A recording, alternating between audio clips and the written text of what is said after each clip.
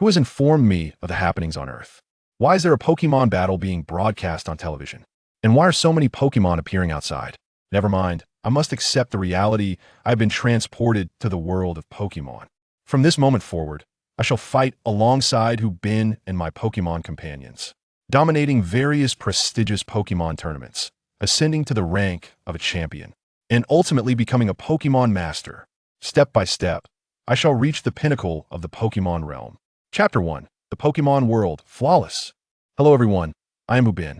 I possess an unremarkable appearance, an average height, an ordinary family, mediocre academic performance, and lackluster athletic skills. Essentially, I am rather unremarkable. However, at this moment, I find myself in a state of bewilderment. I was supposed to rise at 6 this morning for breakfast, then rush to school for classes, followed by returning home to continue my studies and complete assignments, leading a monotonous life of routine, such as the drudgery of a senior high school student. Yet today is different. I feel as though I have traversed dimensions. It appears I have entered the world of Pokemon. At this moment, Hubin lies in bed, gazing with a complex expression at a creature perched upon him, a small, fox-like being with 6 tiny tails and a coat of pristine white fur, peacefully asleep. Indeed, it cannot be mistaken this little one resting on me is an Alolan Vulpix. He observes, his expression a mixture of wonder and confusion. Hubin murmurs to the Vulpix, "But why has a Pokemon appeared here? Could it be that I have truly crossed over?" The more he pondered, the more unsettling it became. Suddenly, Hubin exclaimed, "Goodness, how glitch! I have actually crossed over." With that, he cast another glance at the Vulpix, which was blissfully dreaming. Gently, he moved it aside to allow it to continue its slumber. Then he carefully rose from the bed, donned his slippers, and stealthily exited the room. Ah, the snow-white Vulpix murmurs softly in its sleep, shifting its position and revealing a sweet smile as it returns to its enchanting dreams. As Hubin stepped out of his room, he surveyed the familiar surroundings of his home, feeling somewhat dazed. Didn't I just cross over? Why does everything in my house seem unchanged? His home felt both familiar and strange. The furnishings had not altered. The family portrait in the living room remained the same. His parents had not changed, and he himself remained unremarkable. However, another photograph caught his attention, appearing increasingly alien. It depicted Hubin, beaming with joy, cradling a Pokemon in his arms, the very same charming snow-white Vulpix. Hubin stared at the radiant smile of his doppelganger alongside the Vulpix in the photograph. What on earth is happening? He mused, grappling with existential doubts and feeling overwhelmed by the revelations of this new world. Suddenly, a robotic voice echoed in his mind. Beep, Pokemon system activated. Binding host. Hubin, welcome host to the system. Hubin, already bewildered, now appeared even more dazed. To think I am actually the so-called chosen one. And there's a system too. I must be dreaming. Host, you're not dreaming. I am your system, the Pokemon system. This world has merged with the Pokemon world, resulting in a fusion of 2 realms into one. The current world has incorporated Pokemon, becoming an indispensable part of it, and my system will assist you in becoming the strongest and most versatile trainer. The system's voice echoed, cold and devoid of emotion. Wait, so all of this is real? I haven't traversed dimensions. The worlds have simply blended, and I alone retain my past memories. Hubin exclaimed, his face, otherwise unremarkable, now etched with astonishment. The system's frigid tone returned. Indeed, theoretically, that is the case. Otherwise, such a flawless system would not have chosen you. Oh my, so you have a bit of a proud streak, do you? Pray, enlighten me on your functionalities, Hubin remarked, crossing his arms with an intrigued glint in his eyes upon hearing the system's somewhat pretentious words. Upon being called proud, the system displayed a hint of discontent, its tone shifting to one tinged with sarcasm. Humph, for now, your level permits access only to the Pokédex feature and the most basic store, and you have yet to earn any points for purchases. Hubin chose to ignore the system's mockery and inquired directly. Points? What points? Points are earned by completing battles, learning, capturing, competing, and fulfilling various tasks, the system explained. That sounds quite promising. Do I have any points at present? Hubin asked, a spark of excitement igniting within him. Humph, now open your exclusive beginner's gift pack, designed to prevent Hubin from suffering psychological trauma, as he is indeed quite ordinary. The system scoffed, its tone dripping with sarcasm. Upon hearing this, Hubin's expression darkened instantly.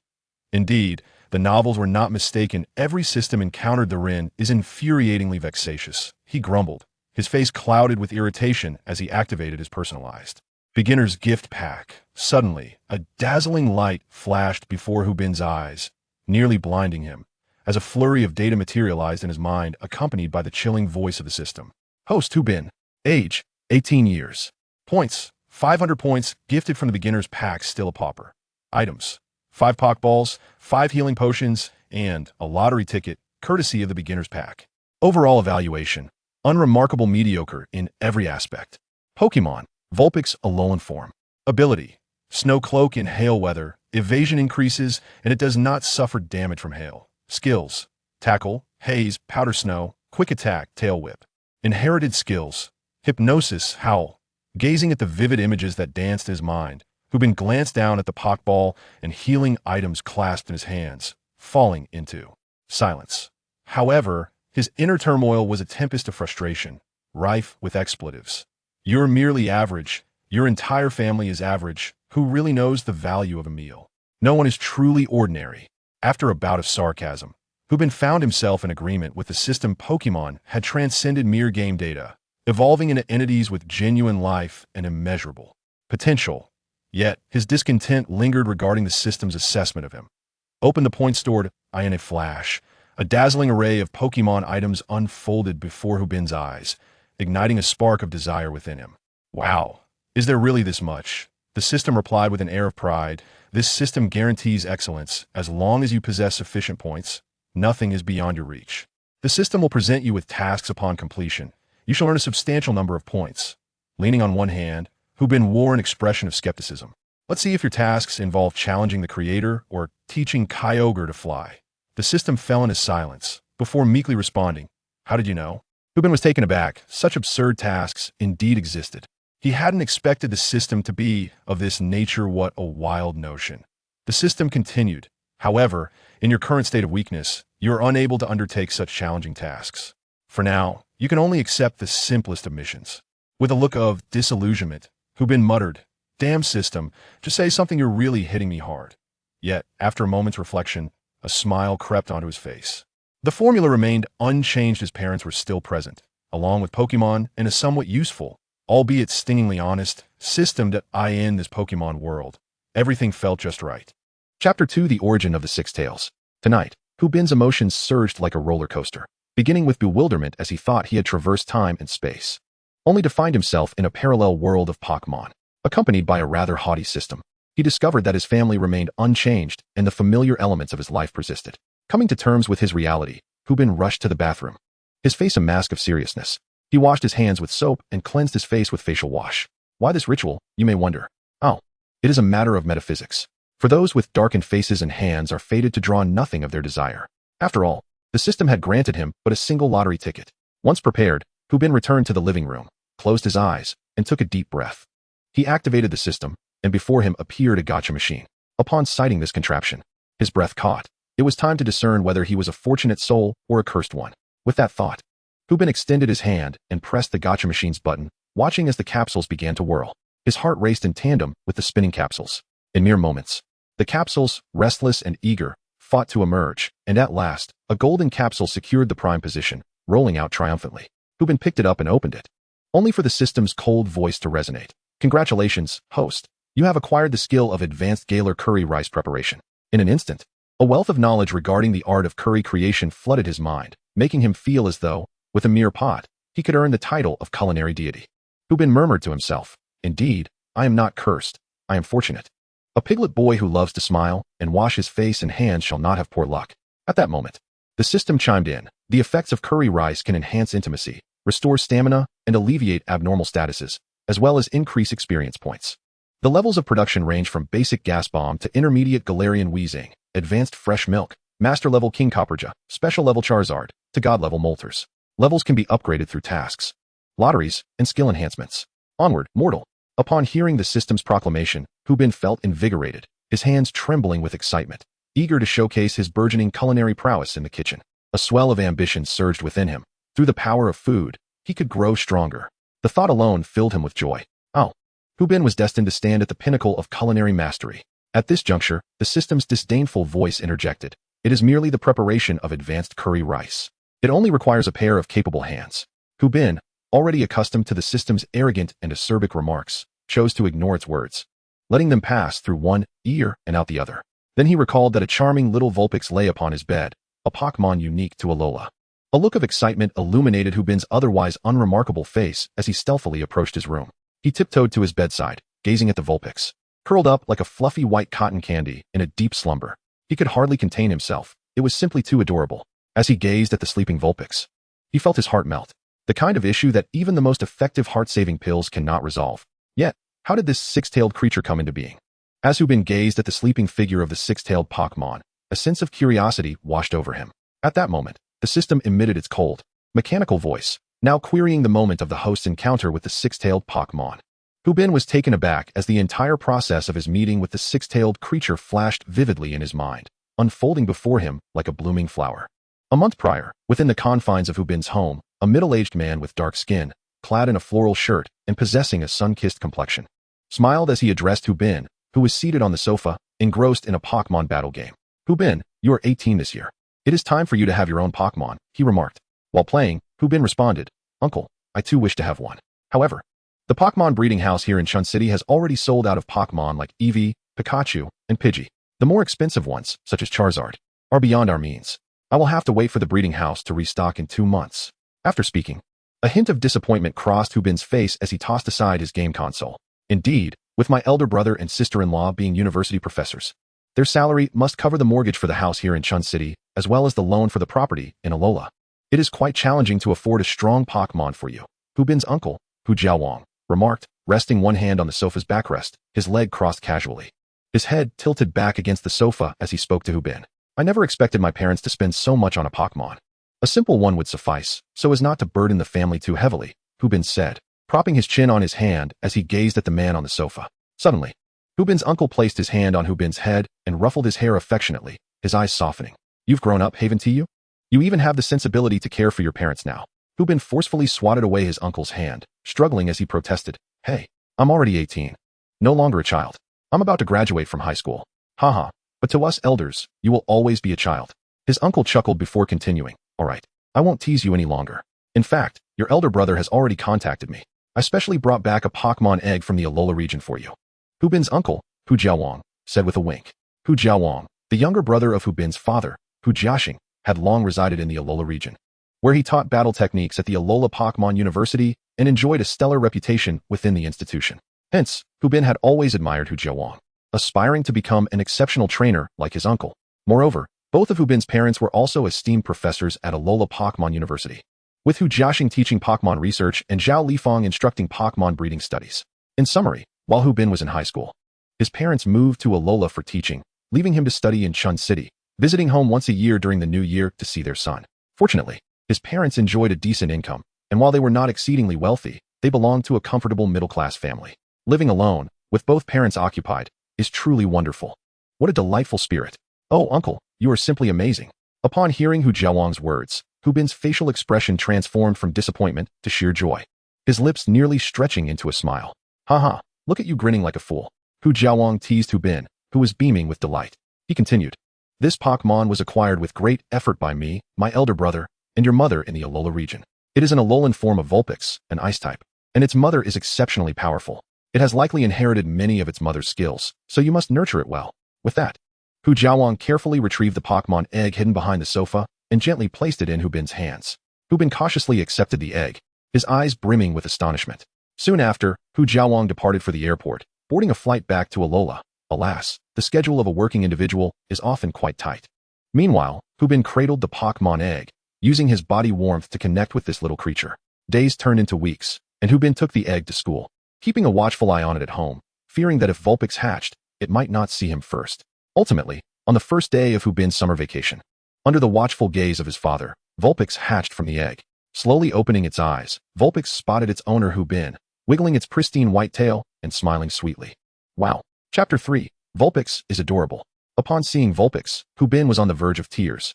After regaining his composure, he gently embraced Vulpix, pressing it against his cheek. "Welcome, Vulpix." In Hubin's arms, Vulpix gazed at his face, gently extending its tongue to lick Hubin's cheek. How adorable. Following that, Hubin gave Vulpix a bath, dried its fur, and fed it the moo-moo milk he had prepared in advance. Vulpix savored the milk with delight, its little eyes squinting in joy.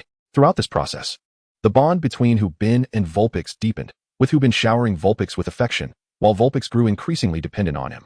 After a series of activities, both Hubin and Vulpix became tired. After all, Vulpix had just been born and was easily fatigued. Eventually, they snuggled up together in bed and fell asleep, marking the beginning of Vulpix's story. Returning to reality, Hubin's mind was flooded with memories of all that had transpired in this parallel world, and he felt perfectly integrated into his current life. Rubbing his head, Hubin acknowledged the overwhelming influx of information. Wow, the system even feeds you the events from the merged worldview. That's quite advanced. Then, Hubin gazed tenderly at the peacefully sleeping Vulpix on the bed and couldn't resist reaching out to stroke its head. As the lovely Vulpix indulged in its sweet dreams, it seemed to sense its master's gentle touch and instinctively leaned closer, a subtle smile gracing its lips. Observing this heartwarming scene, Hubin placed a hand over his chest, taking a deep breath. Oh dear, it's simply too adorable. Where are my emergency rescue pills? As dawn broke, the sun ascended gradually, and the early rising caterpie had already caught the eye of a Pidgey, oblivious to the fact that it was being watched by a lurking Spearow. Meanwhile, Hubin, who had experienced the tumultuous ups and downs of life, lay in bed, cradling the snow-white Vulpix in a peaceful slumber. Hoo-hoo. The Vulpix opened its eyes, cutely yawning, before turning its gaze to its master, beaming a radiant smile and gently licking Hubin's face. Feeling the cool sensation, Hubin slowly opened his eyes to find the little white fox, its face alight with joy, licking him affectionately. A smile spread across Hubin's face as he reached out to stroke Vulpix's head. Did you sleep well, Vulpix? Hoo-hoo. Upon hearing Hubin's voice, Vulpix responded cheerfully with a grin. Hubin lovingly lifted Vulpix into his arms, nuzzling its adorable little face. Come on. Let us freshen up and prepare for breakfast. Hoo. Vulpix joyfully echoed Hubin's enthusiasm. Subsequently, with Hubin's assistance and Vulpix's obedient cooperation, he gently brushed the little fox's teeth with a small toothbrush and combed its snowy fur, along with the 6 happily wagging tails. Finally, the freshly groomed Vulpix sat patiently, its large eyes wide with anticipation, awaiting the breakfast Hubin had prepared. In the kitchen, Hubin opened the refrigerator, pouring moo milk into a bowl and adding some diced orange berries. Ah, this is the Pokémon World's version of milk cereal. And it's the premium edition. Moo milk, delicious and nutritious, with a rich, creamy flavor that all Pokémon adore. After all, not all milk can be called moo milk. Orange berries, with their sweet and refreshing taste, leave a delightful aftertaste. A bite revitalizes you.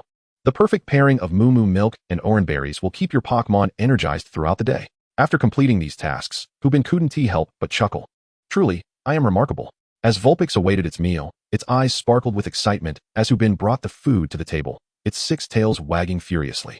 However, upon setting the meal before Vulpix, it simply wagged its tail, gazing intently at Hubin. Hubin paused, slightly taken aback. What's the matter, Vulpix? Don't you want to eat this? Vulpix shook its head and nudged the food-filled bowl towards Hubin. Who? In that moment, Hubin felt a warmth wash over him, his eyes brimming with emotion as he gently patted Vulpix's head, smiling softly as he spoke. Thank you, Ninetales. Please, eat up. My food is still in the kitchen, yet to be brought out. Once I retrieve it, we shall dine together. After hearing Hubin's words, Ninetales finally felt at ease, turning to glance at the kitchen and calling out softly, urging Hubin to fetch her meal so they could share it. With a smile adorning his face, Hubin strolled into the kitchen to retrieve his beef noodles. It is worth mentioning that in this Pokémon world, the abuse, abandonment, or consumption of Pokémon is strictly prohibited. Those who contravene this rule face severe penalties imposed by the League. Moreover, the food available in this realm, such as beef, lamb, and pork, is crafted using advanced technology, resulting in a product that is not only more nutritious but also more flavorful than ever before. Hubin emerged from the kitchen with his beef noodles, settling beside Ninetales, and cheerfully proclaimed, "All right, Ninetales, let us feast." Ninetales responded with gleaming eyes, squinting in delight. Soon enough, both Hubin and Ninetales were engrossed in devouring their meals, with Ninetales burying her adorable little face in her food bowl. After finishing their breakfast, Hubin reclined on the sofa, cradling Ninetales like a salted fish. He patted his belly, while Ninetales adorably mimicked him, using her tiny paws to stroke her own little belly. Confirmed, she's a female, he mused. Once rested, Hubin prepared to take Ninetales out for an important task, a visit to the Pokémon Center for a health examination and to register the bond between trainer and Pokémon. In this Pokémon world, in order to prevent the theft and harm of Pokémon by unscrupulous individuals, registration for adoption and recovery must be conducted at the Pokémon Center. The Pokémon Center, the largest official establishment in the world, offers a comprehensive suite of services, including health checks, recovery, treatment, and even the professional sale of Pokémon supplies. As Hubin and the curious little Ninetales made their way to the Pokémon Center, They attracted the admiration and affectionate gazes of many passersby. Unsurprisingly, the envy directed towards Hubin was eclipsed by the adoration showered upon Ninetales, a rare Pokémon typically found only in the Alola region, capturing the attention of the crowd. Wow, Mom, why is this Ninetales so different from the others? It's so cute, so adorable. Honey, I want one. Look, it's an Alola Ninetales, how wonderful. Amidst the chorus of admiration and astonished glances, the charming Ninetales nestled in Hubin's arms showed no signs of fear or shyness. Instead, she quietly observed the beautiful city and the friendly faces surrounding her, even playfully raising her tiny paws to wave at the onlookers, melting hearts all around. Yet, Hubin, a rather ordinary individual who had never garnered much attention before, found himself under a considerable spotlight today. While this attention added to his pressure, it also filled him with a sense of pride. Hee, my Ninetales is just so adorable. Attracting all this attention, he thought, beaming with pride alongside his delightful companion. Chapter 4. We shall stand at the pinnacle of the world, the Pokémon Center. A ubiquitous presence in every city across the globe, surpasses even the golden arches of fast food establishments in its prevalence. Its majestic architecture is a sight to behold. In the heart of Spring City, where the climate is eternally mild, the Pokémon Center stands as one of the city's iconic landmarks. Sprawling over an area larger than an entire shopping mall, at its entrance, a towering Pokeball, reaching a height of 100 meters, astonishes all who behold it. Upon arriving at the Pokémon Center, Hubin and his Vulpix were left in awe, their mouths agape at the spectacle. As they entered the examination department, a young and beautiful nurse gently cradled Vulpix and carried her to the examination room. Encouraged by Hubin's reassuring gaze, the brave little Vulpix underwent her checkup with courage. Contrary to the melodramatic scenarios often depicted in soap operas, Vulpix displayed no peculiar ailments. Her health was robust, as vibrant as a healthy Quintero. Moreover, Vulpix's endearing appearance captivated the hearts of the nurses, who showered her with delectable treats. Upon exiting the examination room, Vulpix let out a satisfied burp. Relieved after reviewing Vulpix's examination report, Hubin embraced his well-fed companion and expressed his gratitude to the nurse. As he departed the examination center, he noticed the nurse's reluctant gaze lingering on the adorable Vulpix, while he himself faded into the background, feeling somewhat overlooked. Leaving the examination center, they ventured into the garden of the Pokémon Center. Vulpix, having wriggled free from Hubin's embrace, frolicked joyfully upon the verdant grass, her little nose twitching as she inhaled the fragrant blossoms, leaving behind a symphony of cheerful sounds. Haha, Hubin chuckled, watching the delighted Vulpix with the affectionate gaze of a proud parent, albeit with a cup of goji berry tea in hand. Run around a bit more, but be careful not to trip, Vulpix.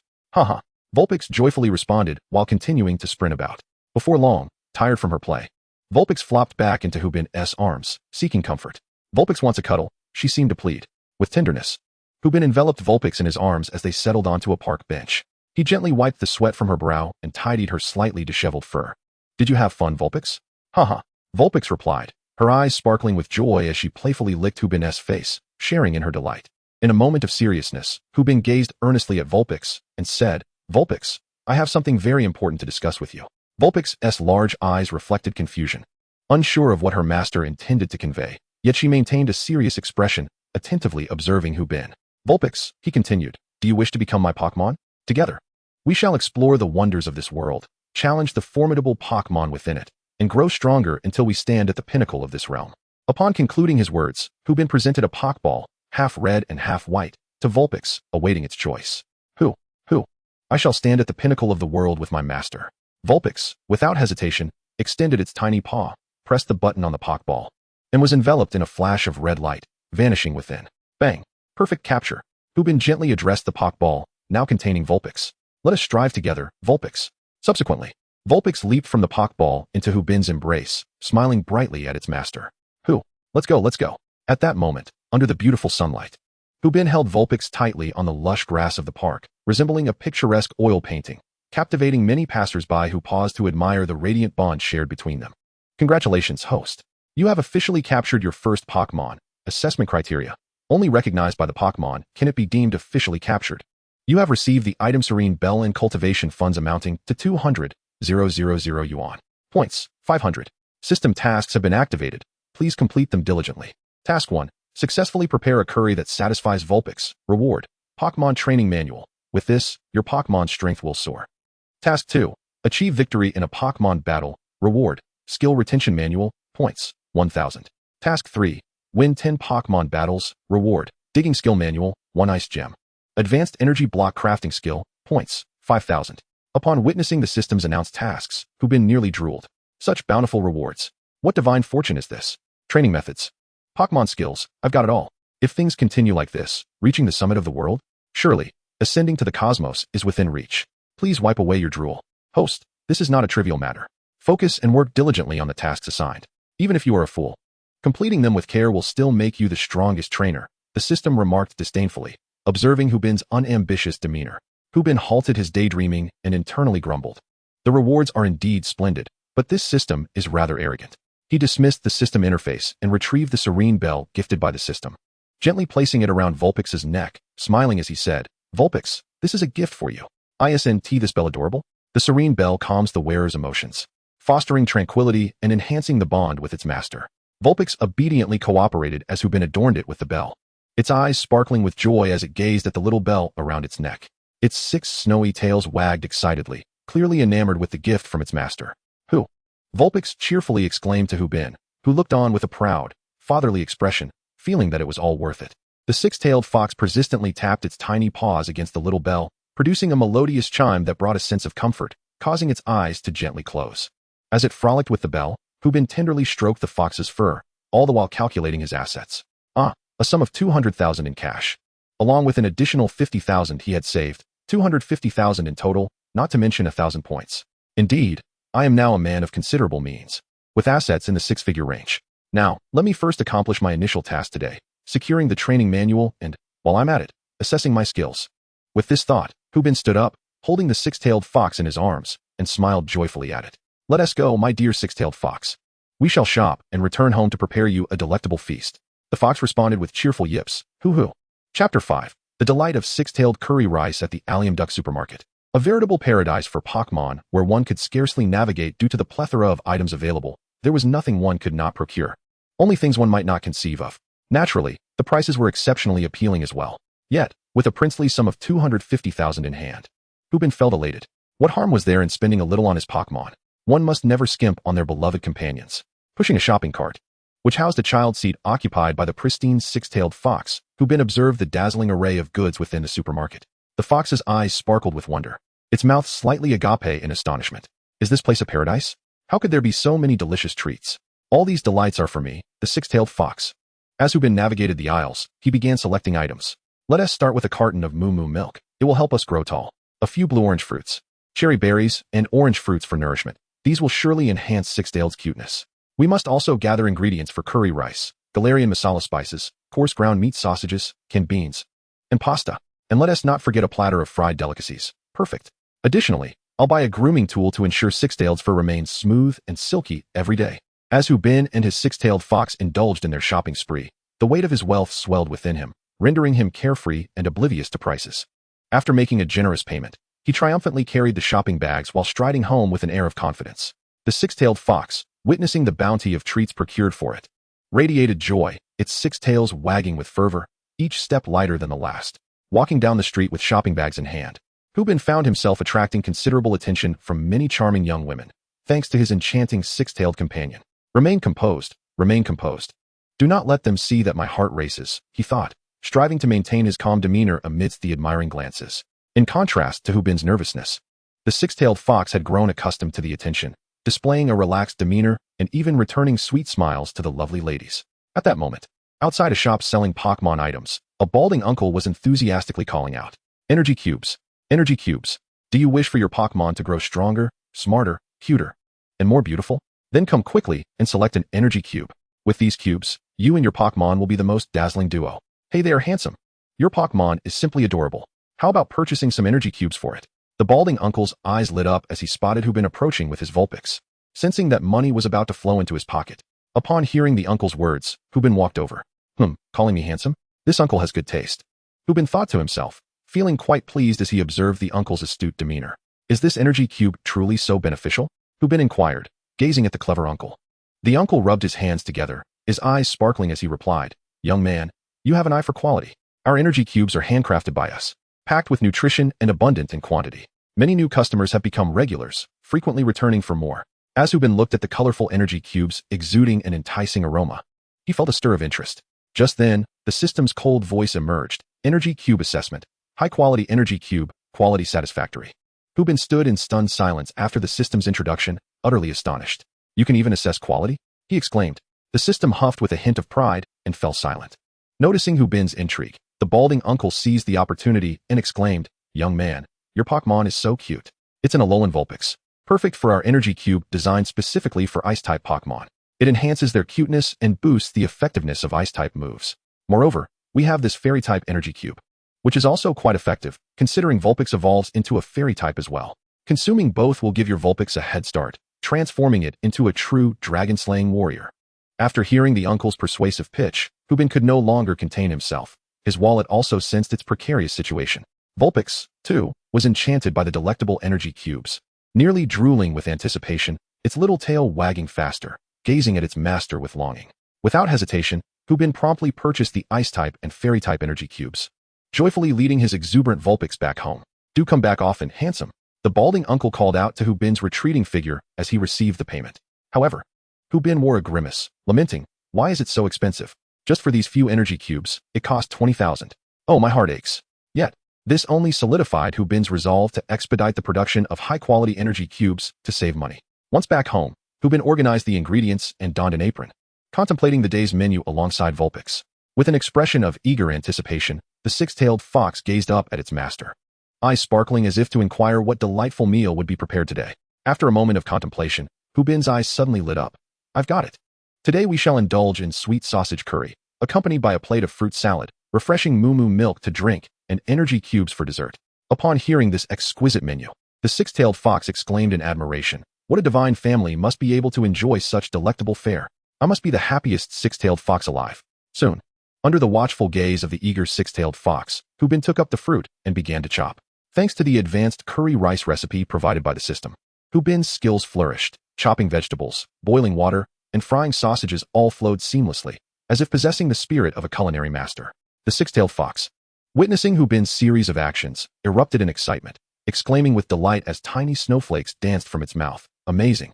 Master, I shall cheer for you. Before long, a pot of fragrant sweet sausage curry rice was presented upon the dining table. The six-tailed fox, unable to contain its enthusiasm, leapt onto the table, brimming with anticipation for the feast.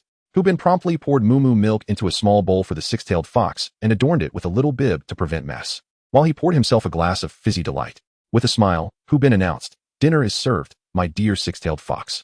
The six-tailed fox responded joyfully, hooey, hooey. In no time, the six-tailed fox began to eat, and upon its first bite, it felt as though it might melt away from the sheer deliciousness.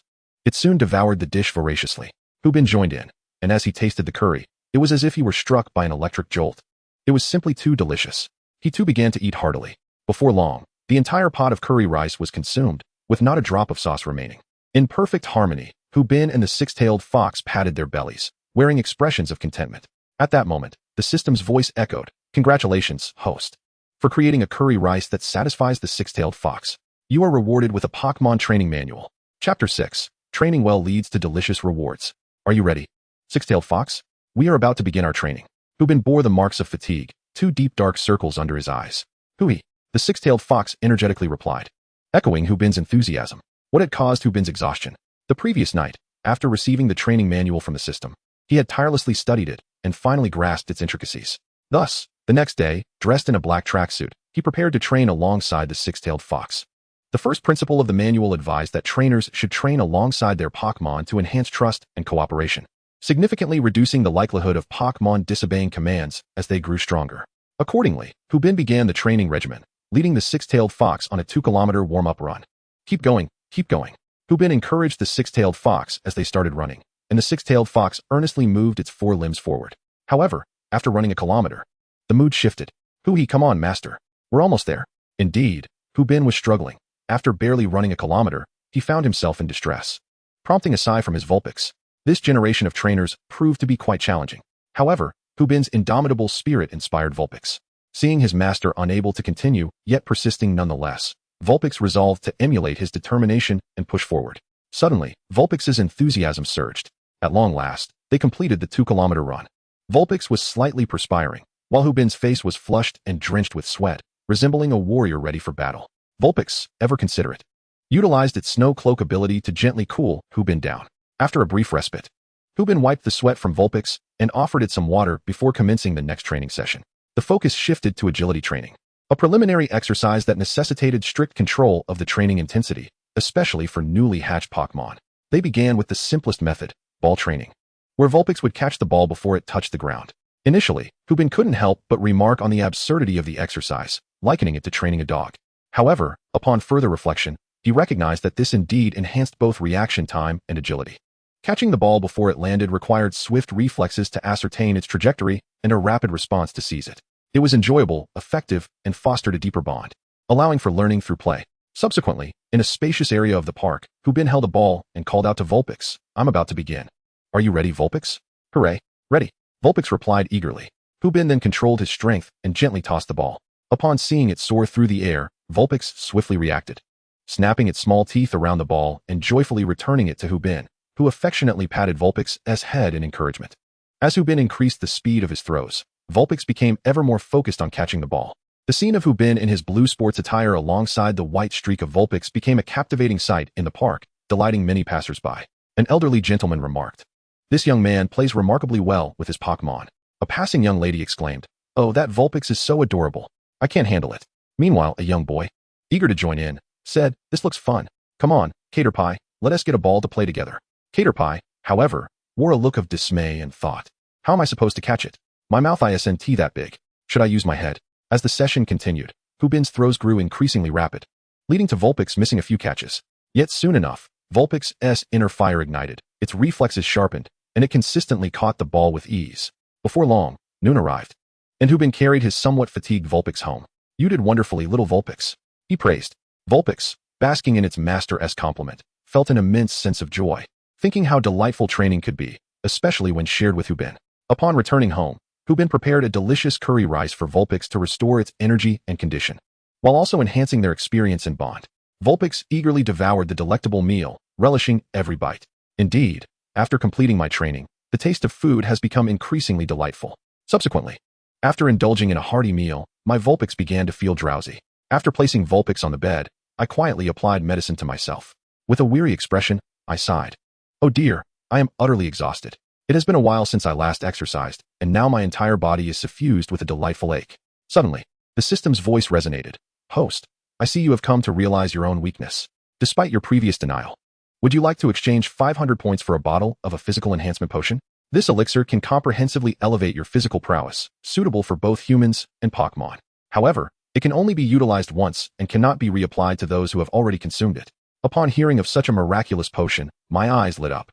"Oh, system, you are indeed a timely savior. Let us procure 2 bottles, one for me and one for Vulpix." In an instant, 2 shimmering bottles of the potion appeared in my hands, and without hesitation, I uncapped one and drank it in swift gulps. Upon finishing, a refreshing sensation coursed through me. As if I had been revitalized, all aches dissipated, leaving me invigorated and bursting with energy. The grape flavor was utterly delightful, sweet and refreshing, a resounding endorsement. Soon after, I ventured into the bathroom to gaze at my reflection. I felt as though I had grown taller, my physique appeared more defined, and my face seemed slimmer, with dark circles vanished. Lifting my shirt, I beheld 6 distinct abdominal muscles, flooding me with a whirlwind of emotions. So this is what it feels like to have abs. I now feel incredibly strong, as if I have regained my vigor. The system is truly remarkable. After a brief moment of elation, I returned to my room, observing my adorable Vulpix as it slept. Before long, Vulpix awoke, blinking its large eyes adorably, rubbing them with its tiny paws, and softly uttering, "Who?" Upon noticing me, Vulpix leaped into my embrace, seeking affection. I gazed fondly at my Vulpix and presented the enhancement potion, saying, "Come, Vulpix, drink this and become even stronger." Vulpix eagerly opened its mouth and gulped it down. After consuming the potion, Vulpix felt an exhilarating surge of strength, reveling in its newfound power, and found the grape flavor to be exceptionally delightful. With newfound confidence, Vulpix hopped out of my arms and, with a fierce yet charming demeanor, roared playfully into the room. "Who? I am so powerful now." Seeing Vulpix in such high spirits filled me with joy. My Vulpix is simply the cutest. Chapter 7. Why is it that money seems to vanish so quickly? In a state of full vitality, Vulpix and I set out once more, determined to obtain a training card from the Pokémon gym for future training convenience. After reveling in the excitement of my transformation, anxiety crept in, as I pondered the exorbitant fees of the Pokémon gym and wondered if my wallet could withstand the strain. In the training manual, aside from the fundamental exercises in endurance, reflexes, and agility, as the complexity of the training escalates, it becomes evident that such endeavors can no longer be conducted in the morning light. High-tech facilities are required to provide assistance, along with specialized training in techniques and the enhancement of attributes, necessitating unique venues. Thus, the Pokémon training gym emerges as a professional sanctuary. With a heavy heart, Hubin set forth with his Vulpix. Along the way, Vulpix, brimming with vitality, dashed ahead, while Hubin trailed behind. Finding solace in the thought that one must sometimes endure hardship for the sake of growth. Without sacrifice, little Vulpix could not flourish. Soon, they arrived at the Pokémon training gym. Upon witnessing numerous Pokémon engaged in training through the glass windows, Vulpix's eyes sparkled with excitement. Wow, I want to become stronger than them. Upon entering the gym, they were greeted by a warm and charming receptionist. Mr. Hu, our training facility is equipped with specialized apparatus to cater to the diverse needs of various Pokémon, along with environments designed for adaptive learning, such as ocean simulation, volcanic terrains, forest settings, and icy expanses, all aimed at enhancing their training experiences. At that moment, the receptionist led Hubin and Vulpix to the icy expanse, revealing a pristine world blanketed in snow, where even the trees and hills were cloaked in white. Upon seeing this enchanting arena, Vulpix was overwhelmed with joy, gazing at Hubin with eager anticipation, yearning to dive into the experience. The receptionist, noticing Vulpix's adorable demeanor, smiled and said, "Sir, you may take your Pokémon in to explore." Recognizing Vulpix's eagerness, Hubin returned her smile. "Then I shall trouble you." After donning the down jacket provided by the receptionist, he and the impatient Vulpix ventured into the snowy realm, where numerous trainers were diligently honing their Pokémon. Within, Hubin observed various ice-type Pokémon, including the sharp-clawed Nidoran, the seemingly lethargic Swinub, and the alluring Lickitung. Yet, the unique Alolan Vulpix stood out as exceptionally rare, drawing the admiration of many trainers who exchanged fatherly smiles as they watched this delightful creature frolic in the snow. Alas, a foreboding sense of danger loomed. These trainers, accompanied by their Pokémon, were met with disdain as Nidoran, Swinub, and Lickitung cast sidelong glances at their owners, as if to say, "You already have me. Why covet other Pokémon? How unfaithful." Meanwhile, Vulpix frolicked joyfully in the snow, clearly relishing her surroundings. Witnessing Vulpix's elation, Hubin's spirits lifted as well, although, in his eyes, this snowy expanse resembled a terrain crafted from red tickets. It mattered little. As long as his dear Vulpix was happy, that was all that truly counted. Thus, Hubin resolutely decided to purchase a yearly membership card, believing that one must never skimp on education, even in times of financial constraint. With his mind made up, Hubin relaxed, embracing this reality with a mischievous grin. He scooped up some snow from the ground, fashioning it into a small snowball, which he gently tossed at the rolling Vulpix. The playful creature, caught off guard, was struck on its tiny face before it could react. With wide eyes, Vulpix soon realized that its master had playfully hurled the snowball, and in a feigned protest, puffed out its cheeks in indignation. Seeing Vulpix's adorably fierce expression, Hubin couldn't help but chuckle, his mischievous smile returning as he crafted another small snowball to throw. Having undergone training that morning, Vulpix swiftly evaded the incoming projectile. Angered by her prankster master, Vulpix decided it was time to teach Hubin a small lesson. However, Vulpix refrained from retaliating with her own snowball due to her short little paws. As Vulpix charged towards him, Hubin took off running, dodging her while simultaneously tossing small snowballs in her direction. Their playful chase, filled with laughter and evasion, intensified the joy they shared. And soon Vulpix's frustrated expression gave way to a radiant smile. Observing this delightful scene, a nearby trainer couldn't help but chuckle, remarking on their wonderful bond. Meanwhile, Vulpix sensed her master's gaze upon her and cast a sidelong glance as if to say, "What's the matter, little buddy? Do you have something to say?"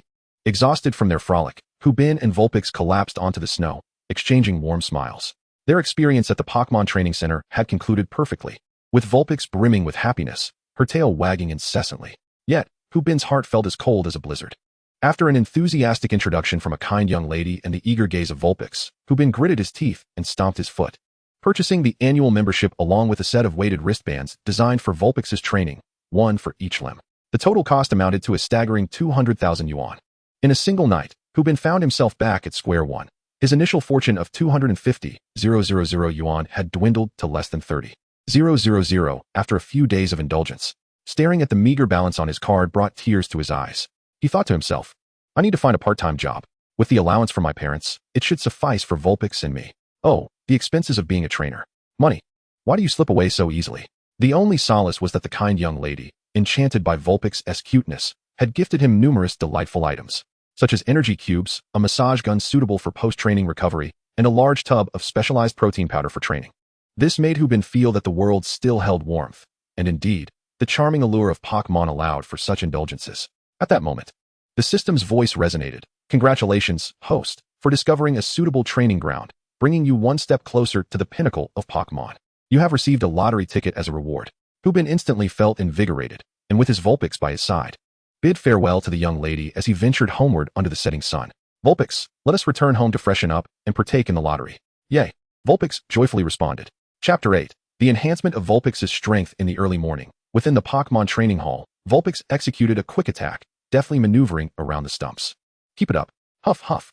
Vulpix transformed into a streak of white light, agilely weaving through the stumps. Stop. Excellent. Vulpix, for seconds flat. Quite an improvement, faster by 0.5 seconds compared to last time. Upon hearing Hubin's praise, Vulpix beamed sweetly. Throughout the past week, Hubin and Vulpix had diligently trained at the Pokémon training hall every day. Mornings were dedicated to fundamental training, while afternoons were spent in the icy arena practicing moves and regulating ice-type energy. Amidst the monotony of training, Vulpix experienced comprehensive enhancement, coupled with physical enhancers, weighted wristbands, and nourishing curry rice and energy cubes. Vulpix's speed, strength, reflexes, and move execution saw remarkable improvement. Yet, our adorable Vulpix did not find the training tedious. For her master Hubin accompanied her throughout, even training alongside her. Moreover, at noon and night, she savored her master's homemade curry. Vulpix felt utterly blissful, relishing every bite of curry, followed by milk, dessert in the form of energy cubes, and gentle massages from her master. Due to their daily training, Hubin's physique had also significantly improved. The six-pack abs he had developed from the physical enhancers were now hinting at the beginnings of an eight-pack after a week of rigorous training. However, amidst the busyness of the week, Hubin felt he had become a master of time management, living each day fully and productively. He took great solace in Vulpix's progress and was even more delighted by the lottery ticket from the system, which he had used to acquire an advanced massage technique. This was the highest level skill he possessed, and it thrilled Hubin. The technique was incredibly practical, capable of alleviating Pokémon fatigue while enhancing the bond between trainer and Pokémon.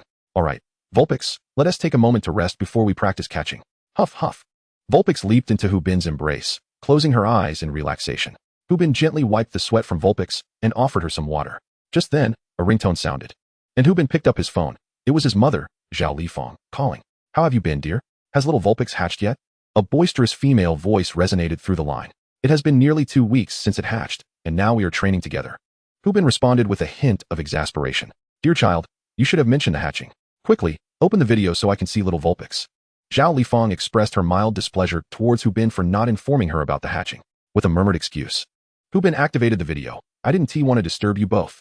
As the connection established, a middle-aged woman, well-preserved and devoid of excessive wrinkles, appeared on the screen. Her face alight with joy as she gazed at Hubin. My dear son, you've lost quite a bit of weight. You look rather handsome, just like me. Now, let me see little Vulpix, she exclaimed. Hubin lifted Vulpix into view, allowing his mother to catch a glimpse. Vulpix, however, appeared a tad bewildered by the unfamiliar face on the phone, which was expressing such delight. Noticing Vulpix's confusion, Hubin gently reassured, Little Vulpix, this is my mother. Go ahead and say hello. Upon hearing Hubin's introduction, Vulpix's bewilderment faded as it extended its tiny paw, smiling and greeting Zhao Lifang. Oh my, how adorable and full of life. Hello, little Vulpix, Zhao Lifang exclaimed, instantly captivated by the charming Pokémon, a true heartthrob for countless girls. Vulpix responded with a beaming smile, mirroring Zhao Lifang's enthusiasm. Oh, little Vulpix is simply delightful. My son, you've done wonderfully. It's evident you both share a strong bond, and Vulpix has been nurtured splendidly. Of course, Vulpix and I are excellent partners, aren't we, Vulpix? Hubin affirmed confidently. Indeed, Vulpix chimed in. Well nurtured indeed, my son. At that moment, a middle-aged man with a commanding presence approached Zhao Lifang. Glancing at Hubin and Vulpix on the screen, a smile breaking across his face. This was Hubin's father, Hu Jiaxing, a figure of sternness, yet a beloved role model for Hubin throughout his life. One must see whose son I am, Hubin declared with a hint of pride. Ah, you sweet-talking child, Hu Jiaxing chuckled, shaking his head in amusement, his heart swelling with pride for his son. How have you both been, Dad? How is Mom? Hubin inquired. Quite well, thank you. Alola University is on break, and we had planned to visit you and Vulpix. But we've been assigned as counselors for a summer camp here and cannot leave, Zhao Lifang replied with a hint of regret. Don't worry. Once summer vacation passes and I finish my college entrance exams, I'll come visit you. Hubin reassured Zhao Lifang, sensing her disappointment. That sounds wonderful. Your father and I will make sure to show you and Vulpix a splendid time, Zhao Lifang exclaimed, her spirits lifted, while Hu Jiaxing nodded in agreement, a smile gracing his face. Finally, enveloped in a warm atmosphere, Hubin reluctantly ended the call with his parents, concluding the video. However, at this moment, Hu Bin's smile was uncontainable, for both Hu Jiaxing and Zhao Lifeng generously bestowed upon him a nurturing fund of 300,000, specifically allocated for the cultivation of his newly hatched Vulpix. Despite Hu Bin's initial fervent refusal of this monetary gift from his parents, Hu Jiaxing and Zhao Lifeng, being well-versed in the expenses associated with raising Pokémon, insisted on providing the funds. Unable to resist their persistence, Hu Bin reluctantly accepted the assistance. This financial boon not only alleviated the strain on his somewhat depleted wallet, but also provided him with a temporary reprieve from financial worries. Nonetheless, he understood the necessity of finding profitable ventures, as he would ultimately require funds to capture additional Pokémon, and could not indefinitely rely on his parents. Now, feeling a sense of relief, Hu Bin composed himself and gazed at the Vulpix nestled in his arms. The Vulpix, in turn, looked back at him, and the two shared a knowing smile. Let us go, Vulpix. We must continue to strive and train diligently. We shall return for a grand feast at noon. Upon hearing the mention of a feast, Vulpix's eyes sparkled with excitement as it leapt from Hu Bin's embrace, brimming with determination. Let us go. I am eager to train, grow stronger, and indulge in a splendid meal. Chapter 9. Vulpix's first battle. Throughout this summer, Hu Bin led a life defined by a triangular routine: home, the Pokémon training facility, and the supermarket. It was not that he wished to take Vulpix out for a leisurely outing. Rather, his classmates and friends were similarly preoccupied with their own newly acquired Pokémon, leaving little time to engage with Hu Bin. At most, they shared photographs of their Pokémon in the class group chat or on social media. Some went so far as to flaunt their romantic relationships alongside their Pokémon. And each time they posted couple photos, Hu Bin had to suppress the urge to delete them from his contacts, gritting his teeth in frustration. Poor Hu Bin, having spent 18 years in solitude, could only gaze upon them with envy and jealousy. While many of Hu Bin's classmates shared their joyous moments online, he refrained, eagerly awaiting the start of school to showcase Vulpix to his peers. Today, Hu Bin sat cross-legged on the icy ground of the Pokémon training facility, dressed in a down jacket, accompanying Vulpix, who was seated with closed eyes, attuning itself to the flow of ice-type energy. This too was part of their training. The guidebook indicated that in appropriate environments, one could effectively sense different energy flows, which significantly aided in harnessing attribute energy and enhancing skill potency. Thus, this exercise became a daily requisite for Vulpix. Soon, Vulpix concluded its meditation, opened its eyes, and with a determined expression, gathered a radiant white light within its mouth. With a burst of energy, it unleashed the white glow, piercing through a nearby rock. Observing this accomplishment, Vulpix nodded in satisfaction, having finally mastered the aurora beam. Hu Bin, filled with joy upon witnessing Vulpix's display of the aurora beam, was thrilled. Initially, Vulpix had only been capable of the ice shard move. But through dedicated training and its inherent talent, Vulpix had successfully learned a new skill. Upon returning, it is essential to treat this little one to a special meal as a reward. The Vulpix turned and leaped into Hu Bin's embrace, her large eyes sparkling with an unspoken plea for praise, exclaiming, "Look at me. I, little Vulpix, am truly remarkable." Hu Bin, fully comprehending the meaning behind little Vulpix's expression, smiled gently and affectionately patted her head, showering her with compliments. "Incredible. You have mastered aurora beam so quickly. That is truly impressive." Little Vulpix, overwhelmed by her trainer's sweet words, was filled with joy. After concluding a day of rigorous training, Hu Bin and Vulpix exited the training facility. Just as they stepped outside, a male voice called out from behind. "Hey there, young man. I've been following your progress for quite some time. Would you be interested in a Pokémon battle?" Hu Bin and Vulpix turned around to find a boy dressed in a white casual outfit, seemingly much younger than Hu Bin, gazing at them. "You wish to battle me?" Hu Bin felt a surge of excitement. After training for so long, he finally had the opportunity to fight alongside Vulpix. The boy's face was alight with enthusiasm as he replied, "Absolutely. I want to battle you. I have observed your training for a while, and I believe you and your Vulpix are formidable opponents worthy of a challenge. What do you think, Vulpix?" Hu Bin inquired, glancing down at his companion. Vulpix looked up at her trainer, her gaze resolute. "Hooray. I can take on 10 at once." Seeing the determination in Vulpix's eyes ignited a fiery spirit within Hu Bin. He turned to the boy. "Very well. Let us engage in a duel and witness the fruits of our training." Thus, Hu Bin and the boy made their way to the battle arena within the training facility, where several others were training. Upon noticing the impending battle, their eyes brightened with interest, and they turned their attention to the arena. "Allow me to introduce myself. I am Nancy. This match will be a decisive one, with 11 rounds." The boy firmly grasped a Pokeball, his expression serious as he introduced himself.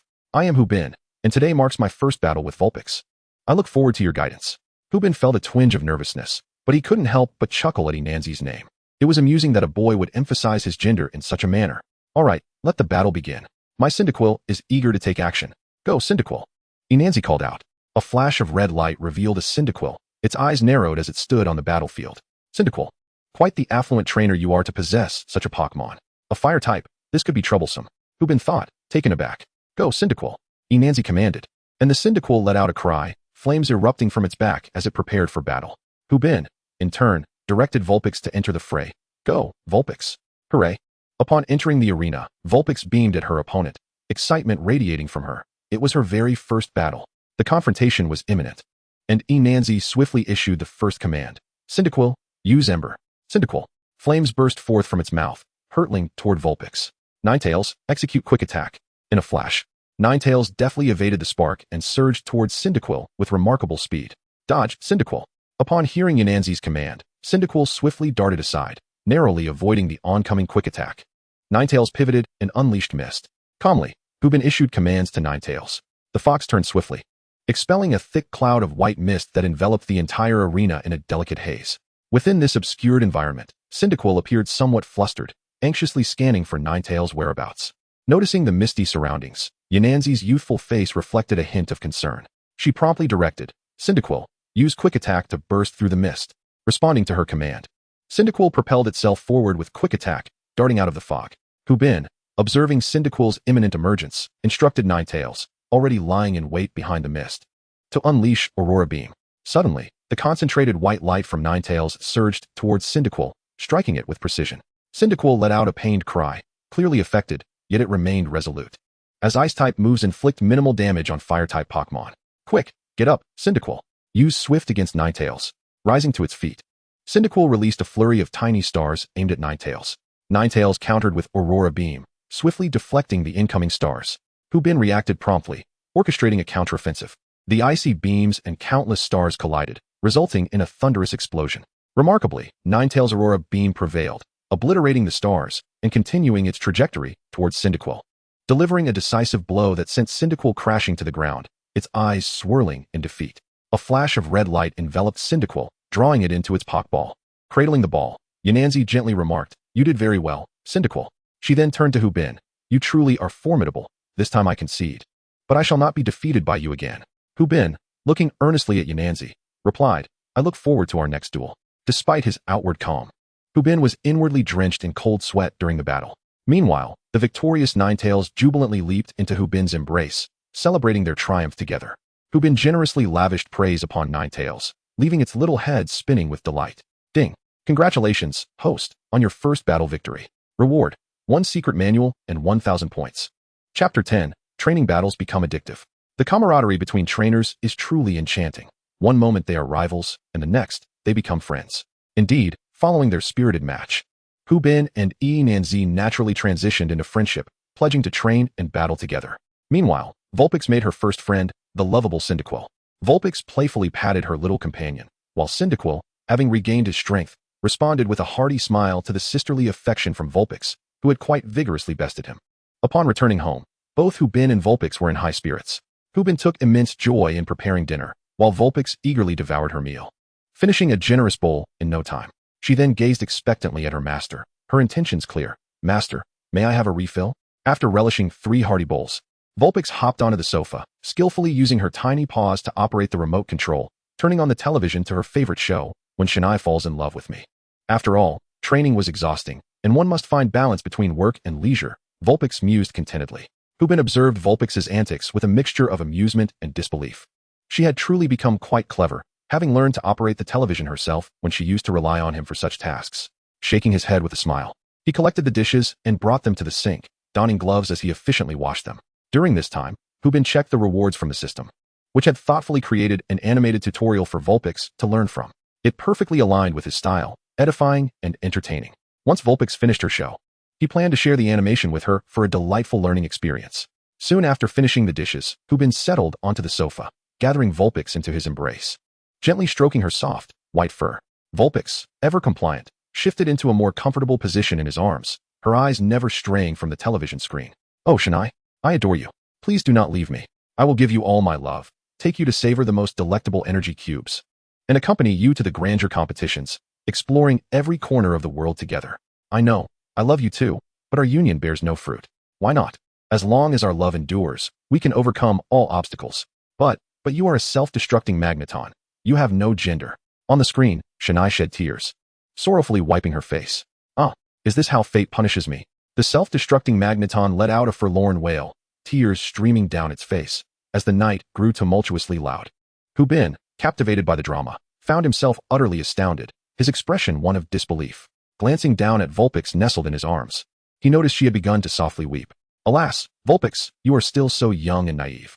After the show concluded, Vulpix's eyes remained red, as she used her tiny paws to dab at the tear stains on her face. Hubin could only continue to hold her close, soothing her in hopes of lifting her spirits. It is indeed prudent to advise newly hatched Pokémon against indulging in idle dramas, for such pursuits might irreparably shatter their delicate hearts. In the end, after calming down, Hubin retrieved the disc containing the vital technique and presented it to his Vulpix. The little creature paid rapt attention, engrossed in the material, even rewinding portions with its tiny paws to grasp the concepts fully. Hubin, witnessing this diligence, felt a wave of satisfaction wash over him. He extended his hand, employing his expert massage skills, which sent Vulpix into a state of sheer delight. While absorbing new skills, Vulpix reveled in the soothing massage, feeling both mentally and physically fulfilled. The following morning, Hubin and Vulpix emerged with pronounced dark circles under their eyes. Having ventured to the training hall last night, Vulpix had diligently watched the technique disc over 100 times, ultimately mastering the skill, much to Hubin's astonishment, who had stayed by its side throughout the viewing. I now wholeheartedly believe that repeated exposure leads to mastery, he mused, marveling at the brilliance of talent. Upon arriving at the training hall, Hubin and Vulpix commenced their routine, and soon, Enhancement approached. Upon seeing Hubin, her eyes lit up as she greeted him with her Cyndaquil in tow.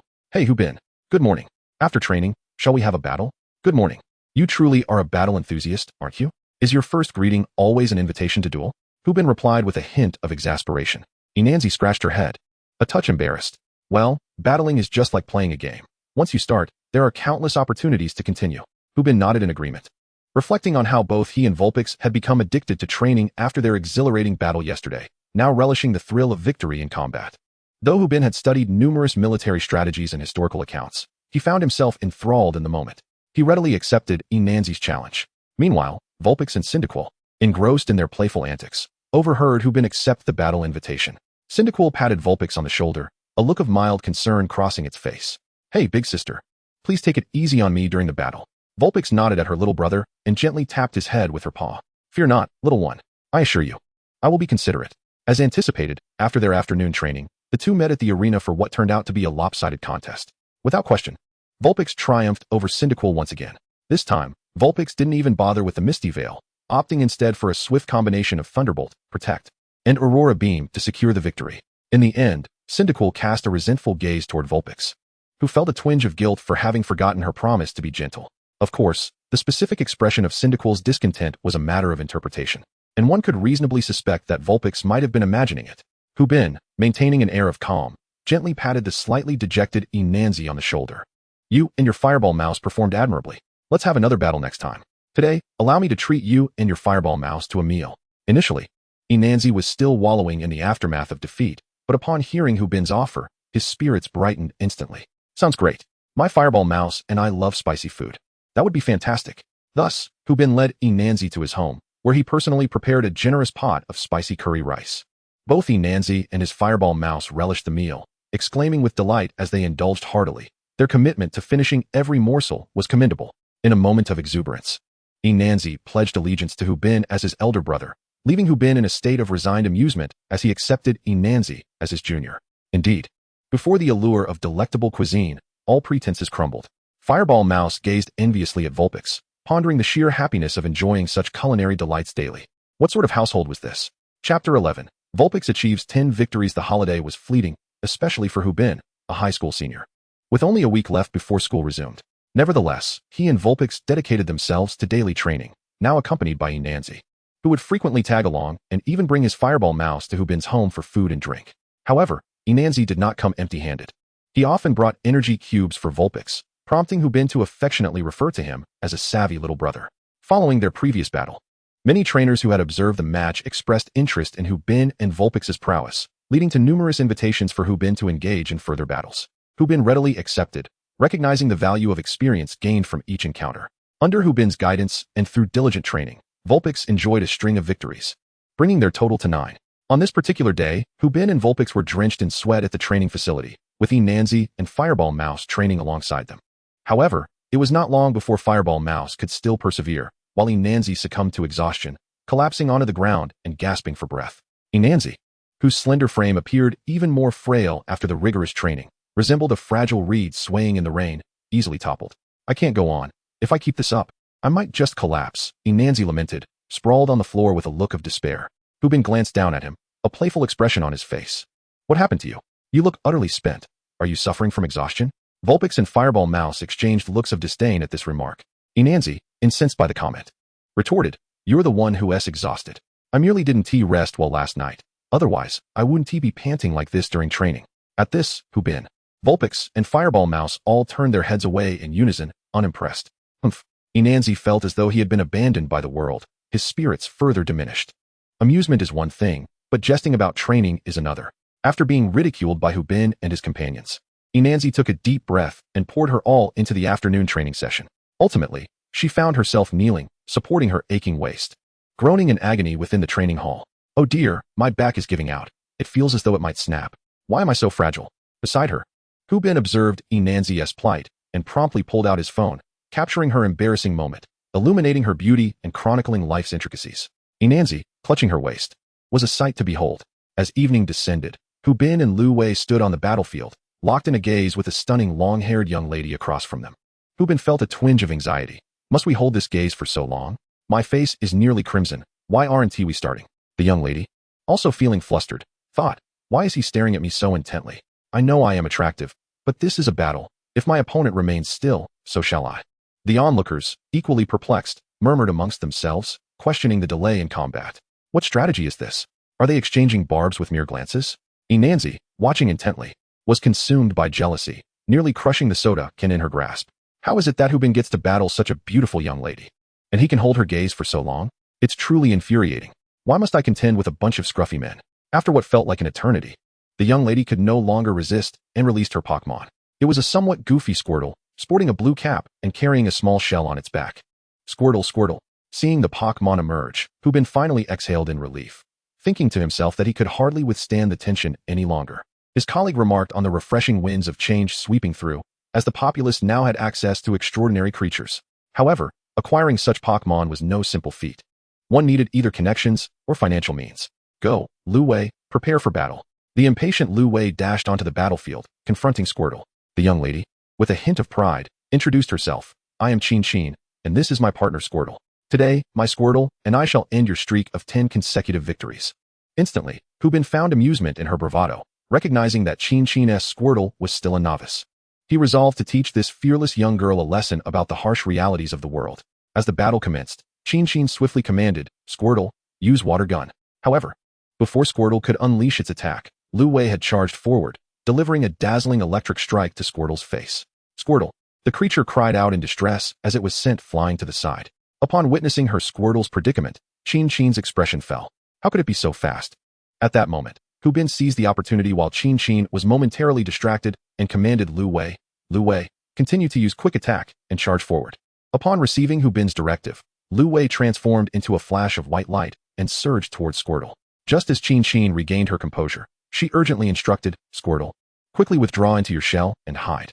Squirtle, observing the incoming Lu Wei, Squirtle hastily retreated into its shell. A brilliant flash of light struck, sending Squirtle's shell soaring into the sky, crashing heavily onto the ground and stirring up a cloud of dust. Lu Wei executed a graceful backflip and landed triumphantly before Hubin, flashing a radiant smile. As the dust settled, a dazed Squirtle lay on the ground, its eyes swirling. Ding! Congratulations, host, for achieving 10 consecutive victories. Reward, Dig Skill Manual, Advanced Energy Block Crafting Skill, 1 Ice Gem, and 5,000 points. Upon witnessing such lavish rewards, Hubin's face lit up with an exuberant smile. Defeated in the duel, Chin silently recalled Squirtle. Seeing Hubin's smug expression, her teeth nearly ground to dust in frustration. In an instant, her eyes reddened as she shot him a fierce glare, wiped away her tears, and fled the crowd. As Chin, resembling a weeping pear blossom, rushed past Enhancement, he felt his heart race at the sight of her pitiable figure. Meanwhile, Hubin remained lost in the euphoria of his bountiful rewards, perhaps even chuckling like a pig. Ha ha! Lu Wei, who had intended to share in the joy of victory with its master, looked at Hubin's foolish demeanor with exasperation and covered its little face with its tiny paws. Oh dear, master, Please don't laugh like that. It's so embarrassing. The onlookers murmured among themselves, commenting on Hu Bin's behavior. Look at him. Winning has gone to his head. He won't amount to much. Indeed, gloating after a win, and he even made that girl cry. Heh, what a dense fellow. Finally, Hu Bin snapped back to reality. Noticing that the young lady across from him had departed, and the surrounding crowd was whispering and pointing. His friend Inanzi was staring dreamily at a path ahead. Hu Bin scratched his head in confusion. What just happened? Lu Wei looked at its master with disdain. Oh dear master, please have some sense. Chapter 12, The Gossip Squad. Despite the peculiar gazes from the crowd, Hu Bin, still bewildered, clutched Lu Wei and rapidly led the seemingly dazed Inanzi away. His instincts warned him that lingering any longer might lead to trouble. After bidding farewell to the preoccupied Inanzi, Hu Bin returned home with Lu Wei. Even now, Hu Bin could not comprehend what transpired during those few seconds of his distraction, why Qin fled, why Inanzi seemed dazed, and why the onlookers regarded him with such strange expressions. Yet, Hu Bin soon dismissed these thoughts. After all, his splendid rewards were far too enticing. Time to explore and utilize them. Upon returning home, Hu Bin turned on the television for Lu Wei, which showcased an animated tutorial on the digging skill provided by the system. Meanwhile, he opened a shopping app on his phone, intent on acquiring a device for crafting energy cubes. To his astonishment, he discovered the prices were exorbitant. The cheapest energy cube maker cost a staggering 100,000 yuan. His imagination, confined by his financial limitations, left him trembling as he gasped in disbelief.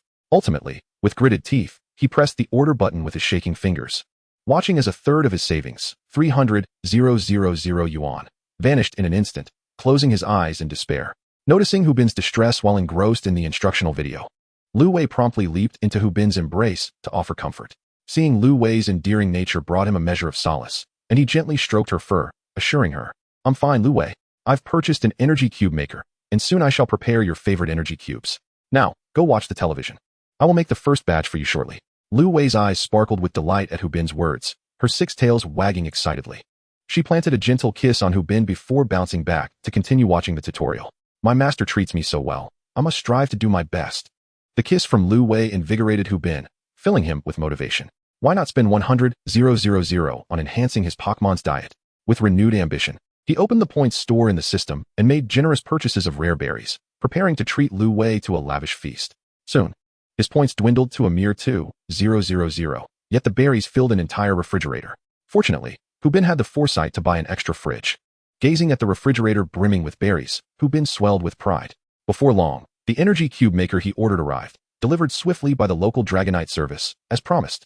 After enjoying a delicious curry meal, Hu Bin and Lu Wei eagerly rushed to admire the energy cube maker, which cost as much as a small car. Hu Bin mused to himself, this machine doesn't seem particularly special. It appears rather ordinary. With Lu Wei watching in anticipation, he placed the berries inside, added a touch of sweetness, and began stirring. The speed of the mixing increased, and Hu Bin's fingers danced over the buttons, each press perfectly timed. As the energy cubes gradually took shape, once completed, the energy cubes exhibited an alluring sheen and a remarkably uniform shape, surpassing the quality of the premium energy cubes he had previously purchased.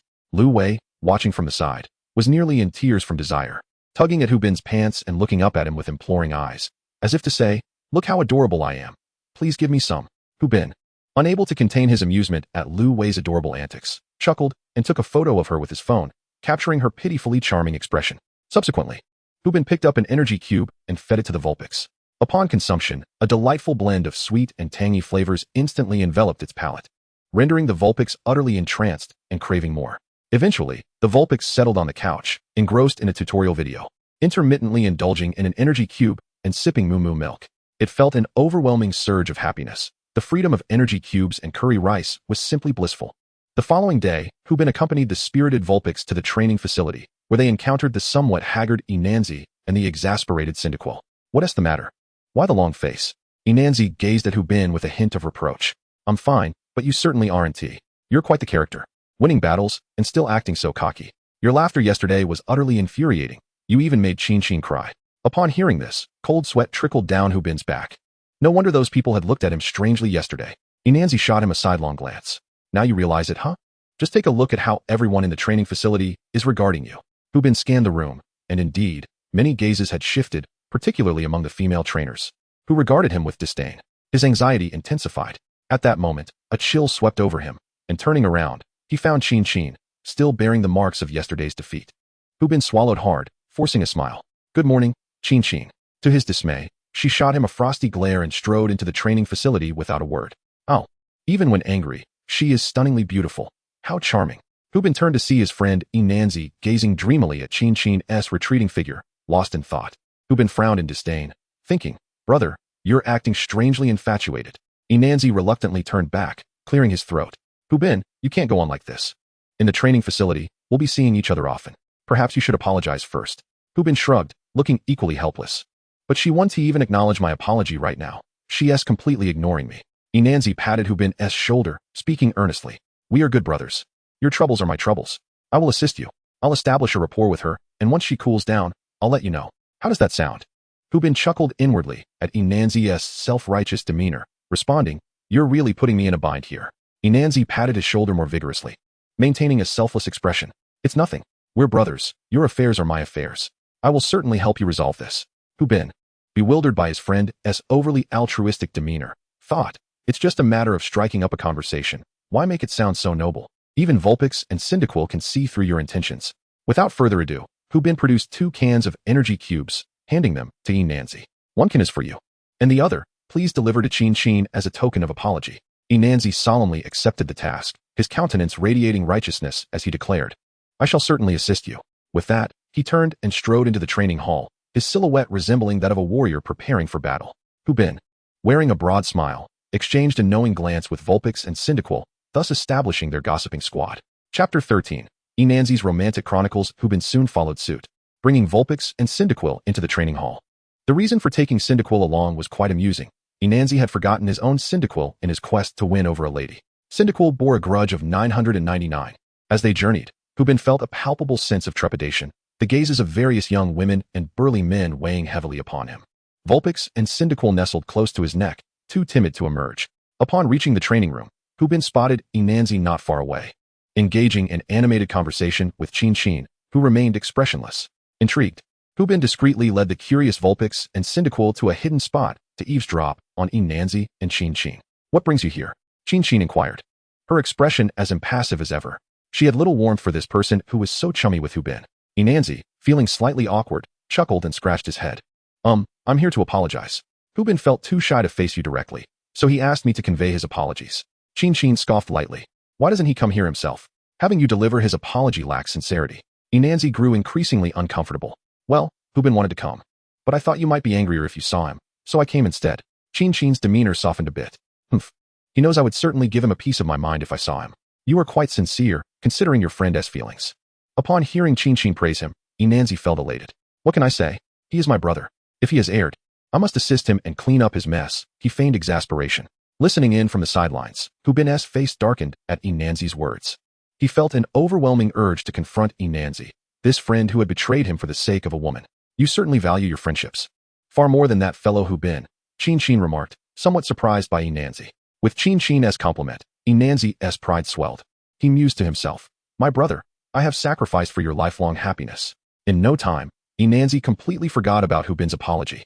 Smiling as he said to Chin, indeed. So, considering my pitiful state, please forgive Hubin. If he dares to trouble you again, just tell me, and I shall deal with him. After contemplating Enhancement's words, Chin broke into a smile. Very well, for your sake, I shall forgive him. However, if he annoys me again, you must help me teach him a lesson. Enhancement beamed with joy, thumping his frail chest. No problem. There will be a next time. I shall undoubtedly teach him a lesson. Hubin, the six-tailed creature, and the fire mouse looked on at Enhancement with expressions filled with disdain. Subsequently, as Enhancement and Chin engaged in increasingly joyful conversation, Enhancement found himself envisioning the future, where their child might attend elementary school and which tutoring classes to enroll in. Enhancement presented Hubin's apology gift to Chin, who graciously accepted it, and they exchanged phone numbers and messages. After bidding farewell, Enhancement exited with a radiant glow, eager to seek Hubin's praise. However, upon encountering Hubin, the six-tailed creature, and the fire mouse, he was met with their contemptuous gazes. Hubin's expression was laced with a hint of menace. As if he were ready to exact revenge, Enhancement forced a smile, and, with an honest demeanor, took a couple of steps back. Ah, brother Hu. Everything is fine with Chin, so rest assured. You needn't thank me too much. We are practically like family. Hubin responded with a beaming smile. Yes, thank you. We heard everything. You were indeed quite helpful. You heard everything. Enhancement exclaimed in terror, his voice rising several octaves. Hubin's smile widened. Not just me. Both the six-tailed creature and the fire mouse heard it too. You really went overboard. I must sincerely thank you. With that, Hu Bin charged forward and executed a shoulder throw, sending Enanzi tumbling to the ground. Enanzi's eyes spiraled as he lost all combat capability. The six-tailed creature and the fire mouse applauded enthusiastically, exclaiming 666. Nearby, a friend lifting weights witnessed the shoulder throw and gave Hu Bin a thumbs up. Bro, you're skilled. A humanoid Pokémon indeed. In the following 2 days, Chin no longer bore a cold expression towards Hu Bin, although she still harbored some lingering anger. Meanwhile, Enanzi showcased his masculine charm in front of Chin while desperately trying to appease Hu Bin, offering shoulder massages and leg rubs, seeking forgiveness. Hu Bin, however, was not idle. He and the six-tailed creature meticulously documented Enanzi's attempts at flattery, with the fire mouse, a little traitor, assisting them. Indeed, gossip is a pastime cherished by all ages. During these 2 days, Hu Bin faced numerous challenges, many from Chin's suitors, who, upon hearing that she had been brought to tears by a man, were incensed and came to confront Hu Bin with their Pokémon. Yet, they all returned home dejected. Hu Bin reveled in his victories. After completing a 10-win streak, he acquired a new daily task, earning points for each battle won. Over these 2 days, he amassed a considerable fortune, though it left the adorable six-tailed creature quite exhausted, requiring several extra bowls of food at night. Yet, amidst all this, one person experienced a tumultuous array of emotions, Enanzi. Faced with so many rivals for affection, he felt an overwhelming sense of panic, as if he were encircled by adversaries. Enanzi, during this training session, has commenced her efforts with renewed vigor. While training alongside Hu Bin, she continues to flirt with Chin. Late into the night, she engages in conversation with Chin via Feishin, casually perusing the romance manual she purchased. After exchanging goodnights, Enanzi remains dedicated to her studies, determined to thoroughly comprehend the romance manual. This diligent endeavor has led her fireball mouse to exclaim that its master is indeed a time management virtuoso, as portrayed on television. With merely 5 days remaining until the holiday concludes, Hu Bin's close friends have finally surfaced, eager for him to bring along his Pokémon for a camping adventure. Without hesitation, Hu Bin agrees, recognizing the need for a proper respite, especially after enduring the relentless challenges posed by Chin's suitors in recent days. He prepares for a well-deserved break, hoping to evade the limelight for a couple of days. Thus, Hu Bin arranges to meet his friends the following day to purchase camping supplies and ingredients, while also seizing the opportunity to showcase his beloved companion. Engaging in a bit of friendly boasting. Upon hearing of the impending outing, little Vulpix is overjoyed, having felt utterly exhausted in recent days. It is time for some fun, especially since it has heard that its master's friends also possess Pokémon. What a perfect moment to introduce some new allies. Chapter 14. Keep going, single dog. The next morning, after having breakfast, Hu Bin and little Vulpix set out to rendezvous with their companions for a shopping expedition. Upon arriving at the mall, they find themselves momentarily entranced by the bustling crowd. Indeed, mornings are the busiest times for the working population. Soon, Hu Bin's 2 friends arrive with their Pokémon, but their attention swiftly shifts from Hu Bin's face to the fluffy, white little Vulpix by his side. Wow, Hu Bin, you've struck gold. How did you manage to acquire such a rare Pokémon as Vulpix? It's practically unheard of around here, exclaims one of Hu Bin's friends, Wu Jin, who, despite his slender frame and delicate demeanor, is an undeniable athletic powerhouse. Indeed, I'm utterly envious of you, adds Lu Yi, another of Hu Bin's friends. Coming from a well-off family, he is a bit of a slacker, often found either indulging in food or lounging about, resulting in a slightly chubby appearance. Upon hearing the praises of his friends regarding his companion, Hu Bin beams with pride. Well, of course, a master has a Pokémon that reflects their essence. Wu Jin and Lu Yi exchange looks of disdain at Hu Bin's remark. Undeterred by their reactions, Hu Bin bypasses his friends, directing his gaze towards the Pokémon behind them. Wu Jin possesses a robust Machoke, while Lu Yi has a languid Snorlax. Hu Bin internally muses that indeed, Pokémon often mirror their trainers. Wu Jin and Lu Yi introduce their Pokémon, both Machoke and Snorlax, greeting Hu Bin and little Vulpix in a friendly manner. As the introduction to Vulpix commenced, Wu Jin, Lu Yi, and their Pokémon, Machoke and Snorlax, all displayed hearts in their eyes, clearly enamored by the enchanting creature. Startled, Vulpix hurriedly sought refuge behind Hu Bin, peeking out with timid eyes. In a protective manner, Hu Bin swiftly embraced Vulpix, shielding her from the gaze of his friends and their Pokémon. With a hint of irritation, he exclaimed, "Please, conceal those well-meaning gazes. My little Vulpix is quite frightened." Upon hearing Hu Bin's words, Wu Jin, Lu Yi, Machoke, and Snorlax sheepishly scratched their heads in embarrassment. Before long, Hu Bin and his friends ventured into the shopping mall, preparing for a grand purchase. An hour later, they emerged with their arms laden with treasures, including several hefty bags carried by Machoke and Snorlax.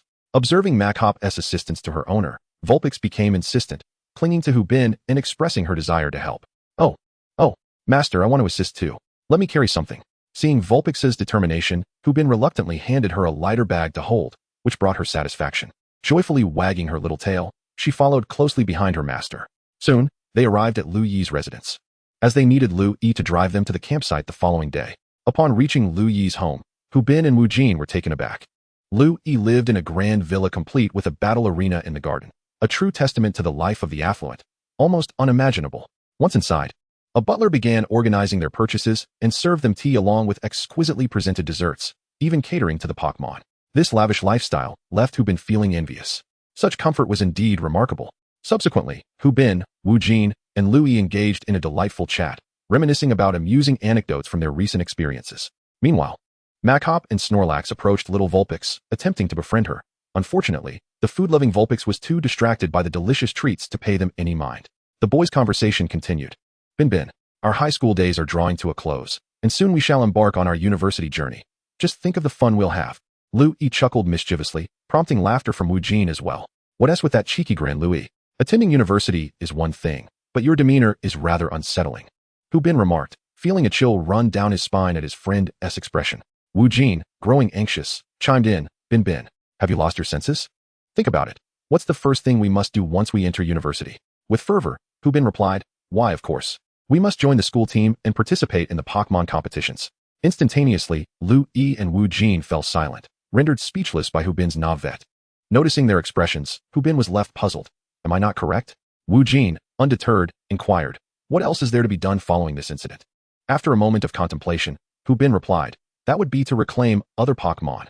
Lu Yi and Wu Jin touched their foreheads and sighed deeply. Wu Jin then slapped his thigh and exclaimed, Hu Bin, you truly are muddled.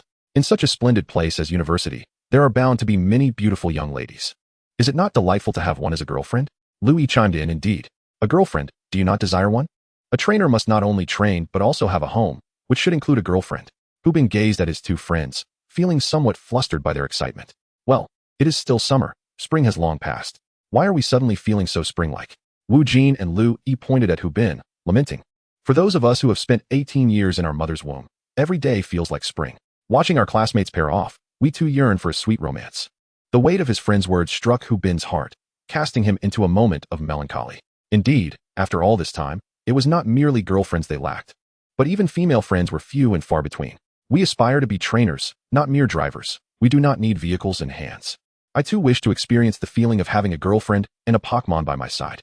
The three of them silently regarded one another, a fierce fire igniting within their hearts as they solidified their aspirations for university life. Hu Bin secretly mused, my university goals are to join the school team, reclaim Pokémon, secure a championship, and, of course, to find a lovely girlfriend. In his mind, he began fervently waving flags in celebration of this last ambition. At that moment, the system's voice echoed, ding. In light of the host's unwavering commitment to these goals, the system is deeply moved. A series of tasks have been unlocked for the host, which will yield substantial rewards upon completion. The tasks align with the aspirations just established in your heart. Completing any one of them will earn you rewards. Go forth, single dog. Upon hearing the system's words, Hu Bin's expression darkened. You are the single dog. Why are you so ridiculous? Why are the tasks assigned so casually? Chapter 15. Vulpix's first camping trip. On the day of the camping trip, Hu Bin was awakened by the exuberant Vulpix, who, aware of the impending adventure, was in a state of uncontainable excitement, urging Hu Bin to hurry and freshen up. Influenced by the previous day's gathering with friends, Hu Bin found himself unable to calm his emotions, resulting in a restless night. It wasn't until the sun was nearly rising that he finally succumbed to sleep. Forcing himself to shake off the fatigue, Hu Bin packed his belongings and, accompanied by the incredibly enthusiastic Vulpix, made his way to Lu Yi's home. By that time, Wu Jin and Lu Yi were already prepared for the journey. Once the three friends united, they boarded Lu Yi's luxurious off-road vehicle, Pokémon in tow, and set off towards the campsite. Xishan, a towering mountain located in the vibrant Spring City, is home to numerous Pokémon and is vigilantly guarded by formidable trainers. The surrounding areas of Xishan have been developed into a camping site, allowing visitors to immerse themselves in the region's rich ecological environment.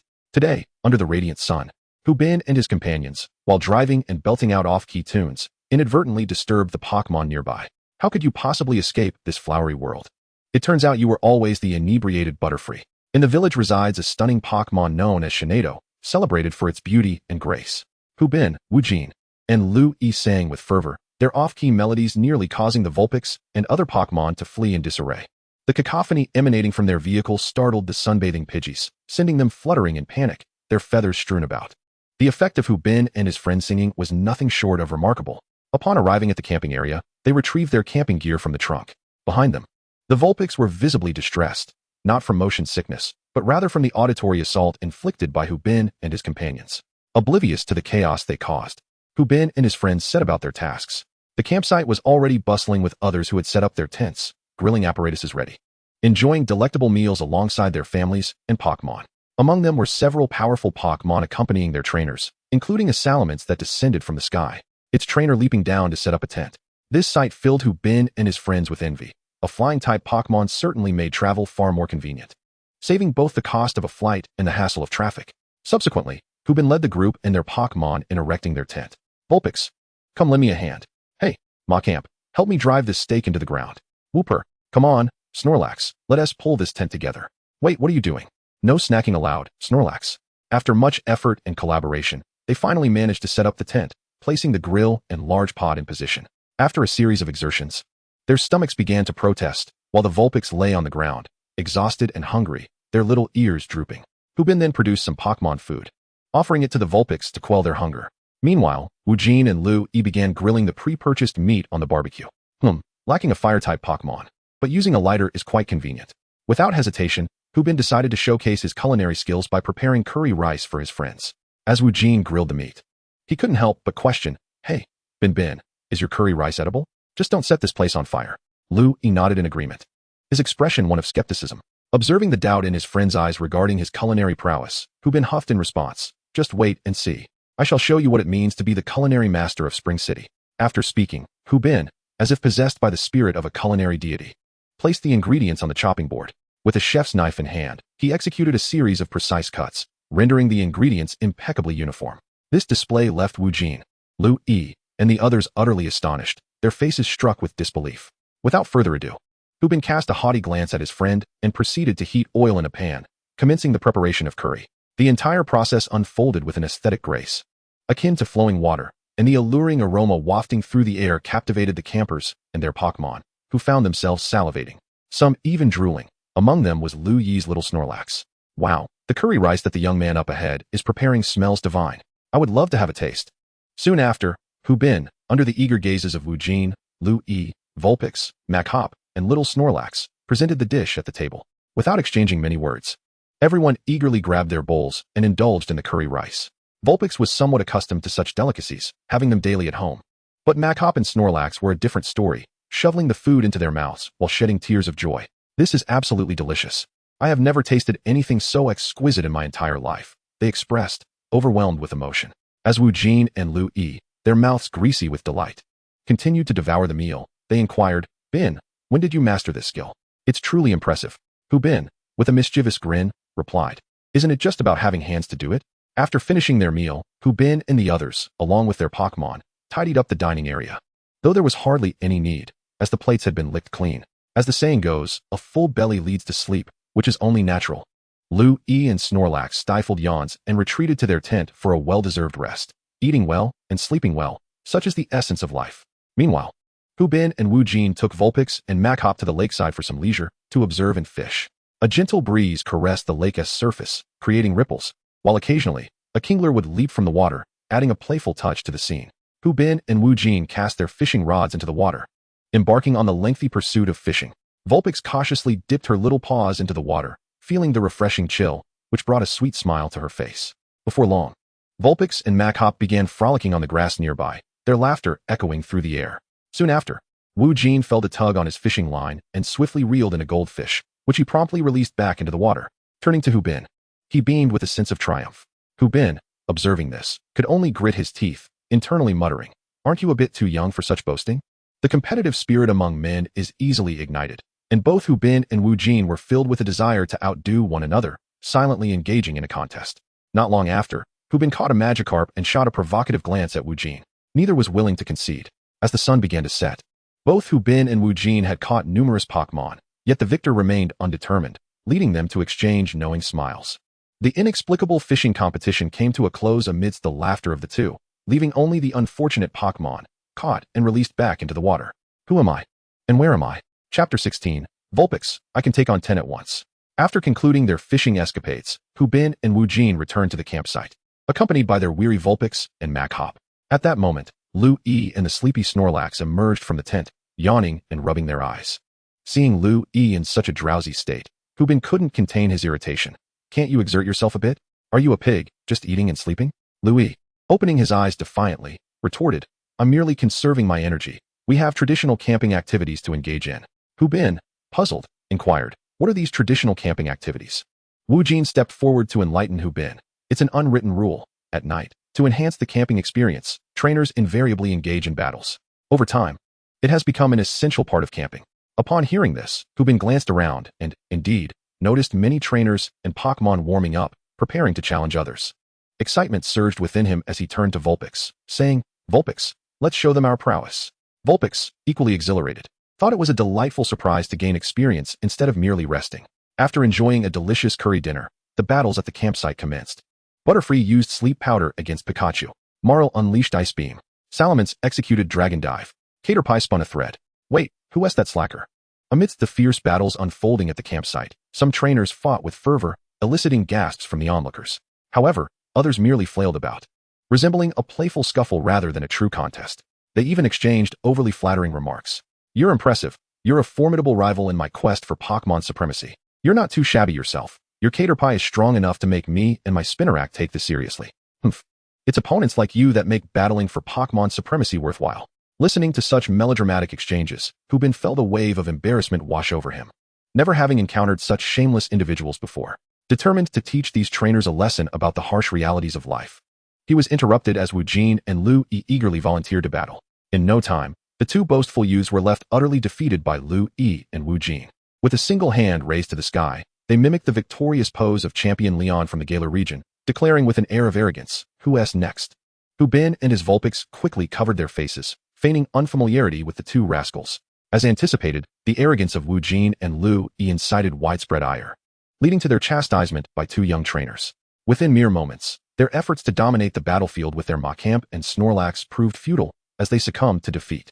The audience erupted in applause, and ultimately, Wu Jin and Lu Yi retreated in disgrace to Hu Bin, lamenting their misfortune. One can only surmise that the greater the hubris, the more profound the eventual humiliation. Observing the comical plight of his two friends, Hu Bin couldn't help but chuckle, shaking his head. He addressed Vulpix. Let us go forth and avenge our comrades. With fervor, Hu Bin sought out the two trainers, challenging them to a battle, which they readily accepted.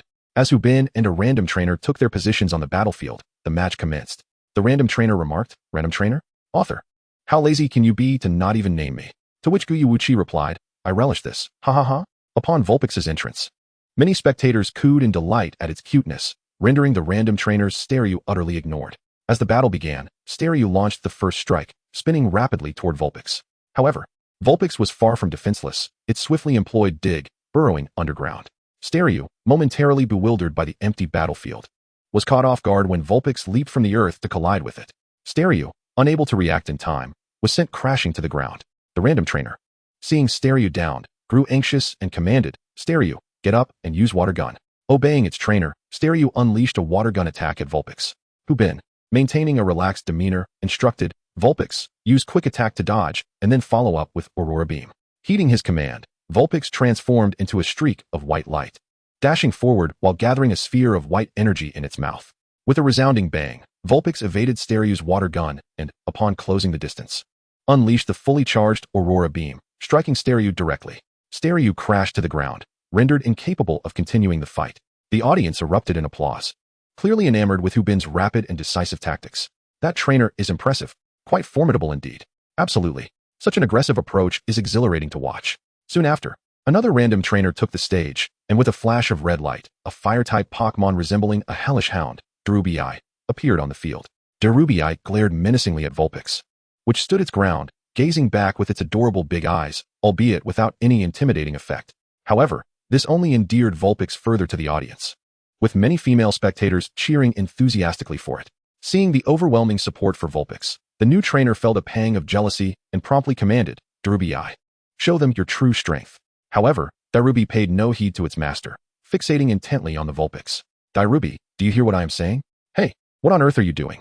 The words of bystander befell on deaf ears, for Darubi's gaze was wholly consumed by the enchanting Vulpix, whose large, alluring eyes ensnared Darubi in a spell of fascination. Bystander felt a flush of embarrassment, exclaiming, "I summoned you for a battle, and yet you have fallen for the opponent. What a disgrace." Hubin, equally bewildered, pondered the absurdity of the situation. What on earth is happening? Even with a type disadvantage, I should have been victorious. At that moment, the system updated Vulpix's skill set, revealing that it had autonomously learned the move Attract, a technique particularly effective against opposing Pokémon of the opposite gender. Upon realizing this, Hubin's expression turned complex. He had not anticipated that their Vulpix would possess a passive ability. In the future, it will surely dispatch male Pokémon with ease. I must enhance Vulpix's beauty to ensure it grows ever stronger. I cannot allow other Pokémon to encroach upon my prized asset. With this thought, a glint of determination shone in Hubin's eyes. This dog has designs on my Vulpix? Not on my watch. It shall receive a painful lesson. He promptly issued commands, and Vulpix unleashed a barrage of attacks upon Darubi. Ultimately, under overwhelming pressure, Darubi succumbed to defeat, its mind still adrift in fantasies of companionship with Vulpix. In the end, Bystander numbly recalled their Pokémon and departed from the battleground, having endured a solitary encounter. Chapter 17. Summer homework, please leave me alone. At the camping site. This night was destined to be extraordinary. With 2 victories under his belt, Hubin's confidence soared, prompting a multitude of challengers to approach him. Hubin eagerly accepted their duels, and with the seamless synergy between himself and Vulpix, they triumphed in 10 consecutive battles, accomplishing Vulpix's goal of defeating 1 against 10. The system even rewarded them with 5,000 points and an ice gem. In summary, Vulpix was on a rampage that night, garnering attention from higher-tier trainers nearby. A middle-aged trainer with a salamence observed Hubin and Vulpix, a smile creeping across his face. Quite impressive, indeed. How intriguing. Subsequently, Hubin returned to the side of Wu Jin and Lu Yi, bathed in the admiration of onlookers, while Vulpix nibbled on the ice gem awarded by the system. Vulpix had a particular fondness for such treats, as the ice gem could amplify the power of ice-type moves and enhance energy absorption. The last ice gem received had already been devoured, and now, with 2 more in hand, Vulpix's snack stash had notably increased. Wu Jin and Lu Yi gazed at Hubin as if he were a deity, pondering, "We are all trainers, and our Pokémon have been with us for a similar duration. Why is there such a vast disparity?" Hubin understood their sentiments, but could not help but revel in his own advantages, knowing full well how infuriating it was for others. The following day, Hubin vigorously insisted that Lu Yi and Wu Jin accompany him on a mountain hike to relish the scenery. Wu Jin, being an avid sports enthusiast, was amenable, but Lu Yi vehemently resisted, refusing to budge. It was only through the unwavering determination of Hubin and Wu Jin that Lu Yi reluctantly agreed to join them. As for the lazy little Snorlax, it mirrored its master's lethargy, ultimately succumbing to the allure of Vulpix's charm, its eyes sparkling with affection as it followed along eagerly. Upon ascending the western mountain, Hubin and his companions encountered a myriad of Pokémon frolicking about.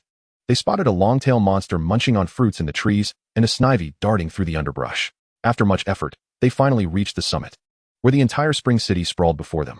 However, both Lu Yi and Snorlax were utterly spent, collapsing onto the ground, much to the chagrin of Hubin and Wu Jin. Hubin, exasperated, remarked, "Your stamina is abysmal. You truly need to exercise at this rate. How can you expect any lovely ladies to take notice of you?" Wu Jin chimed in, "Indeed, what a disgrace." Lu Yi, panting heavily, rolled his eyes and retorted, "You simply don't understand. This is what I call adorably plump. Many ladies adore men like me." Hubin and Wu Jin exchanged exasperated glances, choosing to ignore the shameless man. Even Vulpix and Machop wore expressions of disdain. Once Lu Yi and Snorlax regained their strength, the group reveled in the breathtaking views of the western mountain. Hubin and the Pokémon voiced their admiration in a chorus of astonishment. Ultimately, Lu Yi and Snorlax faced their greatest challenge, the descent. This was undoubtedly a calamity for both, and Snorlax, lacking resolve, retreated into its Pokeball, thinking, "I'll just be cute. My master can handle the descent alone." Lu Yi, feeling utterly despondent, silently cursed Snorlax for its lack of loyalty, yet resignedly followed Hubin and the others down the mountain. Upon reaching the base, Lu Yi was utterly drained, devoid of any energy. Eventually, with the assistance of Hubin, Wu Jin, and their trusty Pokémon, Vulpix and Machop, they managed to stow all the camping gear in the vehicle, effortlessly tossing Lu Yi inside for a much-needed rest. This time, Wu Jin took the wheel, as Lu Yi was in no condition to drive, having already slumped in the car like a lifeless dog. The ride was silent, and upon arriving at Lu Yi's home, the trio prepared to part ways. At that moment, Lu Yi recalled something and turned to Hubin and Wu Jin, inquiring, "Have you completed your summer homework?" At Lu Yi's words, Hubin and Wu Jin froze, as if struck by a thunderbolt. Vulpix, puzzled, wondered what dreadful thing summer homework could be, observing how frightened it had made its master. What is this assignment? Do I even know it? Hu Bin and Wu Jin exchanged glances filled with trepidation, sinking into a prolonged silence.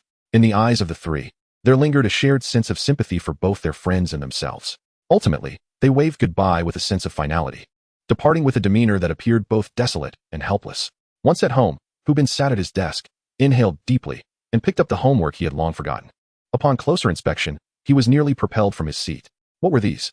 A compendium of 3,000 questions on Pokémon history, a Pokémon language training manual, a Pokémon physics skills workbook. What on earth were these? Why did they seem so unfamiliar? After venting his frustrations, Hu Bin resignedly picked up one of the workbooks and began to work through it, his expression contorted in distress. Beads of sweat formed on his forehead, and despite gripping his pen tightly, he found himself unable to write even a single word. Observing her master as struggle, the Vulpix tilted her head in curiosity, evidently intrigued by what he was doing. Soon, Vulpix leapt onto the desk and began to chirp encouragingly at Hu Bin. He looked at the adorably playful Vulpix and gently stroked her silky fur. Vulpix, this is my homework.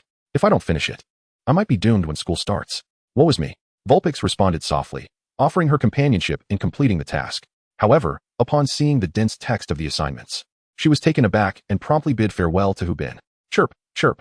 Master, you're doing great. You look so determined, I wouldn't want to disturb you. I'll go study too and watch some instructional videos instead. With that, Vulpix dashed out of Hu Bin's room, bounded onto the living room sofa, pressed the remote, and turned on the television to indulge in her favorite series. Master, it's not that I don't want to keep you company. It's just that I simply can't manage it. Woe is me. Watching Vulpix leave, Hu Bin felt even more disheartened, letting out a heavy sigh as he faced the daunting summer assignments. The content was familiar, yet the way it was structured felt utterly alien. As he grappled with his predicament, the voice of the system resonated in his ears like an angelic melody, proving to be a more reliable source of assistance. Host, considering your rather lackluster learning abilities, which significantly hinder your training, I have generously prepared a comprehensive compendium of high school knowledge for you. With this, you are assured to pass all exams effortlessly, and the stress of learning will dissipate. The cost is merely 5,000 points.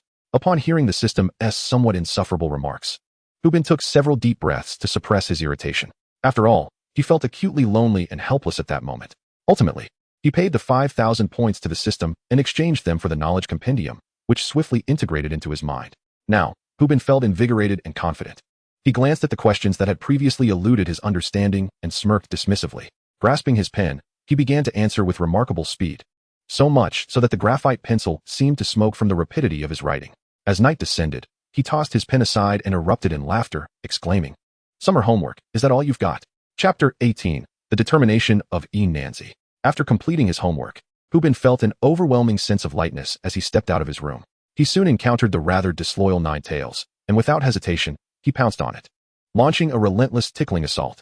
Ninetales, caught off guard by Hu Bin's playful attack, erupted into fits of laughter, ultimately resorting to gazing up at Hu Bin with its pitifully large eyes, attempting to charm its way out of trouble. Eventually, moved by Ninetales' adorableness, Hu Bin forgave the little traitor, feeling immensely pleased with himself.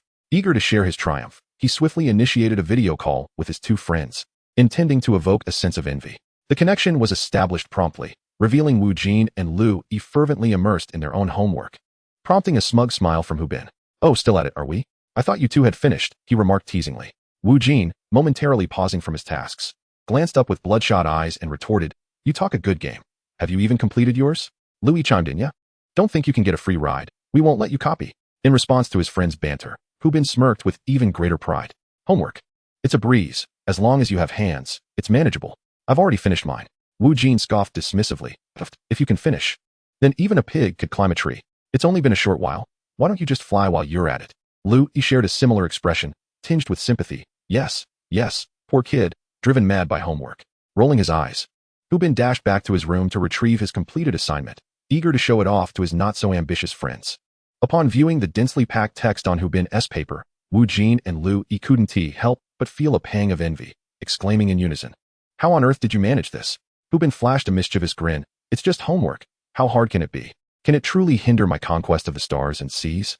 Wu Jin and Lu Yi disregarded Hu Bin's rather dramatic proclamation, their eyes fixated on his paper, their expressions revealing a yearning desire. Sensing their intentions, Hu Bin chuckled and asked, "Want a copy?" Both friends nodded vigorously. Without hesitation, Hu Bin coldly declined, "Not a chance. You two have been mocking me this whole time." In response, Wu Jin, with a sheepish grin, implored, "Come on, Bin. You're so handsome. You wouldn't be that cruel to us, would you? We're good brothers. We're family." Hu Bin smiled lightly. "I might let you copy, but I need to see your sincerity first." Upon hearing this, Wu Jin and Lu Yi's eyes sparkled with hope. Lu Yi, the most audacious of the two, boldly offered, "Bin, let me copy, and I'll treat you to lunch for an entire semester." Hu Bin, satisfied, nodded in agreement. Wu Jin, not to be outdone, quickly interjected, "Wait, Bin, I'll cover your drinks for a whole semester. You can pick whatever you want." After listening, Hu Bin smiled with satisfaction, saying, "All right, since you both are so cooperative, I shall graciously allow you to copy my homework. Just wait a moment, I will have a Pidgeot deliver it to you. Remember your agreement." Upon hearing this, Wu Jin and Lu Yi nodded eagerly, their heads bobbing like garlic being pounded. Wu Jin turned to Lu Yi and said, "Shao Yi, I'll come to your house. We can copy it together." Lu Yi nodded in agreement. After the video concluded, Hu Bin used his phone to order a same-city delivery service. Within minutes, a large Pidgeot appeared at Hu Bin's window. He quickly placed his homework into the bag strapped to Pidgeot's back. Nodding towards it, he said, "Thank you, Pidgeot." The Pidgeot nodded in acknowledgement, offering Hu Bin a reassuring glance before soaring away. Hu Bin was left in awe, exclaiming, "Such terrifying speed." Having resolved his homework and that of his friend, Hu Bin's spirits soared. At that moment, he noticed a message on his phone. After reading it, he turned to Lu Wei, who was lounging on the sofa watching television, and said, "Lu Wei, let us go out for dinner today. We won't be dining at home. Someone is treating us." Lu Wei was elated, wagging her tail excitedly and leaping into Hu Bin's embrace, gazing up at him. "Yay, I'm ready, master. Let us set off." Subsequently, Hu Bin and Lu Wei left the house, hailing a taxi that whisked them directly to their destination. Upon arriving at the restaurant, Hu Bin spotted the melancholy Inanzi and the squinting fire mouse beside her. He approached and sat down across from her, glancing at the menu while inquiring, "What's wrong? You seem rather unhappy." Inanzi looked at Hu Bin with a sorrowful expression. "I heard you went out to have fun and didn't take me along." Hu Bin, seemingly indifferent as he perused the menu, replied, "Weren't you busy courting the ladies? I didn't want to intrude." Inanzi's countenance darkened further. "I've just gone through a breakup. Chin has a boyfriend now." Hu Bin was taken aback. "How did you find out?" Inanzi's face twisted in anguish, almost resembling a twisted piece of dough. "I had lunch with her the other day, and she brought her boyfriend along." Unable to contain himself, Hu Bin burst into laughter. He then remarked, "You really are unfortunate." Even a meal turned into a display of their affection. Inanzi looked as if she were in agony. Sigh. That lunch was truly unbearable. It felt as if my heart was being repeatedly ground between them. Hu Bin gazed at Inanzi with sympathy. "You are genuinely pitiful." Inanzi feigned indifference, offering a faint smile. "This has taught me that a man aiming to reach the pinnacle of Pokémon does not require a woman. I must strive harder. I will show her what she has missed." Hu Bin disdainfully remarked. Every heartbroken person utters such sentiments, always yearning to become exceptional, hoping to witness her expression of regret. Yet, few manage to fulfill this aspiration, for it is not long before they forget. Upon hearing this, Inanzi's confidence wavered slightly. Sigh, nonetheless. "I truly wish to put forth my utmost effort. There is an upcoming Spring City Marathon, in which Chin and her boyfriend will participate, and I desire to join as well. I aim to surpass him." After voicing this, Inanzi's gaze grew resolute, prompting Hu Bin to regard him with newfound respect. Hu Bin shook his head with a smile. "I didn't expect this. It seems I can see your determination." He then earnestly inquired, "Tell me more about this Spring City Marathon." Inanzi explained, "This event is an official competition in Spring City, spanning 20 kilometers, designed to test the endurance and willpower of trainers and their Pokémon. The top 10 finishers are awarded substantial prizes." Hu Bin, intrigued, responded, "It sounds quite enjoyable. I shall register as well, and I can provide specialized training for you and your fire mouse." Inanzi's eyes sparkled at this. "That would be wonderful. I won't feel lonely, and we can look out for one another. I trust your training completely." Chapter 19, Preparing for the Marathon. Inanzi cast aside his earlier gloom and enthusiastically urged Hu Bin to order dishes. Hu Bin, without hesitation, ordered an array of hearty meals, and the two, along with Vulpix and Fire Mouse, indulged in a sumptuous feast. After the meal, Hu Bin and Inanzi returned to Hu Bin's home, preparing to register for the event and formulate a training regimen. Inanzi skillfully navigated the website to register Hu Bin, while Vulpix and Fire Mouse played joyfully, their laughter echoing in the air. Once registered, Hu Bin and Inanzi sat in silence, gazing at a blank sheet of paper inscribed with their training plan. At that moment, a voice echoed in Hu Bin's mind, announcing, "System task revealed. Achieve first place in the Spring City Marathon to receive a Fire-type Pokémon egg, 10,000 points, 1 skill upgrade voucher, and a cash prize of 500,000 yuan. Discretionary rewards for the top 10 finishers." Upon hearing this, Hu Bin's breath quickened. What divine rewards awaited him? A Pokémon egg, no less. Although the system could be rather sardonic at times, the bountiful rewards were undeniable. with renewed determination. Hubin shifted his focus. Initially, he intended to assist Enhancement and expose Vulpix to new experiences, but now, for the sake of that luxurious reward, he was prepared to strive earnestly, his eyes ablaze with fighting spirit. Hubin called Vulpix and Firemouse over for a meeting. Now, Hubin, Enhancement, and the two Pokémon stared solemnly at the training plan before them. The atmosphere was somewhat tense, with Vulpix and Firemouse wearing expressions that conveyed their seriousness. After a prolonged silence, Hubin finally spoke. I believe there is still time for training, as we have a month left. It may not seem much. Yet with school commencing the day after tomorrow, we will spend a significant portion of our time there. Thus, we must utilize every fleeting moment, even if it requires considerable effort. Can we achieve this? Enhancement responded without hesitation. Absolutely. This time, we must give it our all. With a shared sense of determination, Hubin commenced drafting a rigorous training regimen, while Enhancement, along with the Vulpix and Cyndaquil, listened with great attentiveness. Enhancement even diligently took out a notebook to jot down notes. After a fruitful brainstorming session, Hubin took a sip of water. His throat slightly parched from speaking for so long.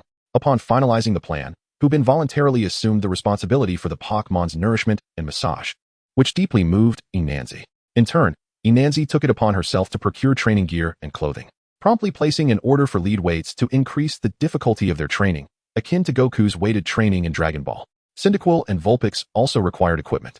Although Vulpix had already received a strength bracelet from Hubin, its remarkable progress rendered the bracelet's effect negligible.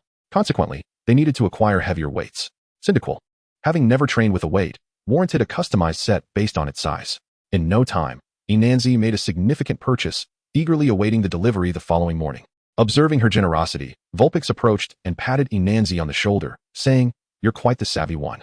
Hubin, not to be outdone, began crafting energy cubes to provide sustenance for Vulpix and Cyndaquil's future training. The fluidity of his movements left Enhancement in awe. Brother Ben, your skill in making energy cubes is astonishing. You should set up a stall. Selling energy cubes could surely bring in a fortune. Enhancement exclaimed, her face brimming with surprise. Meanwhile, Cyndaquil and Vulpix drooled at the sight. Suddenly, Hubin felt inspired by Enhancement's words. Why not set up a stall and sell energy cubes? With my skills, I could easily earn a fortune. Wouldn't that lead to financial freedom?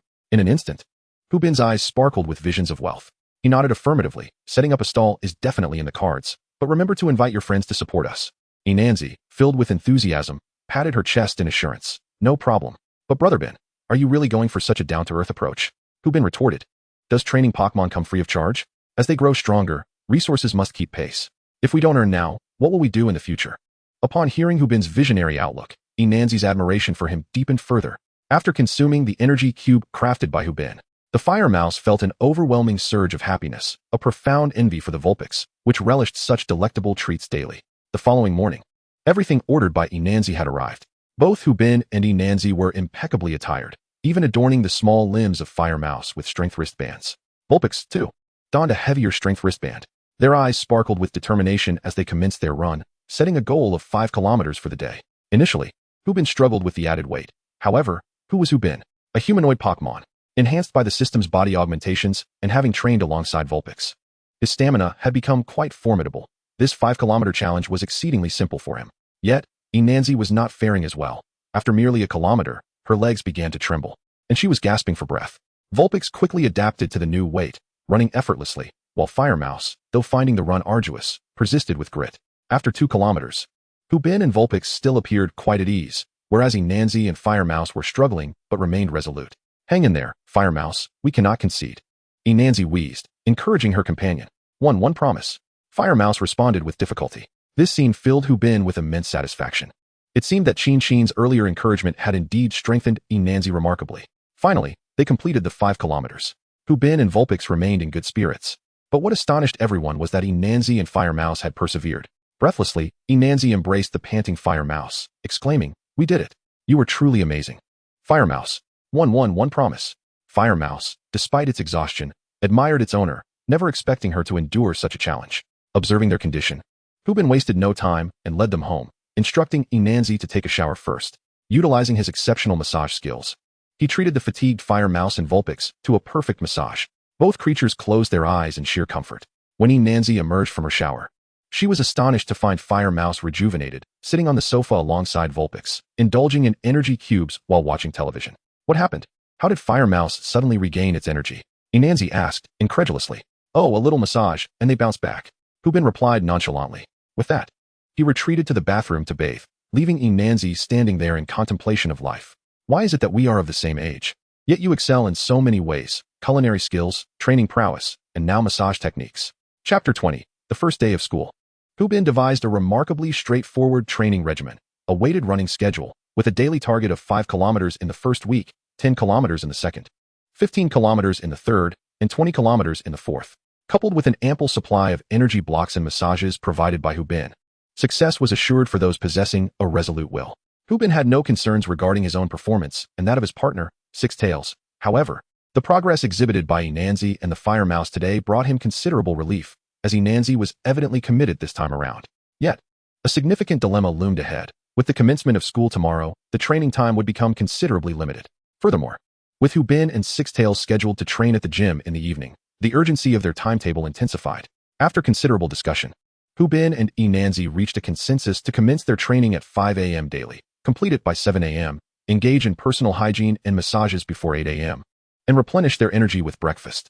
Following their classes in the evening, they would tackle their homework and subsequently return to the gym for further training. This meticulously structured schedule transformed Hubin and Enanzi into the new masters of time management.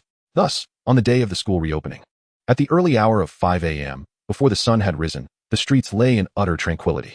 Yet, Hubin, Enanzi, Six Tails, and the Fire Mouse were already prepared for action. This time, Enanzi and the Fire Mouse exhibited significantly improved states compared to their first day, though they still faced considerable challenges. After much effort, they accomplished their target by 6 a.m.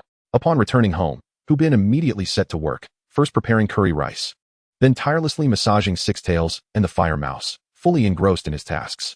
Meanwhile, Enanzi, having quickly finished her shower, began to learn Hubin's massage techniques. Finally, by 8 a.m., Hubin and Enanzi donned their school uniforms, hastily took their Pokémon, bid farewell to one another, and set off towards their respective schools. After a quiet summer, the school came alive on this day of reopening, filled with the laughter and chatter of students. Upon arriving at the classroom, Hubin found his seat and let out a heavy sigh of relief. He had made it just in time. The morning training had truly been exhausting. Shortly thereafter, two figures appeared at the classroom door, Hubin's close friends, Wu Jin and Lu Yi. Upon spotting Hubin, they placed their bags on their chairs and approached him, expressing their gratitude by affectionately embracing his legs. "Brother Bin, thank you for your homework. If it weren't for your generous assistance, we would have been in quite a predicament." Hubin chuckled and replied, "No need for such formality. We are all brothers, and these are mere trifles. Just remember to fulfill the commitments you made to me." Wu Jin quickly produced a bottle of ice-cold soda and handed it to Hubin with a grin, saying, "Brother Bin, I had this ready for you." Lu Yi added, "Brother Bin, for lunch, let's go have pizza. I assure you it will be perfectly arranged." Hubin smiled with satisfaction, exclaiming, "How considerate." As classmates gradually arrived, Hubin, Wu Jin, and Lu Yi, who were well-liked among their peers, greeted many who passed by with warm hellos and brief conversations. However, today's discourse was dominated by the desire to flaunt their Pokémon, to admire those of others, and to arrange battles at a later date. Soon, numerous students released their Pokémon from their Pokeballs, showcasing them proudly, and the classroom was soon filled with the charming presence of various Pokémon. Among them were Geodude, Rattata, Oddish, Pidgey, and Ralts, representing a myriad of types. Wu Jin and Lu Yi also presented their Machop and Snorlax. "Come forth. Let the display begin." Hubin, not to be outdone, unleashed his Vulpix, its snowy white form resembling a delicate little fox, captivating the attention of many classmates. Vulpix tilted its head in curiosity, prompting an uproar of excitement among the girls in the class. "Oh, how adorable. It's so cute, I want to take it home." Even some boys, harboring a hidden tenderness within, found their hearts melting at the sight of Vulpix's charming demeanor. Hubin's Vulpix swiftly became the most beloved among the class, with many girls flocking to him, playfully vying for the chance to pet Vulpix. Hubin, accustomed to such attention, graciously obliged. Vulpix, albeit a touch resigned, simply basked in the affection showered upon it by the girls. The boys, enviously observing the pampered Pokémon, couldn't he help but wish for a similar experience of having such a delightful companion. Soon, the school bell rang, signaling all students to return to their seats and recall their Pokémon into their Pokeballs, awaiting the teacher's arrival. In due course, a middle-aged woman, slightly plump and wearing black-framed glasses, ascended to the podium. Teacher Li Qing smiled at the students she hadn't seen since summer break and remarked, "It appears that everyone had a splendid summer, showcasing your Pokémon in your social circles. However, as this semester concludes, you all must prepare for the impending college entrance examinations. Let us focus on our studies and revisions." The entire class chorused in unison, "Understood." Li Qing continued, "Now that you all possess Pokémon, once you enter university, You will have the autonomy to choose your preferred fields of study. Additionally, in 2 weeks, our school will hold a Pokémon battle tournament. Those who perform exceptionally will not only receive rewards, but may also be selected to participate in the Spring City Rookie Tournament, where outstanding participants will gain eligibility for admission to prestigious universities. I encourage each of you to give it your all. This announcement was akin to a bombshell, igniting fervent discussions among the students, with many wearing expressions of sheer exhilaration. Hubin was equally thrilled, exclaiming, "Oh my goodness! Such wonderful opportunities await." Soon, the voice of the system echoed. Task announcement. Task 1, Champion of the School Battle Tournament. Reward, 5,000 points, 1 skill upgrade voucher, and a substitute technique manual. Task 2, Champion of the Spring City Newcomer Tournament. Reward, 10,000 points, cash prize of 1 million yuan, Iron Tail skill manual, and a piece of ice stone. Please, host, strive diligently and exert your utmost effort. After reviewing the rewards presented by the system, Hubin organized his tasks and realized that he would indeed be exceedingly busy in the near future. With the marathon, the school battle tournament, and the Spring City Newcomer Tournament on his agenda, he felt overwhelmed yet invigorated. The substantial rewards from the system compelled him to aim for first place.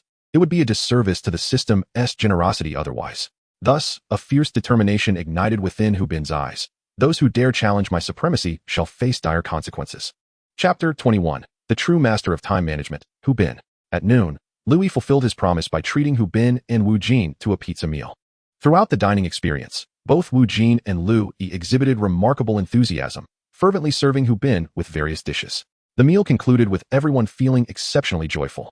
During the afternoon class, Hubin listened as the teacher lectured on the history of Pokémon evolution, though his thoughts drifted elsewhere. "Hubin, what are you daydreaming about? Stand up and answer the question," a middle-aged teacher with a receding hairline called out, clearly displeased by Hubin's distraction. The surrounding students, upon witnessing Hubin being summoned, exchanged glances of amusement, with Wu Jin and Louis laughing the loudest. Unfazed, Hubin rose and spoke slowly. "Eevee has many forms of evolution, and it remains uncertain how many there are in total. To date, we have discovered Flareon, Vaporeon, Jolteon, Espeon, Leafeon, Umbreon, Glaceon, and Sylveon." After delivering his response, Hubin sat down calmly. Many classmates were astonished that Hubin could articulate such a complete answer, exclaiming, "You weren't like this before. Well done." It appears Hubin has been studying diligently, but please refrain from daydreaming during class, the middle-aged teacher remarked, momentarily taken aback. Hubin smiled and replied, "Of course, teacher." With a teasing glance at Wu Jin and Louis, he quipped, "Do you think I could struggle with such questions? I am a man enhanced by the system with high school knowledge. You fellows cannot compete." As the class bell rang, Hubin swiftly stood up and caught the fleeing Wu Jin and Louis, playfully constraining their necks with his arm, and mockingly declared, "You two seemed quite amused just now." Wu Jin and Louis could only manage awkward smiles as they replied, "Bro Bin, we were just joking. You're so formidable. How could you possibly falter? We were merely amused by how small-minded that teacher is." Exactly, they echoed. With that, Hubin released his grip from their necks, saying, "I'll let you both off this time." Before long, school was dismissed. Eagerly bidding farewell to Wu Jin and Louis, Hubin slung his backpack over his shoulder and swiftly dashed home. Wu Jin and Louis were left in a state of bewilderment. It was already after school, and why was it time to return home? Shouldn't they linger for a while to chat over a bowl of noodles? On his way home, Hubin gathered all the ingredients for dinner, hastily returning to prepare a meal, intending to take Lu Xiao along for special training afterward, in preparation for the upcoming competition. What brought Hubin the most solace in this world of Pokémon was that high school seniors had no homework, allowing them to dedicate more time to their studies, which eased his mind considerably. Upon arriving home, Hubin released Lu Xiao to watch television for a bit before promptly heading to the kitchen to begin cooking. Before long, Enanzi arrived home with his fire mouse. Upon seeing Enanzi and the fire mouse, Lu Xiao raised a tiny paw in greeting. The fire mouse, spotting its elder sister, leaped off Enanzi's shoulder to frolic with Lu Xiao. Enanzi approached the kitchen and, observing Hubin's busy demeanor, inquired, "Is there anything I can assist with, Benji?" Hubin shot him a sideways glance. "Can you chop vegetables?" No." "Can you stir-fry?" Embarrassed, Enanzi admitted, "No, either." Hubin rolled his eyes. "Then that settles it. Go set the dining table. After we eat, you can wash the dishes." Enanzi saluted, saying, "Understood, Benji. I'll get right on it." Soon, the fragrant curry rice was served at the table, making Enanzi, Lu Xiao, and Fire Mouse's mouths water. Without further ado, they began to eat. During the meal, Enanzi remarked, "Benji, you know about the Spring City Newcomer Tournament, right?" Hubin replied while eating, "Yes, the teacher mentioned it in school today." Enanzi, a bit excited, continued, "If we perform well in this tournament, we might not have to take the college entrance exam and can directly enter a top university." Hubin affirmed, "Exactly. That's why we need to train harder and grow stronger." Who knows how formidable the competitors in the tournament will be? Inanzi wholeheartedly agreed. Benji, let us not talk too much. Let us push ourselves, and we might even end up attending the same university. Hubin smiled. Then let us train diligently. First, we need to secure victories in the marathon and school competitions. Inanzi nodded vigorously. Benji, Lu Xiao, Fire Mouse. Let us all work hard together. Lu Xiao and Fire Mouse, still munching, lifted their heads, brimming with determination in response. After finishing their meal, Inanzi obediently cleared the table and took the dishes to the kitchen to wash. Meanwhile, Hubin was busy formulating the training plan for the day with Lu Xiao and Fire Mouse. Today's training will be straightforward. We'll focus on speed and skill proficiency. Lu Xiao, you will train with me in the snowy plains, while Fire Mouse, you and Inanzi will head to the volcano for training.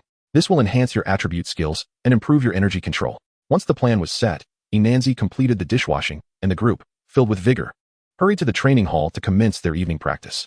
Today's training was exceptionally smooth, and the spirit of Vulpix soared high, engaging in the practice with utmost seriousness. Meanwhile, Yananzi and Cyndaquil progressed with their training in an orderly fashion, as having a goal instilled in them a strong determination. After the training session, Hubin continued to massage Vulpix and Cyndaquil, ensuring they remained free from any potential injuries. Yananzi attentively observed the massage techniques, eager to learn. Once the session concluded, Hubin and Yananzi bid each other farewell, preparing to return home for rest, mindful that at 5 o'clock the next morning, both they and their Pokémon would resume preparations for the marathon competition. After a day of rigorous training, Vulpix returned home, adorably yawning before leaping onto Hubin's bed, curling up into a cozy ball and drifting into slumber. Hubin lay on the bed, gently gazing at the peacefully sleeping Vulpix, who had been thoroughly exhausted from the recent endeavors. He leaned down and softly kissed Vulpix on its forehead, whispering, "Thank you, Vulpix, for your unwavering dedication and training and for always supporting me. Once this period is over, I promise to take you out for some fun." Vulpix, feeling the warmth of Hubin's affection, smiled in its sleep, as if having achieved something extraordinary in its dreams. In its dream, little Vulpix had evolved into a powerful and beautiful Ninetales, standing beside Hubin on the champion's throne of the World League, sharing a knowing smile. Chapter 22. The expansion of the training squad. I am Wu Jin, a man aspiring to become a formidable trainer. I have a good brother named Hubin, who has recently been acting quite strangely. I suspect he has found another companion. I am Louis, a trainer determined to live a life of ample food and restful sleep, yet still grow stronger. My good brother Hubin has also been behaving oddly. I suspect he has found another companion. Recently, Wu Jin and Lu Yi have felt a disconcerting shift after school. Hubin has been bidding them farewell without a trace of hesitation. Many times, when Wu Jin and Lu Yi invited Hubin to join them for outings, he coldly declined. This left them feeling hurt, as if their bond with Hubin was facing unprecedented challenges. As Hubin's close friends, they had keenly noticed his newfound attachment to another companion. Determined to uncover the truth, they resolved to follow Hubin to discover which enchanting companion he was associating with. Especially since he had not invited them along, they would confront him with stern measures upon their discovery. Thus, Wu Jin and Lu Yi trailed Hubin to his neighborhood, where they were startled to see a fair-skinned young man accompanied by a Cyndaquil, sharing laughter with Hubin as they entered his home, suggesting a remarkably close relationship. At that moment, Wu Jin and Lu Yi appeared quite despondent. Wu Jin looked at Lu Yi and remarked, "It seems Hubin has found another companion. But we cannot ascertain the origins of this man just yet." Lu Yi remarked, "Let's observe and see what they are truly up to. Then we can contemplate how to deal with Hubin." Subsequently, Wu Jin and Lu Yi engaged in an interminable wait outside Hubin's residence, their gazes fixed intently upon his abode. Before long, Hubin emerged from his home accompanied by a man, and Wu Jin and Lu Yi trailed closely behind. As they followed, they grumbled incessantly, "No time to hang out with us, yet ample time to stroll with this mysterious man. This infuriates me, Hubin. Your days are numbered." Hubin sensed an unseen presence shadowing him and instinctively glanced back, yet saw nothing amiss. He cast a suspicious glance around, finding only emptiness, and chuckled to himself, "I've become overly sensitive from recent training." Meanwhile, upon witnessing Hubin turn his head, Wu Jin and Lu Yi promptly ducked into a nearby shop, breathing a sigh of relief when it appeared Hubin had not noticed their presence. However, they soon realized that numerous young women were whispering and pointing at them. It dawned on Wu Jin and Lu Yi that they had unwittingly entered a lingerie store. With flushed faces, they hastily exited the shop, resuming their pursuit of Hubin. Hubin and Inanzi entered the training facility to commence their training, leaving Wu Jin and Lu Yi exchanging perplexed glances. Wu Jin inquired, "What is going on? Why are they heading into the training hall?" Lu Yi replied, "I have no idea. I thought they were going somewhere fun, but it turns out they came here to train." The two grew increasingly puzzled, their minds adorned with a large question mark. Why had Hubin not invited them to train together? They shared a silent understanding. waiting patiently for Hu Bin to emerge so they could seek clarity. After a considerable time, Hu Bin and Nanzi exited the training hall, unexpectedly confronting Wu Jin and Lu Yi, who had been standing outside, swatting mosquitoes. Hu Bin pondered for a moment before asking, "What are you two doing here?" Wu Jin and Lu Yi remained silent, casting glum expressions toward Hu Bin. Nanzi then turned to Hu Bin and remarked, "Do you know them? They seem rather peculiar." Before Hu Bin could respond, Wu Jin and Lu Yi erupted. "You're the one who looks peculiar. Who are you?" "Exactly. You look odd yourself, resembling a donkey." Nanzi was momentarily taken aback by their retorts, rendered speechless. In that moment, Hu Bin intervened to defuse the tension, clearing his throat twice. "Allow me to make introductions to prevent any further altercations." He then introduced Nanzi, saying, "This rather sturdy fellow is Wu Jin, and the one who appears somewhat plump is Lu Yi. They are both my good friends, known since childhood." Upon hearing Hu Bin's introduction, Wu Jin and Lu Yi swelled with pride, as if to say, "See, you newcomers should step aside." Upon observing the gazes of Wu Jin and Lu Yi, Nanzi was momentarily taken aback. Did I offend them? How could they possibly react this way? Hu Bin also noticed the expressions of these two and began to feel perplexed. What could have caused them to behave so erratically? Surely, they must not cease their antics. Turning towards Wu Jin and Lu Yi, Hu Bin introduced Nanzi. "This is also a dear friend of mine, Nanzi. We became friends through our battles. And now we are both undergoing rigorous training for the Chungcheong Marathon and campus competitions." Upon hearing this, Wu Jin and Lu Yi's expressions grew even more forlorn. Wu Jin, with a hint of melancholy, inquired, "Hu Bin, you have changed. Why didn't you invite us to join the training?" Lu Yi echoed his sentiments. His face etched with sorrow. "Indeed, Hu Bin, how could you do this? What happened to our brotherhood? Has it been devoured by a greedy dog?" Hu Bin, upon hearing their complaints, felt his countenance darken. "I would have invited you, but you both are as lazy as sloths. How could I possibly manage two colossal figures like you?" In response to Hu Bin's words, Wu Jin and Lu Yi feigned heartbreak, clutching their chests. "Hu Bin, you do not understand us at all. Have you forgotten what our aspirations are?" Hu Bin turned his gaze towards the distant scenery, choosing to ignore the two dramatic souls. Nanzi, observing from the sidelines, found their antics rather amusing. Their theatrical expressions were worthy of an award. Lu Yi, with a lamenting tone, stated, "Isn't our goal to gain admission to a university and experience a sweet romance while there? Our academic performance is lacking. So we must rely on competitions to secure our gateway to higher education." Hu Bin, upon hearing Lu Yi's words, felt a string in his heart resonate. He recalled their previous conversations, their sincere longing for university life and relationships. Thus, he earnestly addressed Wu Jin and Lu Yi, "Shall we train together? Let us strive side by side."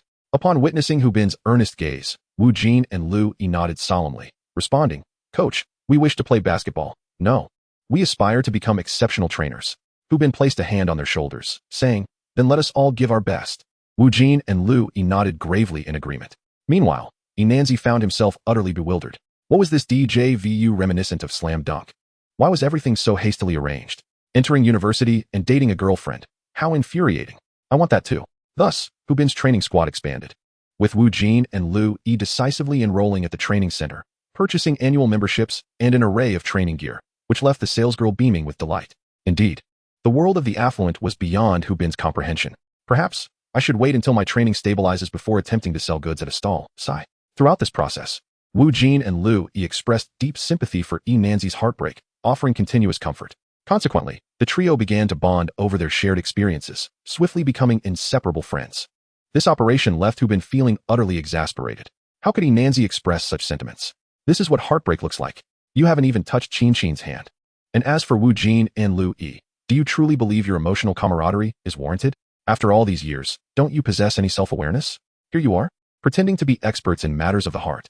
Hu Bin, disillusioned, decided to distance himself from these three, for ignorance can indeed be contagious. Subsequently, he found himself dragged to a barbecue stall by these three miscreants, where, while skewering meat, he lamented his own heartaches. Throughout the grilling session, Hu Bin maintained a sullen demeanor, listening to the trio recount their past unrequited loves. When their emotions reached a crescendo, they even embraced one another for warmth, drawing curious glances from other patrons at the barbecue stall. Such audacity among the youth, and three of them at that. Truly, what a remarkable era of openness. Hu Bin consoled himself internally. I do not know them. They are of no concern to me. I am merely sharing a table with strangers. Ultimately, it was only through Hu Bin's persistent insistence that he managed to extricate himself and the trio from that chaotic setting. At the break of dawn, precisely at 5 o'clock, Hu Bin and Nanzi arrived punctually at their meeting point to commence their training. Why did they not include Wu Jin and Lu Yi? Because they held no interest in marathons. opting instead to participate only in the evening sessions. However, they would certainly appear on the day of the marathon to cheer them on. After their training, Hu Bin and Lu Wei remained unfazed, while Li Nanzi and Huoqiu Shu appeared utterly exhausted. Time in class flew by, particularly as most students were preoccupied with thoughts of the upcoming campus competition, showing little inclination to focus on the lessons. In the afternoon, the most anticipated class arrived, physical education. Yet, upon reaching the playground, the students' faces fell. The PE teacher was no longer gentle as in the past. With a sweeping gesture, he instructed them to run 5 laps to warm up. Many of you will need to become trainers in the future. To be an exceptional trainer, one must possess a robust physique, enabling you to confront and overcome challenges alongside your partners. Thus, starting today, your physical education will be akin to boot camp. Prepare yourselves mentally, students. The classroom erupted in discontent, particularly on Lu Yi's chubby face, which was a portrait of reluctance. Without waiting for the others, Hu Bin surged ahead, effortlessly taking the lead. Gliding through the laps with remarkable fluidity, the PE teacher took note of Hu Bin's prowess and mused, "This student is quite formidable." After completing 5 laps, the students collapsed onto the ground, utterly spent, especially Lu Yi, who had barely managed to finish before succumbing to fatigue. In stark contrast, Hu Bin appeared unaffected, treating the 5 laps as if they were a mere sip of water. The PE teacher did not allow the students much respite before initiating the next exercise, pull-ups, which elicited a chorus of groans from the class. "Teacher, I can't go on any longer. May I take a little break? My hands are trembling from exhaustion." Indeed, the students echoed in agreement, urging for a respite. However, the physical education teacher paid no heed and promptly led the students to the horizontal bar to take attendance. The teacher began to call out names from the attendance book. Li Ai, prepare. Reluctantly, Li Ai was the first to step up. With a mighty roar, he grasped the bar with both hands and attempted to lift himself, presenting an image of a valiant general. Yet, despite his utmost effort, he failed to raise himself even a little, his face turning crimson, unsure whether it was from exertion or embarrassment. In short, his vigorous attempts resulted in him remaining firmly grounded. The teacher, with a stoic expression, recorded, "Li Ai, 0 lifts. Zhou, prepare." Zhou stepped up next. 1 lift. Zhao Zhao, 0 lifts. Lu Wei, 2 lifts. Wu Jin, 10 lifts. Well done. Wu Jin, basking in the accolades, strutted past his envious peers, casting a challenging glance at Hu Bin. Hu Bin smirked coldly. "Just wait and see. I'll show you what true strength looks like." Hu Bin, prepare. Finally, it was his turn, and he was determined to impress. With a light jump, he hung from the bar, his muscles engaging effortlessly as he ascended and descended with remarkable ease. Soon, amidst the gasps of astonishment from his classmates, Hu Bin completed 10 lifts, his speed eclipsing that of Wu Jin. Yet he did not pause. He accelerated, performing the lifts with astonishing rapidity, akin to an unstoppable machine. The onlookers' expressions shifted in disbelief. Was this still a human? He resembled a humanoid fighting Pokémon, exhibiting unparalleled strength. After completing 100 lifts, Hu Bin gracefully dismounted, retreating amid the adoration of his classmates, while Wu Jin, thoroughly embarrassed, concealed his face. "How can this be? I need a urine test. I suspect Hu Bin is on performance-enhancing drugs. Teacher, please conduct a urine test. I believe his urine is nothing but the essence of exuberance. He simply cannot stop." The physical education teacher was equally astonished, clearly impressed by Hu Bin's prowess. With a rather shameless remark, he declared, "You should all learn from Hu Bin. His performance is reminiscent of my youth." This incited a chorus of disdain from the students. "Teacher, please hide your belly before making such comparisons." Subsequently, Hu Bin continued to display his extraordinary abilities in shot put, sit-ups, and various other athletic endeavors, each executed flawlessly. In the eyes of many, Hu Bin had transformed into a veritable Sun Wukong from Dragon Ball, a figure of immense strength. Many young girls were captivated by the sight of his chiseled abs, leaving the boys seething with envy. Chapter 24. The physical education teacher's unconventional conduct during a physical education class. Hu Bin undeniably stole the spotlight, earning the esteemed privilege of being the school's prime candidate for companionship. In anticipation of the forthcoming campus tournament, the entire afternoon was dedicated to rigorous training and practice matches. Following what the physical education teacher termed training, the students were afforded a brief respite before he eagerly organized a series of challenges. "Students, as soon as we reconvene, we shall commence our battle training. Let us assess everyone's current skill levels. We shall adopt a tournament-style format. One student will defend the arena while the others may challenge them," he announced with enthusiasm. Curiosity piqued among the students. Many inquired, "Who shall defend the arena?" With a mischievous grin that bordered on the impish, the teacher declared, "That would be me. I shall be the champion." He then proceeded to the battleground, brandishing a Pokeball and proclaiming, "Come forth, let the battles begin." The students erupted in surprise. Were they really expected to battle their teacher without any prior preparation? At that moment, Li Ai, who had just experienced a disheartening defeat while attempting pull-ups, promptly volunteered to take the stage, eager to redeem herself. Feeling a flutter of nerves, Lee AI stepped onto the training field, gazing at her teacher. The physical education teacher responded with a hearty laugh. Excellent. Let us see the extent of your abilities. Lee AI managed a timid smile, retorting, Teacher, I have trained diligently. Do take heed. Without further ado, the teacher unleashed his Pokémon, Enhancement. A monkey adorned with boxing gloves and an expression of disdain. Lee AI, feeling a wave of apprehension, summoned her own Pokémon, Pidgey. The battle commenced with Lee AI striking first. Pidgey, use wing attack. The wings of Pidgey glimmered with a radiant light as they surged toward Enhancement.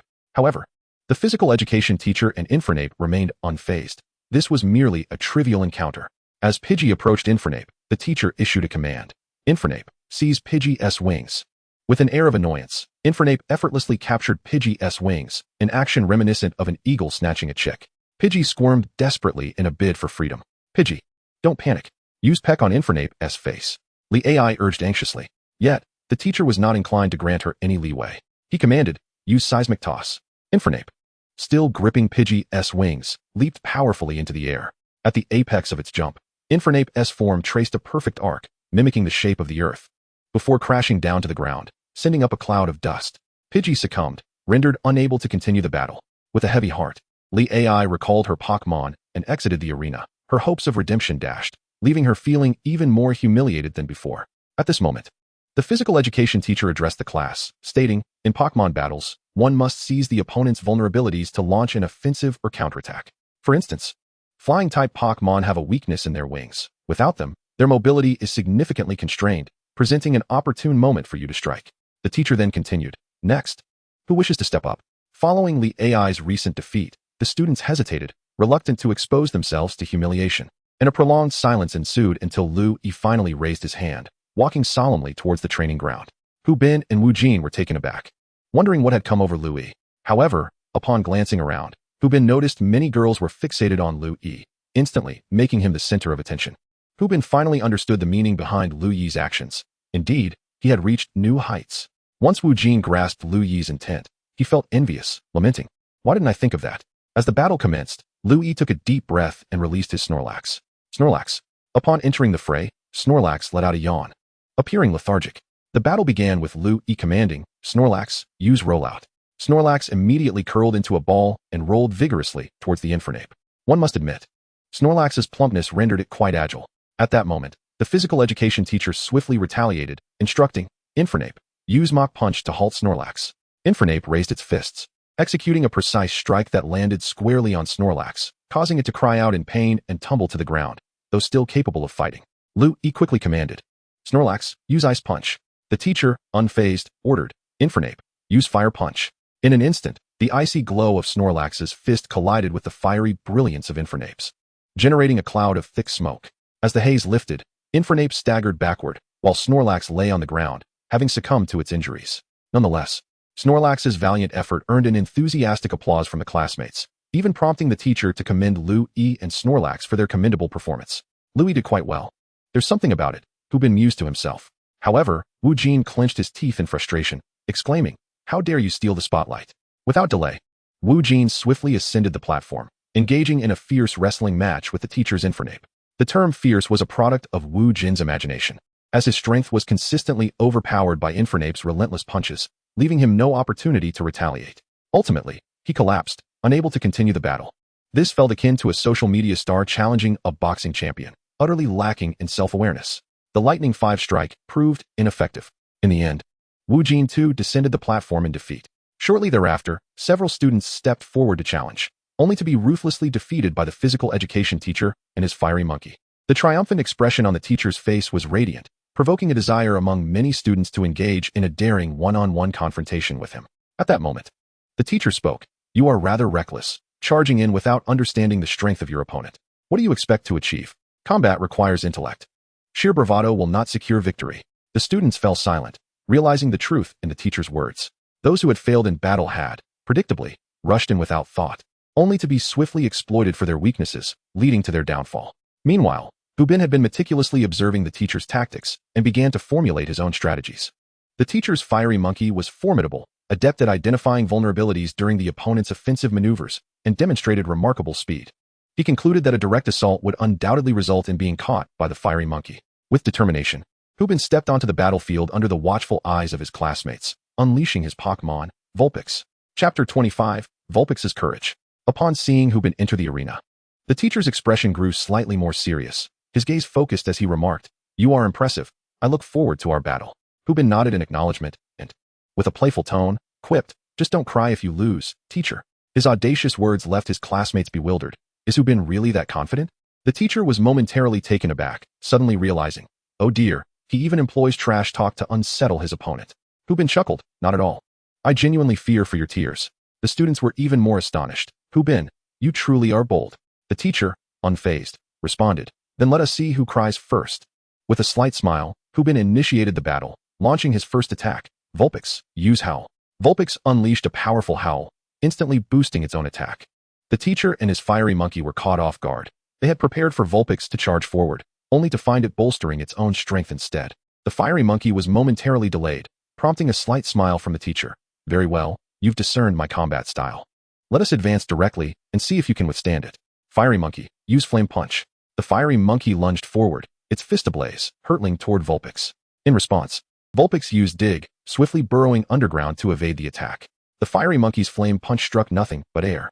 At that moment, Vulpix emerged from the ground, delivering a decisive blow to the fiery monkey. Striking true, Vulpix caused the fiery monkey to yelp in pain. The onlooking students were stunned. Hubin is truly formidable. Overpowering the teacher. The physical education teacher gazed on with admiration, secretly pondering the impressive combat awareness and coordination displayed. Moments later, he commanded, "Blazing Monkey, hold on. Harness your anger and unleash a flurry of bare-handed strikes." As the blazing monkey was riled up by the six tails, its rage intensified, the emblem atop its head becoming more pronounced. With a furious roar, the blazing monkey launched a series of frenzied attacks against Six Tails. In response, Six Tails utilized a defensive maneuver, enveloped by a green barrier for protection. However, the ferocity of the blazing monkey's assault soon overwhelmed the defense, landing a hit on Six Tails, which let out a mournful cry but remained steadfast on the battlefield. Seeing Six Tails injured, Hubin was filled with concern and inquired, "Can Six Tails endure?" Six Tails turned with unwavering determination to face its master, affirming, "I can do it." Gritting his teeth, Hubin commanded, "Six Tails, unleash White Mist." A thick fog enveloped the battlefield, obscuring visibility for the blazing monkey, which grew increasingly agitated. Suddenly, a beam of white light struck the blazing monkey, revealing Six Tails' ultimate move, Aurora Beam. The blazing monkey winced in pain, its fury driving it to search for Six Tails' silhouette. The physical education teacher, anxious due to the obscured scene, reluctantly ordered Blazing Monkey to utilize Shadow Clone for defense. Yet, Hubin remained unperturbed and directed, "Six Tails, use Powder Snow to spread over the battlefield." Obeying Hubin's command, Six Tails unleashed a barrage of powdery snow, rapidly freezing the ground. The blazing monkey was caught off guard, its shadow clones dispelled by the widespread snowfall. Spotting Six Tails' shadow, the blazing monkey retaliated with a fiery punch. But the icy surface caused it to slip and fall. As the white mist dissipated, the physical education teacher and students beheld a frozen arena and a fallen blazing monkey, struggling to regain its footing yet slipping repeatedly. The teacher felt a surge of tension. He had initially thought Hubin was merely trying to obscure the blazing monkey's vision, but it became clear he was buying time to freeze the ground, thereby restricting the blazing monkey's movements.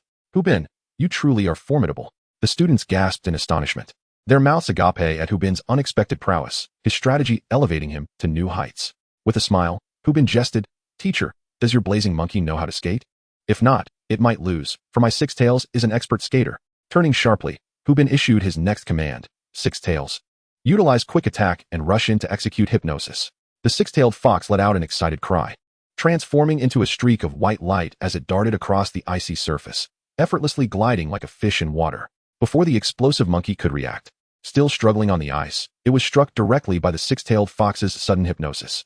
The explosive monkey collapsed to the ground, rendered powerless. Meanwhile, the six-tailed fox gathered a surge of ice energy in its mouth, and at Hubin's command, a beam of aurora struck the slumbering monkey, sending it soaring into the air before crashing down, completely incapacitated. Now, the entire playground fell into a hushed silence, as everyone was left speechless in astonishment. The teacher was truly brought to tears. "Hubin, how could you be so extraordinary?" The physical education teacher, with a bittersweet smile, retrieved the defeated explosive monkey, thinking to himself that he had lost considerable face, having been bested by his own student. Surely, by tomorrow, the news would spread far and wide. having frequently bested others. He now found himself outmatched. After vanquishing a formidable opponent, the six-tailed fox excitedly dashed into Hu Bin's embrace, seeking praise. Who, master, I, little six-tailed fox, am super brave. Hu Bin showered the six-tailed fox with compliments, lavishing affection that left it utterly delighted. Meanwhile, the classmates who had been momentarily stunned regained their composure and erupted into enthusiastic applause for Hu Bin and the six-tailed fox's heroic battle. Many female classmates gazed at them with admiration, stirring envy among the male students. Among those feeling the deepest resentment was Lu Yi, who looked on with a mix of despair and indignation at Hu Bin and the six-tailed fox, who were basking in their glory on the battlefield. Overwhelmed by emotion, he lamented that he had finally managed to put up a fight only to see the physical education teacher's Pokémon defeated in such a decisive manner. Hu Bin, return my sister. After physical education class concluded, Hu Bin, Wu Jin, and the heartbroken Lu Yi headed home to prepare for a rendezvous with Nanzi, gearing up for their evening training session. However, the news of Hu Bin's triumph over the physical education teacher spread like wildfire, making him the talk of the school. Everyone remarked on Hu Bin's prowess, while the teacher's reputation suffered. Chapter 26, The Storm Before the Campus Tournament. Following Hu Bin's overwhelming victory in physical education class, he emerged as a seed contender for the upcoming campus tournament, attracting considerable attention. Yet, Hu Bin remained unfazed, continuing his daily routine of either studying or training. Feeling the weight of responsibility as he managed the training of Nanzi, Wu Jin, and Lu Yi. However, Lu Yi's progress was minimal. Perhaps the recent battle had spurred this unfortunate child. Witnessing Hu Bin being admired by so many girls ignited a spark of envy within him. Determined, Lu Yi resolved to seize the opportunity for romantic prospects in the upcoming tournament. During this period, Hu Bin and his companions trained diligently, with the six-tailed fox showing marked improvement compared to before. Soon, the campus competition is about to commence, and many students are diligently training in preparation for the event. The break time between classes is fleeting, leaving Hu Bin, Wu Jin, and Lu Yi with only a moment to relieve themselves. Each of the three occupies a separate urinal, indulging in their release. Brother Bin, what place do you think we can secure in this campus competition? Lu Yi inquires while attending to his needs. Hu Bin, wearing a contented expression, replies, who cares? As long as we win, that's what truly matters. Wu Jin, appearing somewhat distressed, interjects, but Brother Bin, you need not worry. After all, you are a favored contender in this competition. However, Lu Yi and I might struggle. Hu Bin, fastening his trousers, retorts with a playful smirk. You haven't even competed yet, and you're already sulking. That's not the way for a man to behave. As he speaks, he raises an eyebrow. Wu Jin quickly dresses and, with a frown, counters, I suspect you're just joking around, and I have evidence to support my claim. With a hearty laugh, Hu Bin wraps an arm around Wu Jin and Lu Yi's shoulders, saying, don't get caught up in the details. Hey, you didn't wash your hands. They banter on their way back to the classroom. At that moment, a voice interrupts, you must be Hu Bin. You don't seem so impressive.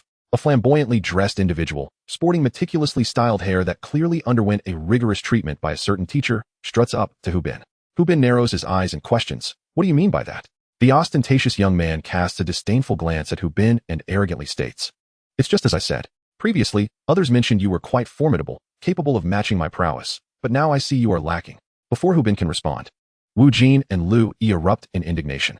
Wu Jin exclaims, who do you think you are, showing such a lack of courtesy? Do you not know how to speak respectfully? Lu Yi adds, indeed. Coming here to provoke us, do you believe you are impressive?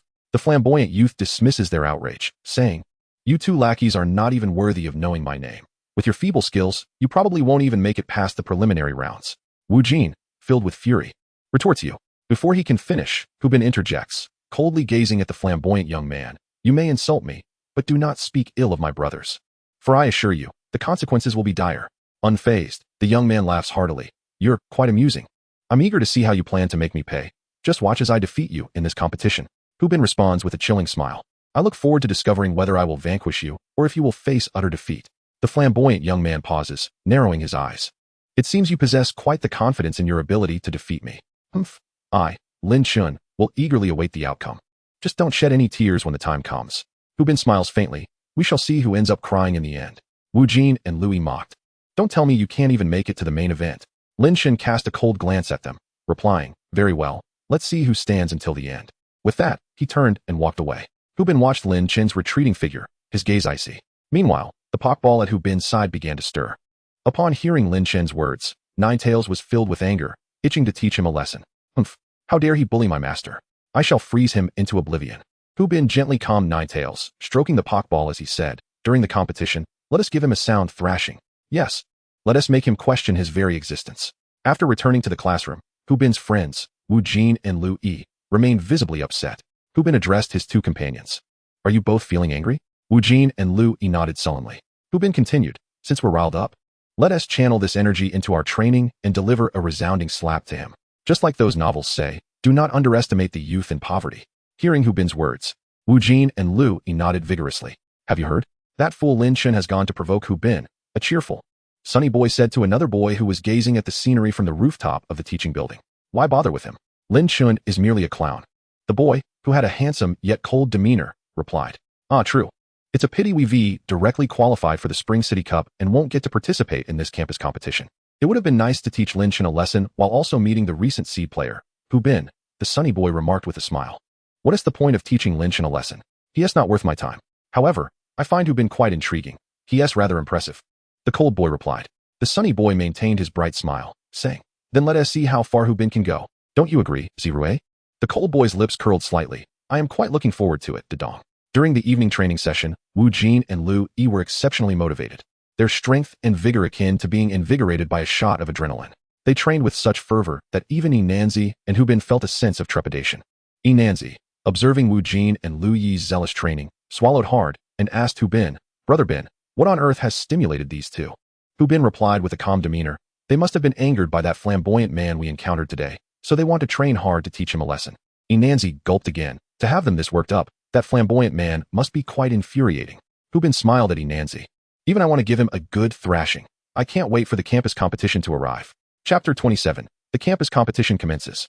Today, the campus buzzed with an extraordinary liveliness as students and faculty congregated on the playground, each visage radiating excitement for the commencement of the school tournament. Soon, Principal Lee ascended the podium, surveying the crowd with a look of immense satisfaction. With a meticulously prepared speech in hand, he began to passionately read, attempting to ignite the competitive spirit among the students. However, upon witnessing the thickness of the principal's manuscript, the students' expressions soured. How long would this take? Would it last until the end of the day? Hu Bin's face darkened, exclaiming in despair, when will we get started? Principal, at this rate, we'll be here until dismissal. Yet, the principal, undeterred by the students' apprehension, grew increasingly animated, showing no signs of halting. It was only after a prompt from his assistant that he finally concluded his speech and transitioned to explaining the tournament rules. Dear students, he proclaimed, this time we shall adopt advanced combat strategies and introduce innovative methods. We will no longer adhere to outdated practices. Today, we will select 16 contenders from the 100 students registered from our senior class to advance to the main event. Furthermore, those who reach the top 8 will be recommended by the school to participate in the Spring City Rookie Tournament. At this moment, a student interjected, but hold on. If it's 100 down to 16, how many matches will each person have to play? The principal, with an enigmatic smile, responded. That is precisely why we must learn advanced combat techniques for greater efficiency. Thus, we will implement the Alola League's 100-person battle, where all 100 combatants will engage simultaneously, with the last 16 emerging to progress to the main event. Exciting, isn't it, dear students? The students collectively gasped in astonishment. A 100-person battle, indeed. While it spared them from numerous matches, it seemed a tad excessive for the participants. The principal, noticing the astonished expressions, felt a sense of satisfaction. Relishing the intended impact of his words, silently commending his own cleverness. He continued, for those who advance to the top 16, the school has prepared rewards, especially for the ultimate champion, which will be quite substantial. He then added, students, our competition will commence in 1 hour right here on this playground. Do not worry about any damage. Fight with abandon. The school has enlisted a team of skilled builders to repair the grounds, so the participating students can rest assured. Now, let us disperse. With that, the principal strode down the podium with confidence, sipping his chrysanthemum and goji berry tea, truly the hallmark of middle age. The students gradually departed the playground, returning to their classrooms for final preparations, while some astute individuals began forming alliances, strategizing to overpower their opponents in the grand battle. This tournament, however, bore a disadvantage for those who often held their noses high in school, as they would undoubtedly become targets, one of whom was Lin Chun. Indeed, Lin Chun began to panic. He had never anticipated that the principal would be so cunning, opting for a trendy format like a 100-person battle. Amongst the participants, nearly half were individuals he had previously offended. In a one-on-one situation, he would fear no one. However, this time, there could be as many as 150 participants. Cold sweat trickled down Lin Chun's brow as he noticed several individuals casting him malevolent glances and whispering among themselves. Having antagonized so many, he was certain he would face a severe beating in such a scenario. Meanwhile, Hu Bin, Wu Jin, and Lu Yi convened to discuss strategies, their faces etched with concern. Although Hu Bin appeared remarkably composed. With a sigh, Wu Jin remarked, "This is truly daunting. One misstep, and we could be eliminated." Lu Yi echoed, "Indeed. This battle is exceptionally challenging." Hu Bin chuckled, "You two need to cultivate a bit more confidence. It's merely a 100-person melee. What's there to fear? Just play it safe and endure until the end, and victory will be ours. Besides, some of those bothersome individuals may not even make it to the main event." Upon hearing this, Wu Jin's eyes brightened. Exactly. Someone like Lin Shun, the nuisance, will surely be overwhelmed by the crowd. Lu Yi grinned, his lips twitching with joy. Indeed. It seems that those who are humble and sincere will find fortune. Gazing out the window, Hu Bin mused, perhaps this is the principal's strategy. After all, to become an exceptional trainer, one must not be arrogant. In the principal's office, the assistant curiously inquired, "Isn't this competition a bit unfair? Some students may be targeted by many." The principal replied calmly, "Fairness has never been a concept in battles. The same applies to training Pokémon. One's family background determines much.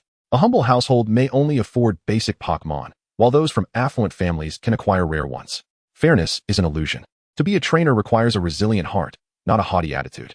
This is the very essence of this competition, to illustrate that becoming a trainer is no simple feat." The assistant felt a surge of respect for the principal, recognizing his profound wisdom. At that moment, Hu Bin was meditating with closed eyes, secretly devising strategies. He and his Vulpix possessed a secret weapon yet to be unveiled, an ability rewarded by the system after defeating the physical education teacher, which the little Vulpix had taken considerable time to master. Poor little Vulpix. The break soon concluded, and the group exited the classroom to find the playground transformed into an expansive battleground. Numerous teachers had summoned their powerful Pokémon to serve as judges and provide rescue support, while a host of medical personnel stood ready for prompt treatment. The magnitude of the event left everyone swallowing hard, feeling somewhat overwhelmed by the grand spectacle. All the second and third year students who were not involved in the battle had already begun to enjoy their popcorn and ice-cold drinks, eagerly preparing for the impending showdown. The participants of the 100-person battle gathered to draw their numbers from the teacher, positioning themselves according to their assigned spots, ready to commence the contest. The school playground, spanning the size of 3 football fields, would serve as the battleground for this momentous event, a rigorous test of endurance and reflexes for both trainers and their Pokémon.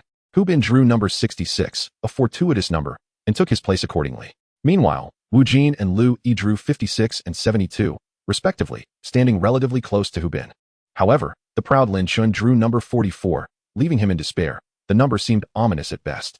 He noticed his peers casting furtive glances in his direction, including Hu Bin, Wu Jin, and Lu Yi, all of whom appeared to harbor malicious intent.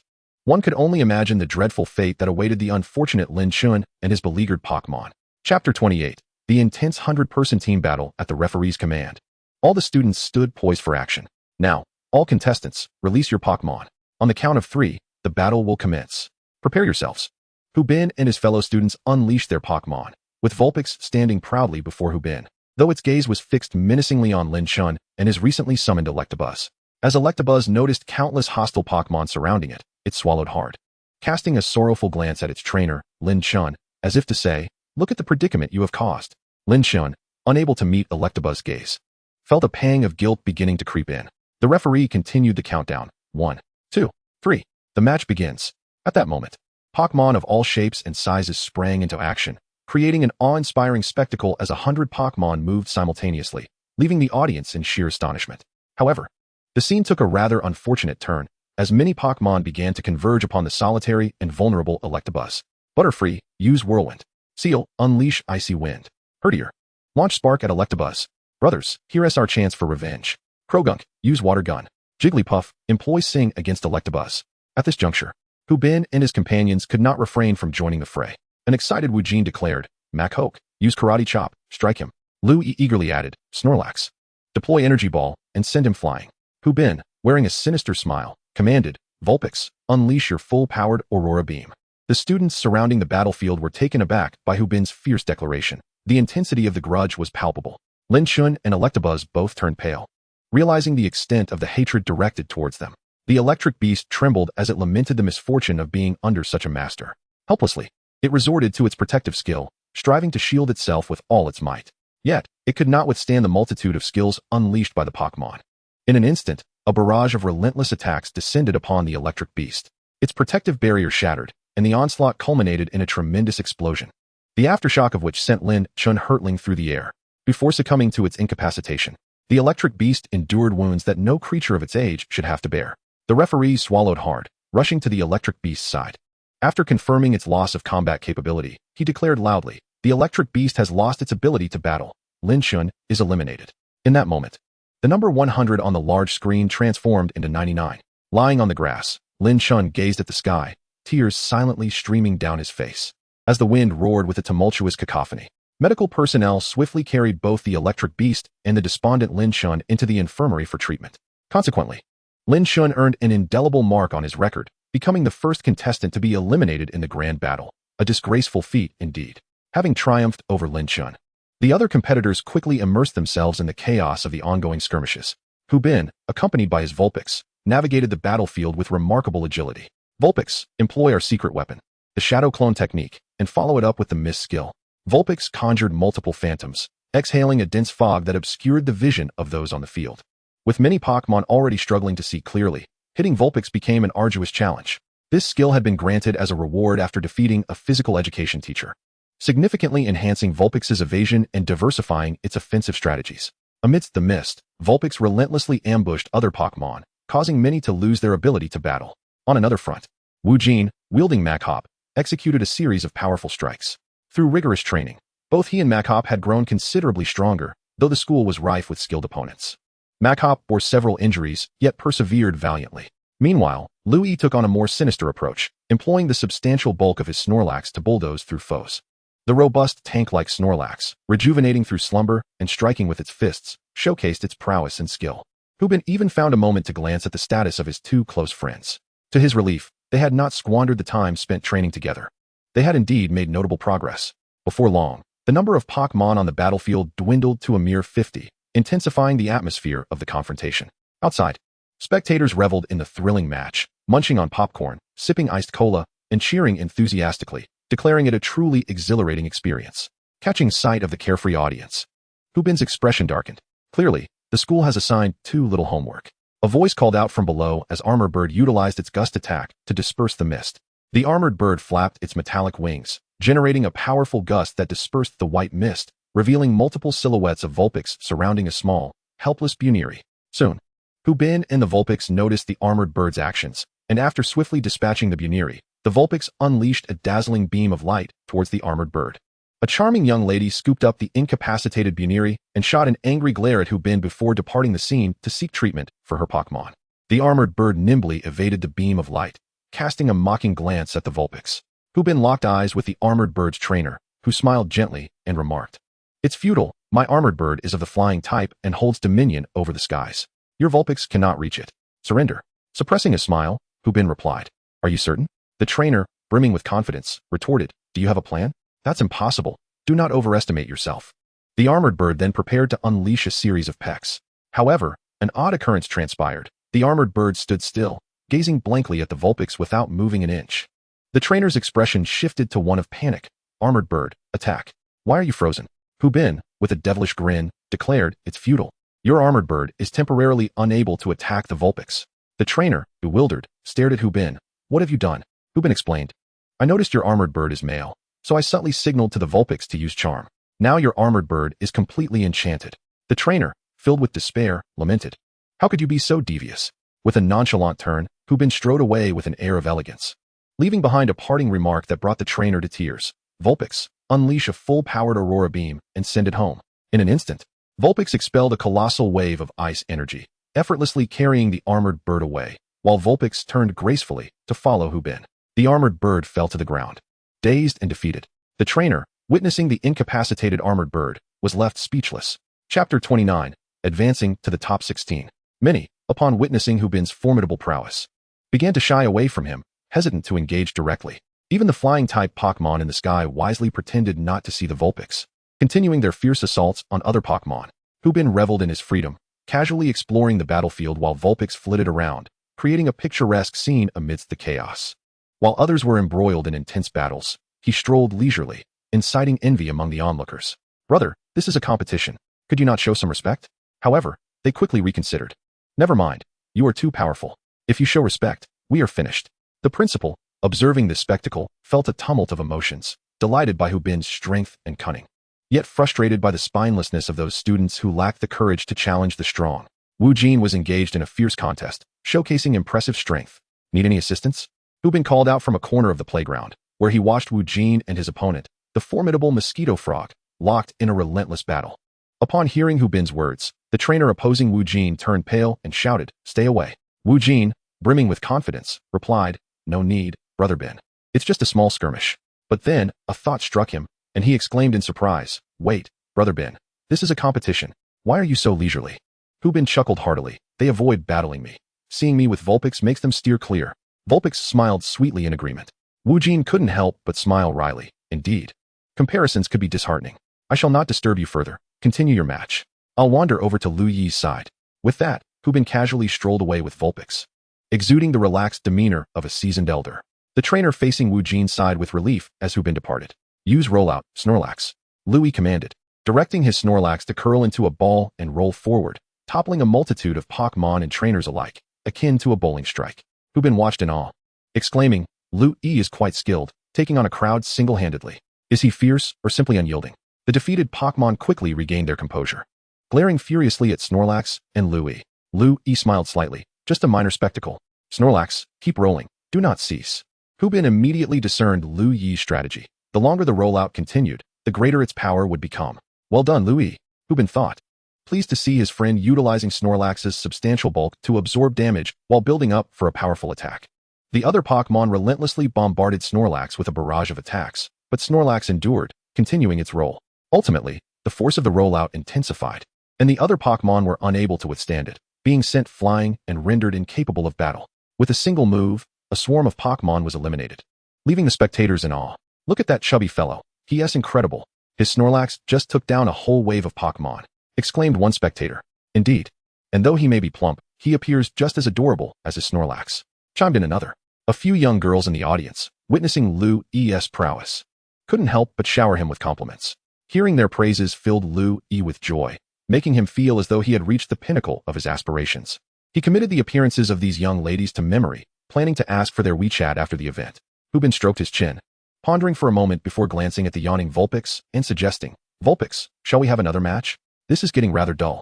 Upon hearing the prospect of a fight, Vulpix perked up excitedly. "I'm ready to take on 10 at once." With a swift command, Hu Bin made his way to the center of the playground and instructed, "Ninetales, unleash your full-powered mist." Ninetales exhaled a vast cloud of white mist, instantly engulfing a significant portion of the arena in a thick haze. Many Pokémon found their vision obscured, plunging into darkness, while the trainers' faces turned ashen with shock. Was there no mercy to be found? The competition had reached a fever pitch, dwindling down to a mere 30 participants, all of whom, along with their Pokémon, were enveloped in the swirling mist. Only a select few flying types managed to escape the chaos. The audience grew anxious, unable to witness the battle. How could they enjoy their popcorn in such a desolate spectacle? Soon, the air was filled with the sounds of desperate skirmishes as one after another. Pokémon were sent flying by blinding beams of light. The unfortunate ones were transformed into ice sculptures, cast out of the arena. Many spectators recognized that Hu Bin and Ninetales were behind the onslaught, yet they were baffled as to how Ninetales could detect its foes amidst the obscured surroundings. What they did not know was that during the initial training sessions, as Ninetales' strength and reflexes had sharpened, Hu Bin had equipped it with a blindfold to enhance its training. Relying on Ninetales' acute hearing, sense of smell, and intuition to catch the ball had proven to be a rigorous challenge, but it had ultimately yielded remarkable results. Thus, within the mist, Ninetales fought with its eyes closed, utilizing the sounds and scents emitted by other Pokémon to ascertain their positions and strike accurately. Indeed, Hu Bin's strategy was nothing short of brilliant. The principal watched in awe, marveling at how exceptionally Hu Bin had nurtured this Ninetales. Meanwhile, on the rooftop, the indifferent man Rui and the sunny boy Dedong exchanged glances of admiration upon witnessing Hu Bin's tactics. Dedong chuckled. "It seems this Spring City competition is going to be quite entertaining. That Hu Bin is quite impressive." Rui smiled faintly, replying, "Let us hope he does not disappoint us." Dedong's expression turned serious as he addressed Rui. "Do you think Hu Bin could join our organization? I have a feeling the boss would take an interest in him." Rui gazed thoughtfully at the mist below, saying, "Let us observe a while longer. Hu Bin's combat skills are commendable, but we must assess the others as well." Dedong fell silent, and together they continued to watch the chaotic battle unfold. Meanwhile, Hu Bin and Ninetales were executing a stunning series of maneuvers, leaving the Pokémon inside doubting their very existence. Ninetales deftly avoided Machoke and Snorlax, even taking a moment to greet them. One eliminated trainer lamented bitterly, Hu Bin and Ninetales are on a rampage in there. Before long, the number of participants dwindled further, down to the final 16, with the referee's whistle signaling the end. The grand battle among the 100 concluded, revealing the last contenders for the top 16, among whom were Wu Jin and Lu Yi. The other trainers are formidable as well. The fact that they managed to evade the onslaught of Hu Bin and his Vulpix, with some even daring to counterattack, is quite commendable. Of course, the prowess of Wu Jin and Lu Yi should not be underestimated either. In Chapter 30, the difficulty of entering the top 8 is underscored. On the playground, many eliminated trainers cast resentful glances at Hu Bin, murmuring, "How can you be so impressive? Look at the chaos you've wrought." The principal, standing at the podium, cleared his throat twice and addressed the assembly. "Everyone performed admirably today. I would like to extend my congratulations to those who have entered the top 16. Tomorrow, we shall continue with the selection for the top 8, employing an 11 battle format. Those who advance to the top 8 will not only receive generous rewards, but also earn the qualification to participate in the Spring City Newcomer Tournament. I encourage everyone to give it their all." Upon hearing that the top 16 would have the opportunity to compete in the Spring City Newcomer Tournament, the selected trainers were elated, their eyes gleaming with competitive spirit as they surveyed their rivals. However, when their gazes fell upon Hu Bin and his Vulpix, they quickly shifted elsewhere, filled with trepidation.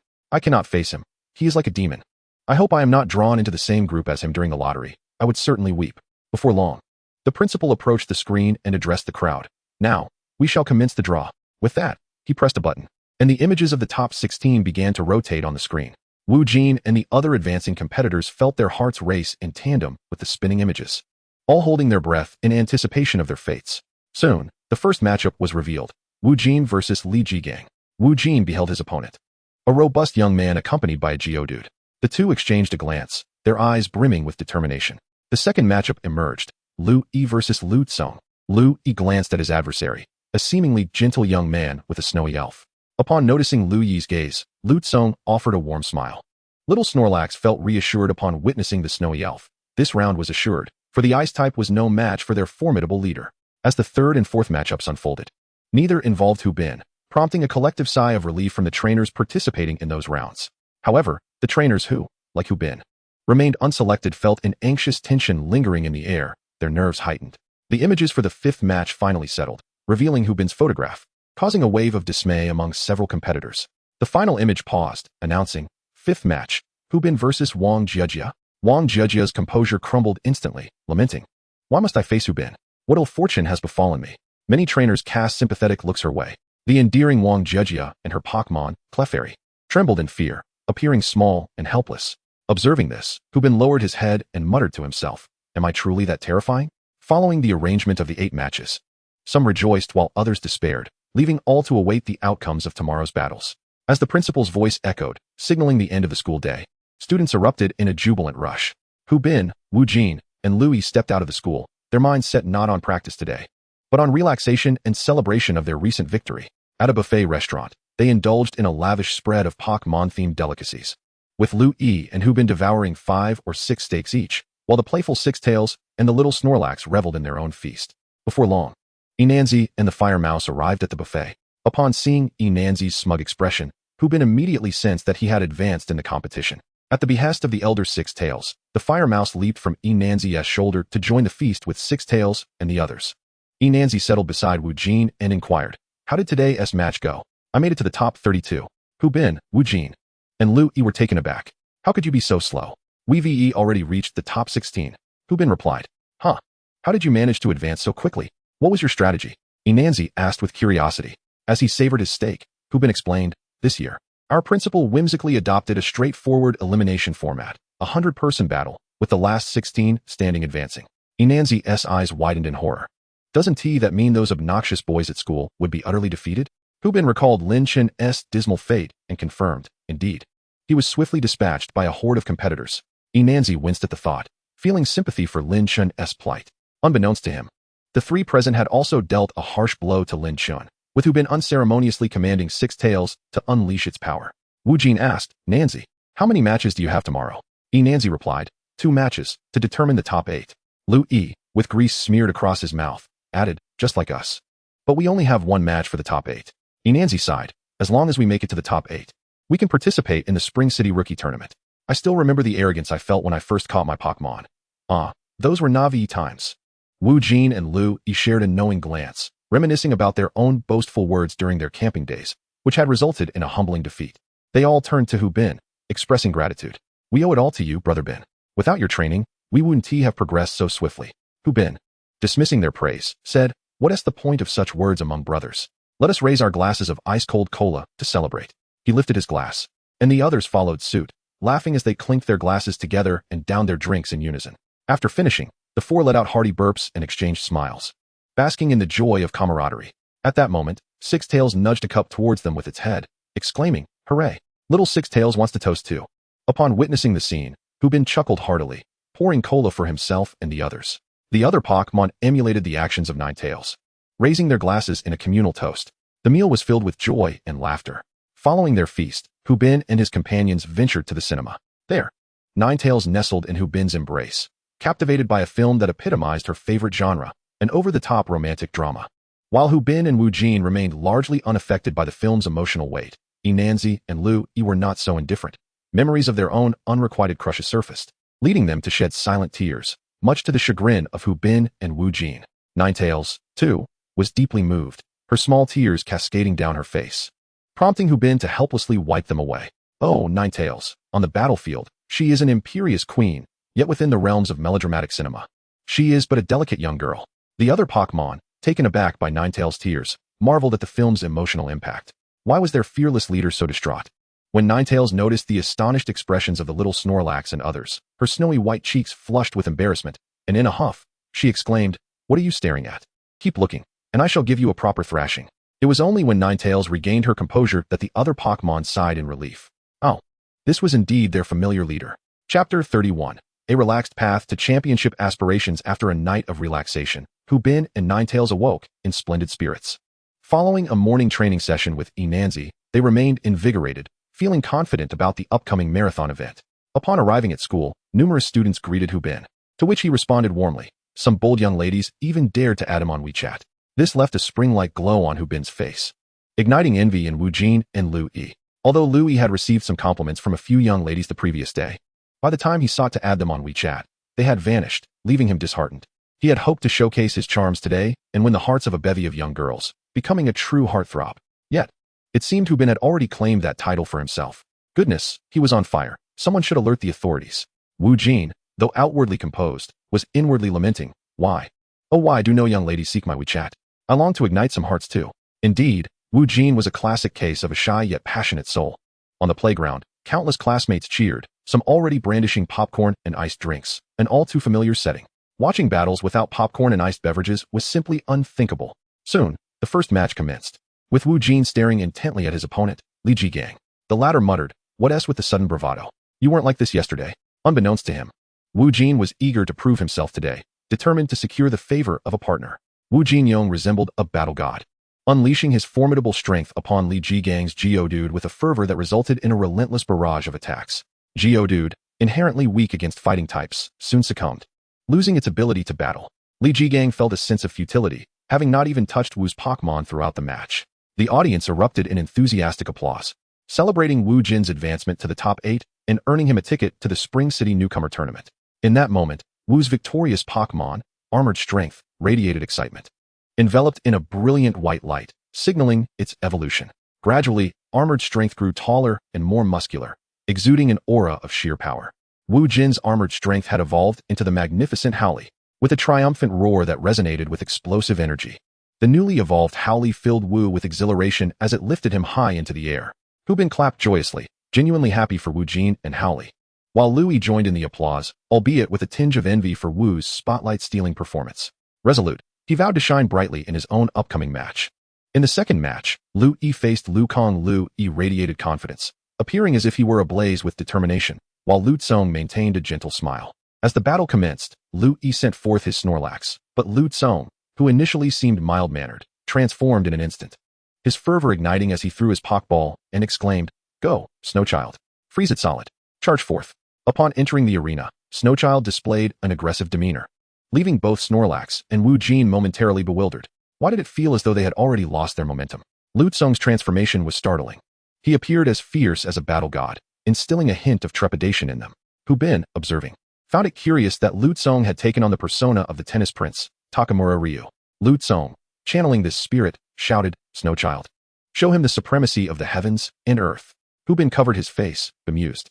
For it seemed that even the character from Stealing Stars in September had made an appearance. Louis was taken aback, unable to fathom that such a seemingly refined individual could utter such cringe-worthy lines. It was almost too awkward to bear.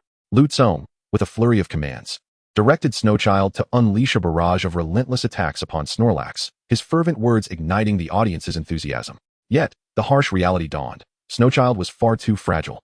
And while Snorlax did sustain some minor injuries, it was akin to mere tickling. With a single, mighty punch, Snorlax delivered a blow that sent Snowchild reeling, dousing Lu Tsong's fervor with a cold splash of reality, returning him to his normal demeanor. Witnessing his Pokemon's defeat, he gently comforted it and extended his well wishes to Lu Yi, leaving Lu Yi feeling somewhat bashful.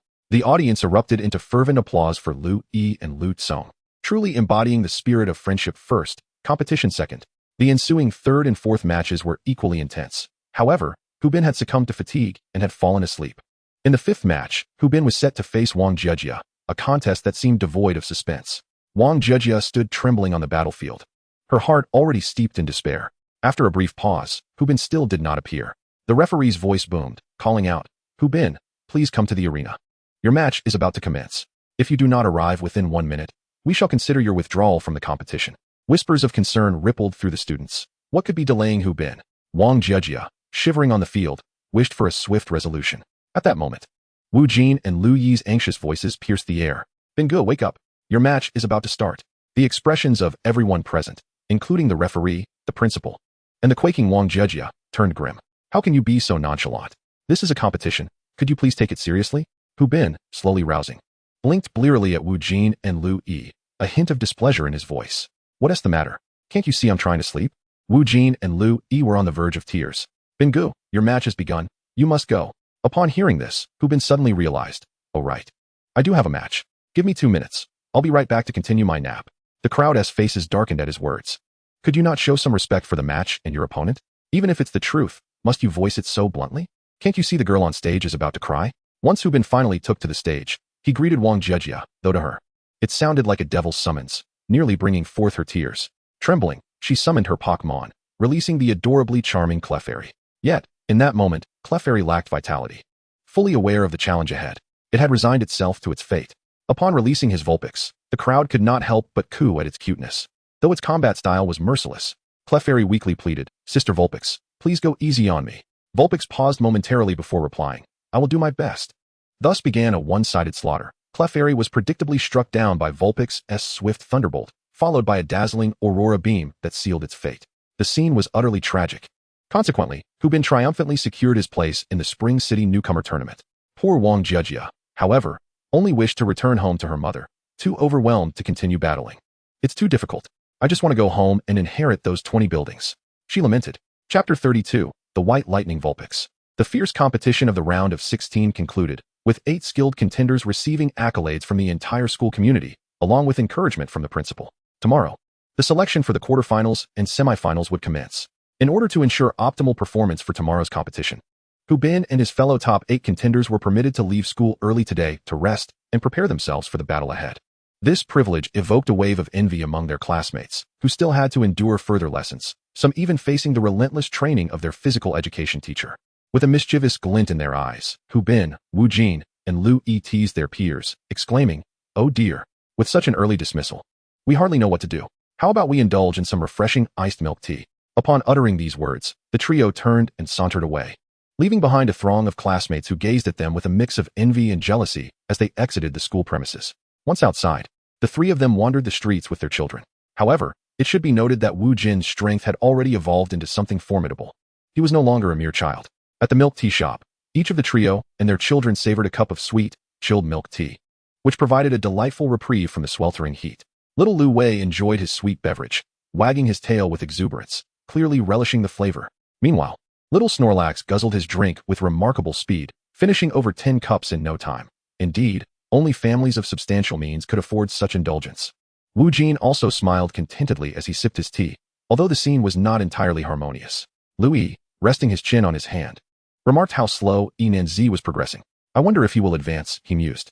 Hu Bin, dismissively, replied, with his capabilities, there's nothing to worry about. This is a straightforward task for him. Wu Jin, with a serious demeanor, added, Enhancement possesses solid skills. He will undoubtedly advance, so spare yourselves the unnecessary concern. Hu Bin shot Wu Jin a sidelong glance, teasing, Brother Jin, you do carry yourself with an air of authority, as if you were guiding the course of the world. Wu Jin's face flushed with embarrassment as he chuckled, I'm merely imitating those esteemed champions of the league. At that moment, Enhancement arrived at the milk tea shop, glowing with excitement, a clear indication of his successful advancement. After ordering a milk tea for his fire mouse, he engaged in conversation with Hu Bin and the others. So, how will your match unfold tomorrow? He inquired, taking a sip of his drink. Wu Jin and Lu Yi exchanged a knowing glance, responding calmly, Tomorrow, we shall face off against each other. Only one of us can proceed to the semifinals. Enhancement took a deep breath and declared, This is an inevitable circumstance. We will inevitably encounter one another. We should embrace the opportunity for a good match to assess the fruits of our training. Wu Jin and Lu Yi shared a smile, affirming, That is precisely our sentiment. I shall not hold back. What a delightful prospect. They all laughed, for true respect among brothers entails engaging in battle without regrets. Turning to little Snorlax, who was sipping his milk tea, Wu Jin proclaimed, Little Snorlax, let us engage in a spirited clash tomorrow. Little Snorlax responded with a serious gaze, Snorlax, no crying if you lose. In the quarterfinals, the first match featured Hu Bin facing Lin Jun, while the final match pitted Wu Jin against Lu Yi. Early on, numerous classmates arrived to secure their spots, and many of them recognized a lucrative opportunity, beginning to sell popcorn and ice-cold beverages, which proved to be exceptionally profitable. Hu Bin watched enviously. This was indeed a golden opportunity for profit. Once the competition concluded, he resolved to set up his own stall and earn a fortune. Lin Jun was widely acknowledged as the school's heartthrob, a youthful and affluent individual who possessed a formidable Charizard, making him a formidable contender in this campus tournament. After shaking hands with Hu Bin, Lin Jun smiled and remarked that ever since defeating the physical education teacher, he had been eager to face Hu Bin, and today, his wish was finally fulfilled. Hu Bin, returning the smile, acknowledged Lin Jun's prowess, stating that they were about to engage in a fierce duel. Lin Jun expressed his anticipation. As the referee announced the commencement of the match, both competitors released their Pokémon. Go Charizard! Go Vulpix! Upon entering the arena, Charizard unleashed a torrent of flames, bolstering its own morale. Vulpix, not to be outdone, let out a spirited cry. The match began with Vulpix launching the first attack, darting forward with a flash of electricity. Lin Jun, brushing his handsome face, declared it futile, commanding Charizard to use Dig. Charizard swiftly clawed at the ground, burrowing into the earth. Vulpix's attack narrowly missed, but it remained composed, shutting its eyes to sense Charizard's movements. Suddenly, Charizard erupted from the ground, extending its claws toward Vulpix. However, Vulpix deftly evaded the attack. Lin Jun was taken aback by its swift reflexes. At that moment, Hu Bin commanded Vulpix to use Shadow Clone technique, followed by Aurora Beam. Vulpix rapidly split into multiple forms, and a blinding beam of white light surged toward Charizard. Charizard had no time to evade and was struck, letting out a pained cry. Yet it remained standing. Charizard retaliated with smoke screen, exhaling thick black fog that enveloped the entire arena. The visibility was severely diminished, and both Pokémon were obscured within the haze. Lin Jun turned to Hu Bin, expressing curiosity about how Vulpix could see through the fog, and he intended to test it today while learning from the experience. Hu Bin calmly replied that it was not about seeing but feeling, instructing Vulpix to use Quick Attack. Suddenly, a white figure surged through the mist. Lin Jun urgently warned Charizard, but it was too late. Vulpix collided with Charizard, sending it flying. Lin Jun murmured to himself, So it's about feeling. I understand now. Hu Bin, you are truly remarkable. At that moment, Charizard wobbled as it stood up, letting out a mighty roar, its tail flames growing even more intense. In a moment of crisis, Charmeleon's ability was activated, enhancing its fiery prowess. In the audience, Wu Jin and Lu Yi felt a pang of concern. Vulpix, being an ice type, could suffer devastating damage from such formidable fire-type attacks. Lin Jun commanded, This is the moment we've been waiting for. Charmeleon unleashed a barrage of flames. The blazing inferno erupted from Charmeleon's mouth, while Vulpix, with its remarkable speed, deftly dodged the fiery onslaught, evading every single strike. Lin Jun was astounded. How can it possess such incredible speed? Its reflexes are terrifying. It's over. Vulpix, unleash your full-powered Quick Attack. Hu Bin shouted. Vulpix transformed into a streak of white lightning, hurtling towards Charmeleon. The sheer force of impact sent Charmeleon crashing against the wall, rendering it unable to continue the battle. The referee promptly declared Charmeleon unable to fight, awarding victory to Vulpix and congratulating Hu Bin for advancing to the top 4. The audience erupted into a thunderous applause, with Wu Jin and Lu Yi excitedly cheering. Bingo, you're amazing. Vulpix is incredible. Lin Jun retrieved Charmeleon and approached Hu Bin, expressing gratitude. Thank you, I learned a lot from this match. I won't let you beat me again in the Chun Chung Rookie Tournament. Hu Bin replied with a hearty smile, I'll be ready for you. Chapter 33. A duel between brothers without regrets. Hu Bin and Vulpix advanced to the top 4 with an impressive display, making their formidable partnership known among the students. The subsequent matches unfolded with fervor, yet Hu Bin's focus remained solely on the impending battle between Wu Jin and Lu Yi. Today, both Wu Jin and Lu Yi appeared somewhat subdued, preparing for their final brotherly showdown, each eager to demonstrate their growth and progress to the other. 2 matches had concluded, leaving some jubilant for their advancement, while others wore bittersweet smiles due to their elimination. As the final match approached, Hu Bin felt a sense of dread. He did not wish to witness either of his brothers falter. His mind was in turmoil. Furrowing his brow, Hu Bin was comforted when Vulpix leapt into his arms, offering silent solace. The quarterfinals commenced, with Wu Jin and Lu Yi exchanging a glance before rising together to enter the arena. Hu Bin, after a moment of contemplation, stood up and earnestly said, Wu Jin, Lu Yi, give it your all. Wu Jin did not turn back, replying, Bin Gu, just watch. Don't be troubled. No matter the outcome, our brotherhood remains intact. We want to showcase our growth during this time. Lu Yi added with a light-hearted smile, Bin Gu, just enjoy watching our progress. With that, the two strode confidently onto the battlefield without a backward glance. Hu Bin watched their departing figures, letting out a soft huff. Indeed, they're both quite the proud ones. He then smiled, feeling a sense of relief. Let us have a duel without regrets. On the battlefield, Wu Jin and Lu Yi, amidst the cheers and applause of their classmates, firmly clasped each other's hands. Wu Jin earnestly declared, let us give it our all. I am eager to witness the extent of your prowess now. Lu Yi, equally serious, responded, let us fight with all our might and leave no regrets. Wu Jin insisted. Absolutely. Suddenly, a chuckle escaped Lu Yi's lips. I apologize, but the earnestness with which you uttered that line made me want to laugh. Initially grave, Lu Yi couldn't hold back his laughter at Wu Jin's sincere, yet somewhat ridiculous expression. Wu Jin's face darkened. I am being serious here. How can you respond like that? Just because we're brothers doesn't mean I want to take you down. As the match commenced, the earlier jest had allowed both Wu Jin and Lu Yi to relax, though Wu Jin still bore a slight grudge. I rarely take things so seriously. And this is how you treat me? You're finished. In unison, Wu Jin and Lu Yi released their Pokémon. Upon entering the arena, Machoke proudly showcased its impressive physique while gazing earnestly at Lu Yi's Snorlax. Today, Snorlax was uncharacteristically energetic, brimming with determination to battle its old friend, Machoke. Hu Bin observed from the sidelines, a faint smile on his face, anticipating a thrilling match without regrets. The battle commenced. With Wu Jin launching the first strike, Machoke executed a karate chop. A radiant white light glimmered from its massive fist as it charged towards Snorlax. Lu Yi, undeterred, commanded, Snorlax, meet it head-on with Ice Punch. The fists of Machoke and Snorlax collided, stirring up dust and debris, a testament to their unyielding spirit. Both Pokémon were momentarily pushed back by the force of their clash, their eyes alight with excitement. This battle was exhilarating. Wu Jin, invigorated, urged Machoke. Show him our full power. Use Heavy Slam. Lu Yi, equally spirited, countered, Snorlax, retaliate with our own Heavy Slam. Machoke bellowed, concentrating an even greater strength into its punch before unleashing it. Snorlax also delivered a powerful blow in response. The collision of their fists created a whirlwind of dust and chaos throughout the arena.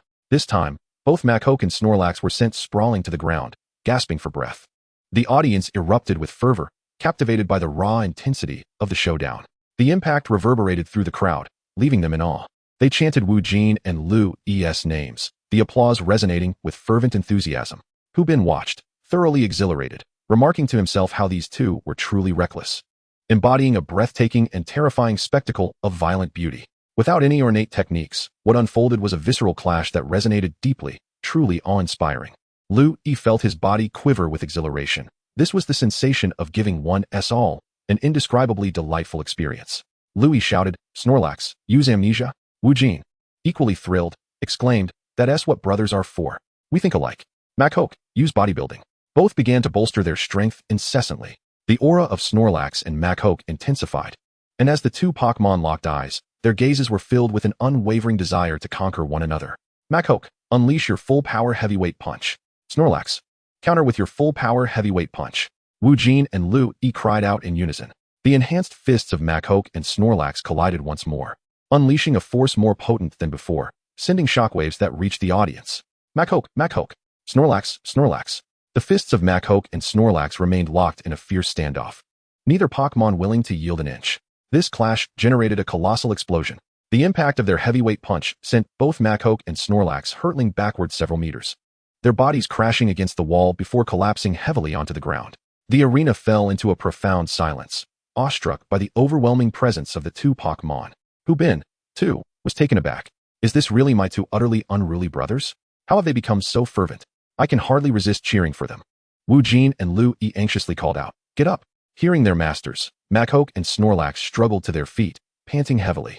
They exchanged a gentle nod, acknowledging each other as strength. Ultimately, Snorlax relaxed and smiled, collapsing onto the ground, unable to continue fighting.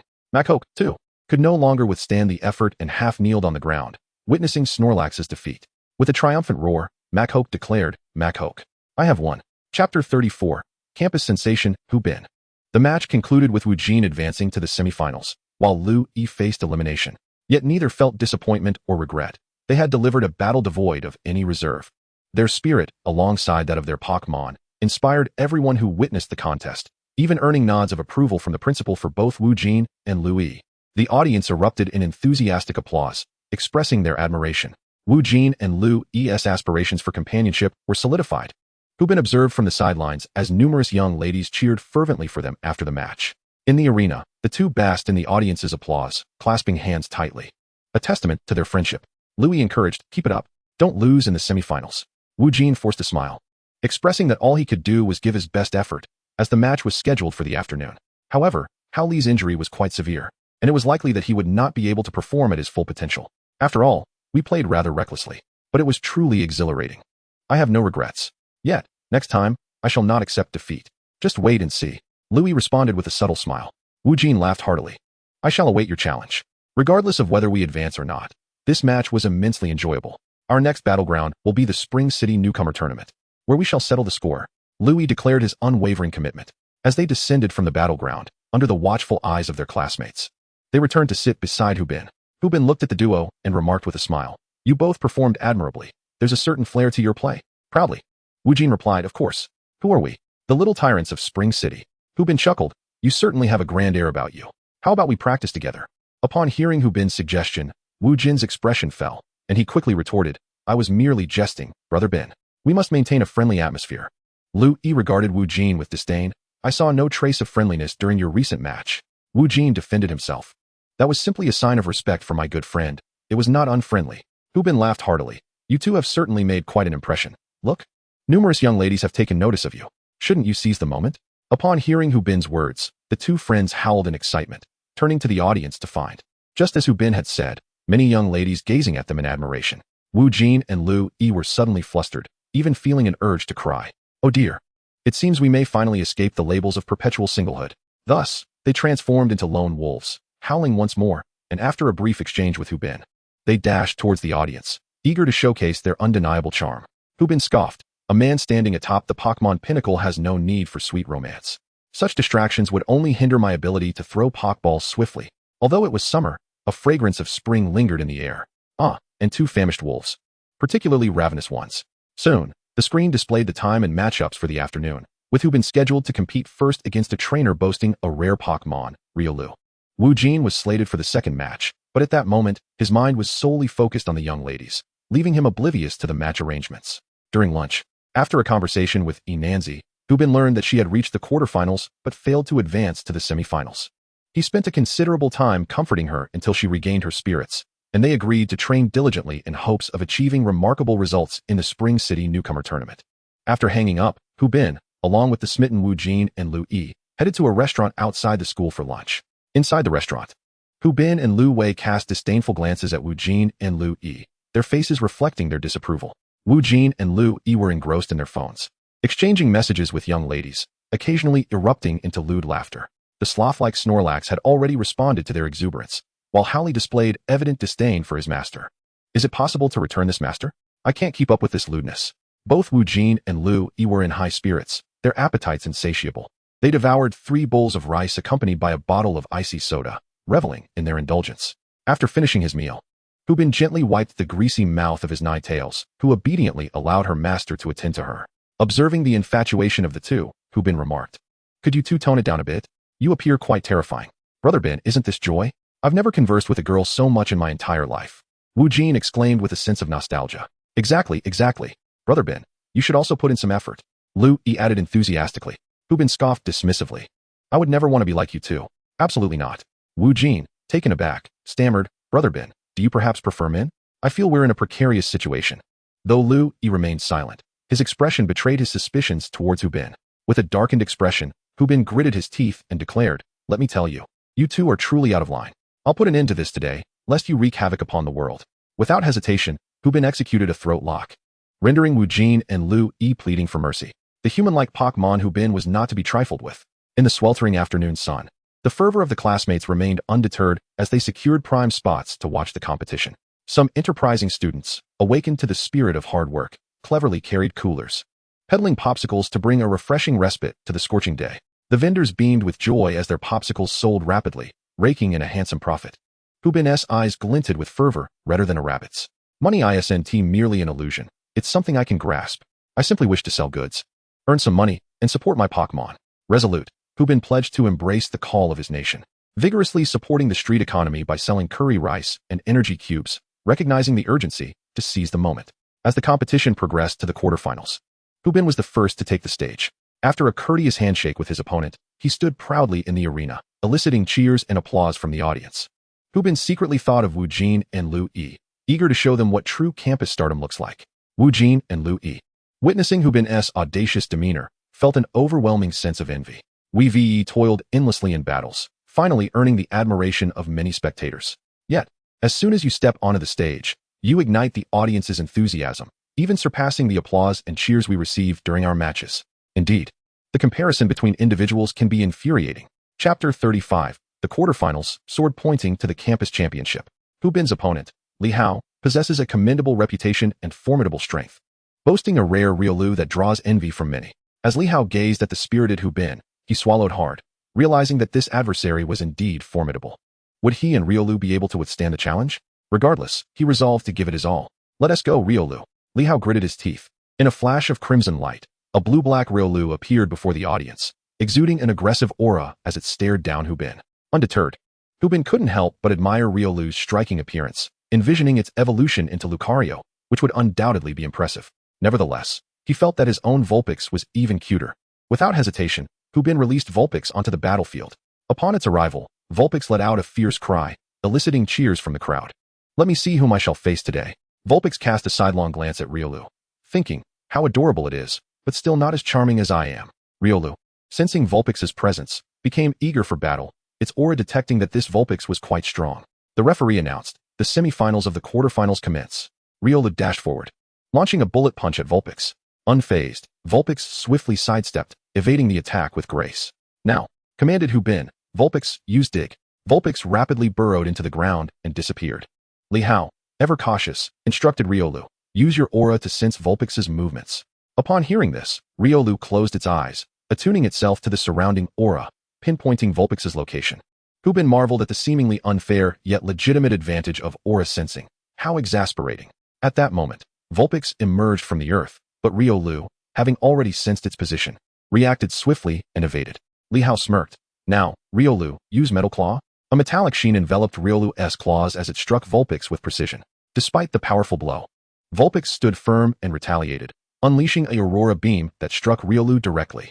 Riolu was sent tumbling through the air, landing half-kneeling on the ground, panting. Vulpix, now on the battlefield, delicately licked the spot where Riolu had hit it. Vulpix's demeanor shifted, a serious glint emerged in its eyes, instilling a tremor of apprehension in Riolu. Rising resolutely, Riolu braced itself against Vulpix's imposing presence. Hu Bin, witnessing Vulpix's injury, felt a wave of concern. Indeed, it had sustained a blow. He pondered the challenges posed by Riolu's aura abilities, realizing that tactics like Mist and Shadow Clone would not significantly hinder Riolu. However, he knew that Vulpix had yet to reveal its signature move. At that moment, Li Hao commanded Riolu to unleash a dazzling quick attack against Vulpix. Hu Bin smiled faintly, reminding himself to remain calm in the face of adversity, for one cannot rush when savoring hot tofu. He instructed Vulpix to showcase their signature technique with the swiftest quick attack imaginable. Vulpix responded, transforming into a streak of white lightning that surged forward, its speed surpassing that of all prior contests. Many competitors who had faced Hu Bin could not help but chuckle ruefully. Indeed, he had not exerted his full strength. Riolu, however, could not match Vulpix's velocity, and upon direct collision, It found itself at a disadvantage, crashing to the ground. You wish to compare face-smashing techniques with my Vulpix? Riolu. You still have much to learn. Hubin thought with a grin. Vulpix then employed Howl, releasing a feisty cry that further enhanced its power. Li Hao gritted his teeth in frustration, urging, "Damn it, Riolu. We cannot lose. Use Swords Dance." "Riolu," came the eager response. At that instant, Vulpix, moving with astonishing speed, darted right before Riolu, its pupils swirling as they pierced into Riolu's eyes. Before Riolu could execute Swords Dance, it succumbed to slumber. This was one of Vulpix's signature moves, Hypnosis, a swift offensive strategy employed by Hubin, known as the Face Slam Hypnosis. Simple, yet brutal. If the speed is sufficient, slumber ensues. Leaving one at my mercy, the audience was left in awe at Hubin's audacious maneuver. Indeed, speed was the key to unbridled power. Vulpix, now bolstered, was a formidable force, while the sleeping Riolu remained blissfully unaware of the impending fate that awaited it. Li Hao, in a state of exasperation, called out to Riolu in vain, for it was lost in a deep slumber. At that moment, Li Hao felt utterly alone and helpless. "Devil, Hubin. You truly are a devil," he lamented. Hubin chuckled ominously, declaring, "This is now my domain. Vulpix, unleash your full power with Aurora Beam." Vulpix mirrored his sinister smile, rapidly gathering icy energy within its mouth. In Li Hao's eyes, Hubin was the dark overlord, and Vulpix his fearsome enforcer, adorable yet ruthless. Finally, the Aurora Beam cascaded forth, striking Riolu directly, which fell gracefully, still drooling, before crashing to the ground, utterly incapacitated. The defeated Riolu wore a smile, perhaps still lost in pleasant dreams. Blissfully unaware of its misfortune, Li Hao, on the verge of tears, recalled Riolu into its Pokeball, lamenting his ill fate for encountering the formidable Hubin. "Woe is me," he cried. The referee, momentarily stunned, announced, "Riolu has lost its ability to battle. Vulpix is victorious. Advancing to the finals is Hubin." Instantly, the arena erupted in cheers, thunderous applause echoing throughout, with some young ladies even shouting, "Hubin, the Dark Overlord, how handsome. Hubin, you are quite the rogue. And I adore you. Go, White Lightning Vulpix, charge forth. Ninetales, so adorable. I long to take it home." Upon hearing the cheers, Hubin and Ninetales were brimming with confidence, striding out of the competition arena with an air of superiority. The little Ninetales held its tail high, its face radiating pride. When Hubin caught sight of Wu Jin and Lu Yi, he cast a smug glance their way, his expression delightfully infuriating. "Wu Jin and Lu Yi, did you see that? Who truly reigns supreme in this school? Learn a thing or two, you pesky younger brothers." In the subsequent matches, Wu Jin's dream of advancing to the top four was shattered. Although his Gyarados had sustained significant injuries earlier in the morning, it had recovered by noon. However, his condition in the afternoon was far from optimal. Moreover, the competitors who could reach the top four were no pushovers. The talented Miss Chinen, wielding her powerful Gardevoir and exploiting type advantages, effortlessly secured victory and advanced to the finals. Tomorrow, she would compete against Hubin for the championship title. Yet, Hubin and Ninetales felt no fear. The championship was firmly within Hubin's grasp, bolstered by the generous rewards from the system, which he simply could not refuse. Chapter 36, Ninetales' New Skill. Hubin, Wu Jin, and Lu Yi had certainly made quite a splash at school. Hubin was even bestowed with the illustrious title of the Great Demon King, while the charming little Ninetales earned the affectionate moniker of White Lightning, a name far more flattering than anything the peers could muster. Wu Jin and Lu Yi, on the other hand, found themselves inundated with attention from numerous young ladies, their faces adorned with smiles that revealed the creases of delight. Hubin, however, wished to distance himself from these two, utterly embarrassed by their antics. After the competition, the trio gathered for dinner before heading to the training facility to resume their daily practice. Yet, Enanzi, along with Lu Yi and Wu Jin, radiated an unusual exuberance, as if they had consumed the essence of a phoenix. Hubin understood that Enanzi, fueled by the desire to improve after the campus competition loss, was eager to train diligently with her Cyndaquil, preparing to showcase their prowess in the upcoming marathon and the Spring City Newcomer tournament. Meanwhile, Wu Jin and Lu Yi trained fervently, filming themselves and sharing their exploits on social media, embellishing their posts with the caption, "Exceptional trainers and Pokémon should sweat it out in the training hall." Hubin watched, his expression darkening. They truly seized every opportunity, didn't they? In the past, they had never bothered to document their training sessions for social media, but now, with a surge of newfound attention from young ladies, they suddenly found the motivation to capture every moment. How utterly superficial. TSK. With disdain for Wu Jin and Lu Yi simmering in his thoughts, Hubin resolved to keep his distance from them, lest he be led astray by their antics. Hubin brought Ninetales to the icy training arena, where the chill enveloped them. Ninetales reveled in the cold, comfortably squinting its eyes in sheer delight. Hubin observed the contented demeanor of his Vulpix and resolved that once the competitions concluded, he would take Vulpix on a journey to the true snowfields. With closed eyes, Vulpix absorbed the icy energies of the snow-laden landscape. Suddenly, Vulpix's eyes sprang open, and a formidable surge of ice energy rapidly coalesced in its mouth, forming a silvery beam that shot forth towards the rocks ahead. The beam struck with relentless force, shattering 1, 2, 3 boulders, leaving behind a thick layer of ice on the ground. Hu Bin's eyes widened in astonishment. This was the ice beam. He was taken aback to discover that Vulpix had self-taught this powerful move, and its potency was significantly greater than the aurora beam, which had previously been Vulpix's strongest skill. Vulpix beamed with joy, gazing expectantly at Hu Bin, her eyes sparkling with pride, as if to say, "Look how impressive I am, master." Amidst his shock, Hu Bin felt an overwhelming joy. It was known that Vulpix's most potent skill was the aurora beam, yet its effectiveness had relied heavily on Vulpix's affinity for ice energy. Now, with the ice beam as her secret weapon, Vulpix's strength would increase considerably. Hu Bin affectionately patted Vulpix's little head, exclaiming, "You've become incredible, little Vulpix. You're growing stronger by the day." Vulpix basked in Hu Bin's praise, her face radiating pride. Energized by her master's commendation, she dedicated herself to mastering her newly acquired ice beam. Training brought her immense joy, and Hu Bin, delightfully observing her earnest efforts, felt a profound sense of gratitude. Having a Vulpix that never caused him worry was a true blessing. Subsequently, Hu Bin entered the system's marketplace, intending to procure several ice gems to enhance Vulpix's ice abilities. With a grand flourish, he purchased 5 ice gems, depleting his points entirely. Yet, he paid no heed to his empty pockets. Spending a little for his beloved companion was worth it. Moreover, winning tomorrow's competition would surely replenish his points and rewards. What a splendid prospect.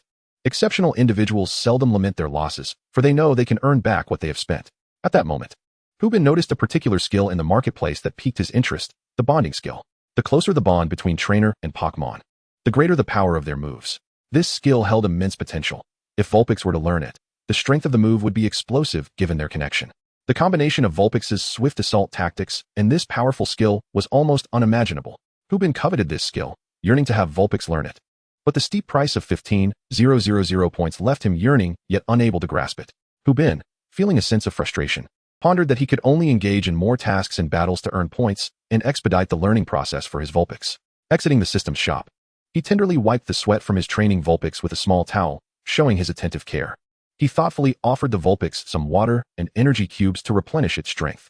Under Hu Bin's meticulous care, Vulpix regained its vigor and, feeling invigorated, leapt from his embrace to continue its training, showing no desire to rest.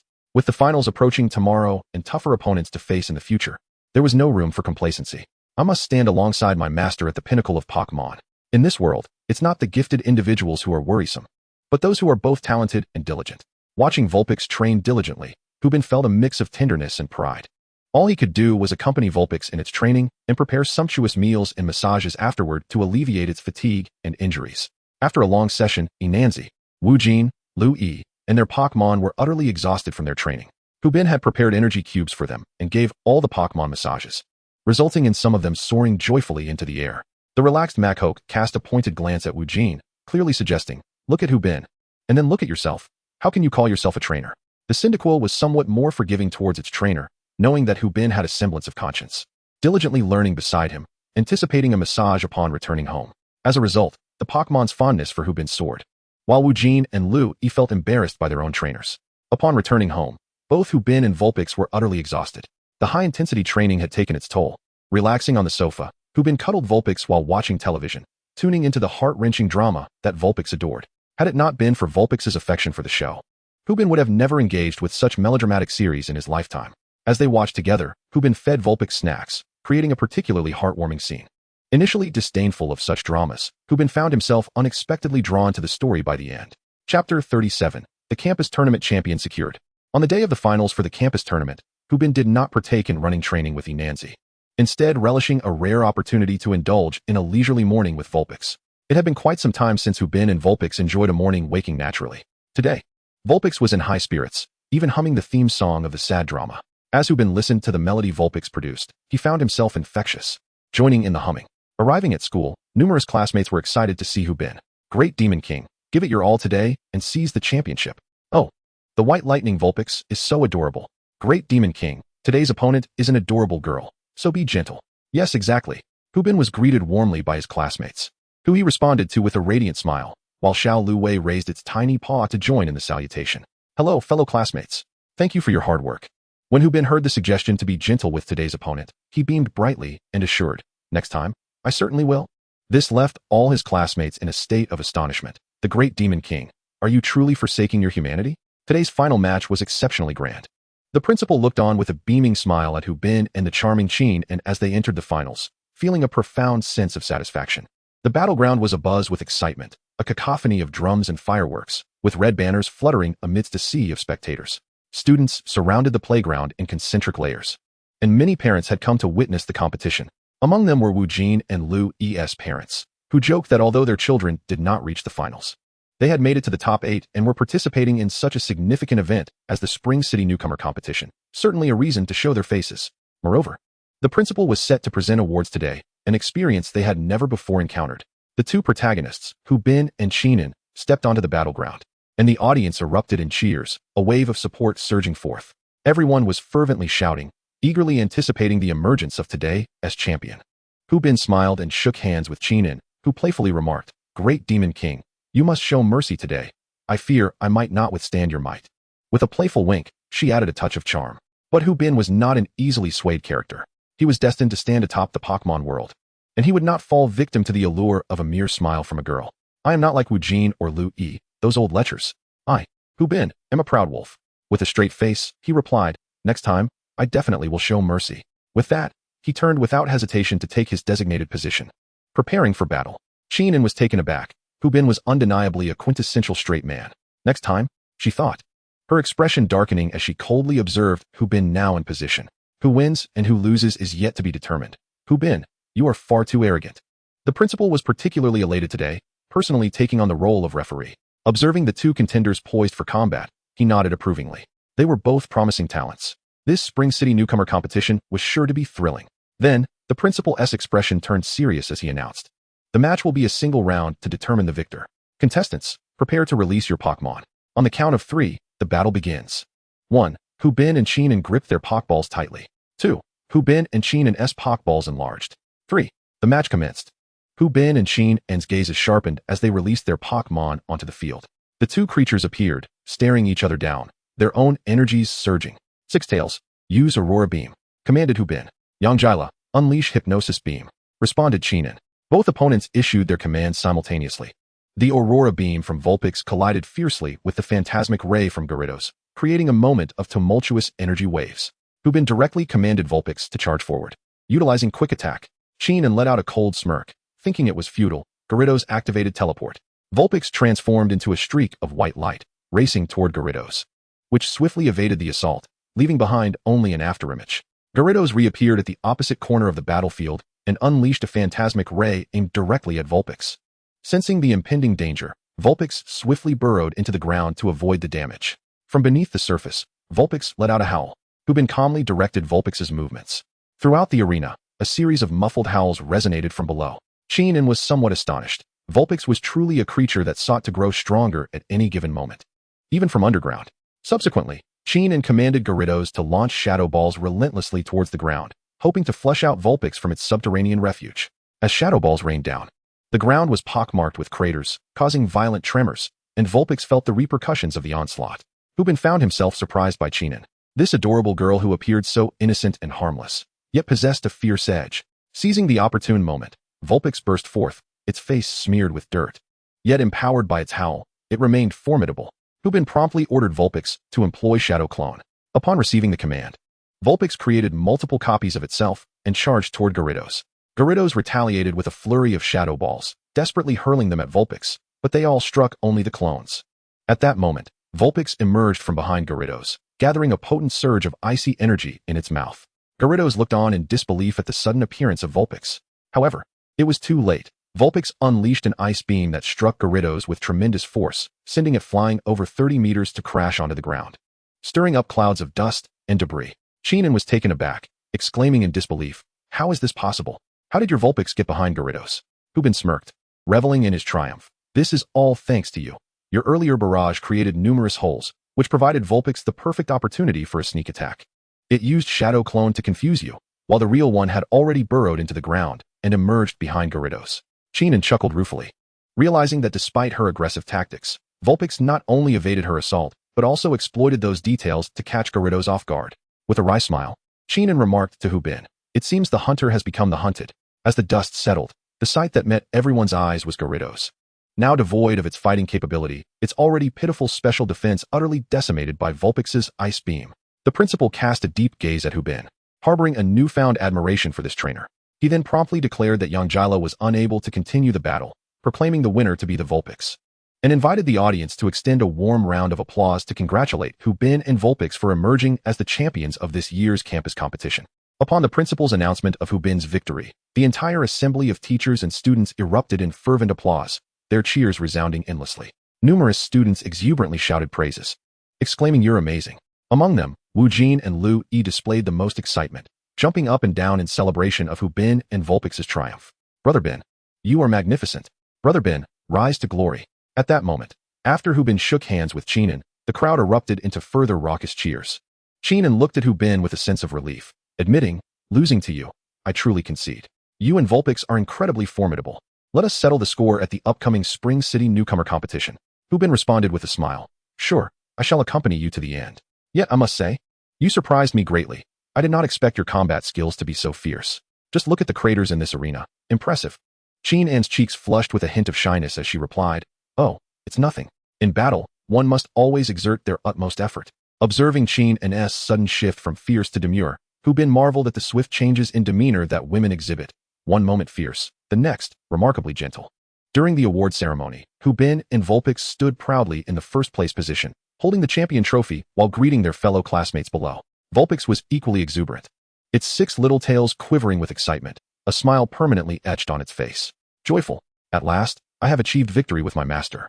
Next, I aim to secure the Marathon Championship and the Newcomer Competition title. There are more trophies to be claimed in the future." On stage, the 16 finalists basked in the attention of the audience, receiving a myriad of gazes, some filled with envy, others with congratulations, and a few tinged with jealousy. Wu Jin and Lu Yi, standing before the entire school for the first time to receive their honors, felt a wave of nervousness wash over them, especially with their parents watching from the crowd. Their expressions were notably serious, although their palms were slick with sweat. Hu Bin, observing them, felt a sense of bemusement. The typically lively duo now appeared so composed, and he wondered why they were so anxious. What a comical display. Subsequently, the principal approached each individual, offering gentle words of encouragement before personally presenting certificates and prizes as tokens of recognition. Lu Yi, having reached the top 8, was awarded a precious item, a leftover from the principal. He was overjoyed. Wu Jin, securing a spot in the top 4, received a black belt suitable for his prowess, along with a manual on hell rolling as his reward. Below, the parents of Wu Jin and Lu Yi watched their children flourish, tears of joy streaming down their faces. After so many years, their children were no longer the mischievous kids summoned for misdeeds. This time, they had finally achieved something remarkable. "Oh my, what a journey it has been." It was Hu Bin's turn. The principal approached him and gently said, "Hu Bin, quite impressive. You must strive for an excellent ranking in the upcoming Spring City Newcomer competition to bring glory to our school." Hu Bin smiled and replied, "Absolutely." With a hint of reluctance, the principal produced a small box and said, "This item will greatly benefit your Vulpix. You must use it wisely. It pains me to part with it." Hu Bin cheerfully accepted the box and assured the principal, "Rest assured, I will make you proud in this competition. Await the good news." "Very well, I have high hopes for you. Do not disappoint my expectations. Our school has not won the Spring City Newcomer Championship in 20 years. This has always been a source of concern for me. I long to witness our school produce a champion before my retirement. That would bring me immense satisfaction." The principal expressed with a sense of nostalgia as he looked at Hu Bin. Hu Bin composed himself and solemnly promised, "Principal, you can trust me. I will give my all to secure the championship." The principal, touched by Hu Bin's words, responded, Good child. Do your best. I believe in you." He then pulled out a disc from his bag and handed it to Hu Bin. "This contains training methods for your psychic abilities. I believe it will greatly assist you in Vulpix. Go for it." After saying this, the principal gently patted Hu Bin's shoulder and departed. Hu Bin gazed at the skills gifted by the principal with astonishment. The principal had truly invested significantly.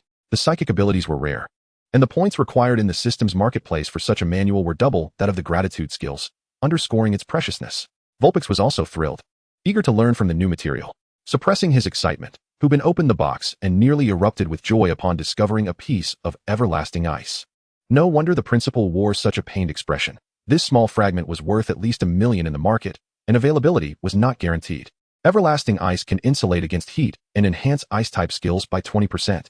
With Vulpix equipped with it, the power of its ice skills would undoubtedly reach new heights. Indeed, the principal had spared no expense this time. He could not let the principal's kindness go to waste. He was determined to give it his all. The principal had even thoughtfully fashioned it into a small necklace for Vulpix to wear. How considerate. After the award ceremony, Hubin and Vulpix gained even greater popularity within the school. Undoubtedly, Hubin had become the kind of exemplary child in the eyes of parents. He shared a photo of himself and Vulpix on the podium with his parents.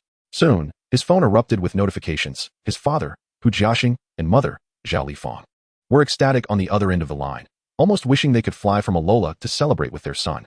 When Hubin shared with his parents his intention to participate in the Spring City Newcomer competition and win the championship, Hu Jiaxing's joy and pride were palpable. My dear son, focus on your competition. Next month, you have a 7-day holiday, right? Come to Alola, and your uncle and I will provide you with specialized training. During the finals, your mother and I will take time off to cheer for you as you seize the championship. Hu Jiaxing exclaimed with delight. Zhao Lifang chimed in, snatching the phone from his hand. Exactly. My dear son, I will prepare delicious meals for you. Hubin's eyes sparkled at this, and he eagerly agreed. It had been a long time since he had seen his parents, and the upcoming National Day would provide a wonderful opportunity to gather and learn so much from them. What a rewarding experience. After a lengthy and heartfelt conversation, he reluctantly hung up the phone, his resolve solidified. He must win the championship at this newcomer competition and make his parents proud, not disappointing their expectations. After the call, Hubin had something even more important to attend to. Thus, he, along with Wu Jin, Lu Yi, and the freshly released Nanzi, charged with fervor towards a destination, the buffet restaurant. Food enthusiasts, we must celebrate this wonderful day. Chapter 39, Learning Divine Powers, Wallet in Peril. After a jubilant celebration with Wu Jin, Lu Yi, Nanzi, and a host of Pokémon, they imparted quite the lesson to the young buffet owner. The little Snorlax was particularly formidable in its output. With the buffet owner on the verge of tears, they departed the restaurant, leaving behind a plea, please, do not return. I cannot withstand another visit. On their way, the four companions and their Pokémon strode with purpose, their bellies full, meandering through the bustling night market. Bro Bin, what is the occasion today? Why the sudden desire to explore the night market? Louis inquired, patting his stomach nonchalantly. I'm here to gauge the market situation. I may be spending a considerable time here in the future. Hu Bin responded, his eyes shining as he surveyed the lively stalls around him. Wu Jin quipped, Bin bro, you're not considering setting up a stall, are you? Nanzi and Lu Yi looked at Hu Bin with curiosity. Indeed. I wish to earn some pocket money to nurture my Pokémon. The training expenses will be quite high, so I thought I'd scout the area to see if I could earn some cash. Hu Bin observed the booming business of the stalls, feeling a sense of optimism. The trio was taken aback. Bin bro, you're already the campus champion. Is it really necessary to be so down-to-earth and consider street vending? Hu Bin retorted. Are you all oblivious to the costs? Training expenses will only escalate. Without funds, how can I train properly? Louis regarded him seriously. Bin bro, if you're short on money, just let me know. I can lend you some. Yes. Bin bro, if you need cash, just tell us, and we'll lend it to you. Don't be so reserved. Nanzi and Wu Jin chimed in enthusiastically. Hu Bin cast a disdainful glance and remarked, I have no need for your offerings. Don't you all require the nurturing of Pokémon? If you truly wish to assist me, come and help me set up my stall and support me. Wu Jin and the others were well aware of Hu Bin's temperament. When he spoke, he would undoubtedly follow through. The trio assured him with fervent promises that after their training, they would join Hu Bin in his venture to earn some money. After surveying the bustling night market, Hu Bin felt a surge of confidence. The crowds were substantial, and with his skills, he was certain he could make a handsome profit. Ah, delightful. Time to prepare, he mused. Turning to Wu Jin and the others, he earnestly stated, remember to come and lend me a hand when the time comes. The trio immediately pledged, absolutely, Brother Ben. At your command, we would traverse any challenge without hesitation. Observing their earnest expressions, reminiscent of warriors ready to charge into battle, Hu Bin couldn't help but chuckle. We're merely setting up a stall, not embarking on a robbery. There's no need for such solemnity, lest we frighten away the customers. Upon hearing Hu Bin's words, the trio burst into laughter, wrapping their arms around his shoulders. Brother Ben, fret not. When our stall is set, just wait to witness our sales prowess. Now let us treat you to some ice cream. Thus, Hu Bin was spirited away by this lively trio to the ice cream stand, and warmth spread through his heart. This group was indeed quite reliable. Raising them hadn't been in vain. Yet, he pondered if Wu Jin, Lu Yi, and Nanzi would fiercely compete with him after hearing his words, perhaps attempting some extreme 1-for-1 trade. After enjoying the night market, Hu Bin and his Vulpix bid farewell to the others and returned home. Hu Bin carefully placed the trophy he earned for winning the campus tournament on the shelf, and Vulpix beamed with joy upon seeing it. In the future, we must secure more first-place victories and fill this cabinet to the brim. Vulpix thought with great ambition. Settling onto the sofa, Hu Bin began to reflect on the day's achievements. while Vulpix skillfully leaped onto the couch, using its tiny paws to switch on the television and continue watching its favorite drama. Hubin first examined the champion rewards from the system for the rookie tournament. The system had granted him a skill upgrade voucher, which he promptly applied to enhance his ability to create high-grade energy cubes. The voucher transformed into a radiant light, elevating his skill to the mastery of crafting supreme energy cubes. Hubin felt an improvement in his capacity for creating energy cubes and gained deeper insights into the process. Additionally, the system rewarded him with a substitution technique manual, which brightened Hubin's eyes. It was indeed a valuable skill that could prove advantageous in battles. Furthermore, the system granted him 5,000 points, providing Hubin with newfound confidence. He then retrieved the rewards from the principal, an unmelting ice necklace and a manual on supernatural abilities, draping the unmelting ice necklace around Vulpix's neck. After adorning itself with the 6 tails, the creature felt an immense joy, as it sensed the icy energy transmitted from the non-fusion ice, which provided a delightful comfort. Hubin swiftly retreated to his room to retrieve his laptop, intent on reviewing the training methods and necessary tools for psychic abilities. Upon examining the details, he gasped in astonishment. The expenses involved were quite serious. The power of psychic abilities is formidable, capable of manipulating objects in everyday life. But it necessitates that the Pokémon possesses exceptionally strong mental fortitude to wield such powers. Enhancing mental strength is a significantly greater challenge than merely augmenting physical prowess, which is where external aids, such as psychic gems, become essential. Hubin clutched his chest, feeling as though his wallet would soon be depleted, a pang of anguish rendering him breathless. Thus far, the only psychic move that the 6 tails had mastered was hypnosis, and it executed this technique with remarkable finesse, showing a nascent understanding of psychic energy. Consequently, Hubin resolved to take the 6 tails to the training facility's psychic room for practice the following weekend. While he grit his teeth and exchanged some of his hard-earned points for a few energy gems for the creature's benefit. Alas, the precious points he had accumulated were about to vanish. Why did it feel as though his heart had been struck by a blizzard, so cold, so very cold? With a countenance devoid of hope, Hubin entered the system's marketplace and exchanged his painstakingly obtained points for 5 psychic gems, only to find his remaining points dwindling to a mere 2-digit figure, causing him further distress. When he produced the 5 psychic gems, the 6 tails' eyes sparkled with excitement, its tail wagging furiously. Yay, more treats. How wonderful, my master is so kind. The 6 tails leaped off the sofa and dashed back to its room, shortly returning with a piece of an ice gem clutched in its mouth, placing the ice gem alongside the psychic gems. The little creature's face radiated satisfaction. The 6 tails licked the ice gem and then turned to savor the psychic gem, exclaiming with delight at the exquisite flavors of both. Hubin watched in astonishment, utterly mesmerized by the creature's culinary enthusiasm. How could it consume both treats simultaneously? Chapter 40. The life of an exceptional trainer is like a 007 mission at 5 o'clock on a weekend morning. Many were still lost in dreams, recovering from the fatigue of the workweek through the indulgence of sleep. Meanwhile, our protagonist, Hubin, had risen early with the 6 tails and Enhancement, all motivated by the goal of triumphing in the Spring City Marathon. Indeed, to become a powerful trainer, one must embrace the life of a 007 every day. During this period, Enhancement and her fireball mouse had made significant progress, and during their runs, they no longer lagged behind, but rather exhibited a remarkable ease in their stride. While running, Enhancement inquired, Bingo, when will you set up your stall? I can help promote it. I'm planning to start after next Saturday's marathon. I'll begin preparing next week. Hubin replied. As beads of sweat began to form on Enhanced's forehead, his breath grew increasingly labored. Brother Ben, what are you planning to sell? Hubin replied with unwavering confidence. Of course, I'm selling what I excel at, energy cubes and curry rice. My skills are top-notch. The mere thought of Hubin's delectable curry rice and the sight of the fireball mouse devouring energy cubes filled Enhancement with anticipation. Convinced that Hubin was destined for success and would be overflowing with profits daily. With a beaming smile, Enhancement sought to ingratiate himself with Hubin, whose unease began to surface. Brother Ben, do you need any accessories for your thighs? I have a feeling you're about to strike it rich. I shall cling to your leg tightly. Hubin rolled his eyes at Enhancement, responding tersely, if you want to cling, then please be of genuine help. Enhancement offered a mock salute, winking as he assured, Brother Ben, rest assured, I am undoubtedly your capable assistant. With a chuckle, Hubin accelerated ahead with the 6-tailed fox, leaving Enhancement and the fireball mouse in their wake. Brother Ben, wait for me. I'm not fast. Enhancement called after him. At that moment, he felt flames igniting behind him. Turning, he saw the fireball mouse, ablaze with energy, sprinting forward with newfound vigor, quickly surpassing Enhancement in pursuit of Hubin and the 6-tailed fox. Enhancement, wait for me, big sister. He lamented, running with a grim expression, feeling a sting of betrayal as he mused on the harshness of the world. Even my fireball mouse has abandoned me, woe is me. Upon completing the journey, Hu Bin prepared Moo Moo milk and energy cubes for Lu Wei and the fireball mouse to restore their strength. The two little ones relished their meal. And after some time, both the six-tailed fox and the fireball mouse, now satisfied, patted their little bellies with contentment.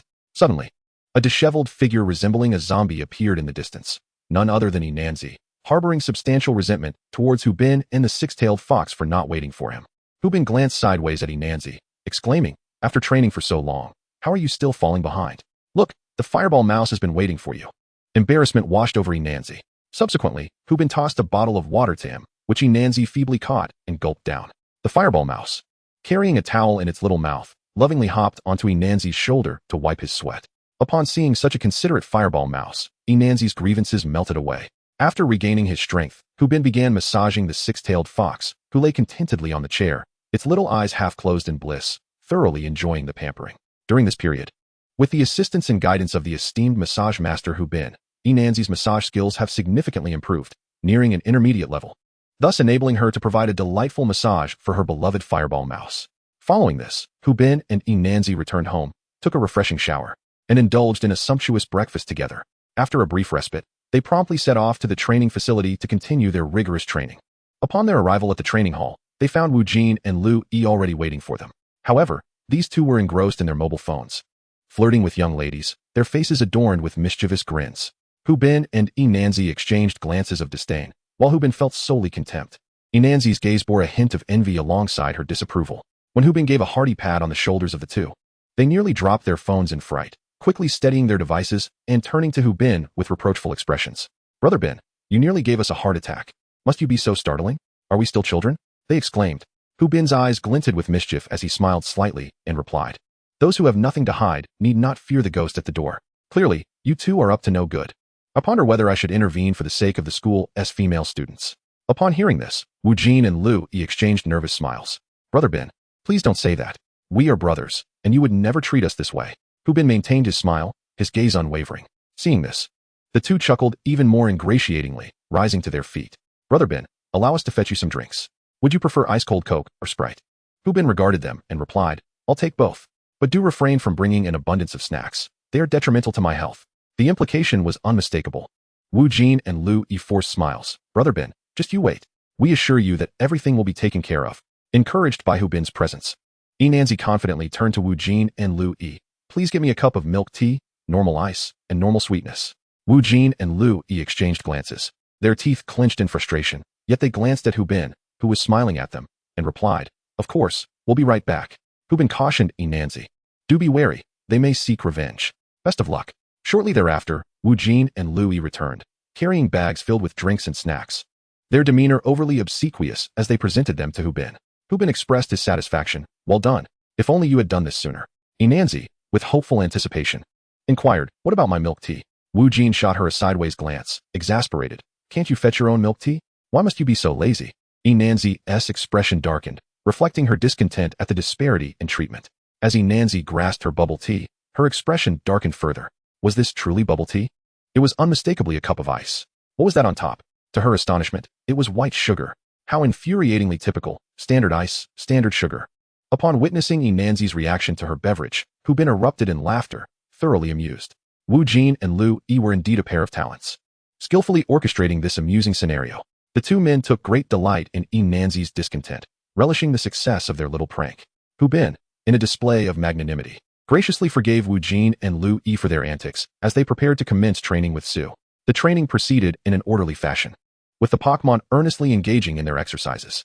Machop was energetically delivering punches to the hapless punching bag, while Cyndaquil zipped around the wooden posts, utilizing quick attack to gain speed. Enhancement was also training her Cyndaquil in agility. Meanwhile, Louis was working on the finishing move with his Snorlax, who rolled through the session, striving to increase its speed. Observing their earnest dedication filled Hu Bin with a sense of satisfaction. After a while, he and his Vulpix ventured to another training facility, the Psychic Training Room. This room was notably quieter than the others, with trainers and Pokémon deep in meditation, attuning themselves to the abundant psychic energy in the air. Strangely, both trainers and Pokémon were levitating above the ground, and Hu Bin found the phenomenon rather peculiar. Pondering the mechanics that allowed such a spectacle, wasn't he this meditation? Yet one individual appeared to have fallen asleep, drooling in a most unseemly manner. Vulpix, intrigued by the environment, dashed inside and immediately began to float. Thrilled, Vulpix frolicked in midair, paddling with its limbs in sheer delight. Hu Bin, caught up in the spirit of play, leapt into the training room, effortlessly joining the levitation. This was quite amusing, he thought, as he mimicked Vulpix's joyful motions. Trainers who had just concluded their meditative practices watched in bemusement, wondering if this was some sort of swimming pool, having never encountered such antics before. After a spell of playful levitation, Hu Bin and Vulpix finally settled down. He turned to Vulpix and said, "Vulpix, just like on the icy plains. Let us focus on sensing the energy here. We must master our psychic abilities soon." Vulpix nodded and promptly closed its eyes to attune itself to the psychic energy. Meanwhile, Hu Bin, unfamiliar with the meditation techniques of others, continued to float idly in the air, growing somewhat bored. He picked up his phone and browsed an online marketplace, hoping to find some equipment for his upcoming street vendor endeavors. I'll need a small table so I can display my goods, he mused, deciding to add one to his cart. The containers for energy cubes are also essential. Let us start with 500, and should we require more, we shall procure them. As for the meal boxes, let us order 1,000, for I sense the curry rice will sell out swiftly. Haha. Additionally, I must acquire a small bee, otherwise my voice shall suffer. Oh, and I need to secure a large pot, lest we find ourselves unable to prepare enough curry rice. A few more insulated boxes would be beneficial for presenting the curry rice, as this dish is best enjoyed piping hot. Furthermore, I ought to seek a designer to craft a unique stall. It is imperative to establish our brand. I will utilize the photographs of myself and Lu Wei for this purpose. Haha, henceforth it shall be called the Bin Lu Wei stall, with both our names featured. It is simply perfect. Hu Bin commenced a fervent shopping spree, acquiring numerous items for the stall. Upon completing his purchases, he gazed at the remaining 100,000 yuan in silence, contemplating the gravity of his situation. If profits elude him, he would soon face dire straits at home. This time, it must be an all-or-nothing gamble. He resolved to strive fiercely, dreaming of transforming a bicycle into a motorcycle. As these thoughts consumed him, Hu Bin felt a fire ignite within. The trainers nearby were startled by Hu Bin's sudden enthusiasm, pondering how he could be so invigorated. The atmosphere here has certainly shifted with your exuberance. You truly are endearing. Do share your thoughts with me. Hu Bin felt a delightful fragrance waft towards him, refreshing and invigorating. Turning to investigate, he found himself face to face with Qinan, the charming girl who had previously bested him in the campus competition. Startled by her proximity, Hu Bin's cheeks flushed crimson, and he cleared his throat, stammering, "What brings you here?" Qinan playfully cast a sidelong glance at Hu Bin, replying, "Is this your home? Why shouldn't I be here?" "Ah, indeed, your youngera is of the psychic type. Training here is quite normal." Hu Bin scratched his head, feeling a tad bashful. Qinan regarded him with a smile, finding him rather endearing. He was once a formidable presence on the training field, exuding confidence. Yet now he resembled a shy young boy, such an adorable contrast. Qian's captivating gaze remained fixed on Hu Bin, causing him to feel increasingly flustered. He thought to himself, "What should I do? This is so awkward. Why does she keep looking at me? Can someone please enlighten me on how to navigate this situation? This conundrum perplexes me. It is far too challenging." Noticing the boy's feigned composure, Qinan covered her mouth, chuckling softly. "What brings you here? Isn't Lu Wei an ice type? Why train in the psychic room?" Hu Bin deliberately turned his head towards Lu Wei, avoiding her gaze, for he feared he might succumb to his shyness once again. "I am here to assist Lu Wei in mastering psychic abilities." Qian's eyes sparkled with interest. Lu Wei is going to learn psychic skills. It seems Lu Wei will certainly shine in the upcoming Spring City Newcomer tournament. Indeed, so we must strive diligently. Though mastering these psychic abilities proves somewhat challenging, the principal provided this. It lacks the animated guidance that systems typically offer, and Lu Wei struggles to comprehend it. "Oh, I see." Qinan pondered for a moment before breaking into a radiant smile. "I can have youngera teach Lu Wei the psychic abilities." Hu Bin laughed joyfully, his excitement palpable as he inquired, "Is that true?" Qinan, gazing at Hu Bin's foolish expression, smiled gently and replied, "Of course. But how will you repay me?" "I'll treat you to a meal." Hu Bin exclaimed. "How many meals?" "Well, how many do you wish to have?" Hu Bin chuckled. "That, my friend, depends on your sincerity. I desire the finest." Qinan remarked, casting a glance at Hu Bin. Hu Bin patted his chest and assured, "No problem." Thus, Qinan summoned his companion, Yangjila. And after a brief instruction, Yangjila nodded and gracefully approached the nine tails, awakening it, and commencing the teaching of the proper methods to sense psychic energy. During this time, Yangjila frequently turned its head, scrutinizing Hu Bin for any inappropriate actions towards its master, Qinan. Should any misbehavior arise, a swift psychic strike would be dispatched. Our little Qin family must be protected, lest it be trampled upon, Yangjila thought. Noticing Yangjila's watchful gaze, Hu Bin pondered, "I, Hu Bin, am steadfast and honorable. I would never engage in such disgraceful acts." He then turned to Qinan, engaging her in conversation, shedding his earlier bashfulness and delighting her with his banter. Meanwhile, Young Jila maintained a stern demeanor while instructing the Nine Tails, which found itself perplexed by the sudden shifts in expressions from its former adversary. Chapter 42. The Treasure Boy, Hu Bin. In the training room, Hu Bin and Qinan exchanged insights on nurturing Pokémon, while Young Jila continued to guide the Nine Tails in its training. However, Young Jila's keen eyes would occasionally dart towards Hu Bin. Qinan, with admiration, remarked, "You truly are remarkable. You possess such extensive knowledge." "Oh, it's nothing special," Hu Bin replied, scratching his head modestly. "I've simply had many ideas while nurturing the Nine Tails, and I've implemented improvements based on those ideas. By the way, I've been considering purchasing energy cubes for Young Jila. Do you have any recommended shops?" Qinan inquired, her large, lovely eyes fixed on Hu Bin. Upon hearing the mention of energy cubes, Hu Bin's chest swelled with pride as he declared, "Come to me. The energy cubes I make are simply exceptional." Qinan cast Hu Bin a skeptical glance. "You can make energy cubes? I find that hard to believe." Hu Bin, taken aback by the doubt cast upon his skills, retorted, "Doubt me? Just try them. I assure you they are fantastic." With that, he retrieved a small box of energy cubes crafted from orange fruit from his bag and handed it to Qinan. As she took it, her eyes widened in astonishment. Each energy cube was perfectly shaped, undeniably flawless. Qinan, unable to contain her disbelief, opened the lid and inhaled the fragrant aroma wafting from the cubes. A rich fruit scent enveloping her senses, instantly alleviating her earlier fatigue. Qinan gazed at Hu Bin in amazement, questioning how he had achieved such a superior quality in the energy cubes, far surpassing those available in the market that boasted of high craftsmanship. And their effects were undeniably superior as well. Hu Bin gazed at Qinan with a sense of pride, thinking to himself, "Who am I? I am Brother Bin, a man capable of crafting extraordinary energy cubes. How could I possibly be compared to those flamboyant figures you have encountered before?" Eagerly, he looked at Qinan, anticipating her compliments. However, Qinan regarded Hu Bin as if he were a creature from another realm, astonished by his remarkable prowess. How could someone be so formidable, excelling in Pokémon training and producing such exquisite energy cubes? It was astonishing. The scene appeared quite peculiar, with Qinan staring blankly at Hu Bin while he wore an expression full of expectation. The delightful aroma of the energy cubes wafted from the container, causing the Pokémon in meditation to drool, their eyes fixated on the bottle in Qinan's hands. Even the Vigoroth, who was instructing a Vulpix, could hardly contain its drool, staring longingly at the energy cubes held by Qinan. The Vulpix shot a disdainful glance at the Vigoroth, thinking, "Look at how you crave this. I am almost tired of it. We can hardly store it any more at home." Regaining her composure, Qinan realized her earlier lapse in poise, her cheeks flushed with embarrassment. With a rosy face, she said to Hu Bin, "You are truly remarkable. Such energy cubes are indeed a rare sight." After carefully sealing the bottle, she reluctantly extended it back to Hu Bin. Upon receiving the compliment from the beautiful girl, Hu Bin was particularly elated, waving his hand dismissively. "This jar is a gift for you, since you've allowed Vigoroth to assist Vulpix in training. I don't know how else to express my gratitude.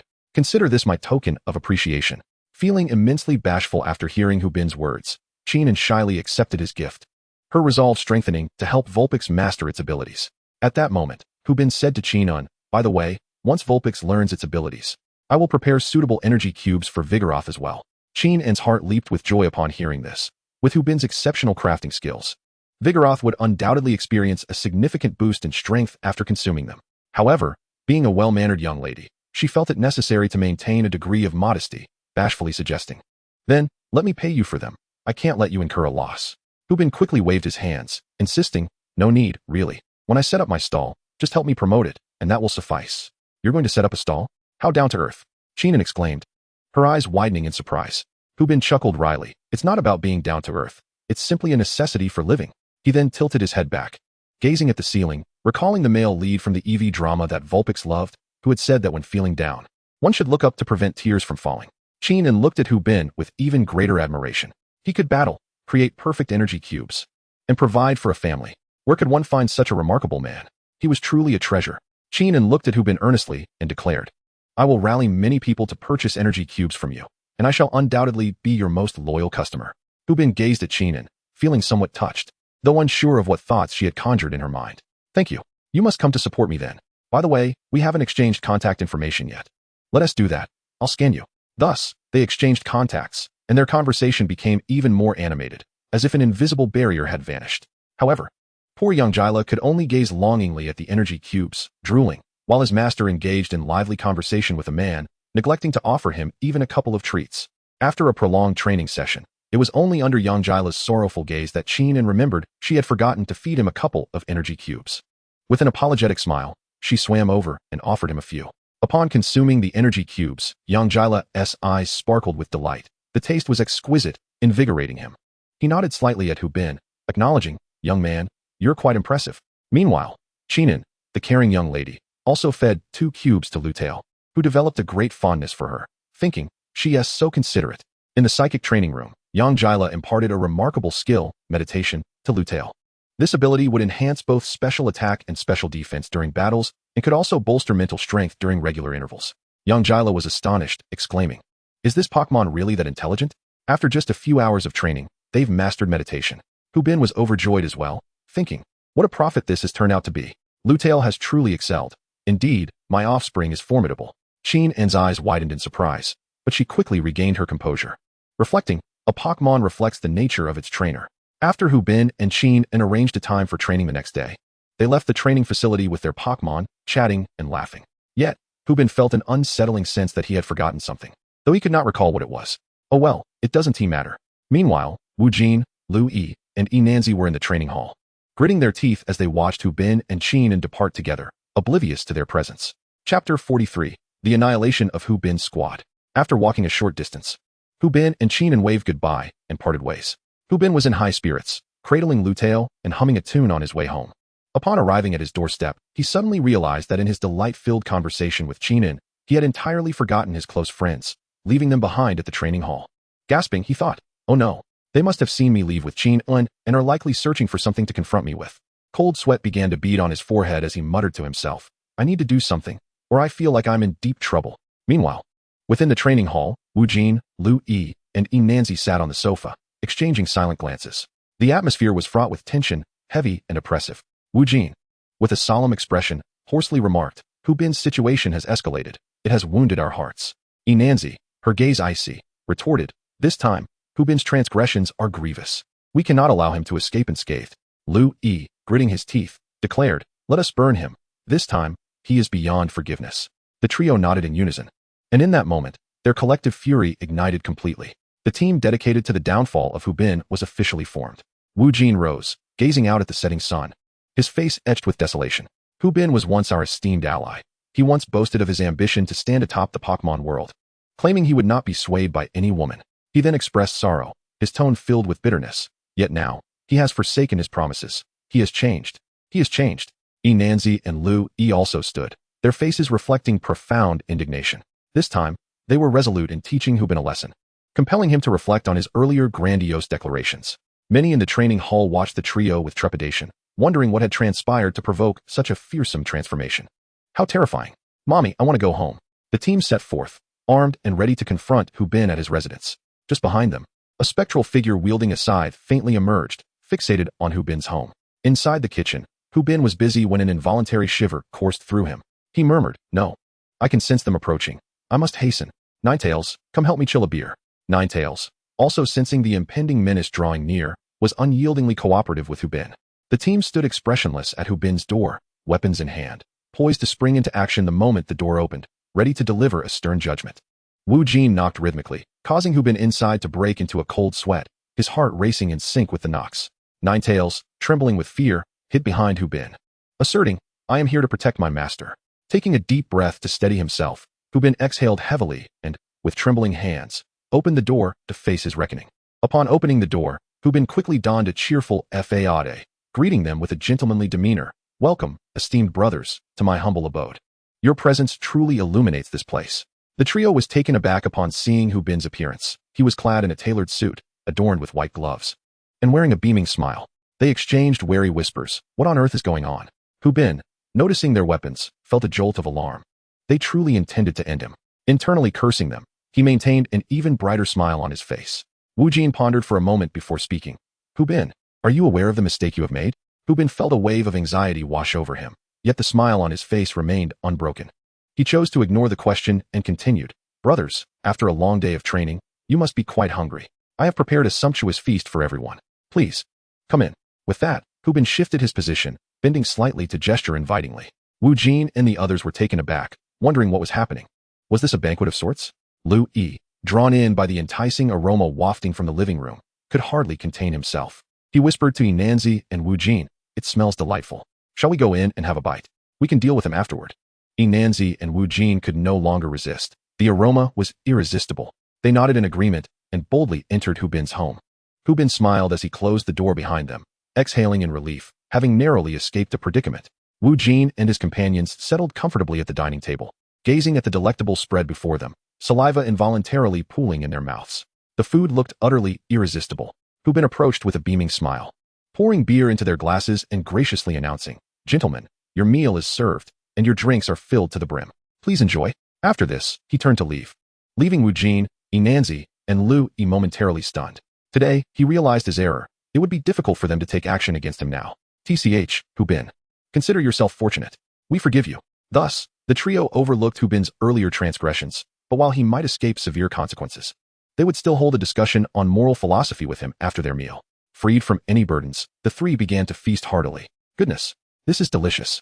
Meanwhile, Hu Bin was busy preparing a lavish dinner for his Pokémon, including Vulpix, Snorlax, and Cyndaquil, featuring an abundance of curry rice, vibrantly colored energy cubes, and a delightful drink known as Moo Moo Milk, causing the Pokémon to drool in anticipation. At Hu Bin's signal, Vulpix approached the other Pokémon to engage in conversation. "Hey there, everyone. Do you wish to savor more delightful treats in the future?" The Pokémon nodded enthusiastically. Vulpix continued, "Then what should we do if someone intends to harm the one who prepares these delicious meals for you?" The Pokémon responded indignantly, "Sister Vulpix, if anyone dares to harm Brother Ben, we will stand up for him." Vulpix nodded in satisfaction and glanced at her master. "All right, Master has it under control." After giving Vulpix a thumbs up, Hu Bin thought to himself, "Everything is set. Soon it will be time for Brother Ben's counterattack." Before long, as Wu Jin and his companions finished their meal, they turned to Hu Bin and said, "Hu Bin, come and clear the table. We need to give you a proper lesson in ethics." Hu Bin remained still, coldly staring at them. Upon seeing the intensity of Hu Bin's gaze, Wu Jin, Lu Yi, and Enanzi felt a twinge of fear. However, upon reflecting that I was here to admonish Hu Bin, our confidence surged, and we exchanged a defiant gaze. At that moment, Wu Jin, Lu Yi, and Enanzi began to tremble in fear, realizing that the six tails, along with the fireball mouse, Howley, and the small Snorlax, were all glaring at them. In an instant, cold sweat broke out on their foreheads, and they turned to Hu Bin, ingratiatingly stating, "Brother Ben, we were wrong." Hu Bin smiled faintly at them, standing amidst the Pokémon, and commanded, "Then hurry and wash the dishes, and sweep the floor." Chapter 44. The Great Demon King's words have nothing to do with me. Hu Bin. Hu Bin sat on the sofa with a host of Pokémon, embodying the persona of a public villain, watching the three individuals desperately cleaning with a cold smile. Enanzi, quickly peel the fruit. We are hungry. Wu Jin, take out the trash. Lu Yi, bring us the snacks. We want to eat.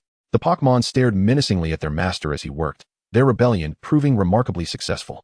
When Wu Jin and the others arrived, they were brimming with confidence, yet now they appeared utterly disheveled. Once their tasks were completed, the three of them sat awkwardly opposite Hu Bin and his Pokémon, preparing to receive Brother Bin's teachings. Hu Bin regarded them with a look of feigned sorrow. "You see, I have long warned you not to be arrogant. You must understand that your Brother Ben is an everlasting deity. You must heed his words. As for women, I can only say they are ephemeral. Can you truly grasp what your Brother Ben possesses? Can you?" The three now resembled obedient children, exceedingly docile. Hu Bin continued, "Therefore, you must diligently study and train to grow. You are still far from my realm. You must learn well, understand?" The three, on the verge of tears, could only nod in acquiescence. They now comprehended that provoking Brother Ben was a grave mistake, and they must heed his words, lest they face dire consequences. In the dead of night, after Hu Bin's lecture, the three left his abode feeling utterly dejected, lamenting their situation. What were we even here for? Who would have thought that the traitor was among us? Woe is me. Meanwhile, Hu Bin, having taught the three a lesson, felt a refreshing sense of clarity. He sang merrily while crafting energy cubes, having specially exchanged for berries that would enhance psychic abilities for his Pokémon, making tailored energy cubes for them. In the subsequent days, Hu Bin and Qin trained Six Tails in psychic abilities at the training hall, their daily routine causing quite a stir at school. Meanwhile, Wu Jin and Lu Yi watched them depart each day with resentment, deriding Hu Bin's notion of brotherhood. It means nothing. Under the guidance of Youngura, Six Tails made remarkable strides in utilizing psychic energy, causing Youngura to question his own abilities. If I were to face Six Tails with my psychic techniques, I might not stand a chance. Six Tails' capacity for learning is astonishing. How foolish of me. Vulpix, harness your psychic energy to lift that stone. Hu Bin commanded. With a spark of azure light in its eyes, Vulpix levitated the massive boulder, deftly manipulating it with its psychic prowess. The creature performed intricate maneuvers, sending the stone soaring and even making it dance in rhythm. This display left Hu Bin and Miss Qin in awe, exclaiming in admiration, while Yongjila pondered the meaning of life, feeling a sense of existential dread. The heavens did not birth me, young Gila, but Vulpix shall endure through the ages. Seizing the moment, Hubin observed, Vulpix, concentrate your psychic energy at a single point and unleash your mystical power. With a dazzling burst of blue light, Vulpix released a beam that shattered the stone into fragments. Proudly, Vulpix raised its little head, having mastered a minor form of mystical power. Hubin, overjoyed, celebrated the achievement. Having finally grasped the technique after several days of arduous training, he had exhausted all the psychic gemstones, and failing to learn would have left him in tears. Well done, Vulpix. Miss Chin-un, equally astonished, remarked on Vulpix's impressive ability to learn meditation and mystical powers in such a short span, her admiration palpable. What extraordinary learning capabilities. How is this even possible? After expressing her astonishment, she congratulated Hubin. Congratulations. Vulpix has mastered its mystical powers. Hubin, brimming with excitement, replied, I owe much of this to your and young Gila's guidance. Without you both, it would have taken much longer for Vulpix and me to learn. Chinan laughed. Oh, don't be so modest. Your Vulpix is quite the quick learner. Even without our help, it would have mastered the mystical powers swiftly. I must also thank you for the numerous energy cubes you provided. I feel quite embarrassed. Those were merely tokens of gratitude, no need for embarrassment. We can train together again in the future. Initially, Chinan felt a twinge of disappointment. She had enjoyed her time with Hubin, but with Vulpix mastering its powers, there seemed little reason to continue their companionship. However, Hubin's mention of future training lifted her spirits, and her smile blossomed like a flower. Yes, we can train together. Hubin gazed at Chin-un's radiant smile, captivated by her charm, feeling a flutter in his heart. He stared at her, lost in admiration, making Chin-un blush and feel bashful. Why do you keep staring at me? She murmured, her cheeks flushed. Instantly, Hubin's face turned crimson.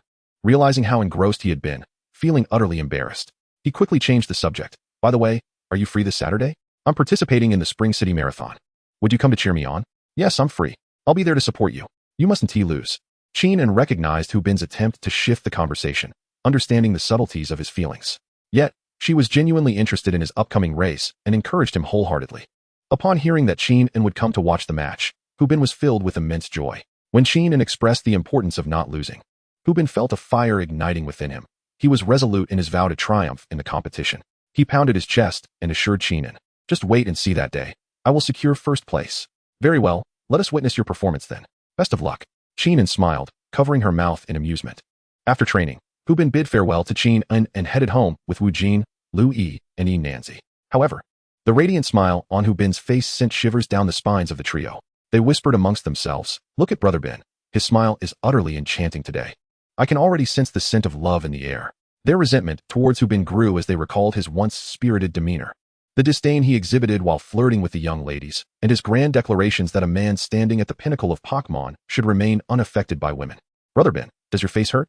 Wu Jin couldn't help but ask, regarding your earlier statement about a man at the top of Pokémon being impervious to women. Do you believe you can uphold that? Hubin pondered for a moment before responding. That was the Dark Lord's assertion. What does it have to do with me? Hubin. The three were left speechless. Truly, he was something else. Chapter 45. The Vulpix can do housework now. Upon returning home, Hubin joyfully began to cook, even humming a little tune. The trio outside bore expressions of disbelief. Love makes one foolish. Love drives one mad. Yet there was a hint of envy in their hearts. Vulpix now looked upon its master with disdain, thinking, with other dogs around, you no longer cherish me. Master, your current love-struck expression is truly foolish. Hubin was entirely absorbed in his own world, oblivious to the gazes of others. Today, his spirits were exceptionally high, and the curry he prepared was far more delectable than ever before, its quality significantly improved. Wu Jin, Lu Yi, and Yi Nanzi relished their meals, devouring bowl after bowl, while the Pokémon enjoyed their feast, their coats glistening with satisfaction. After finishing the curry, Vulpix wore a look of contentment, realizing it was even better than what money could buy. Master, maintaining this state is quite commendable. At least your culinary skills have improved significantly. Brother Ben, the Spring City Marathon is approaching. Are you feeling anxious? After their meal, the four lounged on the sofa like lethargic fish, watching television. Inanzi, recalling the imminent Spring City Marathon, felt a twinge of nervousness and inquired about Hubin's feelings. Upon hearing Inanzi's words, Hubin remembered the promise he made to Chin-un, and a surge of determination welled up within him. This time, I must win. I must take first place. There is no retreat. Who dares to hinder my victory? I shall cast them aside. Hubin's spirit soared, his demeanor fierce as he addressed Inanzi. Inanzi and Wu Jin exchanged glances, swallowing hard in fear. Brother Ben, what is going on? Why are you so irritable? It feels less like participating in a marathon and more akin to a fencing competition. the kind where one does not wear protective gear. And it's a race to see who can strike down the other first. Hu Bin, observing their expressions, thought to himself, I can hardly be blamed for this. I am a man of my word. Without securing first place, how could I win the heart of a fair maiden? Without first place, how can I claim the generous rewards bestowed by the system? There is even an egg of a fire-type Pokémon at stake. The system offers only the finest. He continued, not to mention the substantial prize money awarded for victory. Hu Bin earnestly addressed Enhancement. The difficulty of training will significantly increase over the next few days. So be prepared, you and your Cyndaquil. Enhancement and Cyndaquil were taken aback. Wasn't the current training intensity already high enough? Brother Bin, this could be life-threatening. Cyndaquil echoed, casting a pitiful glance at Hu Bin. Please, Brother Bin, have mercy. I'm still young and cannot bear such immense pressure. Hu Bin smiled at them. Having anticipated their reactions, he turned to the television watching Vulpix and inquired, Vulpix, do you wish to win the championship? Would you like another trophy in our home? Upon hearing Hu Bin's words, Vulpix's eyes sparkled with excitement as it wagged its little tail, exclaiming, yes, yes. I've longed to secure first place and showcase the prowess of my master and myself. Hu Bin felt a wave of pride at Vulpix's enthusiasm, thinking, indeed, my little one is the most diligent. Hu Bin gently said to Vulpix, this time, our training must be elevated. Are you mentally prepared? Vulpix nodded vigorously and declared, yes. Yes, I find the current training regimen insufficient. Increasing the workload is a splendid idea. Hu Bin affectionately patted Vulpix's small head and turned to Enhancement and Cyndaquil, softly stating, I want to pressure you further, but I fear you might be outperformed by Chin and her boyfriend. That would be quite an embarrassing spectacle. Upon hearing Hu Bin's words, Enhancement thought, Brother Bin, you are remarkable, delivering the most cutting remarks in the gentlest tone. She continued, I can only admit defeat. For I cannot bear to witness myself losing to Chin and her boyfriend. Enhancement looked earnestly at Hu Bin and implored, please, Brother Bin, train me rigorously over these next few days. Hu Bin nodded in satisfaction at Enhancement's determination. Cyndaquil was taken aback, wondering how its master had so swiftly switched sides. By the way, Cyndaquil, I have recently developed an energy cube tailored just for you.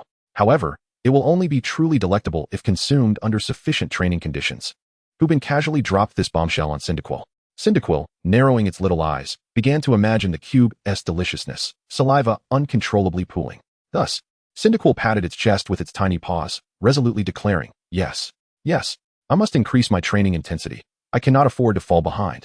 Hu Bin felt quite satisfied with the demeanor of Enhancement and the fireball mouse, giving them a nod of acknowledgement.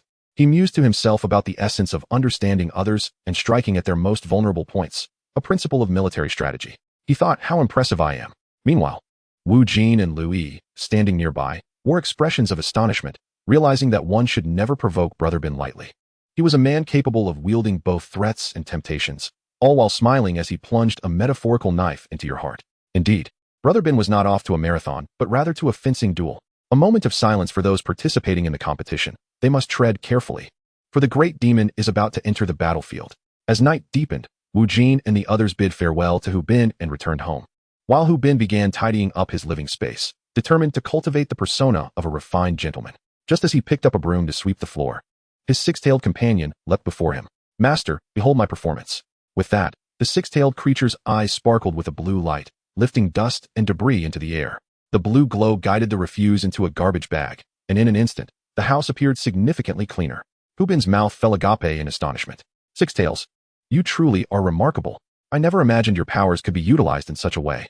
The six-tailed creature turned back to him with pride, exclaiming, Master, little Six Tails is impressive, isn't she? Hu Bin raised his thumb in enthusiastic approval, bestowing a grand compliment upon her. Six Tails beamed in delight and promptly resumed her household tasks. Hu Bin sat on the sofa, mesmerized by Six Tails as she skillfully directed the mop and cloth with her abilities. Goodness, it's astonishing. My Six Tails can manage household chores now. He felt overwhelmed with emotion, nearly brought to tears. It was akin to a parent witnessing their child's first attempts at household duties, filled with pride and sentiment. Six Tails often observed Hu Bin cleaning and longed to assist, but her small paws were limited in capability, which left her feeling frustrated. Now, endowed with her powers, she could aid her master in numerous ways, bringing her immense joy. After completing the chores and gazing upon the refreshed home, Six Tails felt elated, truly feeling like an accomplished little helper. Chapter 46, the inauguration of the Spring City Marathon. The Spring City Marathon is an officially organized event, spanning 20 kilometers, and consistently attracts numerous trainers and Pokémon to participate. This competition requires both trainers and their Pokémon to run together, testing their stamina, perseverance, and mutual trust throughout the race. True to its name, Spring City experiences a perpetually temperate climate, with splendid weather. However, its high altitude poses challenges for runners. While local residents may fare well, those traveling from lower altitudes to partake in the event face considerable trials. Naturally, the allure of substantial prizes is enticing. The first-place winner receives a cash reward of 500,000 yuan, and the top 100 participants are also awarded generous prizes. Hubin and the Vulpix. Imbued with an unwavering spirit of victory, diligently trained during the final days leading up to the competition, Enhancement and the Pinnacle also exerted themselves, appearing utterly exhausted from the intensified training regimen. Nevertheless, the results were remarkably evident. Enhancement, once frail and delicate, had gained considerable strength through this period of rigorous training. Pinnacle was on the brink of evolution, likely to transform into Kalava in the near future. During this time, Hubin enjoyed a fulfilling routine, training each morning, attending classes at school, occasionally engaging in light-hearted conversations with Qin, and in the evenings, training alongside Qin and Wu Jin. After returning home, he would relax with Vulpix, watching television, while exchanging messages with Qin. He was indeed a master of time management, though he took the matter quite seriously. As the Spring City Marathon approached, only a day remained until the event. On that crisp morning, Hubin, Enhancement, and their Pokémon trained together, while Enhancement and Pinnacle collapsed onto chairs, gasping for breath after the demanding training sessions. Yet, Hubin and Vulpix appeared remarkably composed, merely breathing heavily and sweating slightly. Their physical prowess was astonishing. Upon noticing the expression in Enhancement's eyes, Hubin smirked derisively. After all, he and Vulpix had consumed the body-enhancing elixirs produced by the system. Their physical capabilities were otherworldly, far beyond those of ordinary mortals. He was resolute in his ambition to claim victory in the upcoming race and reach the pinnacle of his aspirations. With a playful tone, Hubin remarked to Enhancement, "Remember to remove your weights before the competition tomorrow. It is your moment to shine." Enhancement, still reclining in her chair, responded with a smile, "Absolutely.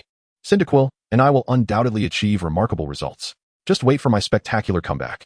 Enhancement, with a hint of admiration, added, "Should you and Vulpix not also shed your weights for the race? It seems you could easily run 20 kilometers without them." After a moment of contemplation, Hubin turned to Vulpix, asking, "Shall we remove the weights?" Vulpix shook its head, replying, "No, I feel sufficiently prepared. I fear that removing them might intimidate the others."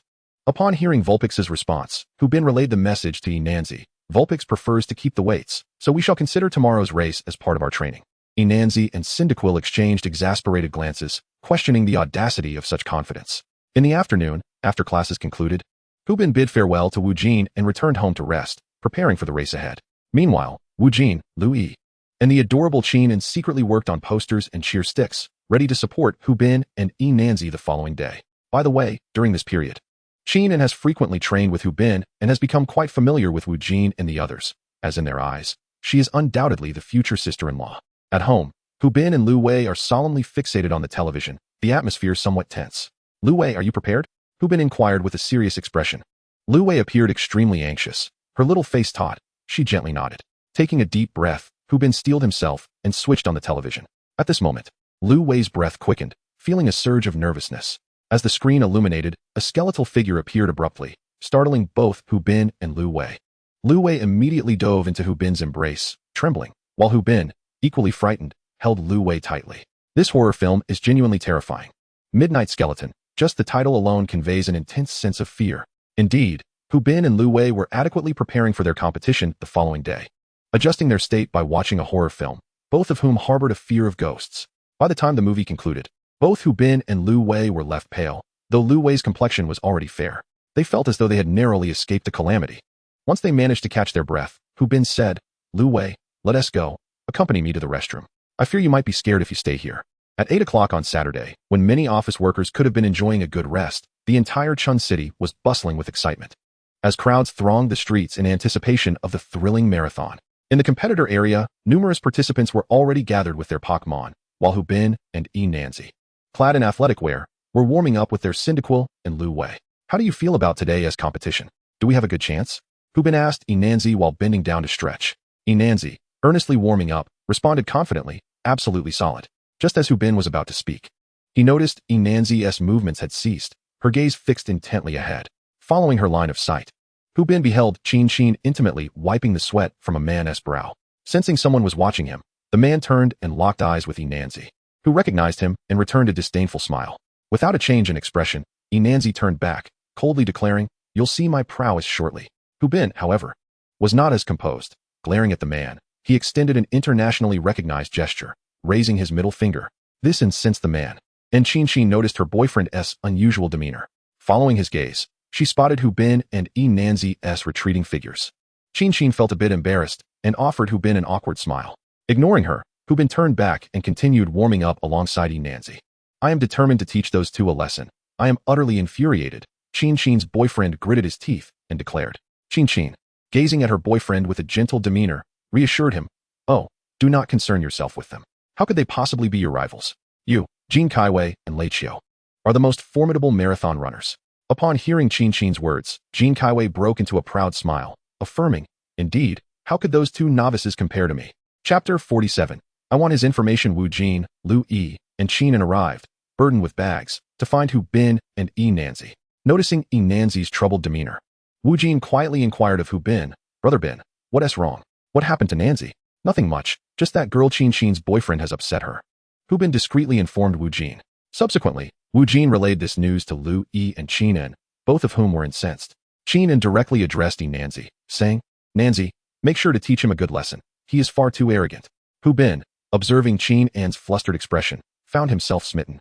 How could she look so adorable even when angry? Wu Jin and Lu Yi, witnessing Hu Bin's expression, couldn't help but cover their faces. Brother Bin, where did your imposing demeanor go? This is quite distracting for us. Soon, the competition was about to commence, and since Qin and the others were not contestants, they could not linger in the competitors' area for long. After cheering for Hu Bin and Nanzi, they prepared to step outside to watch the race. Just before departing, Qin playfully smiled at Hu Bin. Give it your all, and don't forget you promised me you'd secure first place. Upon hearing Qin's words, Hu Bin felt as if he were floating. Steadying himself, he replied, just wait at the finish line to see how Lu Wei and I claim first place. Huh. First place will be a breeze.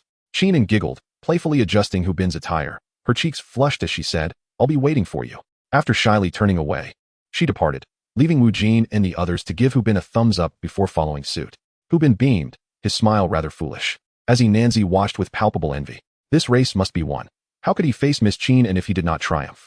As the competition was about to begin, all the contestants listened intently to the opening remarks from the esteemed man at the podium, none other than Lu Gu, the president of the Spring City Pokémon Association, with the Spring City Gym leader Chu Shun standing beside him, clearly indicating the high caliber of this event. Subsequently, all contestants took their positions, awaiting the sound of the referee's gun to commence the race. An immense crowd had gathered, filling the entire street, stretching as far as the eye could see, with spectators fervently cheering for the participants, creating a vibrant atmosphere. This year's Spring City Marathon had nearly 1,000 participants. A substantial number, yet only 100 would emerge victorious, with the top prize garnering the attention of countless onlookers. At this moment, Hu Bin, Yananzi and his companions, Vulpix and Cyndaquil, were poised and ready to sprint at a moment's notice. Qin's boyfriend, Jin Kaiwei, cast a derisive glance at them alongside his Raichu. Soon, you shall witness true velocity, and there will be tears. Both Hu Bin and Yananzi noticed the expression on Jin Kaiwei's face and instinctively responded with a universally recognized gesture. Even Vulpix and Cyndaquil joined in, taunting Jin Kaiwei and Raichu. Hey, just a rookie. Prepare to see how my master and I will dominate you. Just wait and see. Jin Kaiwei and Raichu trembled with rage, the electrical sacs on Raichu's cheeks sparking with energy. Gritting his teeth, Jin Kaiwei warned, don't get too cocky. I shall teach you a lesson soon. The referee took position in the judging area, raising a pistol skyward. All contestants assumed their starting positions.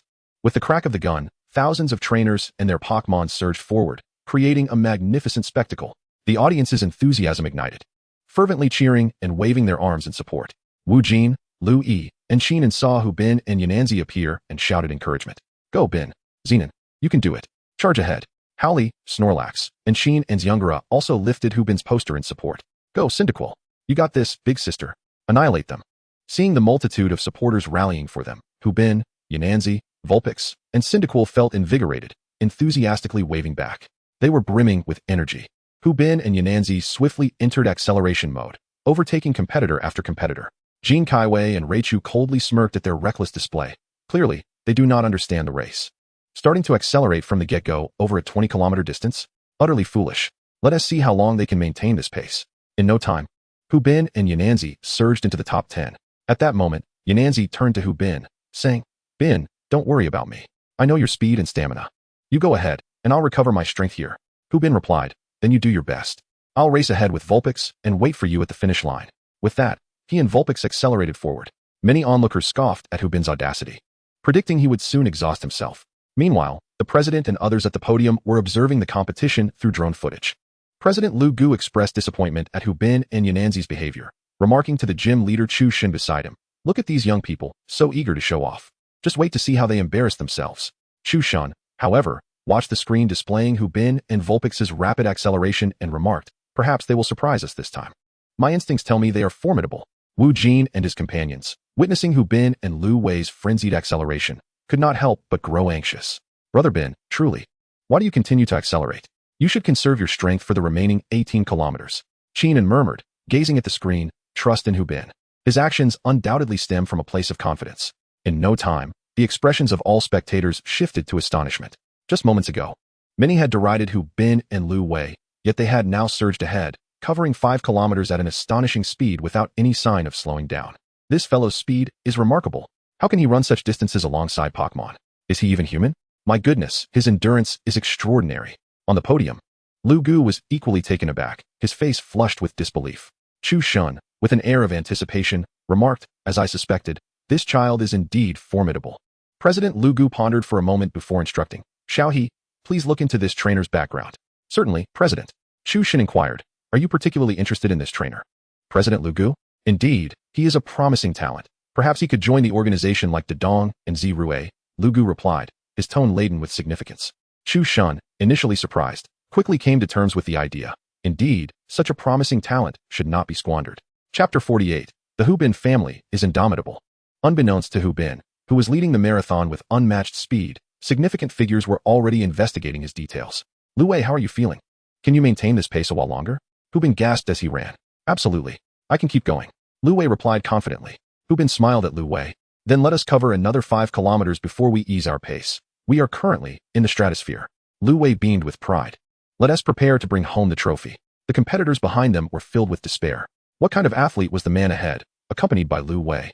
They had barely completed 3 kilometers, while he was approaching 6. How could the gap be so vast? How could they possibly catch up? Jin Kaiwei felt a sense of frustration. He had initially thought Hu Bin was merely an amateur, only to discover he was a phoenix among chickens. The distance among the trailing competitors was not substantial. As the marathon spanned 20 kilometers, few would accelerate from the outset. Most maintained a steady pace. After all, not everyone possessed the extraordinary physical capabilities of someone like Hu Bin. Yananzi and Hua Qiushui secured positions within the top 10, sweat cascading down their faces as they panted heavily, yet their spirits remained high. Hua Qiushui felt that this segment of the race posed little challenge for them. Jin Kaiwei gradually increased his speed, overtaking fatigued competitors and advancing into the top 10, aligning himself with Yananzi. "Ah, not bad at all. But this is all you've got, isn't it? You must be feeling quite fatigued now, haha. Still 15 kilometers to go. I hope you and your fireball mouse don't falter along the way." Jin Kaiwei remarked derisively, casting a mocking glance at Yananzi. Yananzi chose to disregard Jin Kaiwei's taunts, muttering to herself that ignoring him was the best course of action. The image of Jin Kaiwei as a green-haired turtle, clumsily sprinting, involuntarily brought a laugh to her lips. This unexpected laughter left Jin Kaiwei bewildered. "I'm insulting you, and you're laughing? Can you at least show me some respect?" he retorted, visibly irked, as he pressed on with Raichu, his expression darkening at the sight of Yananzi's cheeky grin. To his dismay, Yananzi laughed even harder at his retreating figure. "Oh dear, I mustn't laugh anymore. I can't keep this up, or I'll get a stitch." Meanwhile, in the audience area, Qin and her companions had boarded a vehicle, eager to witness the thrilling moment when Hu Bin and Yananzi would cross the finish line. "I must say, Brother Bin is truly impressive. He and the Ninetales are racing ahead with such speed," Wu Jin commented while watching the live stream. "Of course, it's Brother Bin. With such endurance, he is a powerhouse," Lu Yi replied with a mysterious smile. Wu Jin, understanding the underlying implication in Lu Yi's words, grinned back. "Spot on. No mistakes there. Lu Yi, you're on point. This ride is superb." They both shared a sly laugh, exchanging knowing glances. Qinin, overhearing their banter, felt her cheeks flush. Goodness, what are these boys thinking day in and day out? How crude. Thankfully, Hu Bin isn't like that, she pondered, bemused by her own comparison of Hu Bin to these other young men. Seeing her flustered expression, Wu Jin and Lu Yi exchanged smug looks. "Brother Bin, today we are your finest supporters." At the VIP section, Lu Gu and Chu Shun were intently focused on the screen, gasping in awe at the unfolding spectacle. To an outsider, it might have seemed they were watching something illicit. Hu Bin and the Ninetales are remarkable. Such stamina at such a young age. They rival my own prowess in my youth, haha. Lu Gu boasted shamelessly while watching the footage. Chu Shun, Hearing Lu Gu's brazen self-praise, merely scoffed, yet dared not voice his discontent. You hold a higher position, your words are law, as long as you're pleased. The potential of this Ninetales is immense. It has been nurtured exceptionally well. A formidable trainer will surely emerge from Spring City. Chu Shun reflected thoughtfully.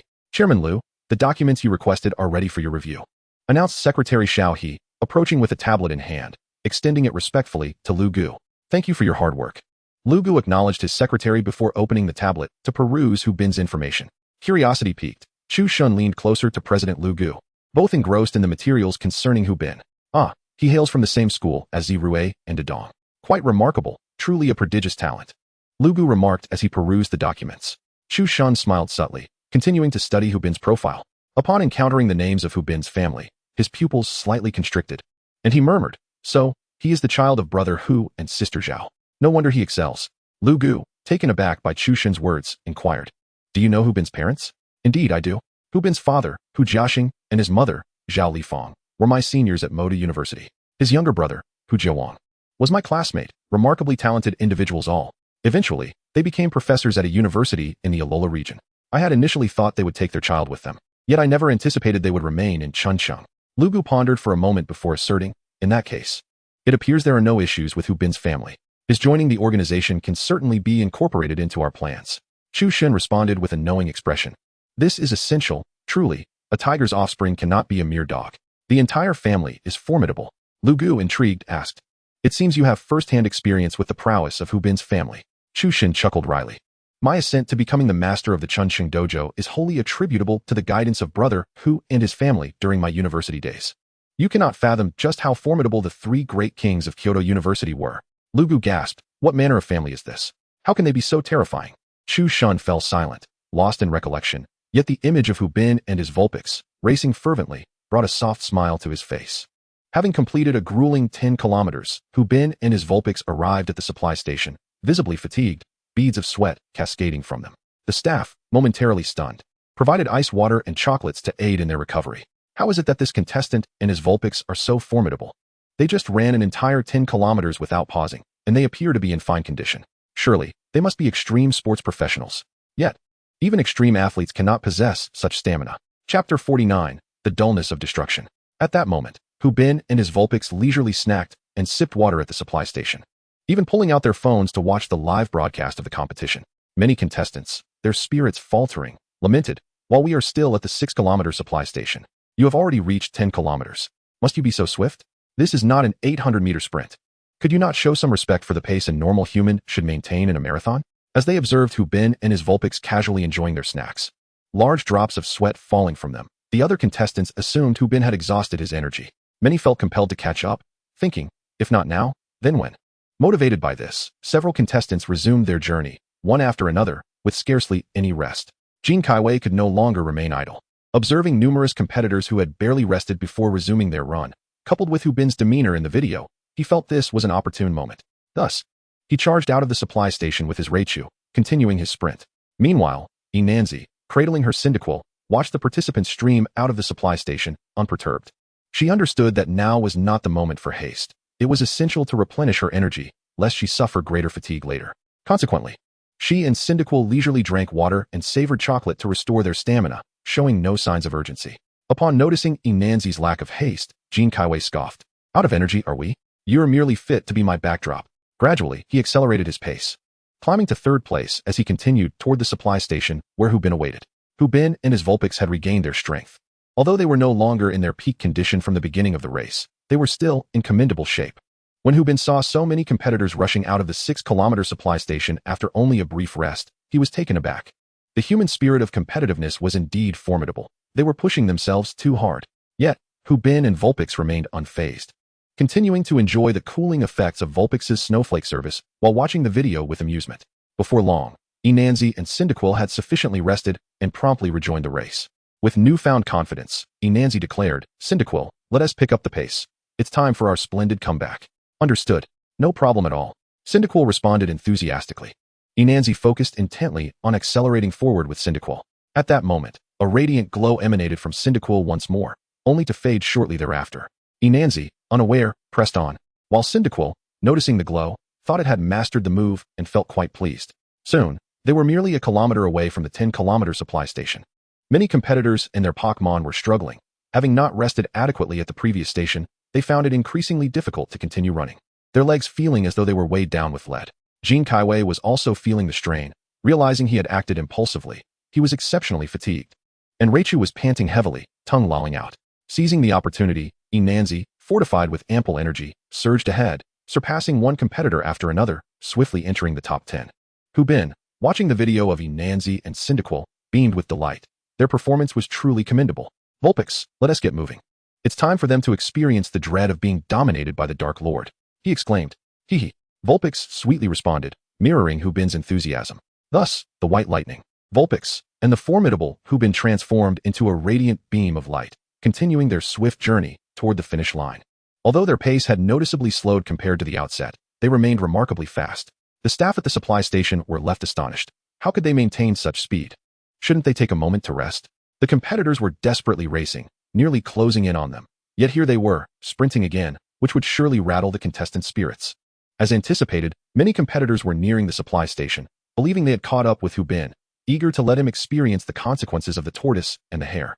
However, upon arrival, they were greeted with the sight of Hubin already sprinting ahead, leaving those who reached the station utterly dumbfounded. How frustrating. Was there no limit to this unfairness? After all their hard work to reach this point, they were merely treated to the spectacle of Hubin and Vulpix's tail lights. Exhausted from their efforts, many competitors collapsed to the ground alongside their Pokémon, wearied and disenchanted, murmuring, "Let it all end. This is pointless." Jin Kaiwei, too, was in despair, trembling as he sipped ice water with Raichu to cool down, yet his heart remained icy. At that moment, Enhancement and Cyndaquil arrived, still brimming with energy, swiftly downing their ice water before taking a moment to rest. The spectators watching this unfold on screen found themselves in a mix of laughter and disbelief. True champions require no explanation, effortlessly outpacing a multitude. This competitor named Hubin seemed like a perpetual motion machine, unstoppable. Indeed, even chewing on Shinmai gum wouldn't match such vigor. The formidable one, participating in a marathon. He ran with such nonchalance, playing with the competitors' mental states. A devil. At the finish line, Qin and his companions watched the footage, their smiles unwavering. The psychic Pokémon, Gengar, utilized its unique abilities to graciously lift an umbrella for Qin and the others, shielding them from the glaring sun. Marathons are a test of endurance and willpower, yet for Hubin and Vulpix, it appeared to be a different experience altogether. With their physical advantages, they surged through 5 kilometers, entering the final supply station for a well-deserved respite. Other competitors seemed to have given up or were still recuperating at the 10-kilometer supply station, with only a select few resuming their race toward the finish line. Among them were Enhancement and Jin Kaiwei.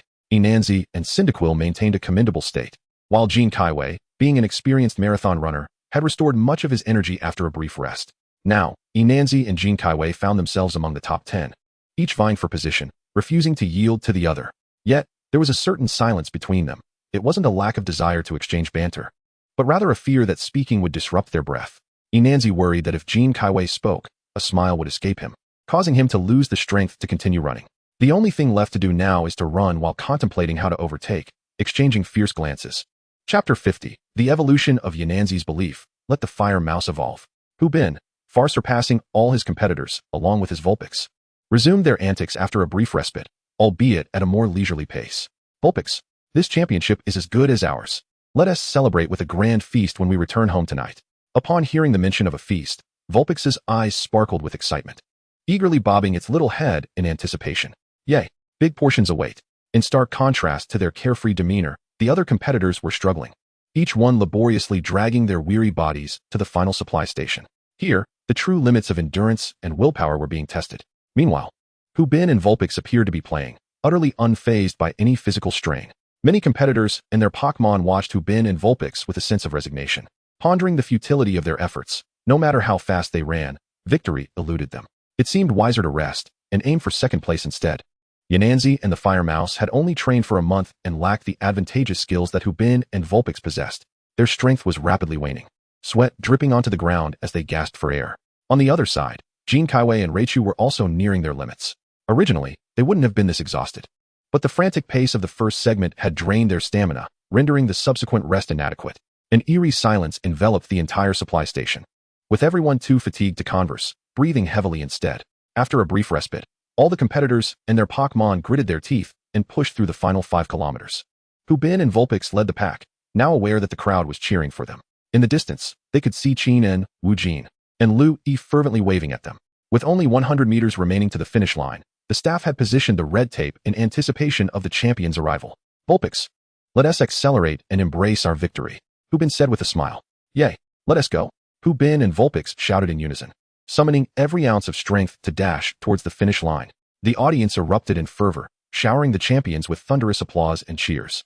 Qin, captivated by Bin's earnestness, felt her heart race, disregarding her ladylike demeanor as she shouted passionately, Go, Bin, charge! Wu Jin and Lu Yi joined in the excitement, cheering wildly. In the final meter, everyone held their breath in unison, watching as Bin and Lu Wei burst across the finish line. Once they crossed, a profound silence enveloped the crowd for a fleeting second before erupting into a thunderous applause and cheers, heralding the crowning of the champion. The commentator, brimming with excitement, proclaimed, The champion of this year's Spring City Marathon is none other than competitor Bin and his partner Lu Wei. Let us extend our warmest congratulations to our champions. The arena reverberated with jubilant applause, celebrating Bin and Lu Wei's victory. Incredible. Brother Bin is amazing. The great Demon King, you are truly formidable. Bin and Lu Wei graciously accepted the adulation, standing proudly as Bin waved to the audience with Lu Wei nestled in his arms. Enthusiastically waved its tiny paws in greeting, a beaming smile plastered across its face. Meanwhile, other contestants were engaged in their final sprint during the last kilometer. Enanzi and Fireball Mouse had reached their limits, their speed significantly diminished, causing them to fall out of the top 10. Although Jin Kaiwei was also nearing his limit, he steadfastly maintained his position within the top 10. At this moment, Bin found his friends Qin and the others, standing together to cheer for Enanzi. Bin was too preoccupied to flirt with Qin, his focus entirely on Enanzi, fervently hoping that she could reach the finish line. In the final 200 meters, the athletes could see the distant audience cheering them on, yet their eyes were singularly fixed on crossing the finish line. Jin Kaiwei, noticing Enanzi's struggle, could not suppress a triumphant smile. As expected, you are no match for me. I am still superior. Enanzi caught sight of Jin Kaiwei's smug grin and felt a surge of determination to surpass him, but her body was weary, her limbs heavy, and even lifting her eyelids was a monumental effort. She felt on the verge of fainting at any moment. Soon, the 2nd through 8th competitors crossed the finish line. Jin Kaiwei was also closing in on the finish, while Enanzi was utterly exhausted. With great difficulty, she turned to Fireball Mouse, saying, Thank you for accompanying me through all the training, Fireball Mouse. I might embarrass myself this time. I feel utterly drained. As she spoke, her legs buckled, and she collapsed to the ground, gazing longingly at the finish line and Jin Kaiwei's retreating figure. Bin and the others anxiously shouted, Enanzi, get up. Don't fall. Keep pushing. Their fists clenched tightly, palms slick with sweat. Fireball Mouse, witnessing Enanzi's fall, couldn't hold back its tears. It knew its master had worked incredibly hard and felt immense pride in having such a dedicated owner. Yet, it also sensed Enanzi's unwillingness to concede defeat. Determined not to see her in despair, Fireball Mouse, with tears streaming down, bit onto Enanzi's clothing, desperately trying to pull her forward. However, being so small, it was utterly incapable of moving her even an inch. The fiery little creature known as Cyndaquil cried out with fervor, Inuwa, Master, keep going. In the distance, Bin and his companions clenched their fists tighter, calling out more fervently for Enanzi. Through a haze, Enanzi glimpsed Cyndaquil's tears and heard the relentless calls of his companions. Summoning every ounce of strength, Enanzi roared defiantly, trembling as he stood upright. At that moment, the audience was profoundly moved by Enanzi's indomitable spirit, continuously cheering him on. As Enanzi looked at his Cyndaquil, a radiant smile spread across his face. Let us embrace our victory, Cyndaquil. Overcome with joy at the sight of his master rising again, Cyndaquil nodded fervently in agreement. Inuwa, let's go. Suddenly, Cyndaquil was engulfed in brilliant light, which only intensified rather than faltered. The entire audience held their breath, captivated by the scene unfolding before them. Enanzi wept as he beheld the evolution of Cyndaquil. Tears streamed down his cheeks. He felt deeply moved and reassured, realizing he was not fighting alone. Cyndaquil had always been by his side, unwavering. Thank you, Cyndaquil. As the blinding light faded, Cyndaquil had evolved into a magnificent Kalava, standing before Enanzi with a dazzling smile. Chapter 51, Champion of the Spring City Marathon. Compared to Cyndaquil, Kalava had grown in size, and the flames on its back blazed brighter. Most notably, Kalava's eyes were now wide open, no longer squinting as they had during its Cyndaquil days. Enanzi gazed at the evolved Kalava, filled with immense pride. Seeing Kalava's smile infused him with newfound strength. Today, I shall claim victory. With unwavering determination, Enanzi declared to Kalava, let us march towards our triumph. Kalava, filled with a fighting spirit, smiled back at Enanzi. Mahu. Let us go, master, and seize our victory. Once again, Yananzi and Kalava began to run amidst the admiration and cheers of the crowd. This time, Yananzi's strides were particularly resolute, and his speed had notably increased. Hu Bin and the others passionately rallied behind him. Yananzi, go for it. Yananzi, Kalava, charge ahead. Meanwhile, Jean Kaiwei and Raichu, with heavy steps, were nearing the finish line. However, he could not comprehend why the audience was so fervently supporting Yananzi. Most infuriatingly, his girlfriend was among the crowd, cheering for Yananzi, completely disregarding him. Yet, Jean Kaiwei lacked the energy to glance back. Confidently, he believed that he and Raichu were merely 3 meters away from the finish line, and Yananzi could never surpass him. Just as Jean Kaiwei envisioned his victory, a figure alongside a Pokémon surged past him. In disbelief, he turned to the side, utterly stunned. How could this be? This is impossible. Surpassing him were Yananzi and the Fire Rock Mouse. As they crossed the finish line ahead of Jinkawai, Yananzi cast a mocking smile at him, proclaiming, "This time, the victory belongs to us." Amidst the eager anticipation of the crowd, Yananzi and the Fire Rock Mouse secured the 9th position in the Spring City Marathon. The audience erupted in enthusiastic applause for the duo, celebrating their triumph. Hu Bin and the Pokémon rushed forward to embrace Yananzi and the Fire Rock Mouse, rejoicing in their success. After a staggered finish, Jinkawai looked on with a wry smile as Yananzi was engulfed in a celebratory throng. Defeated, he realized the depth of his loss. Chin approached Jinkawai, wiping the sweat from his brow. As she did, she remarked, "Our previous actions were indeed excessive. Though we lost this time, you have truly impressed me. Your abilities are remarkable. However, you must reconsider your temperament and disposition." Jinkawai, still smiling ruefully, replied, "I will. This defeat has truly humbled me. Let us go apologize." Chin smiled at Jinkawai, saying, "Now that's the spirit of a man. Let us go." Thus, with Chin's support, Jinkawai slowly approached Yananzi, who was surrounded by well-wishers. Hu Bin, noticing their approach, frowned and asked, "What are you up to?" Ignoring him, Jinkawai turned to Yananzi and said, "I'm sorry. I apologize for my past behavior." Yananzi scratched his head, replying, "It's no big deal, just trivial matters." In that moment, the grievances that had troubled Yananzi for over a month dissipated with Jinkawai's apology. Presently, Yananzi felt a sense of relief towards Chin as well. After exchanging smiles with Yananzi, Jinkawai and Chin quietly departed. Observing their retreating figures, Hu Bin stroked his chin and mused, "Ah, Yananzi. You must be feeling quite elated now. Defeated your rival, received an apology, and finished in the top 10 of the marathon." Yananzi smirked with a hint of arrogance. "It's nothing special. I casually stumbled into the top 10. Whereas the justification in that?" Hu Bin and the others turned away, unwilling to engage further with this overly self-satisfied individual. "Hey, don't leave. I haven't shared my reflections yet." "Hey, wait." On the podium, Lu Gu and Chu Shun watched the competitors with satisfied expressions. There are quite a few promising talents this time, and Yananzi shows great determination. "I look forward to seeing his performance in the rookie tournament for evaluation," Lu Gu remarked. Chu Shun added, "Indeed, both Hu Bin and Yananzi are impressive. So, is Hu Bin confirmed to join the organization?" Lu Gu chuckled, "That's a certainty. In a couple of days, I'll have Dedong and Zirue assess him and encourage him to join." Chu Shin expressed her agreement, saying, "Indeed. Allowing Zirue and Dedong to join will refine Hu Bin's character, and once they are on board, they can grow swiftly." It was evident that both Zirue and Dedong were quite intrigued by Hu Bin, and she eagerly anticipated their development. Lu Gu gazed quietly out the window, and then turned to Chu Shun, saying, "Let us go. It is time to present awards to these young talents." At the award podium, Hu Bin and Lu Wei stood proudly at the forefront, basking in the cheers and applause of the crowd. At that moment, Hu Bin and Lu Wei were undeniably impressive. The scale of this event far surpassed that of a typical campus competition. The top 10, including Enanzi and Jean Kaiwei, also stood on the podium, relishing the audience's acclaim. Enanzi, particularly, had won the hearts of many with her performance, which filled her with immense pride. However, in comparison to Hu Bin, she paled somewhat. Numerous spectators were captivated by the formidable duo of Hu Bin and Lu Wei. Many competitors on stage held a deep admiration for Hu Bin, who had been a relentless force on the marathon track, always just out of sight, pursuing relentlessly, a merciless domination. Soon, Lu Gu ascended the stage, first offering words of encouragement to all the participants before lifting a grand trophy to present to the first-place winner, Hu Bin. After handing the trophy to Hu Bin, Lu Gu remarked, "You performed admirably. You and Lu Wei are truly formidable. I look forward to seeing you both shine in the upcoming novice competition. Keep it up." With that, Lu Gu gently patted Hu Bin's shoulder and smiled as he made his way toward the second-place winner. Hu Bin, cradling Lu Wei and the trophy, wore a grin that stretched from ear to ear.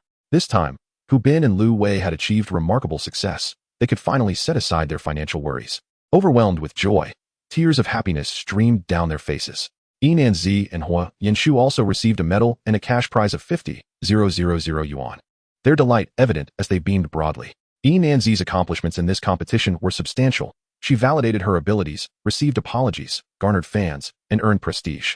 While the evolution of Hua Yanshu and the small monetary reward made her the true champion of the event. Best of the day, Enanzi and Hua Yanshu. Chapter 52, The Pitiful Yongji La. After the competition concluded, Hu Bin and his companions rushed to the supermarket for a grand shopping spree, intending to celebrate at Hu Bin's home. In the supermarket, Hu Bin and Enanzi felt an overwhelming sense of confidence, especially given the substantial prize money they had won. Hu Bin's 1 million yuan prize was particularly envious. Hu Bin felt a swell of pride, having achieved financial freedom at such a young age. He was truly approaching the pinnacle of life. Everyone, embracing the spirit of splurging, began to frantically purchase items, knowing that Brother Bin had the means to indulge. However, Hu Bin's expression darkened as he observed their selections. Alas, Wu Jin, put that game console down.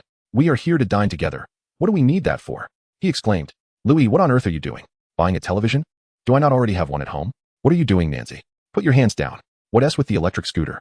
Can we even eat at this gathering? Wu Jin, Lu Yi, and Enanzi sheepishly withdrew their hands, casting glances filled with resentment at Hu Bin. Hu Bin, equally exasperated, retorted, what is the matter?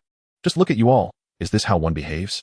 At that moment, Qinan quietly stepped back, intending to return the lipstick she held. Hu Bin, with keen eyes, swiftly intervened, cheerfully declaring, take it. Go ahead and take as much as you want. It was agreed that today you'd come to indulge in my bounty. How could you possibly refrain? He then seized a handful of lipsticks from the counter and placed them into Qinan's hands, adding, is this enough? If not, take more. Blushing, Qinan replied, this is plenty. I feel like I won't even use all of this.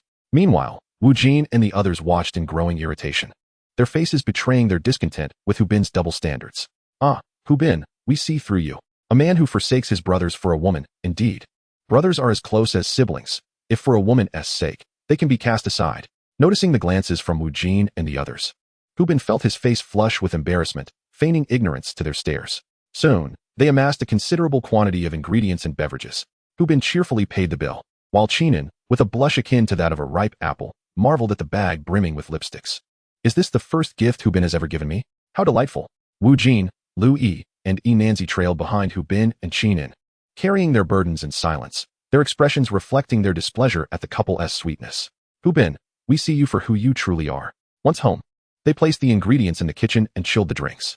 Wu Jin, Lu Yi, and Enanzi sprawled on the sofa, signaling that they had done their part, leaving the rest to the two of them. As it was Qinan's first visit to a male friend's home, she blushed while observing Hu Bin's clean and tidy environment, devoid of any unpleasant odors, evidence of a young man who cherishes life. Unbeknownst to her, all of this had been arranged by Lu Wei's supernatural abilities. Feeling somewhat shy in Hu Bin's home, Qinan couldn't resist stepping into the kitchen to assist him as he busied himself. No need for that. You can relax and watch TV with them while waiting for dinner, Hu Bin said, donning an apron with the demeanor of a devoted homemaker. Qinan, her cheeks flushed, insisted, no, you've worked hard today. Let me wash and chop the vegetables. We can finish faster together. Thus, Hu Bin and Qinan busied themselves in the kitchen, while Lu Wei, sensing the moment, discreetly withdrew, granting them the opportunity to bond, taking along the ever-watchful Yongji. Master, I can only assist you to this extent. Hu Bin, witnessing Lu Wei's actions, silently gave a thumbs up. Lu Wei, you truly are my pride. You understand me. A resounding applause for you. The atmosphere in the kitchen was thick with romantic tension as Hu Bin busied himself with cooking, casually inquiring, this time, I have indeed fulfilled our promise and secured first place. Qinan, her cheeks flushed a deep crimson, appeared irresistibly radiant as she replied, yes, you are truly remarkable. I believe you would have achieved first place even without my encouragement and our agreement. Hu Bin, with utmost seriousness, countered, no, without your support and cheers. I would not have performed so exceptionally this time. It is entirely thanks to you. Qinan's face grew even warmer, her heart racing as she softly remarked, what a smooth talker. The kitchen was permeated with the sweet scent of love, evoking envy from those outside. Oh, how I wish for a sweet romance as well. Yongjila, lounging on the sofa while watching television, initially intended to check on the kitchen to ensure his master was unharmed. However, he found himself helplessly surrounded by 6 Vulpix, with Howley and a small Snorlax flanking him, presenting a formidable barrier that warned him against any attempt to intervene. Oh, you wish to interfere with our brother Bin's romance? Yongjila, you shall not succeed. For the sake of our brother Bin, we shall endure. With a face full of indignation, Yongjila realized he was outmatched and could only succumb to the intimidation of the Vulpix and their companions. Soon, A sumptuous feast was laid out on the table, making everyone's mouths water, including those of the Pokémon, who longed to indulge in the delicacies. Young Gila found himself entranced by the spread, completely forgetting his original intentions as he fixated on the banquet before him. Let us raise a glass to celebrate today's resounding victory. Cheers! The meal was a delightful affair, with everyone relishing the food, even Chinon, who abandoned her demure demeanor and ate heartily. In her heart, admiration for Hubin blossomed. How could this man be so exceptional? She found herself utterly enamored. After the meal, Wu Jin and others, in perfect harmony, cleared the dishes and retreated to the kitchen, leaving Hubin and Qin in an opportunity for solitude. Hubin, observe how we treat you. You must reflect upon this. Young Gila had intended to monitor Hubin and Qin's every move, but was abruptly lifted by Howley, while the Vulpix used its psychic powers to immobilize him, rendering him unable to resist. The Fire Mouse and the small Snorlax readied their ultimate moves, prepared to unleash them should Young Gila attempt to break free, ensuring he would be incapacitated. Poor Young Gila dared not utter a word and resigned himself to his fate, allowing the Vulpix and its companions to dictate his actions. Under the guidance of the Vulpix, all the Pokémon, along with Young Gila, retreated from the living room to Hubin's room. Observing the Vulpix's orchestrated maneuver, Hubin could only exclaim in admiration, "Bravo! Vulpix, you are truly perceptive." Howley Snorlax. Fire Mouse, I will not forget your contributions. There will be enough energy cubes for all. Chapter 53. The Fire-type Pokémon Egg and the eagerly awaited evolution of Vulpix. Hubin did not disappoint the efforts of his dear friends and Pokémon, engaging in lively conversation with Qin and in the living room, thereby enhancing their bond. Qin was also amused by Hubin's antics, her laughter ringing like silver bells, filling the entire room with an atmosphere of joy and subtle intimacy. Meanwhile, in the kitchen, Wu Jin and the others were enviously gnashing their teeth, wishing they could learn from Hubin's prowess in assisting his friends. They urged him to provide them with similar support in the future. Although Qin had noticed the series of subtle gestures between Hubin and others, she chose to remain silent, relishing the moment spent with him, while feeling a twinge of guilt towards Young Gila. Ah, Young Gila, you have worked hard. Before long, as Wu Jin and the others deliberately slowed their pace in finishing the dishes, it was already 9 in the evening, and it was time for everyone to head home. Six Tails and the others emerged from the room, escorting the despondent Young Gila into the living room. Hubin marveled at the seamless cooperation and perseverance exhibited by Wu Jin and his companions, who had managed to remain in the kitchen for a whole hour without emerging. The Pokémon were particularly dedicated, keeping Young Gila occupied for the entire hour. As everyone prepared to leave Hubin's home, he presented each Pokémon with a large jar of energy cubes, causing them to leap for joy. Among them, Young Gila held the specially crafted energy cube given by Hubin, feeling a complex mix of emotions. Though he found Hubin somewhat irksome, he acknowledged that the latter had treated him quite well and reluctantly agreed to this union. Hubin silently gave a thumbs up to Howley, Huiyanshu, and Xiao Ka Bai Shou, signifying that they had done well. The Pokémon responded with understanding glances, conveying a shared silence among them. After bidding farewell to everyone, Hubin and Six Tails reclined on the sofa, watching Six Tails' favorite television series while continuing to exchange text messages with Qin, enjoying their blissful life together. Furthermore, Hubin placed an order for items that Wu Jin, Lu Yi, and Enanzi had spotted in the supermarket, sending them screenshots that elicited enthusiastic praises from his friends. At that moment, the system's voice resonated once again in Hubin's mind. Congratulations, host, on winning the Spring City Marathon. You have been awarded a Fire-type Pokémon Egg, 10,000 points, a skill upgrade voucher, and a cash prize of 500,000 yuan. Please continue your efforts. Upon seeing these rewards, Hubin's smile remained unwavering, and he addressed the system. Ah, system, how generous. Currently, Hubin's wallet and points were quite substantial, bolstering his confidence immensely. He first used the skill upgrade voucher to elevate his curry-making level, achieving the status of a master curry chef. His culinary skills were now of such caliber that he would undoubtedly be recognized as a breeding master in any external setting. Then, to Six Tails' astonishment, he produced a vibrant, spotted Pokémon egg. Startled, Six Tails exclaimed, "Master, how did you manage to hatch an egg?" Hubin smiled at Six Tails and said, "Six Tails, we will soon have a new companion." Nine Tails gazed upon the precious Pokémon egg, reminiscing about her own emergence from an egg in the past and the tender care bestowed upon her by her master, which had enabled her gradual growth. A wave of emotion washed over her, and with delicate precision, she brushed her little paw against the egg, a radiant smile gracing her lips. "Oh, you must grow swiftly. Together, we shall stand atop the Pokémon Pinnacle with our master." The egg, sensing Ninetail's heartfelt sentiments, stirred ever so slightly. Hubin, witnessing this touching moment, felt a profound sense of reflection. He had never imagined that a new member would soon grace his household. This period had been incredibly fulfilling, filled with the joy of new friendships and the attention of many, almost surreal in its richness. Without delay, he ventured into the system shop to procure gifts for the soon-to-join Fire-type Pokémon. He selected a piece of charcoal to enhance Fire-type abilities and a calming bell to foster intimacy, an essential for all his Pokémon. In addition, Hubin invested a significant portion of his points to exchange for a nutrient solution that would elevate the quality of the Fire-type egg, as well as a bottle of body enhancer, an expense that weighed on his points but not on his heart, for he believed that spending for his child was paramount. Before retiring for the night, Hubin poured the nutrient solution into the incubator, allowing the egg to luxuriate in its nourishing bath. The gentle movements of the egg indicated its delight in the solution. Hubin smiled softly, whispering, "You must grow quickly. Soon.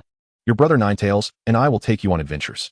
Beside him, Ninetales chirped in excitement, eagerly anticipating the arrival of her sibling. The egg swayed a bit more vigorously, expressing its eagerness for the day it would emerge. At that moment, Ninetales turned her gaze to Hubin, inquiring, "What is it, Ninetales?"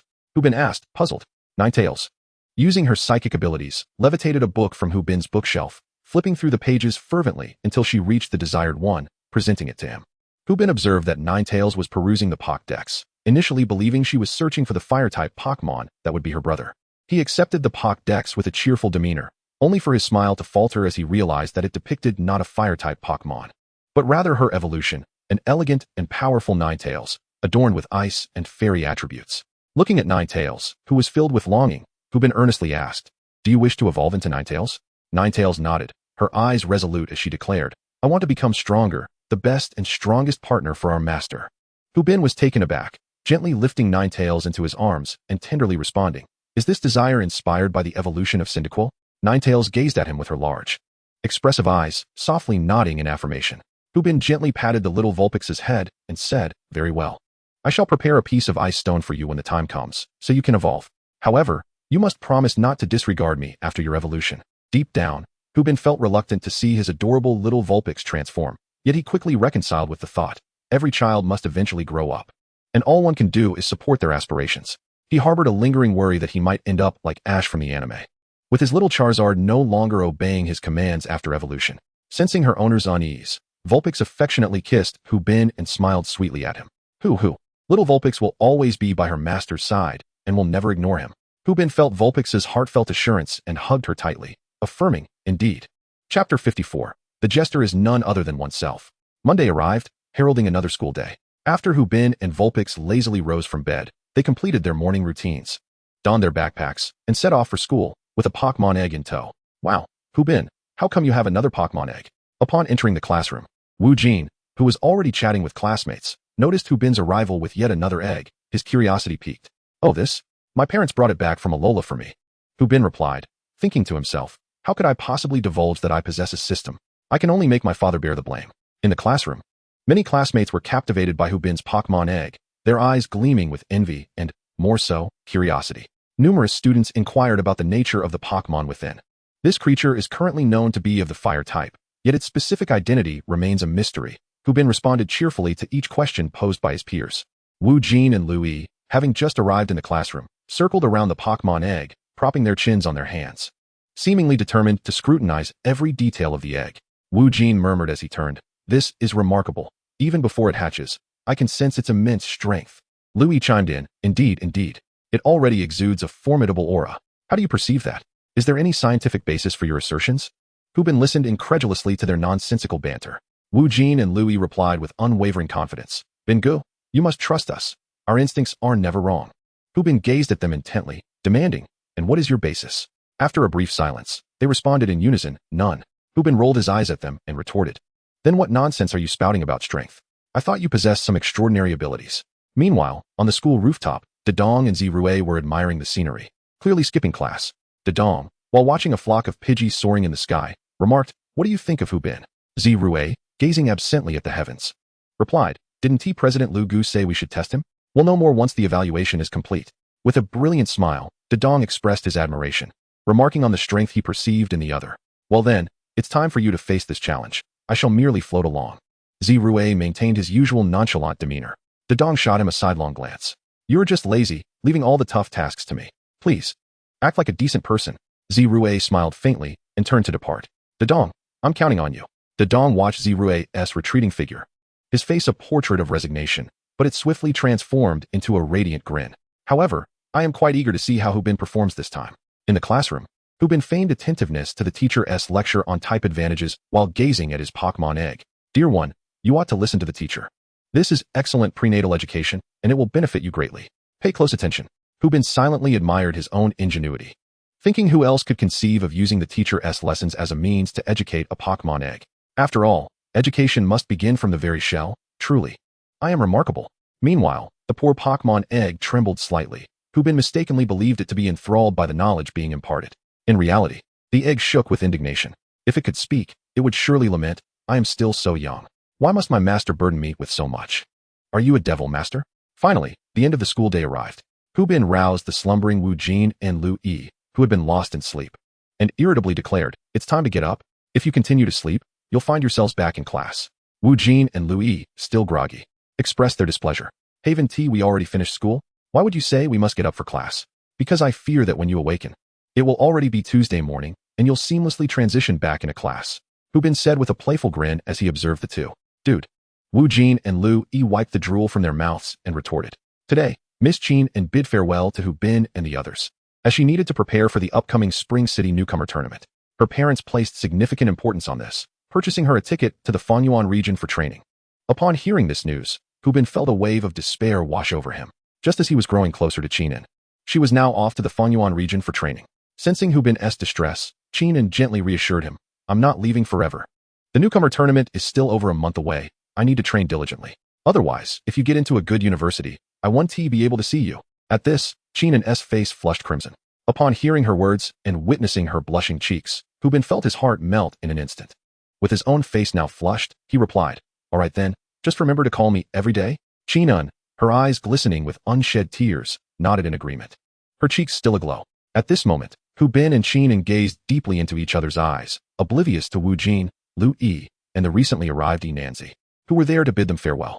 Wu Jin, Lu Yi, and Nanzi wore expressions of displeasure as they observed the affectionate exchange. Oh, the sweetness of young love is truly remarkable. Must you indulge in this excess of affection? Can you not spare a glance in our direction? We too are here to see you off. Is it too much to ask for your attention? Ultimately, Qinin, not lost in the throes of romance, managed to bid farewell to Wu Jin and the others with a blush of rationality. Afterward, she reluctantly settled into the car, preparing to embark on her journey to the Fanyuan region. Throughout the trip, her gaze never strayed from Hu Bin, who waved farewell with his nine tails until the vehicle vanished from sight. Wu Jin, Lu Yi, and Nanzi consoled Hu Bin by patting him on the shoulder. Brother Bin, do not be disheartened. You still have us, and we shall be by your side. Wu Jin reassured him. Lu Yi added, it's only a month apart. You have your brothers here to support you. Nanzi chimed in. Indeed, Brother Bin, let us focus on our training this month for the newcomer competition. Soon enough, you'll be back in college showering us with more of your romantic tales, and we shall relish every moment of it. Acting as your wingman, haha. Hu Bin, with a serious expression, replied to the trio, we shall indeed train diligently. But I may also be heading to the Alola region in a couple of days for special training with my parents. The three friends were taken aback, retreating in shock, their expressions a mix of heartbreak and disbelief. What? We were trying to comfort you, and the jester turns out to be ourselves. Chapter 55, the most powerful high school student in history. As Wu Jin, Lu Yi, and Nanzi made their way to the training facility, Hu Bin trailed behind, cradling his nine tails, persistently chasing after his three disgruntled companions, trying to appease them with his charm. However, Wu Jin, Lu Yi, and Nanzi remained sullen, unwilling to engage with Hu Bin. How could we have consoled you, only to discover that you, with your prominent brow and expressive eyes, would embark on training in Alola without so much as a word to us? The frustration was not so much about his training in Alola, but rather that Hu Bin had not confided in them about his plans, making them feel unacknowledged as brothers. Feeling guilty for not informing his friends of his impending journey, Hu Bin arrived at the training facility, eagerly preparing drinks, chocolates, and energy cubes for them and their Pokémon, displaying utmost diligence. Here you go, Xiaojin. Water and energy cubes for you.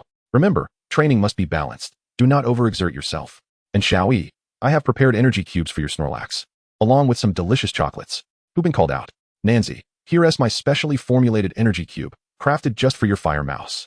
Wu Jin, Lu Yi, and Nanzi observed that Hu Bin's earlier flurry of activity had diminished significantly, particularly with the presence of Howli, Huiyin Shu, and Xiao Bai Shou, who had all benefited from Hu Bin and Lu Wei's assistance, eagerly persuading their respective masters. Wu Jin gazed at Hu Bin and remarked, Brother Bin, you know we are all brothers, and we have greatly benefited from your care.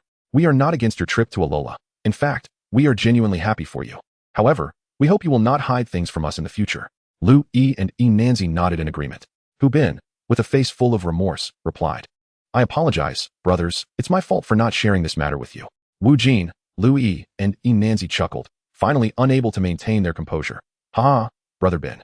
It's all right, we forgave you long ago, but your expression was simply too amusing, so we pretended to be angry just to tease you. Upon hearing this, Hu Bin became incensed and rushed forward, wrapping his arms around the heads of the three, and began playfully retaliating. Wu Jin, Lu Yi, and Nanzi cried out for mercy. Brother Bin, enough, enough. It hurts. If you keep this up, we'll end up kissing. At that moment, their heads were firmly in Hu Bin's grasp, particularly Wu Jin and Lu Yi, whose faces were nearly touching after Hu Bin's playful squeezing. Hu Bin smirked and said, it would be perfect if you two were pressed together. After all, you're both still single, and your first kisses are still intact. Why not share them with each other? Wu Jin and Lu Yi screamed in protest. No. After this bout of chaos, they finally commenced their training for the day, leaving it to the audience's imagination whether Wu Jin and Lu Yi shared a kiss. However, Nanzi wore a look of relief on her face. Hu Bin brought Lu Wei into the IC training room for their session. At that moment, a man's voice reached Hu Bin's ears. Hu Bin, let us have a battle. Curious, Hu Bin turned to face the speaker, with Lu Wei also ceasing its movements to look over. Hu Bin recognized the man's face and inquired, you must be Wang Dadong from Class 1. Dadong was taken aback, then smugly smiled. How do you know me? It appears my name has spread throughout the entire school. Hu Bin nodded. Indeed, all the students are aware of you. Wang Dadong humbly waved his hand. It's merely a false reputation, nothing more. Well, you and another student named Xia Zirwei are indeed quite renowned at school. Your names and photos frequently appear on the absentee lists, often topping the list for skipping classes together, which has led to quite a few rumors about the two of you, Hu Bin said calmly, though he struggled to suppress a smile and a hint of gossip in his expression as he spoke the last part. Wang Dadong's face began to twitch uncontrollably upon realizing how his reputation had been portrayed, and that he had been inadvertently associated with such tales. Wang Dadong felt that he could no longer bear to stay in this place, but reflecting on the tasks he still had to accomplish, he forced himself to say, Hu Bin, those are merely rumors. We are both intelligent individuals and should not concern ourselves with such gossip. Hu Bin looked at him with skepticism. Yet I find those so-called rumors to be far more credible. Speaking like that will leave you friendless. Wang Dadong replied with a scowl. Oh, my friends are nearby. Training in the adjacent room. Hu Bin enthusiastically pointed towards where his companions were. Wang Dadong struggled to maintain his composure. Is that what you meant? Is your comprehension of reading skills taught by the physical education teacher? Hu Bin was taken aback. How did you know my middle school language teacher was a gym teacher? Wang Dadong covered his face. You ought to apologize to all the physical education teachers in the nation. Wang Dadong no longer wished to continue the conversation with Hu Bin and stated directly, let us battle. Hu Bin. No. Hu Bin promptly refused without hesitation. Wang Dadong was bewildered. This was not how he had envisioned things unfolding. He stammered, Hu Bin, don't you know that when a trainer's gaze meets another S, a battle is inevitable? Hu Bin looked at him as if he were a fool. Have you succumbed to some sort of delusion? Now I finally understand why you have skipped so many classes. Wang Dadong inquired, what for? Hu Bin replied, to make the list, the strongest high school student in history. Wang Dadong was thrown into disarray. What list? Are you mixing things up? Am I supposed to shout boastfully? Punishments for puns are no laughing matter. However, he had to admit it was somewhat amusing. Wang Dadong took a moment to compose himself and said, since you refuse to battle, I shall take my leave. He turned to walk away, fearing that this fellow might unleash more puns. It would be better to let Ziru handle him. He felt utterly outmatched. At that moment, Hu Bin called out to him, then let us battle quickly. Wang Dadong turned in disbelief. You've changed your mind so swiftly. He still could not fathom why Hu Bin had suddenly decided to engage him in battle. Unbeknownst to him, Hu Bin had not originally intended to challenge Wang Dadong, but had received a task from the system. The system's cold, mechanical voice declared, battle Wang Dadong. Victory grants a reward of 5,000 points and advanced melee combat skills. Upon hearing the system's promised rewards, Hu Bin was astonished. It had been ages since a new ability had emerged. Advanced melee combat skills. How splendid. His mother would no longer need to worry about a young boy's safety when going out at night. Chapter 56. The Fierce Battle with Vulpix's Full Might. After learning of this task, Hu Bin recognized that Wang Dadong was not an ordinary trainer. He was formidable, or else the system would not offer such generous rewards. This might well be a tough battle. Fully prepared, Hu Bin brought Vulpix to the battle arena, and Vulpix sensed Hu Bin's tension, adjusting its state to its utmost readiness for the challenge ahead. Yet Wang Dadong has yet to comprehend the transformation in Hu Bin's demeanor, now eager to engage in battle with him. Upon catching wind of the event, Wu Jin, Lu Yi, and Nanzi hastily made their way to the arena to observe the confrontation. When Wu Jin and Lu Yi spotted Wang Dadong, they were taken aback. Was this not the infamous truant of their school? How curious it was that he was alone, without his good friend Xia Zirwei. With that, Wu Jin and Lu Yi exchanged knowing smiles. Noticing their expressions, Enhancement rushed over, eager to uncover the intrigue, sensing an unusual atmosphere. Consequently, Wu Jin and Lu Yi regaled Enhancement with tales of Wang Dadong's illustrious exploits and the untold stories involving Xia Zirwei. Enhancement listened intently, occasionally gasping in astonishment. Meanwhile, Wang Dadong, standing in the arena, felt a dark cloud of embarrassment gather. Rumors could indeed be lethal. With a stern expression, Wang Dadong addressed Hu Bin, declaring, "This battle will be a single decisive match." Upon hearing this, Hu Bin realized that Wang Dadong possessed more than one Pokémon. To his surprise, this high school student had already acquired multiple Pokémon, a feat not to be underestimated. Hu Bin turned to his Vulpix and instructed, "Let us go, Vulpix. Exercise caution. Our opponent is formidable." Vulpix nodded gravely, leaping into the arena. Wang Dadong smiled lightly, "Well trained indeed. I shall not take advantage. Go forth, Frogadier." A flash of red light revealed a robust Frogadier on the battlefield, the final evolution of Froakie, boasting dual water and fighting types, and formidable prowess. Hu Bin's expression grew serious. Wang Dadong's Frogadier was evidently well-trained and experienced in combat. As the battle commenced, Vulpix launched the first strike, dashing towards Frogadier with blinding speed. Wang Dadong's eyes widened in surprise. "Quite swift, I see. Frogadier, use double team." Frogadier quickly created numerous afterimages, rendering Vulpix unable to determine its true target. Vulpix initiated a calm mind. "Frogadier, use taunt." Frogadier beckoned with a finger as if to challenge Vulpix to approach. Hu Bin gritted his teeth, realizing his actions had been anticipated. Provoked by the taunt, Vulpix's concentration broke, and it charged towards Frogadier. Wang Dadong smirked, "You've fallen for it. Frogadier, unleash Water Pulse." Frogadier clasped its hands together, releasing a powerful water pulse that struck Vulpix directly. Vulpix yelped in pain and collapsed to the ground. Hu Bin watched in anguish as his Vulpix lay there, while Wu Jin, Lu Yi, and Enhancement were equally astonished. Wang Dadong is indeed formidable. Brother Bin is being overwhelmed. Wu Jin and the others could not help but worry for Hu Bin and Vulpix. With great resilience, Vulpix shakily rose to its feet, glaring defiantly at Frogadier. As Hu Bin observed the determination in the eyes of the six-tailed fox, a thought struck him. He turned to Wang Dadong and said, "Please wait a moment. I must relieve the burden on the six-tailed fox." Wang Dadong, taken aback, realized that it had been carrying a weight. He found Hu Bin and the six-tailed fox to be quite intriguing. With a smile, Wang Dadong replied, "All right, go ahead and lighten the six-tailed fox's load. Let us engage in a spirited match." Nodding, Hu Bin approached the six-tailed fox, crouching beside it and examining its injuries with a heart full of compassion. The six-tailed fox sensed Hu Bin's concern and gently licked his face. As Hu Bin unfastened the power bracelet from the six-tailed fox, he spoke reassuringly, "Six-tailed fox, let us do our utmost. Your well-being is paramount. Winning is secondary." The six-tailed fox, encouraged by Hu Bin's words, nodded lightly and flashed him a radiant smile. Witnessing this tender interaction, Wang Dadong smiled subtly, silently acknowledging that Hu Bin did not treat his Pokémon as mere tools and possessed considerable skill. Soon, with the power bracelet removed, the six-tailed fox felt as light as a feather, brimming with explosive energy. The speedy frog, observing the transformation, narrowed its eyes, sensing the formidable pressure and threat emanating from the six-tailed fox. The match resumed, with the six-tailed fox taking the initiative. It dashed forward like a bolt of lightning, catching the speedy frog off guard, which had intended to evade with a shadow clone. The six-tailed fox's newfound speed was undeniable, and before the speedy frog could react, it was sent tumbling to the ground. "Remarkable," Wang Dadong exclaimed in astonishment. The onlookers, including Wu Jin, widened their eyes in disbelief, murmuring, "Wow, Brother Bin is truly powerful." Struggling to rise, the speedy frog appeared dazed from the recent shock. It swiftly unleashed a water gun aimed at the six-tailed fox. However, the six-tailed fox had evidently entered a rampage mode, evading the attack with remarkable agility. "Now's the time," the six-tailed fox declared, launching an icy beam of energy towards the speedy frog. In retaliation, the speedy frog countered with a water cannon. The two attacks collided, generating a powerful shockwave that fluttered the clothing of Hu Bin and Wang Dadong. The forces were evenly matched, with neither side gaining the upper hand. With keen perception, the speedy frog located the six-tailed fox's position and swiftly launched a heavy punch towards it. Wang Dadong chuckled lightly. "It's over." Hu Bin, however, merely smiled, "Not necessarily." As Wang Dadong focused intently, his surprise deepened. How could there be such remarkable battle awareness?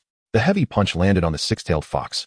Yet instead of a cry of pain, it vanished from sight before the eyes of all. That was a substitute move, Wang Dadong muttered to himself. With a confident smile, Hu Bin thought to himself that after the campus competition, his Vulpix had mastered the skill through the substitute training method provided by the system, though he had yet to use it. At that moment, the speedy Frogadier, having experienced a moment of solitude, wore a perplexed expression. Without warning, Vulpix surged forth from the ground, striking Frogadier with great force. Vulpix, unleash your full power. Hubin bellowed. Understood, master. Vulpix's eyes radiated a brilliant blue light, directly hitting Frogadier. With a pained cry, Frogadier collapsed, rendered unable to continue the battle. Vulpix emerged victorious in this encounter.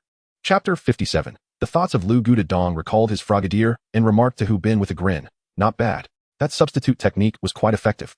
I concede this match to you, but I assure you, I will give it my all in the upcoming Spring City Newcomer competition. Hu Bin mused silently, realizing that Dadong was merely testing his abilities. Yet, he pondered the true motive behind Dadong's actions. Noticing Hu Bin's inquisitive gaze, Wang Dadong smiled subtly. In a couple of days, someone will come looking for you. Then you will understand. I am eager to see your potential. With that, Wang Dadong nodded and turned to depart. As Hu Bin watched Wang Dadong's retreating figure, he fell into deep contemplation about who this person truly was and who would be seeking him. At that moment, Wu Jin, Lu Yi, and Yi Nanzi approached Hu Bin with serious expressions. It seems the Spring City Newcomer competition will be quite challenging. I never imagined even someone like Wang Dadong, who often skips classes, could be so formidable. He must have undergone extensive training and battles to reach such strength. Hu Bin quietly observed the departing Wang Dadong, stating, his experience is vast. He has undoubtedly received special training to become this strong. His absence from class likely indicates he has been honing his skills. Wu Jin and the others shared Hu Bin's somber demeanor. Wu Jin then asked, Hu Bin, if Wang Dadong were to face you again in the Spring City Newcomer competition, what do you think your chances would be? Hu Bin replied softly, today, Vulpix and I exerted all our strength, but Wang Dadong has more than one Pokémon, and he likely hasn't revealed his trump card yet. A collective gasp escaped Wu Jin and the others, astonished. Wang Dadong is certainly extraordinary. The Spring City Newcomer competition is bound to be a fierce battle. Hu Bin acknowledged, indeed, we must train diligently in preparation. Otherwise, an early exit would be quite humiliating. Noticing Wu Jin and the others' grave expressions, Hu Bin attempted to lighten the mood with a jest. Upon hearing Hu Bin's words, Wu Jin, Lu Yi, and Yi Nanzi patted their chests, affirming, Brother Bin, rest assured, we are no slouches either. This month, we will train hard to secure a commendable result in the Spring City Newcomer competition. Hu Bin smiled slightly. I look forward to your performance in a month. By the way, come to my house tomorrow. I have prepared a month's supply of energy cubes for you. Don't forget to pick them up. Wow, Brother Bin is so generous. You're amazing, Brother Bin. If I were a girl, I would surely adore you. Long live Brother Bin. Wu Jin, Lu Yi, and Yi Nanzi felt warmth in their hearts upon hearing that Hu Bin had prepared energy cubes for them, and they were immensely grateful. They had not anticipated such thoughtfulness from Hu Bin in providing the training energy cubes. Hu Bin, observing their joyful expressions, felt a surge of happiness. Yet he was troubled by another matter. Wang Dadong had mentioned that someone would come looking for him. Who could it be? Were they friend or foe? Hu Bin pondered, deciding it best to withhold this information from Wu Jin and the others to spare them unnecessary worry. Meanwhile, in the office of the president of the Spring City Pokémon Trainer Association, President Lu Gu sat quietly in his chair, reviewing documents.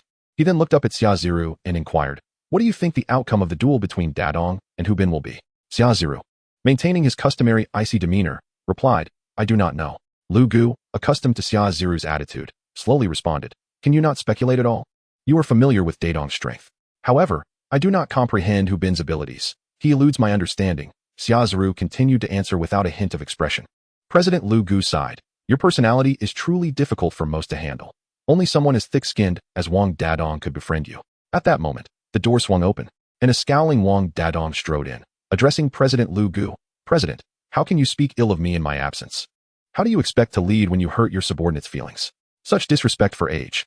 Lu Gu felt a pang of embarrassment upon hearing Wang Dadong's words, as it was indeed awkward to have one's disparagement overheard. However, his expression darkened when Wang Dadong accused him of being disrespectful. He retorted, isn't it you who possesses such thick skin? Have you ever considered why the vending machines in the association malfunction so frequently? Surely you have some awareness. This left Wang Dadong momentarily flustered. He often utilized his quick-swimming frog to unleash a barrage on the vending machines, causing the drinks to tumble out for free. This trick had proven effective time and again, saving him money daily. Yet, it came with a significant drawback. It was harsh on the vending machines. Now, Wang Dadong could only feign ignorance, gazing innocently at Lu Gu. What vending machines? I am unaware. How could I believe your nonsense? Wang Dadong, your audacity is remarkable. You lie without a hint of shame. Lu Gu glared at him, internally berating his shamelessness. Meanwhile, Xia Ziru, who had been stoic, felt a flush creeping to his cheeks due to the vending machine incident, as he had been complicit, primarily serving as lookout. After all, who could refuse the Ice Cream King? Lu Gu shot Wang Dadong a fierce glance and asked, how did the assessment of Hu Bin go today? Wang Dadong rubbed his nose and replied, his strength and character are commendable. He can be considered for inclusion in the organization. Xia Ziru observed Wang Dadong's nervous gesture of scratching his nose, and a hint of amusement flickered across his cold visage. You lost, didn't you? Upon hearing Xia Ziru's remark, Lu Gu directed a teasing gaze at Wang Dadong. Feeling somewhat embarrassed under their scrutiny, Wang Dadong managed an awkward smile, acknowledging his defeat.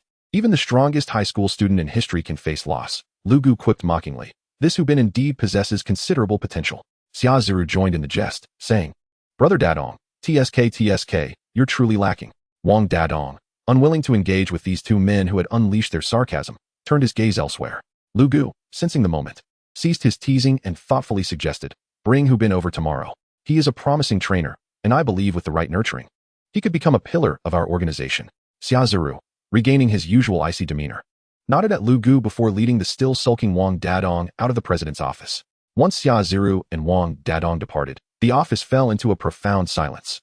President Lu Gu approached the window, gazing at the bustling traffic outside, murmuring to himself, they must grow swiftly. Their activities are becoming increasingly frequent. Chapter 58. The rumors circulating in school are true. Are you planning to take a leave of absence to prepare for the Spring City Newcomer tournament?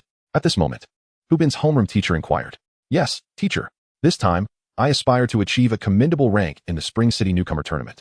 So I wish to train in the Alola region for a while, Hubin replied earnestly. Very well. You are our school's top student. Ensure you train diligently and strive for a high ranking. The Spring City Newcomer tournament is your stepping stone. You must exert your utmost effort. The homeroom teacher spoke with heartfelt sincerity. Hubin nodded affirmatively, declaring, rest assured, teacher, I am aiming for the championship this time. The teacher chuckled brightly. If you win the championship, you will receive an avalanche of acceptance letters from universities nationwide. This morning, Hubin arrived at school and presented his training plans to his teacher. The school, recognizing the significance of the newcomer tournament for aspiring trainers, fully supported Hubin's decision. By the end of the afternoon, his leave of absence had been successfully arranged. After school, Hubin and his friends gathered at a milk tea shop, sipping their drinks. I will be heading to the Alola region the day after tomorrow. You all need to train hard. The newcomer tournament will showcase everyone's performance. Hubin remarked while enjoying his milk tea with Wu Jin and the others. Wu Jin grinned proudly. Brother Ben, just be prepared to be astonished by our progress. Lu Yi chimed in with a smile. Brother Ben, this time we are all in for the lovely ladies at university and a sweet romance. We're giving it our all. From the side, Enanzi scoffed, shallow. Is the splendid campus life merely for you to indulge in romance? Wu Jin and Lu Yi immediately bristled at her remark. He stood up and directly grasped Yananzi's collar, declaring, pray tell, how can one truly make the most of university life? If your answer is merely studying, today shall be your demise, for we do not believe that. Hubin watched this scene with a smile, intrigued by the response Yananzi would offer, while cradling an egg and sipping milk tea alongside the ever-curious Vulpix. Unfazed, Yananzi confidently proclaimed, perspective. The vision is too narrow. A splendid university life encompasses far more than mere romance. Naturally, it involves taking my girlfriend and Pokémon to the internet CAF for gaming and showing off. Wang Jin and Lu Yi were rendered speechless, muttering to themselves, indeed. How could we have overlooked this? Gaming in university, accompanied by charming ladies and Pokémon. What bliss! Our perspective has truly been limited. Now, they gazed at Yananzi with admiration, thinking, our brother Yananzi certainly has a grand vision. Upon hearing Yananzi's words, Hubin, mid-sip of his milk tea, nearly choked. Cough, cough. Your vision is indeed remarkable. I wish you all success. This is splendid, at least it will motivate them in their training. After finishing his milk tea, Hubin departed from the group, preparing to return home to pack his belongings and book a flight to the Alola region. Cradling his Pokémon egg, Hubin felt Vulpix firmly clutching his collar, ensuring he wouldn't fall. Humph, little brother, you shall remain nestled in your master's embrace for now. As he walked home, he suddenly halted. What brings you here? He asked, eyeing Wang Dadong and Xia Zirwei with suspicion.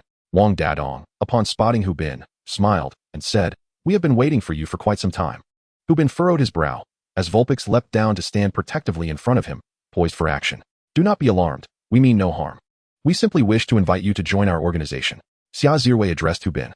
Organization? What organization? Hubin inquired, puzzled. Wang Dadong, grinning, explained. Our last battle was a test of your potential, and your strength was quite astonishing. Hence, our leader sent us to extend this invitation to you.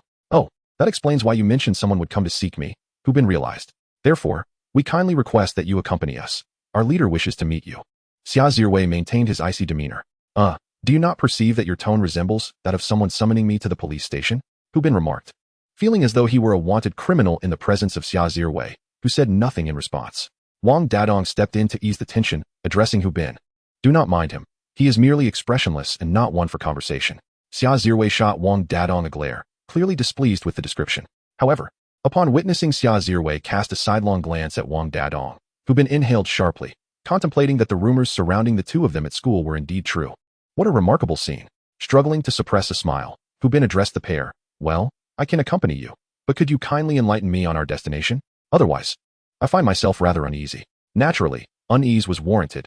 He genuinely feared that the two might conspire against him. After all, he was but an innocent young lad, utterly unwilling to betray Chinan. Upon hearing Hu Bin's agreement to accompany them, Wang Dadong exclaimed joyfully, "It's south, not some unsavory place. We are headed to the Pokémon Association to meet the president. He wishes to see you." Hu Bin was somewhat taken aback. The president wants to meet me? Indeed. After witnessing your battle against Dadong in the marathon, he expressed a desire to invite you to join the organization. Xia Zirui interjected. With Xia Zirui's words, Hu Bin's doubts dissipated. Yet, he found the tone of Xia Zirui increasingly familiar, suddenly reminded of his own system. Was it not strikingly similar, devoid of any emotional nuance? After mentally teasing both Xia Zirui and the system, Hu Bin donned a broad smile and followed Wang Dadong and Xia Zirui to the Pokémon Association. Curiosity piqued. Hu Bin wondered what sort of organization the president wished for him to join, what activities it entailed, whether it offered social security benefits, competitive salaries, adequate rest periods, generous holidays, travel allowances, and festive gifts. He promptly shared his inquiries with Xia Zirui and Wang Dadong, who, after sharing a laugh, found their expressions darkening. It was not Hu Bin's excessive chatter that troubled them, but rather the realization that they had overlooked such crucial details regarding benefits when considering joining the organization. Oh dear. How hasty. Chapter 59. The threat of the ultimate beast. It was only upon seeing Wang Dadong that Hu Bin recalled he had yet to claim his system rewards. Previously, his thoughts had been consumed by Wang Dadong's assertion that someone would seek him out, which had caused him to forget about the rewards. Now, as the three sat in the car, Hu Bin finally found the opportunity to redeem his rewards. The cold, mechanical voice of the system resonated, and upon hearing it, Hu Bin noted that it bore an uncanny resemblance to Xia Zirui's voice. Congratulations, host. You have received 5,000 points and the advanced melee combat skill. Please continue your efforts. Almost immediately, Hu Bin felt a surge of combat techniques coursing through him, his body brimming with newfound strength. He felt an overwhelming sense of explosive power. Now, there was no need to worry about Wang Dadong and Xia Zirui harboring ill intentions. He could easily overcome them with a single punch. After all, Hu Bin was a formidable human-shaped Pokémon. In the car, both Wang Dadong and Xia Zirui noticed Hu Bin's mischievous expression and subtly shifted away from him. Is our new teammate, Hu Bin, harboring any ulterior motives towards us? As these thoughts swirled in their minds, the two grew increasingly apprehensive, desperately squeezing towards the edge. Wang Dadong pressed himself firmly against Xia Zirui. Upon regaining his composure, Hu Bin noticed Wang Dadong's proximity to Xia Zirui. A chill running down his spine. Are young people today so audacious? Have they no regard for personal space? Is it truly impossible to contain oneself in a vehicle?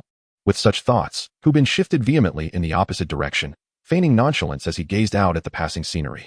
Yet, the musings of the trio remained known only to themselves, enveloping the vehicle in an eerie silence. After finally arriving at the Pokémon Association, Wang Dadong and Xia Zirui exhaled a sigh of relief, as if they had narrowly escaped a calamity, leading the hesitant Hu Bin towards the president's office. The peculiar silence persisted. Hu Bin, Wang Dadong, and Xia Zirui refrained from speaking, maintaining a subtle distance and an air of caution. Hu Bin, however, felt little concern, knowing that Wang Dadong and Xia Zirui could not overpower him. Instead, he observed the DCOR of the Pokémon Association with keen interest. In contrast, Wang Dadong and Xia Zirui were not as relaxed, remaining vigilant against any potential schemes from Hu Bin. Upon reaching the president's office, Dadong knocked on the door. Please enter, came the voice from within. Hu Bin, go on in. We shall remain outside. Have a good discussion with the president, Wang Dadong remarked. Before Hu Bin could respond, Wang Dadong and Xia Zirui departed, their retreat resembling that of individuals fleeing in fear. Is it truly that terrifying inside? Hu Bin muttered to himself. Unbeknownst to him, Wang Dadong and Xia Zirui were not afraid of the president, but rather concerned about Hu Bin's intentions. Upon entering, Hu Bin was greeted by the president of the Pokémon Association, Lu Gu, who smiled warmly at him.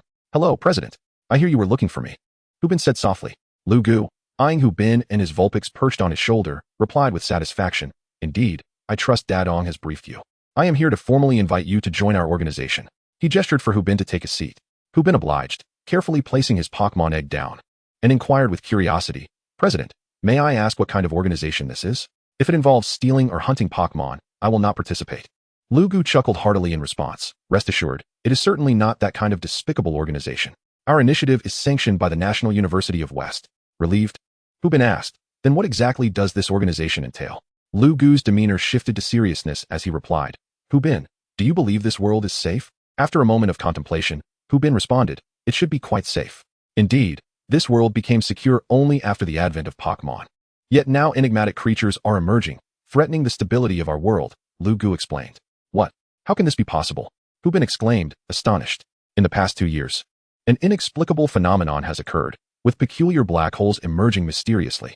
From these voids, numerous unidentified creatures have emerged, possessing formidable strength akin to Pokémon, yet they are uncontrollable, often launching attacks against humans and Pokémon alike, resulting in harm to both. We have designated these beings as ultimate beasts. Lu Gu, resting his chin on his hand, spoke gravely as he followed Hu Bin. Upon hearing the term ultimate beasts, Hu Bin's expression shifted. He recalled witnessing these powerful entities in the Pokémon Sun and Moon animated series back in his original world, their destructive capabilities being exceedingly high. Taking a deep breath, he inquired, President, is the organization here to combat the ultimate beasts? Indeed, the occurrence of black holes has surged in frequency over the past 2 years, and the beasts emerging from them are exceptionally potent. Every nation globally has established its own countermeasures, uniting in the principle of driving them away without causing harm, while also attempting to eliminate the black holes, Lu Gu explained. I see. What is the name of our country's organization? Hu Bin continued to ask. The Nirvana organization. Lu Gu pronounced, each word resonating with gravity. It signifies our relentless struggle against these foreign invaders, embodying the spirit of never surrendering and growing stronger through battle. Achieving rebirth through Nirvana. His words struck deep within Hu Bin's heart. In a daze, Hu Bin murmured to himself, Nirvana. Rebirth through Nirvana. Lu Gu, exuding an air of authority, continued with a serious demeanor. Hu Bin, are you willing to join the Nirvana organization? Without a moment's hesitation, Hu Bin, wearing a serious expression, replied, I am willing.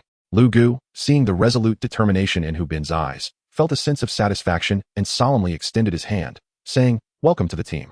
Hu Bin grasped Lu Gu's hand firmly, marking his official induction into the Nirvana organization, united in the defense against the threats posed by the ultimate beasts. Lu Gu addressed Hu Bin, our organization will ensure that every comrade is well compensated. Based on your contributions, we will provide you with valuable items, including rare Pokémon eggs, like the one on your desk. Your primary objective now is to strengthen yourself and become an independent trainer. We will also arrange regular training sessions for you.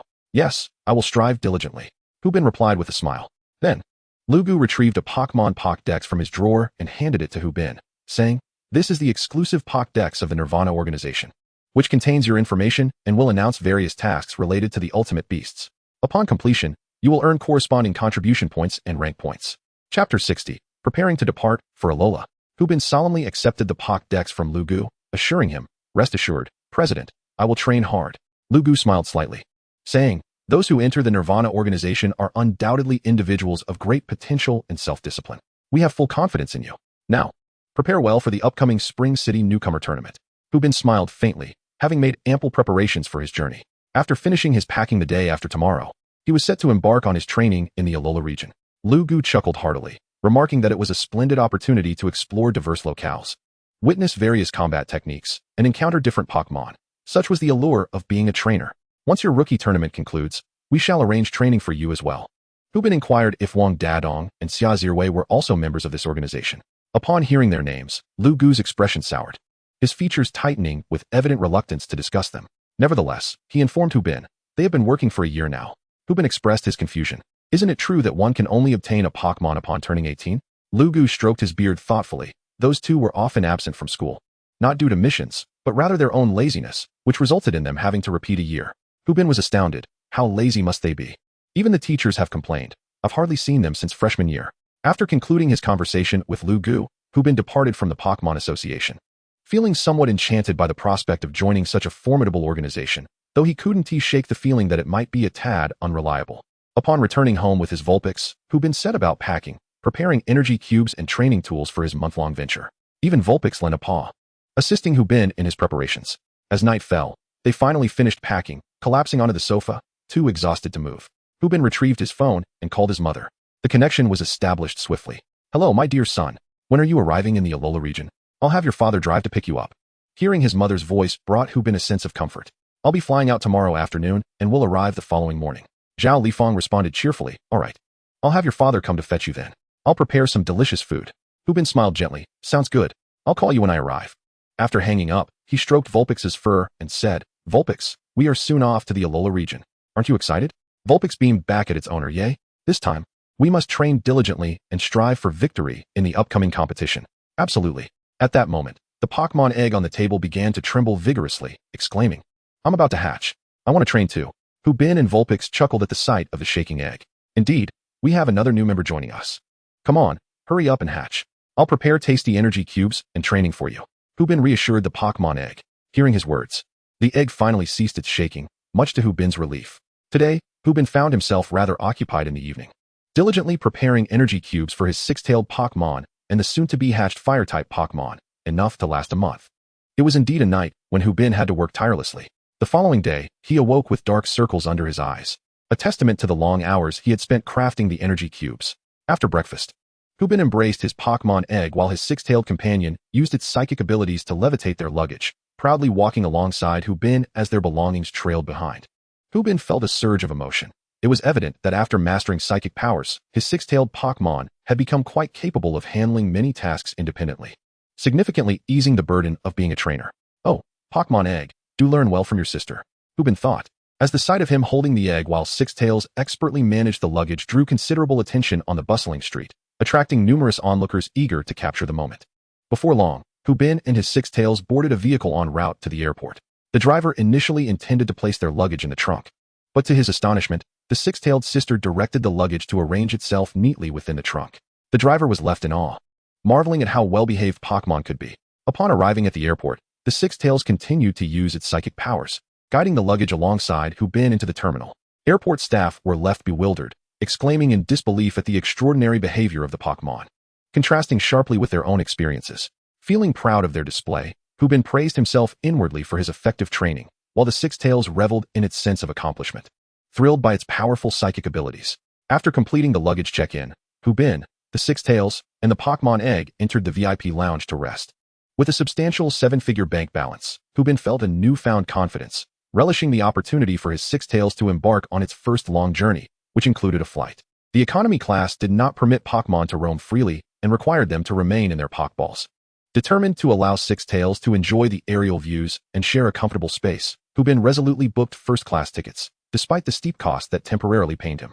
However, he reassured himself that his upcoming stall would soon be profitable, easing his financial concerns. While savoring the luxurious coffee and indulging in macarons provided in the lounge, Hu Bin marveled at the vibrant lifestyle of the affluent. Six Tails delighted in the treats, devouring several macarons. And Hu Bin chuckled as he wiped the crumbs from its mouth with a napkin. Meanwhile, the Pokémon egg shook with deep resentment, lamenting its inability to partake in such delectable delights. Once boarding commenced, Hu Bin and Six Tails settled into the first-class section, where Hu Bin thoughtfully placed his Six Tails by the window, ensuring it could marvel at the breathtaking scenery outside. The Vulpix placed its front paws on the window, supporting its entire body with its hind legs, gazing at the scenery outside, filled with joy as its six little tails wagged incessantly. Hu Bin, observing the delightful demeanor of Vulpix, affectionately patted its small head and said with a smile, "The view after we take off will be even more splendid. You will see many houses transform into mere black dots." Upon hearing Hu Bin's words, Vulpix's eyes sparkled with excitement, and its tails wagged even more vigorously. Chapter 61. The hometown of Vulpix in the Alola region. Soon, the airplane took off, and Hu Bin, cradling the Pokémon egg in one arm, tightly held Vulpix with the other, fearing that the little creature might tumble due to the inertia once the plane ascended. As Vulpix watched the houses outside shrink into tiny black dots, its mouth agape in awe, Hu Bin seized the moment to capture a photograph of Vulpix with his phone. Now in flight mode.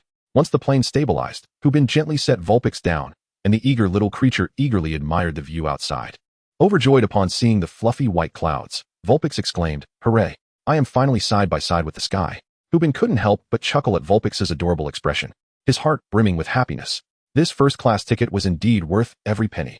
The journey from Spring City to the Alola region took an entire day, and by the time they arrived in Alola, it was already the following morning.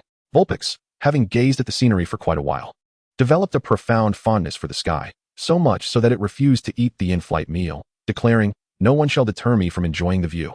In the deep of night, after 12 hours of flight, Vulpix grew weary.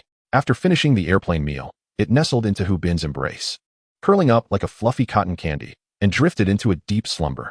Hu Bin, watching Vulpix sleep so cutely, smiled tenderly and planted a gentle kiss on its little face. At that moment, the Pokémon egg, feeling neglected, pouted, "My master is biased. Why not give me a kiss too?" Hubin chuckled, shaking his head, and kissed the egg, saying, "Good night, everyone." He reclined his seat and fell asleep alongside Vulpix. Attention all passengers, we are about to land at the beautiful Hawali City on Melemele Island in the Alola region. Thank you for your support. And we hope you have a wonderful journey in Alola. Hubin vaguely heard the announcement as he gradually opened his eyes, realizing they were beginning to descend. He hurriedly woke Vulpix, exclaiming, "Vulpix, wake up and look. We have arrived in Alola." Initially still drowsy, Vulpix's eyes widened upon hearing they had reached Alola, and together with its master, it admired the breathtaking landscapes of the region. The Alola region comprises a collection of warm islands, centered around 4 naturally resource-rich islands and 1 artificial island. This region includes Melemele Island, Akala Island, Ulula Island, Pony Island, and the Pokémon Paradise. Each island guarded by powerful Pokémon guardians, boasting unique Alolan moves. Hubin yearned for the recognition of the island guardian, hoping to acquire its techniques, which would undoubtedly enhance the prowess of his Vulpix. However, the dance required to perform this technique filled him with embarrassment. With a warm smile, Hubin addressed Vulpix, saying, "Vulpix, this place is your homeland. It is from here that you journeyed across the seas to be by my side." Vulpix, with a sweet smile gracing its lips, nodded enthusiastically. After disembarking from the plane, Hubin retrieved his luggage with Vulpix's assistance, as it utilized its psychic abilities to levitate the bags, trailing closely behind him. The people of the Alola region were renowned for their warm hospitality, greeting everyone they encountered with genuine friendliness. Embracing the local customs, Hubin and Vulpix joined in the cheerful salutations, exclaiming Alola. Vulpix, ever the sociable creature, frequently raised its tiny paw to wave at passers-by. The phrase Alola was a customary greeting in the region, akin to saying hello. Once outside the airport, Hubin and Vulpix had lost count of how many greetings they had exchanged. Feeling quite parched from their enthusiastic interactions, Vulpix even grew weary from lifting its paw. The weather in Alola was delightful and warm, prompting Hubin to don a flamboyant beach outfit and sunglasses purchased online. Vulpix, too, sported the sunglasses Hubin had bought for it. They awaited Hubin's father, Hujashing, to arrive and collect them, along with a Pokémon egg they had brought along. After a considerable wait, their legs grew weary, and Hujashing had still not appeared. "What is taking him so long? This is quite unreliable," Hubin grumbled, picking up his phone to prepare for a frantic call to his father. At that moment, 2 Pokémon soared through the sky at great speed towards Hubin, their excitement palpable as they spotted him. Just as Hubin and Vulpix were about to observe the approaching Pokémon, one of them swooped down and enveloped Hubin in a warm embrace. "Roar, roar, little Bin, it has been ages." Hubin's heart soared at the sight of the Pokémon, gently patting its back. "It has indeed been a while. Charizard, how have you been?" The Pokémon that had embraced Hubin was Charizard, Hujashing's partner, who had watched over Hubin since childhood, showering him with affection. "Roar, how wonderful. Little Bin has grown so much." Another Pokémon, a Xerneas, descended gracefully, upon which stood a middle-aged man with an invigorating presence, none other than Hubin's father. "Hujashing, my son, it has been too long," Hujashing exclaimed, gazing at his son, who was now nearly taller than him, with immense pride. "Dad, you took your time. Vulpix and I have been waiting here for ages." Hubin began to voice his complaints upon seeing Hujashing. With a sheepish grin, Hujashing scratched his head and replied, "I had a meeting this morning, which delayed me a bit." "Ha." At that moment, the Chishi Bluebird affectionately nudged its head against Hubin's cheek. This Chishi Bluebird was a sprite belonging to Hubin's mother and had watched him grow up, showering him with boundless affection. "Ah, it has been ages since we last met, dear Chishi Bluebird. You have become even more beautiful." Hujashing, gazing at his son whom he had not seen for quite some time, embraced him tightly. Overwhelmed with emotion, Hubin felt a surge of warmth, as it had indeed been a long while since he had last seen his father. At that moment, the Vulpix scurried over to greet the Charizard and the Chishi Bluebird. Upon seeing Vulpix, both the Charizard and the Chishi Bluebird were filled with joy, quickly forming a delightful camaraderie. Vulpix truly was a social butterfly. Hujashing soon noticed Vulpix and smiled slightly. Bin, your Vulpix has been nurtured splendidly. I am eagerly looking forward to your upcoming novice tournament." "Absolutely. You can count on me. I shall certainly bring home another trophy," Hubin declared with unwavering confidence. Hujashing burst into hearty laughter, responding, "You speak as though you have amassed countless trophies. Is it not merely that single campus competition trophy you possess? Well, I also secured the championship in the Spring City Marathon, the very title you failed to clinch back in your day," Hubin replied lightly. Chapter 62. This child, I no longer want. Hujashing harbored a rather embarrassing past. When he was younger, he had participated in the Spring City Marathon with his little Charizard, brimming with youthful exuberance. However, he faltered, suffering a cramp after running just a kilometer, leading to his withdrawal from the race. This incident stood as one of the few blemishes in Hu Jiaxing's history. Upon hearing that his son had claimed the championship of the Spring City Marathon, Hu Jiaxing felt a tumult of emotions. He was proud of his son's achievement, yet simultaneously engulfed in a profound sense of shame regarding his own past. With an awkward smile, he remarked, Bin Bin, you performed admirably, truly impressive. Noticing his father's expression, Hu Bin realized he must have recalled that embarrassing chapter of his history. Thus, he refrained from mentioning it further, choosing not to rub salt in his father's wounds. Hu Jiaxing then picked up Vulpix, gently stroking its little head, saying, Thank you, little one, for taking such good care of my Bin Bin for all this time. Of course, we look after each other. I absolutely adore my master. Vulpix beamed with joy, squinting its eyes in delight as Hu Jiaxing held it. All right, let us head home, Bin Bin. Your mother has prepared a meal, Hu Jiaxing said with a cheerful grin. Suddenly, an eerie silence enveloped the surroundings. The Charizard and the Chishi Bluebird trembled in fear, and Hu Bin wore a look of sheer terror. Only Vulpix appeared perplexed, wondering why this was happening. After all, his master's mother had cooked something delicious. Wasn't that a good thing? Hu Bin gulped nervously, his voice trembling. Dad, did my mom really cook? Hu Jiaxing, with a grave expression, remarked, Indeed, there are new dishes. I have yet to taste them. However, I have already had breakfast, so I shall refrain from eating later. You are the protagonist. Do indulge yourself and enjoy a hearty meal with Lu Wai. Dad, how can you put your child in such a terrifying predicament? Hu Bin questioned loudly, denouncing Hu Jiaxing's disgraceful actions. Hu Jiaxing chuckled awkwardly. What do you mean by terrifying predicament? Such a harsh term. It's merely a bit of an upset stomach. What is there to fear? Then why did you eat breakfast? Isn't that an admission of fear? Hu Bin mercilessly exposed Hu Jiaxing's contradictions. Haha. Don't dwell on it too much. Let's be off. Your mother is anxiously waiting, Hu Jiaxing declared. At that moment, Hu Bin felt resigned to the inevitability of consuming his mother's heartfelt cuisine, his spirit momentarily deflated. Just then, Hu Jiaxing, feeling a pressing need, said to Hu Bin, Please wait for me a moment. I need to use the restroom. We shall return shortly. A sudden spark of inspiration flashed in Hu Bin's mind, and he said to his father, Go ahead. We shall wait for you here. Thus, Hu Jiaxing went off to the restroom. As Hu Bin observed his father's distant figure, he swiftly opened his backpack, which was brimming with snacks and energy cubes. Fortunately, I had the foresight to prepare ample provisions. Father, you may have to endure a bit, Hu Bin murmured with a slight smile. With that, Hu Bin began to prepare energy cubes for Charizard, Chishi Qingyao, and Lu Wai, while he himself voraciously devoured bread, fully committed to the task at hand. Lu Wai, having gleaned from the conversation between Hu Bin and Hu Jiaxing the quality of Hu Bin's mother's cooking, unhesitatingly began to indulge in the energy cubes. Charizard and Chishi Qingyao looked at Hu Bin with tearful eyes, quickly joining in the feast. Bin Bin, your efforts were not in vain. This is delectable. Thus, the sight of Hu Bin and his myriad Pokémon gorging themselves on the street became a vivid spectacle. Many tourists could not help but exclaim, Just how long have they been starving to eat like this? Before long, Hu Jiaxing returned, looking relaxed, but upon seeing Hu Bin and the others indulging, he grew anxious. Son, what are you doing? Eat less. You must save room for your mother's cooking. Upon hearing this, Hu Bin and the Pokémon began to hastily finish their food.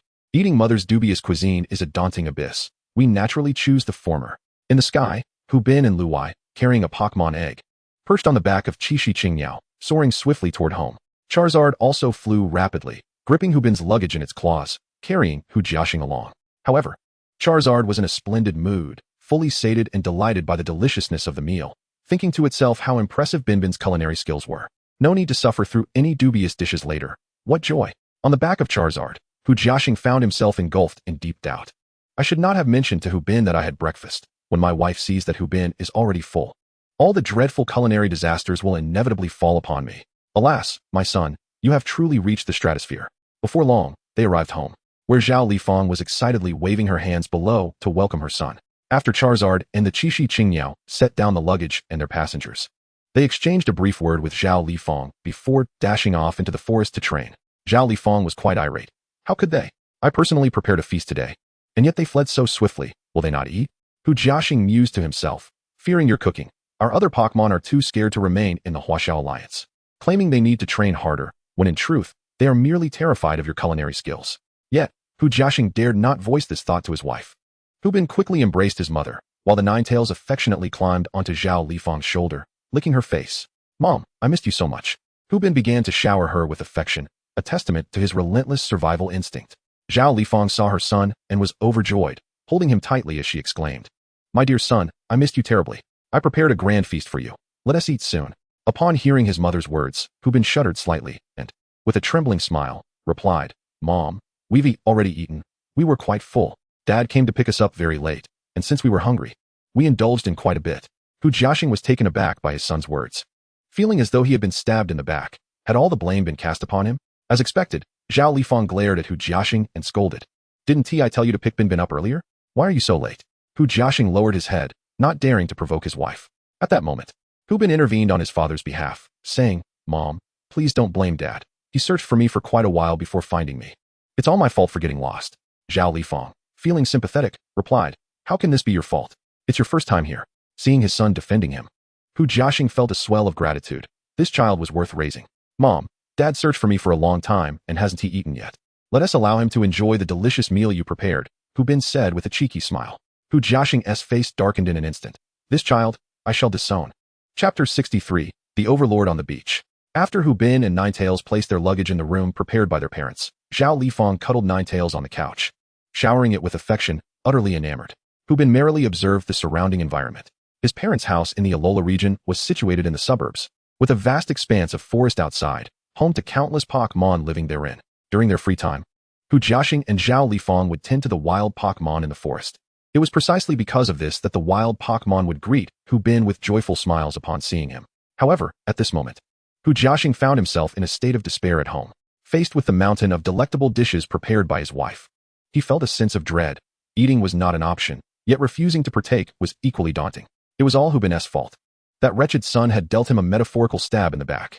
With a mix of indignation and sorrow, Hu Jiaxing begrudgingly consumed the culinary creations while casting resentful glances at Hu Bin. Hu Bin had long sensed his father's resentment, but remained resolute. For a true man does not look back. "Dad, I know you're suffering. I'll make you something delicious tonight," he proclaimed, gazing out at the scenery with an outward calmness that belied his inner sympathy for his unfortunate father. Meanwhile, Lu Wei was enjoying a harmonious relationship with Zhao Lifang.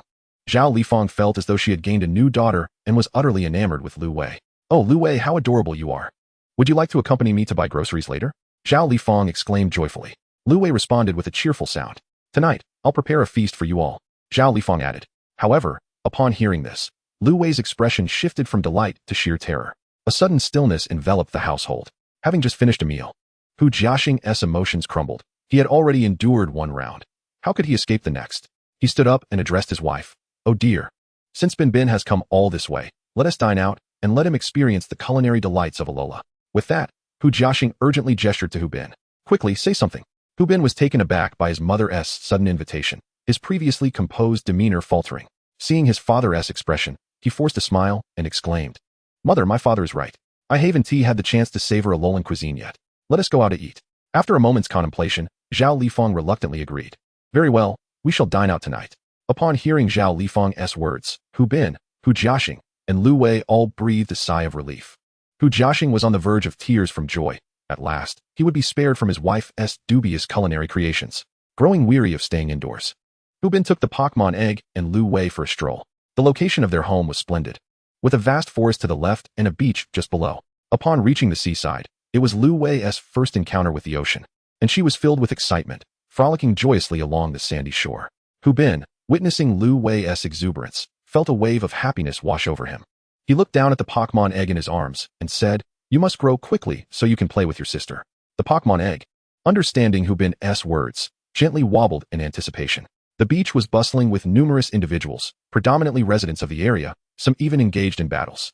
However, upon spotting Hu Bin and his Vulpix, they greeted him warmly, exclaiming aloha. After responding amicably, Hu Bin and Vulpix observed the ongoing battles, their competitive spirits ignited. Vulpix was eager to leap into action, ready to take on two opponents at once. Noticing Hu Bin's desire for a duel, the locals eagerly invited him to partake in a battle. With innocent smiles adorning their faces, Hu Bin and Vulpix accepted the challenge, marking the commencement of their inaugural battle in the Alola region.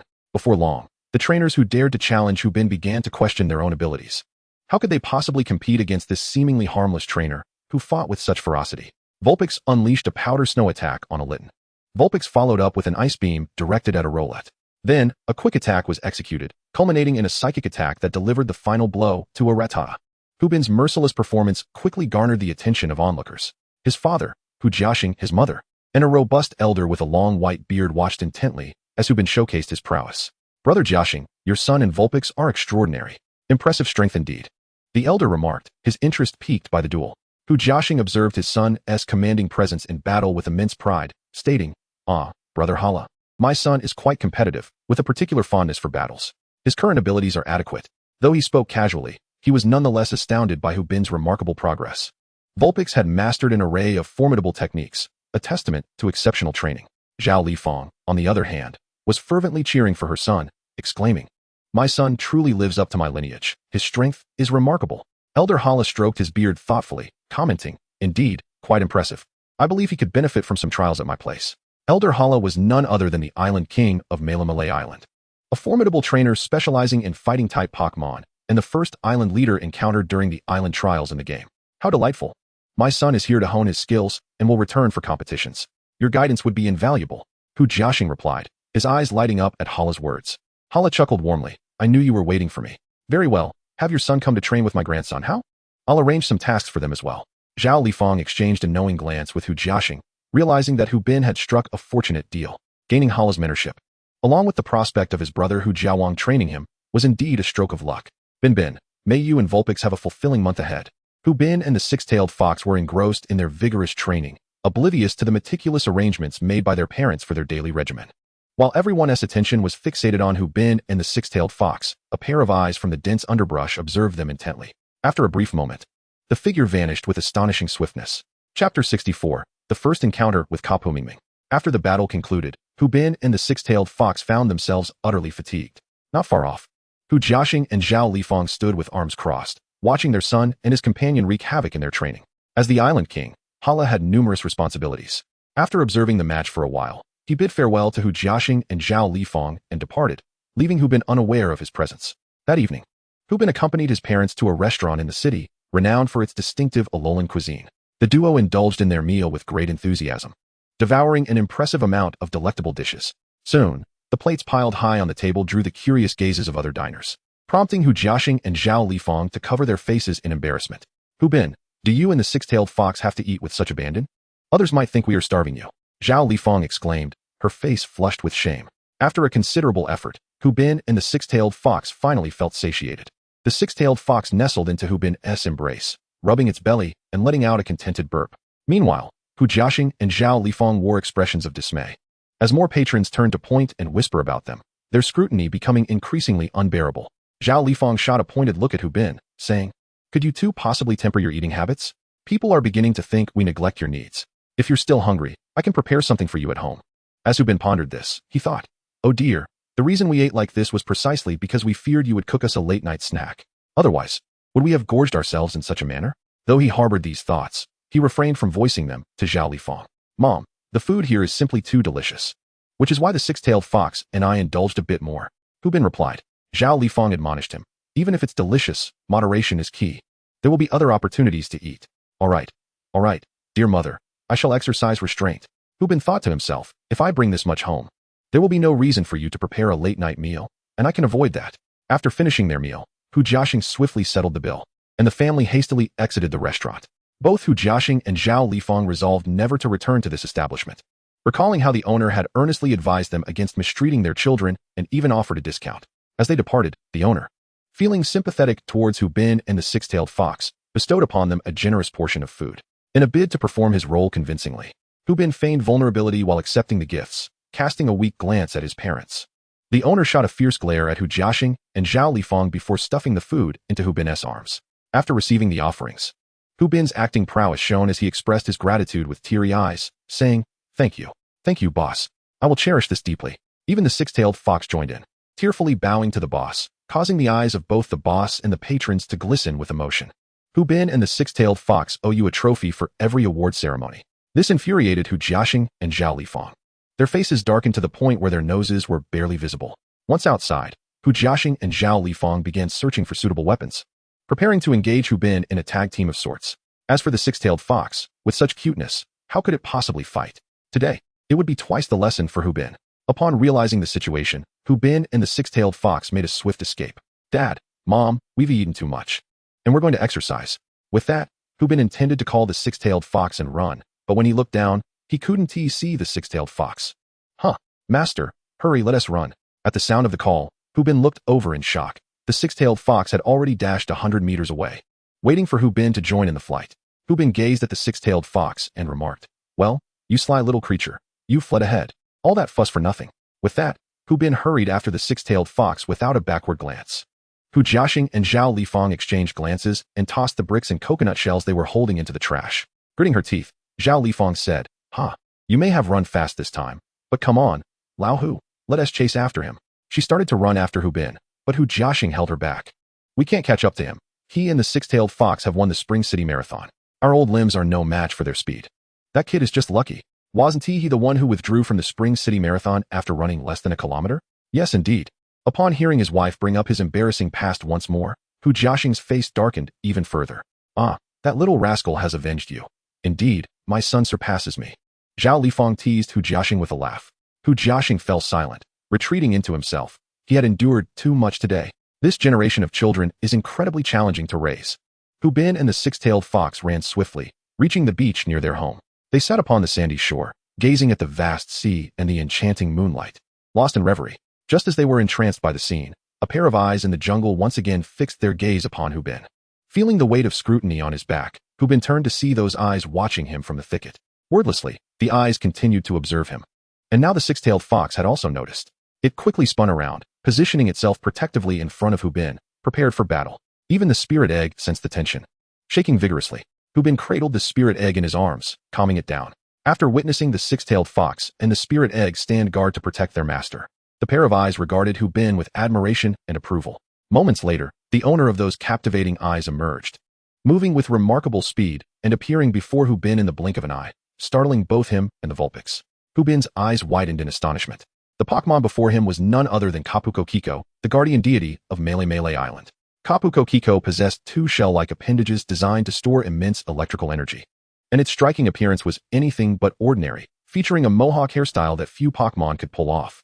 As the protector of the entire island, its temperament was surprisingly fickle, driven by an insatiable curiosity that drew it to those Pokémon and trainers it deemed worthy, engaging in both playful escapades and fierce battles. Feeling a surge of anxiety, Hu Bin swallowed hard, contemplating the implications of Kapuko Kiko's presence. If it had come seeking amusement, that would be a relief. However, if it sought a challenge, disaster loomed, for his frail form and that of the Vulpix would be no match for even a single thunderbolt from Kapuko Kiko. The guardian deity regarded Hu Bin and the Vulpix with an inscrutable expression, causing them both to feel increasingly uneasy. Gathering his courage, Hu Bin forced a smile and timidly presented an energy cube, stammering, "Would you care for some? It's quite delectable." Kapuko Kiko considered the offered energy cube with intrigue. Chapter 65. The bracelet moonlight danced upon the ocean, casting a silvery sheen across the waters, while a few sharpdos leapt gracefully from the waves. On the beach sat a man accompanied by two Pokémon and a singular egg, a scene of harmony. In this moment, Hu Bin felt a flicker of trepidation as he observed the island's guardian indulging in the energy cube. It was his first encounter with a mythical creature, and the novelty left him a bit rattled. In contrast, the Vulpix seemed entirely at ease, sharing the energy cube with Kapuko Kiko while gazing out at the sea. What a social butterfly. After finishing the energy cube, Kapuko Kiko appeared thoroughly satisfied, its gaze fixed intently upon Hu Bin, radiating goodwill and admiration. This trainer is quite impressive, it seemed to convey, to possess such delicious energy cubes. This is by far the most delightful treat I have savored in all my years. Quite commendable. Seeing no hostility from Kapuko Kiko, Hu Bin relaxed. Yet he reached into his pocket to retrieve another canister of energy cubes, smiling as he offered it to the deity. "It's a pleasure to meet you. Consider this canister a welcome gift." Kapuko Kiko's eyes sparkled at the sight of the additional offering, and after graciously accepting the canister, it nodded appreciatively at Hu Bin. "You are quite the astute one." Then, Kapuko Kiko called to the Vulpix, who glanced at Hu Bin before nodding in understanding. Confused, Hu Bin wondered if some unspoken agreement had been reached, unable to decipher their interaction. With a wave of its hand, Kapuko Kiko prepared to take flight. Before departing, it cast one last glance at Hu Bin and placed a stone in his palm, nodding at both him and the Vulpix before soaring into the sky. As Hu Bin and Lu Wei gazed at Kapu Mingming soaring away, they could not help but marvel at the terrifying prowess of a level 2 deity. Lu Wei's eyes sparkled with a blend of desire and determination, for Kapu Mingming had clandestinely struck a deal with Lu Wei, one that could significantly enhance her strength.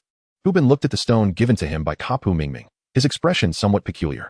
This stone emitted a faint glow. He recognized it as a radiant stone, specifically utilized for crafting bracelets that, when combined with pure crystals, unleashed formidable techniques of great power. It was astonishing that just yesterday he had expressed a desire to acquire the strength of a technique, and now he had received a bracelet. accomplishing half of his goal in an instant. Such speed was rather remarkable. Hu Bin couldn't help but reflect on his good fortune. Upon returning home with Lu Wei, Hu Jiaxing and Zhao Lifang, wearing enigmatic smiles, regarded Hu Bin with mockery. Dare you come back? Today you've given your parents quite a surprise. From now on, your father and I might avoid that restaurant altogether, they said, encircling Hu Bin with cold smirks. Hu Bin looked at them with despair.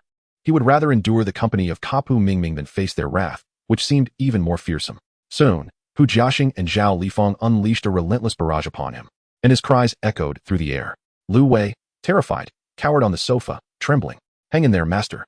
Before long, the cacophony ceased, and Hu Jiaxing and Zhao Lifang, satisfied, rubbed their wrists, leaving Hu Bin sprawled on the floor, his gaze vacant as he questioned the meaning of life. Lu Wei, seeing the ordeal conclude, swiftly rushed to Hu Bin's side, gently licking his cheek. Master, we mustn't misbehave anymore. If we don't misbehave, we won't face dire consequences. After a prolonged moment, Hu Bin finally regained his composure and, trembling, approached Hu Jiaxing and Zhao Lifang. By then, their anger had dissipated, and they greeted him with cheerful smiles. What is the matter, dear son? Is there something on your mind? They seemed to have entirely forgotten the earlier beating. Hu Bin sighed inwardly at his misfortunes but managed to force a smile as he replied, Mom and Dad, today I encountered the island guardian, Kapu Mingming. What? Nanny? His parents were taken aback. Hu Jiaxing, slightly envious, remarked, You met Kapu Mingming on your first day? I had to wait 6 months to see it. How did you manage that?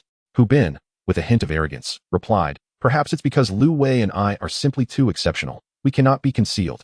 After exchanging eye rolls, Hu Jiaxing and Zhao Lifang looked at each other, their expressions seemingly conveying, Our son is so boastful. He must have inherited that from you. Not me. Zhao Lifang pondered for a moment and asked, Did Kapu Mingming give you anything? Hu Bin proudly produced the radiant stone, saying, Here it is, this very stone. After Hu Jiaxing and Zhao Lifang retrieved the stones, they observed them with great care. Hu Jiaxing remarked, Tomorrow, you shall accompany me to seek the island king Hala.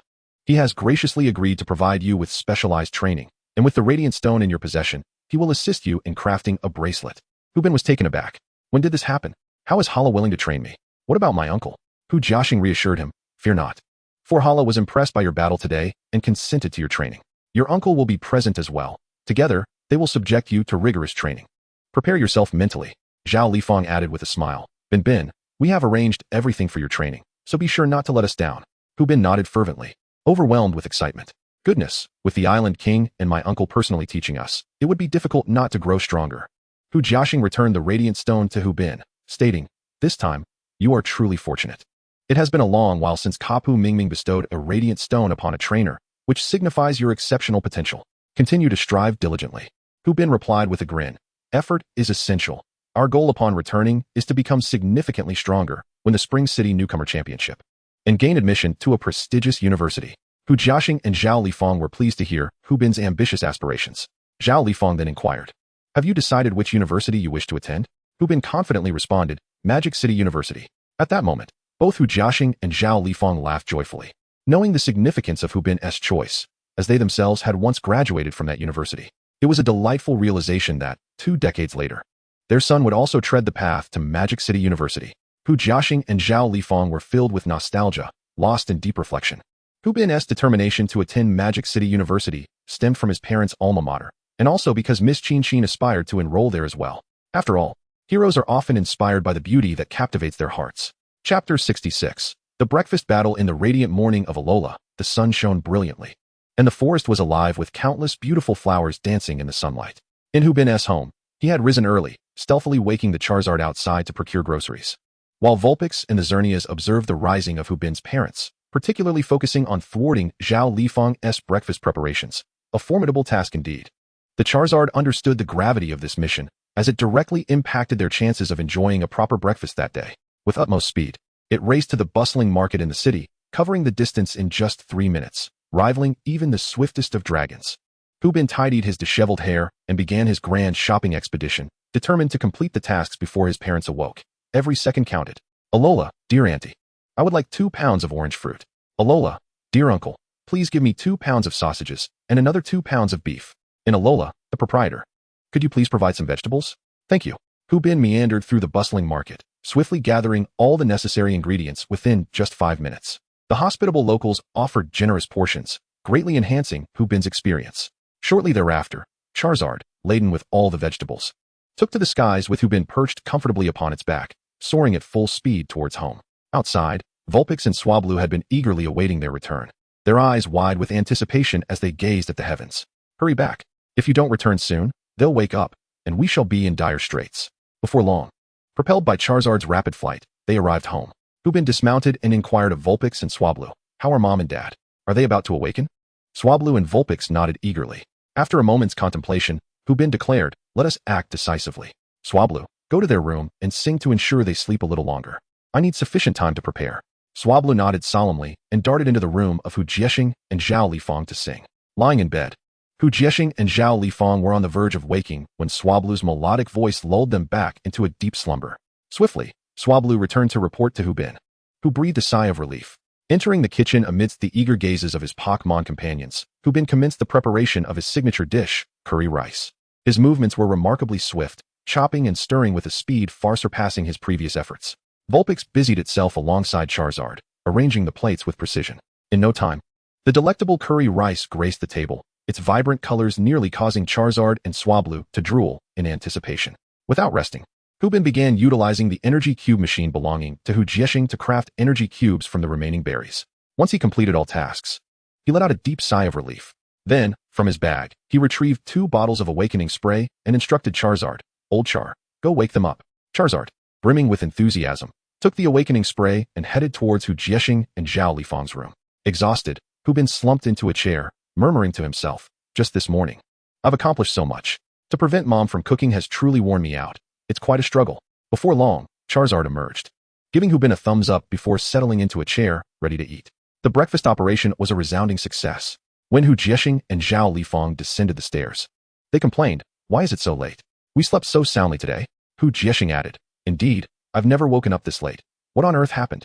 Upon hearing their complaints, Hubin and his Pokémon companions could hardly contain their laughter, reveling in the success of their little prank. Upon encountering Hubin, Zhao Lifang exclaimed, "Bin, it is entirely our fault for oversleeping. We did not have time to prepare breakfast for you." Hubin responded with a gentle smile, "Mother, it is quite all right.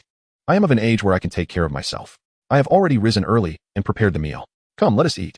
It was then that Zhao Lifang and Hu Jiexing noticed the sumptuous spread laid out on the table, the aroma alone tantalizing their senses. In astonishment, they remarked, "Did you truly make all this?" Hubin nodded affirmatively, "Indeed, I prepared it.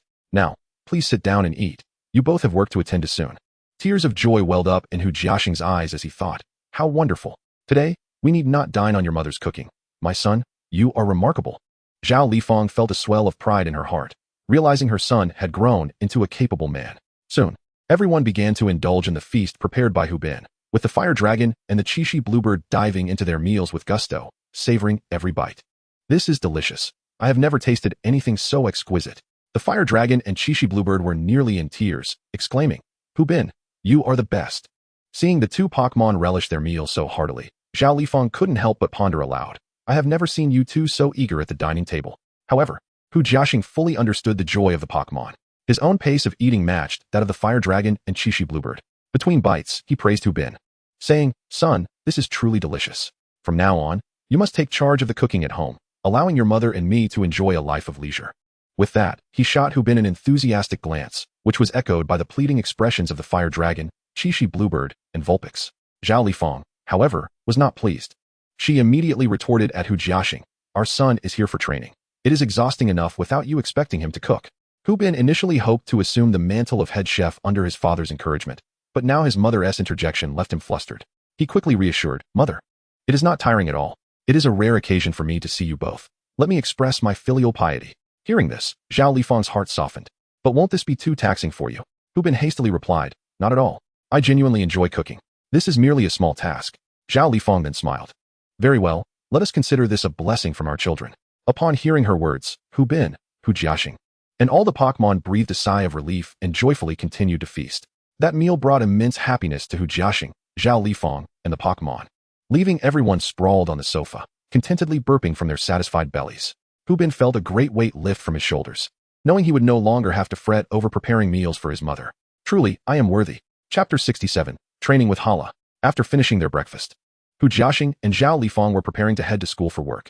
Before departing, Hu Jiexing discreetly gave Hubin a thumbs up as a gesture of praise, which Hubin gladly accepted. Prior to leaving, Hu Jiexing instructed Hubin, Bin, Remember to seek out Elder Hala for training later. I have already informed him of your recognition by Kapu Kukui and that you have received the glimmering stone. He will assist you in crafting it into a bracelet. Your uncle will come by in a couple of days to help with your training. Hu Bin eagerly replied, understood, Dad. I will go find Elder Hala right away. With that, Hu Jiaxing and Zhao Lifeng waved goodbye to Hu Bin and set off for work on their Charizard and Qixi Qingyao. The once lively household fell silent as Hu Bin and his Vulpix tidied up the dining table before setting off for the residence of Hala, the Island King. According to the address provided by Hu Jiaxing, Hala's home was situated on the hillside of a nearby manor, requiring Hu Bin and Vulpix to make the ascent on foot. This trek was a mere trifle for them, considering they were champions of a marathon. The Alola region is a splendid locale for Pokémon. Abundant with diverse species and plentiful resources, wild Pokémon thrive in such a bountiful environment. Along the way, numerous Pokémon greeted Hu Bin, to which he and Vulpix responded with warmth, sharing energy cubes with their newfound companions. They also encountered several trainers, engaging in friendly battles, where Hu Bin and Vulpix emerged victorious, winning a tidy sum of pocket money, enough for meals in the coming days. Upon reaching the village, Elder Hala had been waiting at the entrance for quite some time. Hu Bin, observing Hala's imposing yet dignified presence, felt a twinge of apprehension. Despite Hala's kind demeanor in the games, his formidable stature was a tad intimidating. Approaching Hala respectfully, Hu Bin said, Good day, Grandpa Hala. I am Hu Bin, the son of Hu Jiaxing. Hala scrutinized Hu Bin for a moment before bursting into hearty laughter. Excellent, excellent. I know you well. I witnessed your battle on the beach yesterday. Quite impressive. Hu Bin humbly replied, It was nothing much. I hope you will assist me with my training. I appreciate your efforts. Hala nodded, saying, I hear you have gained the recognition of Kapu Kukui, which is quite commendable. This signifies your potential as a trainer. Hu Bin, feeling bashful at the praise, scratched his head and remarked, I was surprised as well. I didn't expect Kapu Kukui to acknowledge us. Haha. Now that you have this endorsement, it is time to train diligently. Also, please hand me the glimmering stone that Kapu Kukui bestowed upon you. I will craft it into a bracelet for you. Should you later acquire pure crystals, I can also teach you how to utilize your moves. Hala said jovially. Hu Bin produced the glimmering stone and placed it in Hala's hands, respectfully stating, Thank you for your assistance. Hala waved his hand dismissively and said, It's a trivial matter. Come inside with me. We shall commence your first day of training. Thus, Hu Bin followed Hala into the village, where numerous trainers were already engaged in their exercises, predominantly with fighting-type Pokémon, showcasing a profound understanding of speed and technique. Hala turned and declared, Today, your training will involve battling against them to familiarize yourself with various fighting styles, but you are forbidden from attacking. Your only options are to evade or neutralize their strikes. Hu Bin and Vulpix exchanged glances, perplexed, and responded, What if the opponent's attack comes toward us? Should we retaliate with our skills? What if we inadvertently disrupt their attack and strike their Pokémon instead? Hala chuckled heartily. That will depend on your Pokémon's mastery and control over their moves. In battles, the ability of a Pokémon to handle their techniques is of utmost importance, maximizing the power and precision of their skills. Understanding dawned on Hu Bin and Vulpix, and they affirmed, We will strive diligently. After waving his hand, Hala retreated into the house to create a bracelet for Hu Bin. Meanwhile, Hu Bin and Vulpix promptly embarked on their training journey. Hala's disciple, Hasman, approached, shook Hu Bin's hand, and smiled, Greetings. I will be your trainer during this phase. I am Hasman. Please be prepared. Hu Bin nodded with a smile. Thank you for your assistance. The two then positioned themselves in the battle area, with Vulpix readying itself in front of Hu Bin. Hasman remarked with a gentle smile, You have a good gaze. Let us see what you can do. With that, he released his Pokémon, a unique Alolan Sandshrew, its body encased in thick ice. Armed with sharp claws, a stark contrast to its counterparts in other regions.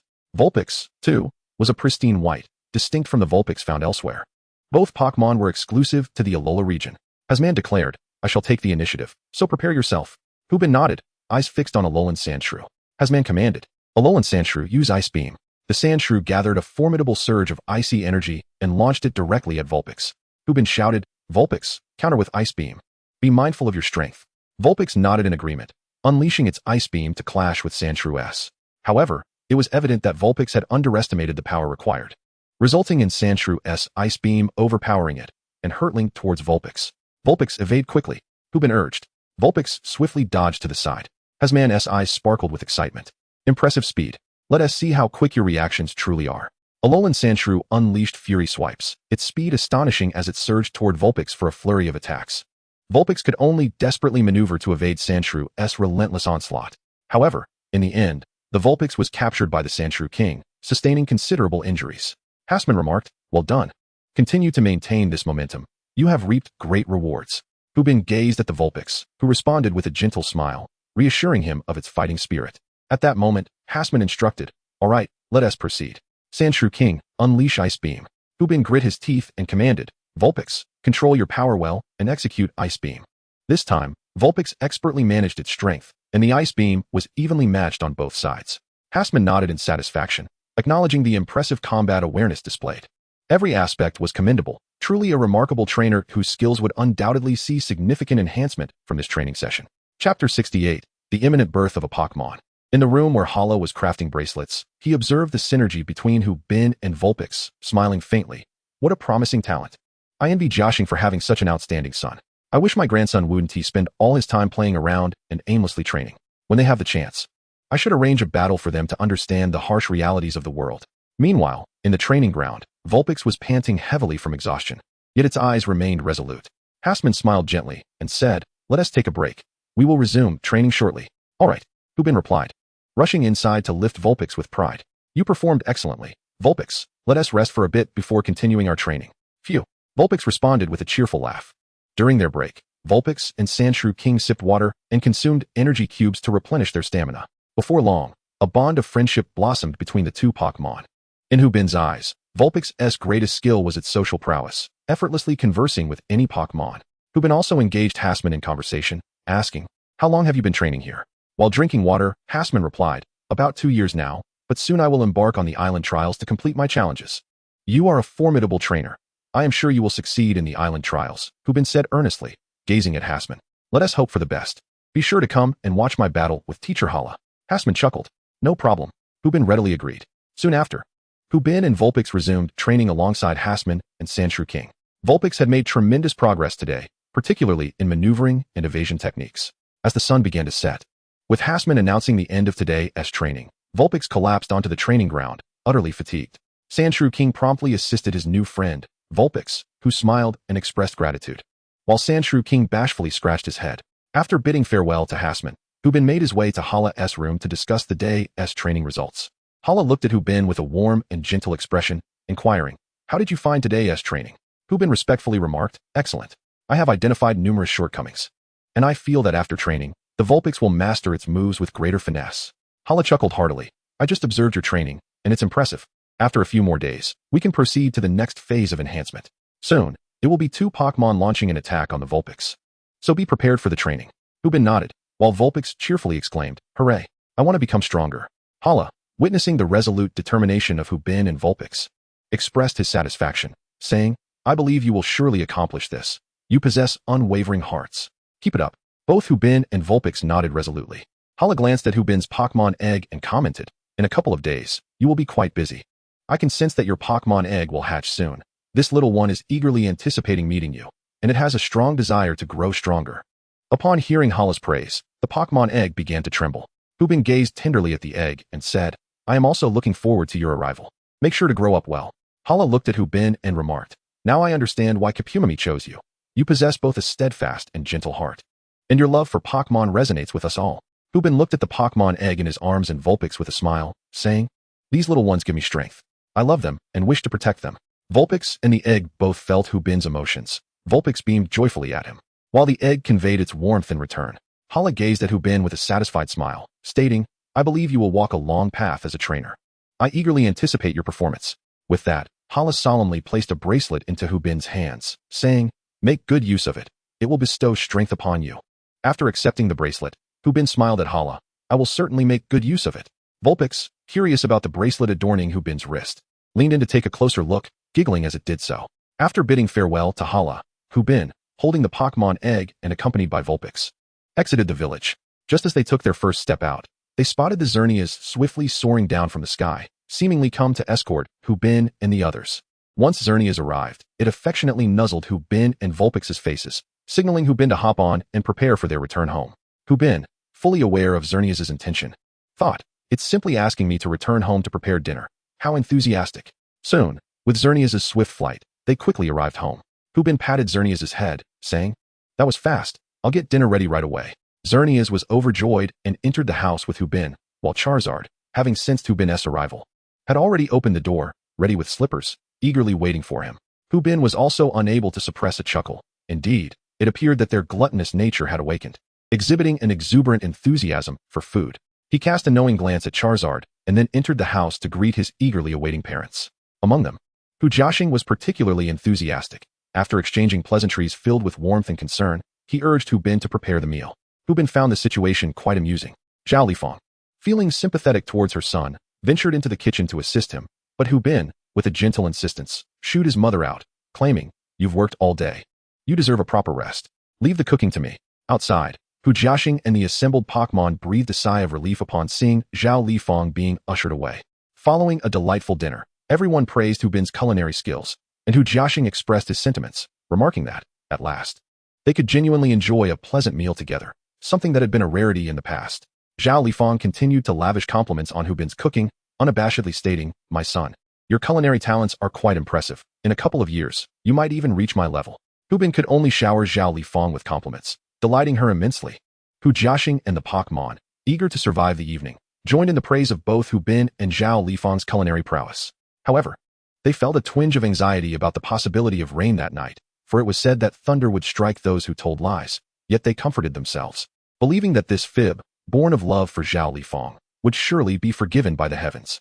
Chapter 69. The ever-diligent Vulpix late into the night. Bin had succumbed to a deep slumber, with Vulpix nestled beside him. Outside the window, a shadow flitted by, observing the sleeping Bin and Vulpix. Sensing the presence of the shadow in her dreams, Vulpix opened her eyes and fixed her gaze upon it. "Ah, you have finally arrived," Vulpix whispered to the shadow. "Where's the item I requested?" With a slight smile, Vulpix added, I have prepared it for you." The shadow nodded in satisfaction. "Without further ado, let us take the items and depart."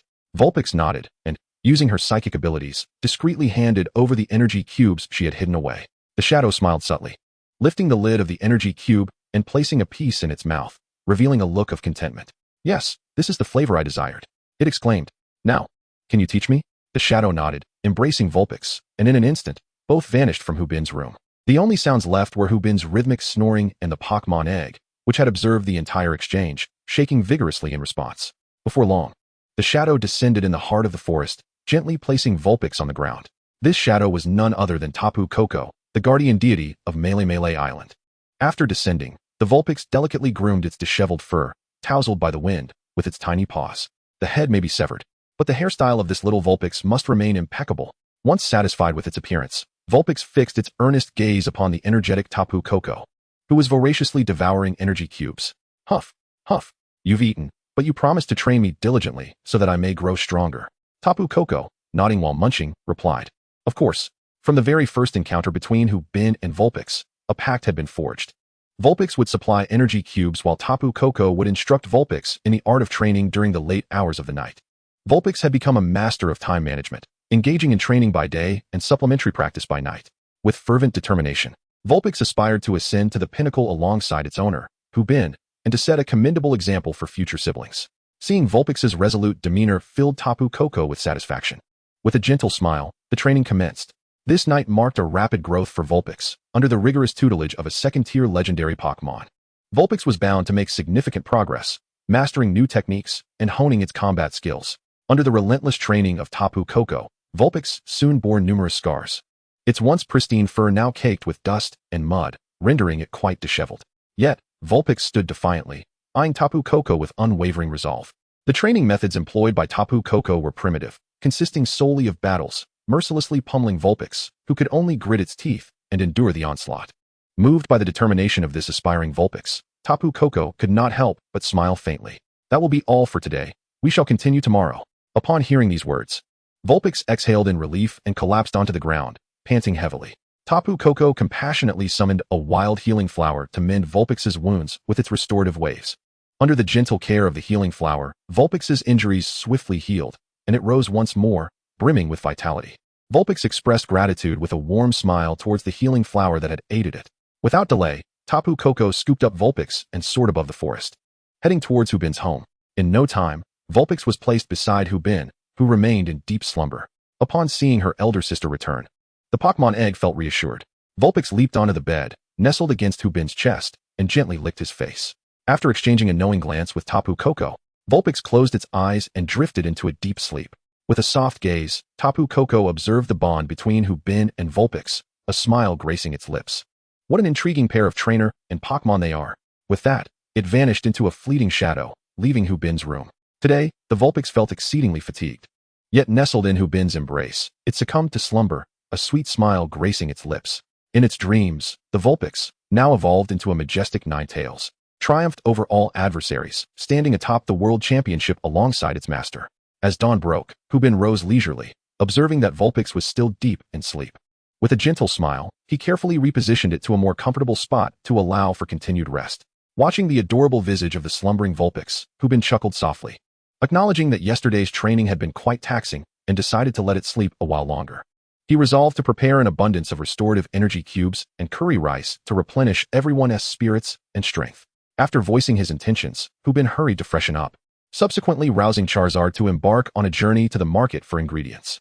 Charizard, brimming with enthusiasm, soared energetically upon hearing Hu Bin's plan to procure groceries. For a dedicated Pokémon is truly the strongest. Meanwhile, Vulpix enjoyed a profound slumber, gently awakening and rubbing its eyes with its tiny paws. As it surveyed its surroundings, it noticed that its master was no longer present. With an adorable yawn, Vulpix leaped from the bed, gazing out at the sun that had risen in the sky, a smile gracing its face. Today promised to be vibrant. It was time to exert effort once more. After a moment of self-encouragement, the beauty-loving Vulpix proceeded to freshen up.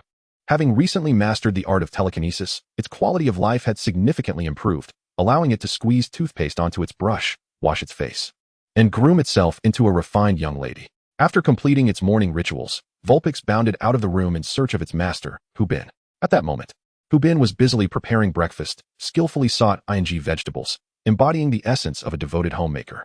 A shadow leaped onto Hu Bin's shoulder, bestowing affectionate nuzzles upon his cheek, none other than Vulpix.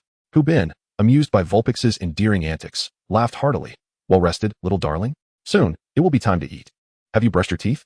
Vulpix opened its mouth wide, revealing its tiny fangs in a cheerful display. Ah, splendid. No cavities, and your teeth are quite white.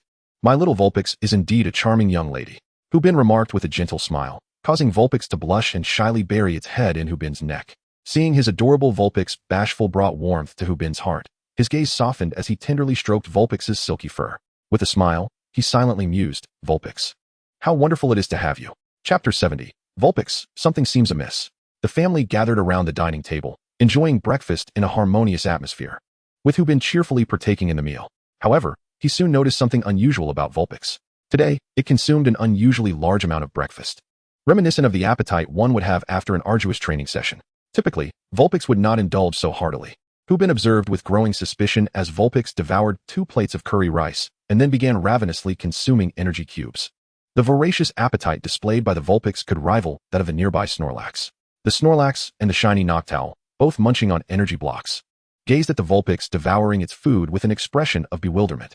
My dear, are you truly that famished? What has changed since yesterday? Oblivious to their inquiries, the Vulpix simply relished its meal, joyfully devouring the delectable dishes prepared by its master. After breakfast, the Vulpix, now quite satiated, contentedly patted its belly with its tiny paws, cutely burping in satisfaction. Observing the Vulpix's astonishing appetite, Hu Bin began to ponder. Something was amiss. The Vulpix must be concealing something from him. Soon after, Hu Jiaxing and Zhao Lifeng departed for their school duties. Hu Bin, carrying the Pokémon egg, set off with the Vulpix towards the village to commence their training for the day. Along the way, the Vulpix was in high spirits, eagerly urging Hu Bin to ascend the mountain more swiftly. Hu Bin, amused by the Vulpix's enthusiasm, could only shake his head and smile. Nonetheless, his body responded dutifully, quickening its pace. Before long, they arrived at the village, where numerous trainers were already engaged in their training. Hasman was chatting with Hala near the training grounds. Upon seeing Hu Bin, both men waved him and the Vulpix over. Hu Bin approached them briskly, greeting, Good morning, Grandpa Hala, and esteemed Hasman. Hala chuckled heartily. You certainly have a lot of energy today. Make sure to train well. Hasman also smiled and acknowledged Hu Bin and the Vulpix with a nod. No worries. Both the Vulpix and I are ready for today, Hu Bin replied, brimming with vigor. At that moment, the Vulpix was exchanging pleasantries with Hasman as Pangoro, and the two Pokémon quickly began to frolic together. Soon, Hu Bin and the Vulpix commenced their warm-up. After completing their preparations, the Vulpix faced off against its dear friend, Pangoro, with intense focus in its eyes. While playfulness was in the air, they took their training seriously. Today's Vulpix was remarkably fierce. During the battle against Pangoro, it moved with the agility of a warrior, skillfully dodging Pangoro's rapid assaults and countering with precision. The improvement from the previous day was nothing short of astonishing. As Hu Bin observed the Vulpix's significant progress, a sense of suspicion crept in. How could it have become so much stronger overnight? He was lost in contemplation when Hala approached him, remarking on the Vulpix's performance. "Hu Bin, you must have trained again last night." Startled by Hala's voice, Hu Bin snapped back to reality, responding, "No, we went to bed quite early. We didn't train at all."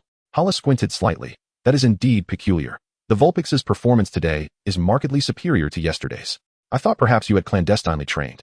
Hu Bin remained silent, yet a bold conjecture brewed within him. Had the Vulpix secretly trained during the night? Hala observed for a moment and remarked, "Your progress is astonishing. I initially thought we would need a week before increasing the training intensity, but it appears we can escalate it as soon as tomorrow." Hu Bin did not respond.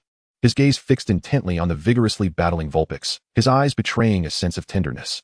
Upon noticing Hu Bin's expression, Hala understood something and smiled gently, shaking his head as he departed. "I am immensely curious to see how far you will ascend." Hasman, watching the remarkably formidable Vulpix, wore a perplexed expression. "How is it so powerful? It feels as though my Onyx is no longer a match for you. Look at how exhausted my Onyx has become." The training continued until sunset, with Vulpix still vibrant and energetic, while Onyx lay on the ground, panting heavily. The roles had reversed from the previous day, where Onyx had supported the exhausted Vulpix. Today it was Vulpix who used its psychic abilities to lift Onyx. The resemblance to history was striking. Hasman chuckled wryly and said to Hu Bin, "You are truly relentless. Did you continue training last night? Your progress is remarkable." Before Hu Bin could reply, Vulpix hastily shook its head, denying any training the previous night. Hu Bin, observing Vulpix's eagerness to deflect suspicion, felt his doubts deepen. He resolved to stay awake that night, intent on discovering what Vulpix was up to after dark. Hasman continued, "From tomorrow, we will need to intensify the training regimen. I will also bring my other Pokémon to join in. You and Vulpix must be well prepared." Hu Bin replied with a smile, "No problem. Are you ready, Vulpix?" To which Vulpix confidently responded, "Absolutely. I've nearly trained myself to sleep today." Hu Bin could only chuckle helplessly at Vulpix's exuberance. After bidding farewell to Hasman, Charizard awaited Hu Bin and Vulpix at the village entrance, enthusiastically waving upon their arrival. Bin, hurry, it's time to head home for dinner. I want 10 bowls today." As Hu Bin and Vulpix settled atop Charizard, they gazed at the enchanting scenery below, lost in admiration. Vulpix smiled contentedly at the sunset, relishing the beauty of life. In less than 5 minutes, Charizard, flying at full speed, had brought them home. Hu Bin and Vulpix deftly adjusted their wind-tousled hairstyles. While speed was beneficial, it certainly wreaked havoc on their appearances. Upon arriving home, Hu Bin became the center of attention, with his family and Pokémon eagerly watching him, signaling for him to hurry and prepare the meal. With a slight smile, Hu Bin donned an apron and busily resumed his culinary endeavors in the kitchen. Zhao Lifang, while awaiting her meal, turned on the television and joined Lu Wei in watching a poignant drama. The two shared an unspoken understanding.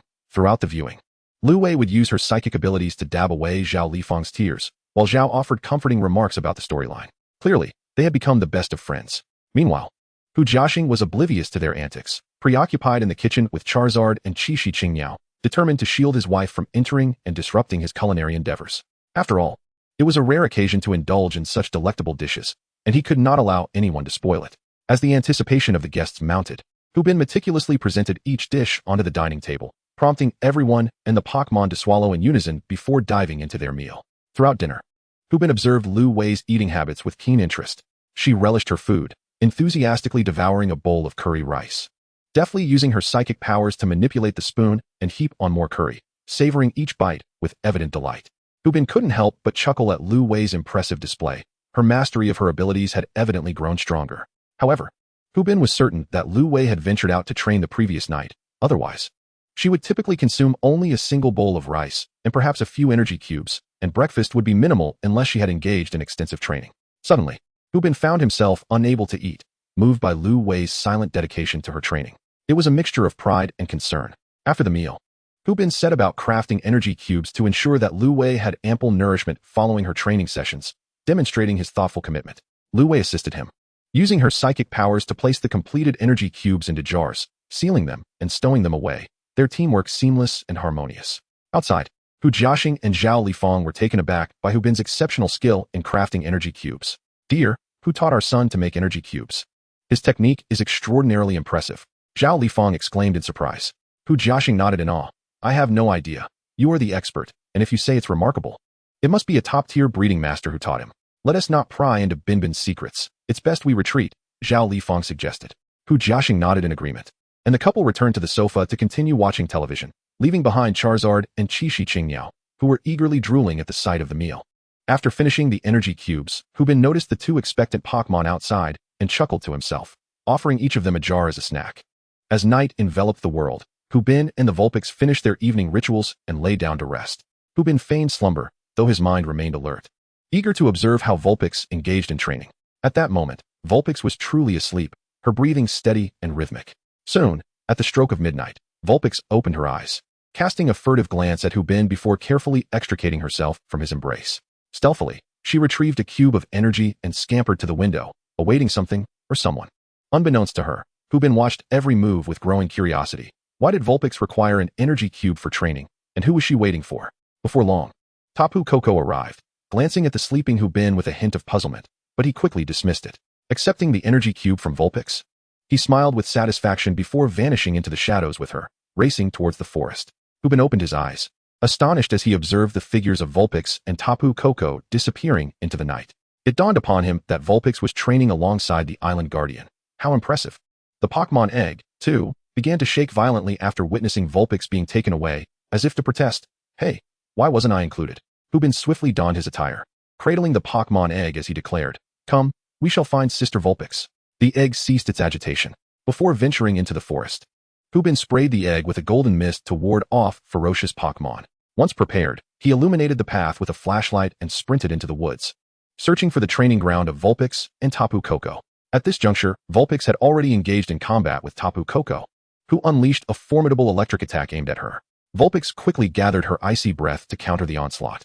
But her attack was no match for the might of the second-tier deity's electricity, shattering upon contact and striking her instead.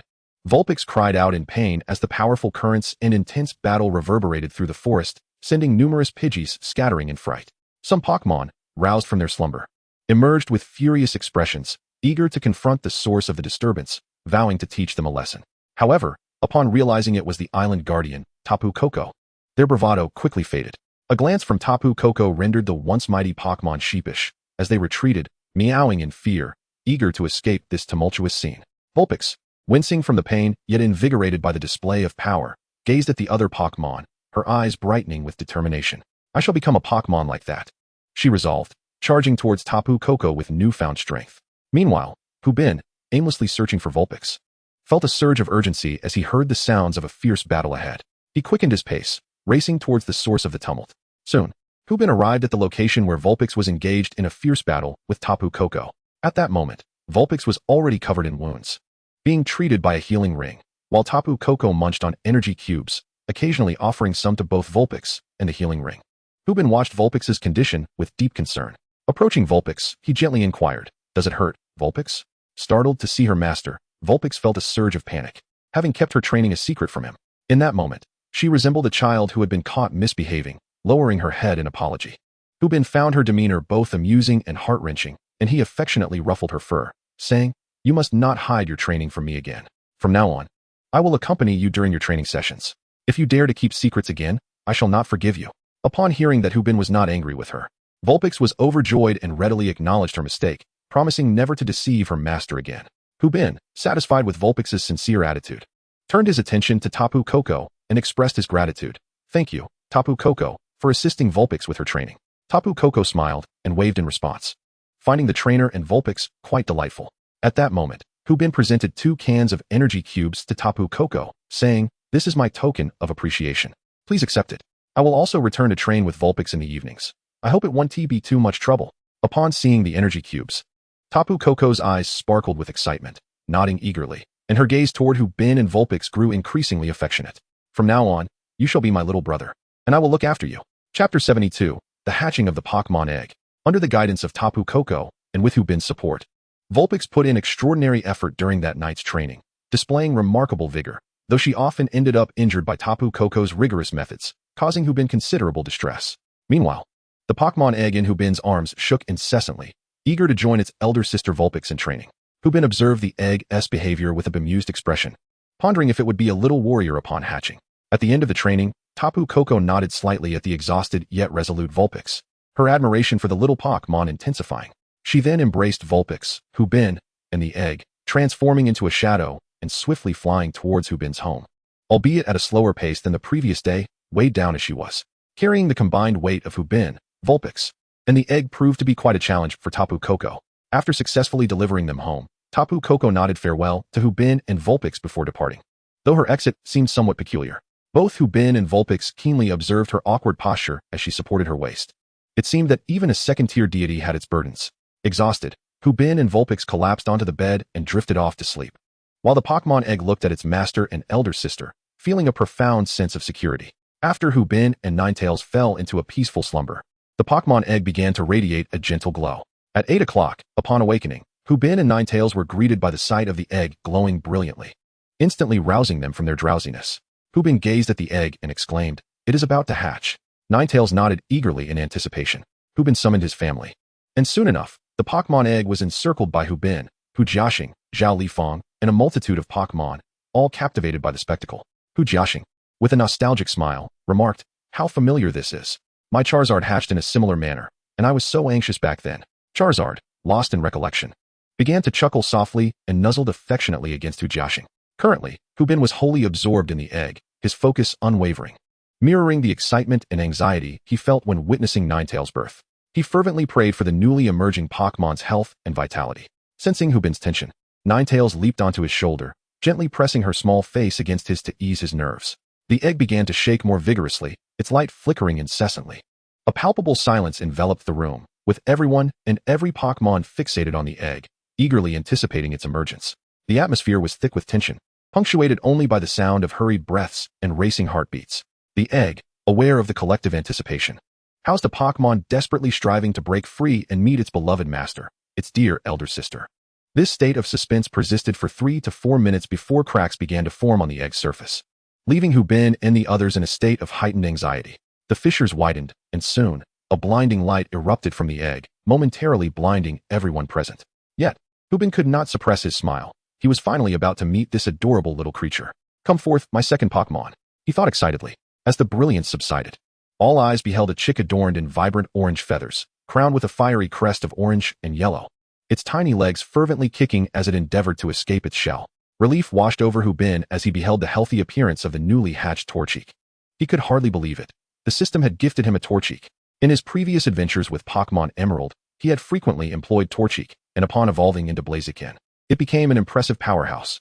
The sheer strength of Blaziken had captivated him, and the prospect of its evolution into the formidable Mega Blaziken left many in awe. Torchic, exerting itself to break free from the confines of its shell, found itself lacking the strength to do so. Instead, it stared wide-eyed and began to munch on the eggshell with gusto. "If I cannot leap out, I shall simply consume my shell and waddle over." What a clever little trick. Torchic mused gleefully. Hu Bin did not intervene. Instead, he watched with amusement as the fiery chick devoured the eggshell, for it was indeed rich in nutrients. Almost every newly hatched Pokémon consumed the eggshell to absorb a wealth of nourishment. Moreover, when the fiery chick was still an egg, it had been nourished with a nutrient solution that Hu Bin had exchanged for a considerable number of points, making the eggshell's nutritional value quite remarkable. At that moment, Hu Bin began to access the system to gather information about the fiery chick. Pokémon, Fiery Chick. Ability, Speed Boost. Pokémon with this ability increases its speed each turn. Skills, Tackle, Ember, Quick Attack, Peck, Sand Attack. Inherited skills, Scratch, Flamethrower, Flare Blitz. Upon seeing the extraordinary skill set of the fiery chick, Hu Bin gasped in astonishment. Indeed, the system provided exceptional capabilities, and coupled with the aid of the nutrient solution, the fiery chick was poised to take significant strides towards a prosperous future. After finishing the eggshell, the fiery chick smiled contentedly and scampered towards its owner, Hu Bin. Hu Bin felt immense joy as he opened his arms to embrace the fiery chick. In his arms, the fiery chick was brimming with excitement. Hu Bin gently stroked its head and said, "I look forward to your guidance in the future, fiery chick." The fiery chick nodded with a beaming smile. Meanwhile, the Ninetales observed Hu Bin and the fiery chick with delight, pleased to have a new companion and comrade in arms. Zhao Lifang also showcased her expertise by conducting a health examination on the fiery chick. After the examination, she expressed her astonishment, exclaiming, Bin, you've struck gold this time. The fiery chick possesses remarkable talent, and its internal fire energy is exceptionally powerful. I have never encountered such a strong newborn Pokémon." Hu Bin was equally elated, and upon hearing Zhao Lifang's praise, the fiery chick puffed out its little chest proudly, brimming with self-importance. Hu Bin and the others chuckled, shaking their heads at the fiery chick's adorably prideful demeanor. Subsequently, through her connections at the Pokémon Center, Zhao Lifang swiftly arranged for the fiery chick's official documentation. The fiery chick officially became Hu Bin's second Pokémon, demonstrating its cleverness. The fiery chick deftly retrieved a Pokeball from Hubin's bag and pecked the button with its beak, effortlessly entering the ball. A perfect capture, reclaiming itself. Chapter 73, The Lively Fiery Chick. Hubin and the others laughed heartily at the sight of the fiery chick entering the ball on its own. This little creature truly understood the game. Hubin had to stifle the heartfelt words he had prepared about striving together and standing atop the Pokémon world. Oh, fiery chick. You certainly defy expectations. Ninetales, noticing Hubin's expression, covered its mouth with a paw, knowing what he intended to say, as he had shared it with her previously. Subsequently, Hubin released the newly hatched fire chick, which emerged in a state of delightful exuberance. Hubin took it upon himself to give the little creature a bath, for the newborn was covered in the viscous remnants of its egg. The fire chick, displaying its obedient nature, welcomed the ministrations of its master. Lu Wei joined in to assist, as the fire chick, being of the fire element, harbored an innate aversion to water. Thus, a traditional bath was out of the question, and a shower was deemed unsuitable. Instead, they resorted to the primal method of splashing water. Lu Wei expertly wielded her psychic powers to control the flow of water, gently cascading it over the fire chick's body, while Hubin applied shower gel with tender care. The little creature reveled in the experience, its eyes narrowing in blissful enjoyment. The atmosphere in the bathroom was one of harmonious joy. Outside, however, Hu Jiaxing and Zhao Lifang, accompanied by Charizard and Qixi Qingyao, wore less than cheerful expressions. After all, there was no chef available to prepare their meal today. The chef had taken on the role of a bath attendant, with pressing commitments to attend classes. Hu Jiaxing and Zhao Lifang exchanged a few words with Hubin and reluctantly took the disheartened Charizard and Qixi Qingyao to school, planning to resolve their breakfast issues there. Meanwhile, Hubin placed a call to Hala and Enhancement, informing them of the fire chick's arrival and explaining that he would not be able to train today due to the need to care for the newborn. Hala and Enhancement expressed their understanding and congratulated Hubin on acquiring another formidable companion. With the day devoid of further obligations, Hubin also attended to Lu Wei, giving her a bath as well. Thus, both the fire chick and Lu Wei luxuriated in Hubin's attentive care. After their baths, Hubin took it upon himself to dry the fur of Lu Wei and the fire chick.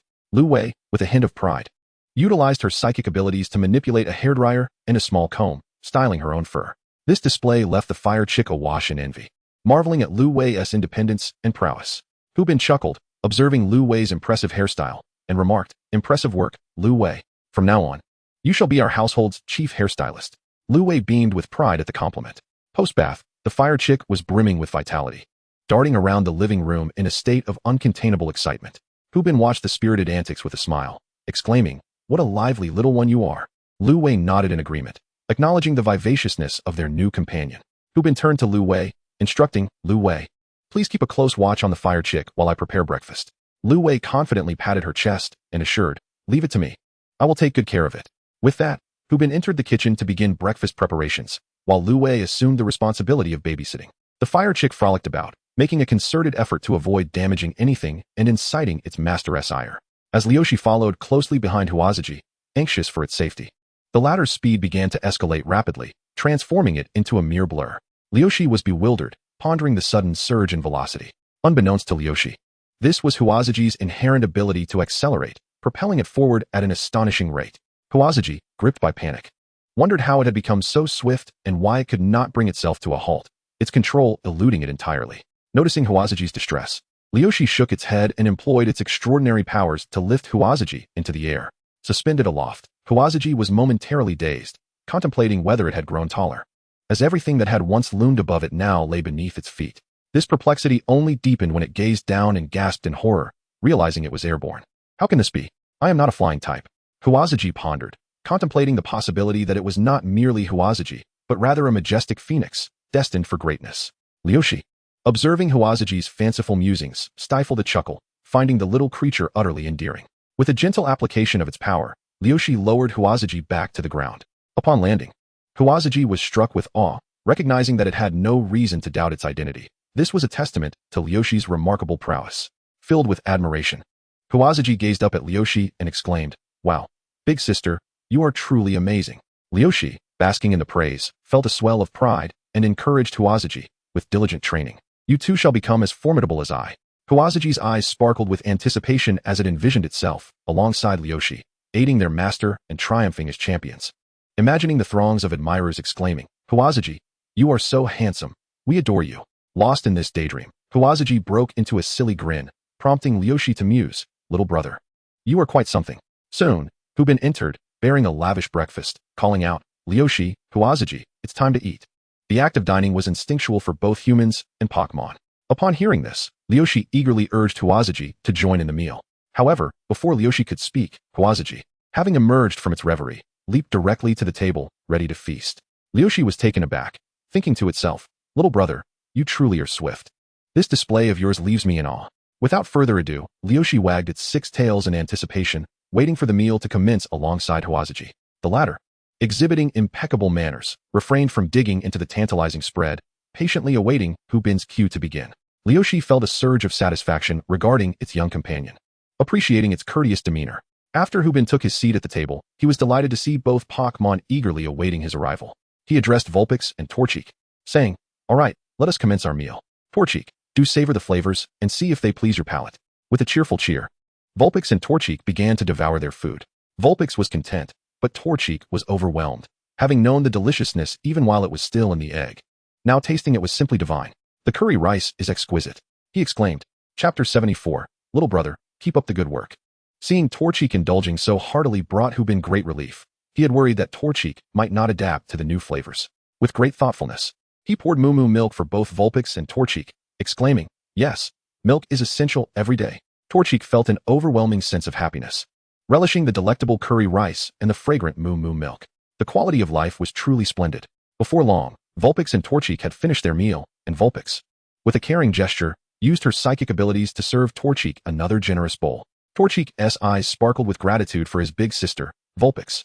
Hubin watched with immense satisfaction, marveling at how Vulpix was increasingly embodying the role of an elder sister. What a relief. After their delightful meal, Torchic began to burp contentedly, and Vulpix promptly brought out an energy cube as a post-meal dessert. Torchic savored the energy cube, relishing its taste and feeling invigorated. Ready to train. The eagerness to train surged within him. Vulpix, noticing Torchic's enthusiasm, exchanged a reassuring glance, as if to say, "Don't worry, little brother. I will ensure your training is thoroughly arranged." Torchic instantly understood Vulpix's expression, nodding fervently, urging her to hasten. While Hubin was busy washing the dishes, Vulpix skillfully turned on the television to play a video of her past training sessions, featuring the Protect move. Torchic was instantly captivated by the visuals on the screen, his eyes sparkling with excitement. "Wow, big sister Vulpix looks amazing." Seeing Torchic's earnestness in learning, Vulpix nodded approvingly, feeling reassured. Her owner had been right. Education should begin at a young age. She hopped onto the sofa to join Torchic, enthusiastically explaining the key points to him. As Torchic listened and watched, he occasionally pecked at an energy cube, nodding vigorously and understanding at Vulpix's explanations. Upon finishing the dishes, Hubin stepped out to find Vulpix and Torchic engrossed in the television, both enjoying energy cubes together. His heart swelled with contentment, enveloped in happiness at their joyful interaction. Like a proud father, he observed Vulpix and Torchic nodding in unison. Hubin mused, "Oh Vulpix, so quickly you have introduced your little brother to the dramatic series. I wonder if Torchic can grasp it." Hubin, dismissing his previous thoughts, took out a training manual and began to study it, perusing the techniques for training fire-type Pokémon in order to devise a training regimen for his fire chick. Sitting at the dining table, he diligently took notes while engrossed in the manual. Suddenly, as his pen raced across the pages, an epiphany struck him, causing his eyes to widen in realization. Wait a moment. ISNT the melodrama aired only in the evening? What were Vulpix and Fire Chick watching? Unable to contain his curiosity, Hubin hurried to where Vulpix and Fire Chick were, and, as expected, he found Vulpix showing Fire Chick a training skills video. Upon noticing their master's arrival, both Vulpix and Fire Chick greeted him enthusiastically. "Ah, just in time," Hubin responded with a smile, returning their greeting. After exchanging pleasantries, he settled down beside them. With Fire Chick and Vulpix jumping into his embrace, all three of them fixated on the television. Hubin found himself in a peculiar state. One side of his body felt cool due to Vulpix's ice-type nature, while the other side was warmed by Fire Chick's fire-type presence. In this delightful ambience, they watched the entire protective training video together. Fire Chick, brimming with excitement, could hardly wait to demonstrate its newly acquired protective skill. Hubin smiled at Fire Chick and said, "Let us head outside and give it a try." "Yay, long live the master," Fire Chick exclaimed, eagerly following Hubin outside to the training grounds. Standing boldly in the arena, Fire Chick exuded an air of pride. Under the watchful eyes of Hubin and Vulpix, a green aura enveloped Fire Chick. Hubin was taken aback. Fire Chick's talent was astonishing, learning the protective skill so swiftly, although the barrier was somewhat thin. Mastering it was merely a matter of time. Indeed, prenatal education is crucial. Those frequent battles they watched together were not in vain. Vulpix, noticing the inadequacies of Fire Chick's protective skill, rushed over to explain the shortcomings. Following this, Vulpix demonstrated what true protection looked like. Torchic watched in awe as Vulpix conjured a vibrant green barrier, admiring its prowess. As expected of the leader, you are incredible. As Hubin observed Vulpix instructing Torchic, he found himself engulfed in self-doubt. Who among them was the true trainer? He felt Vulpix was far more knowledgeable. Under Vulpix's continuous guidance, Torchic's protective skill became increasingly refined. At that moment, Hubin realized that with Vulpix's assistance, the burden on him had significantly lightened. Thus, he watched with delight as Vulpix taught Torchic. Let us test all of Torchic's moves. Vulpix declared. Torchic, use all the skills you know against me, and let us see how you fare. Nodding in agreement, Vulpix and Torchic prepared to engage in a simulated battle training. Hubin cheerfully picked up his notebook, diligently recording the strengths and shortcomings of the skills exhibited by his fiery little chick. Lu Wei also moved gracefully, skillfully navigating through the various techniques unleashed by the chick with remarkable ease. The fiery little chick proved to be quite impressive, executing its skills adeptly, particularly its fire-based abilities, which displayed considerable power, thanks to the robust fire energy coursing through its body, providing it with formidable strength. However, its performance and physical skills such as quick attack and peck was somewhat lacking. From this, Hubin concluded that the initial training for the fiery little chick should focus on enhancing speed, strength, and endurance. Soon after, the fiery little chick, having exhausted its energy, plopped down on the ground, panting heavily. Hubin set aside his notebook and rushed over, lifting the little chick into his arms with a smile, saying, "Well done. You are quite strong. Tomorrow, we shall arrange more training for you." The fiery little chick nodded obediently. Hubin smiled gently, retrieving a bottle of drink from his bag and offering it to the chick. It was the same beverage that Hubin and Lu Wei had once enjoyed, designed to enhance physical abilities. The fiery little chick joyfully sipped it, relishing the delightful grape flavor. After finishing, it felt its body becoming sturdier, brimming with vitality, and looked at Hubin with excitement at the changes it could perceive. Hubin and Lu Wei both wore expressions of joy. "Little buddy, keep up the good work."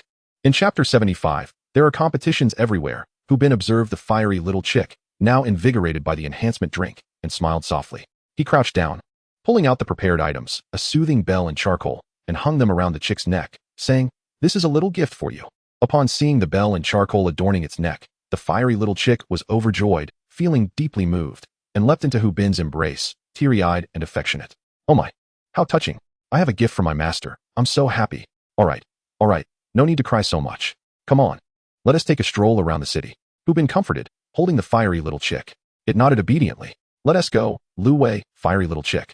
Today we shall enjoy a leisurely day out." With a grand gesture, Hubin led Lu Wei and the fiery little chick towards the city. Lu Wei and the fiery little chick merrily followed Hubin. The distance from Hubin's home to the city was quite considerable, and after a lengthy walk, they finally arrived. Having been there for some time, Hubin realized he had only eaten once in the city or purchased groceries at the market, never having truly explored. Gazing at the bustling cityscape, he felt a wave of nostalgia. The fiery little chick, witnessing the city's splendor for the first time, gaped in awe, excitedly trailing behind Hubin, its eyes darting around. Before long, Hubin was captivated by a shop featuring Alolan-style clothing, prompting him to stop with Lu Wei and the fiery little chick to admire the establishment. It had been quite some time since Hubin indulged in purchasing new attire for himself. With the unique allure of Alola beckoning, he felt it prudent to acquire a couple of distinctive outfits. Thus, he ventured into a shop accompanied by his beloved Vulpix and Torchic. Both Pokémon were captivated by the splendid array of clothing, especially the section dedicated to Pokémon apparel, which held their rapt attention. Observing this, Hubin couldn't help but smile. 20 minutes later, he emerged clad in a vibrant beach outfit, sunglasses perched on his nose, and bags from 2 brands in hand. Vulpix donned a cool-toned beach ensemble, topped with a cap featuring its own likeness, trailing Hubin with a look of sheer satisfaction. Torchic, too, sported a fiery red beach outfit, complete with a pair of tiny sunglasses, striding along confidently in its unique manner. These outfits, handpicked by Hubin, were undeniably stylish, harmonizing perfectly with his own attire, a delightful display of matching parent-child outfits that turned heads wherever they went, transforming the entire street into a picturesque scene. Many passers-by smiled knowingly at the sight of the trainer and his Pokémon, marveling at their evident happiness. As Hubin strolled along with Vulpix and Torchic, he was tempted to purchase anything that caught his eye, soon finding himself burdened with a plethora of bags.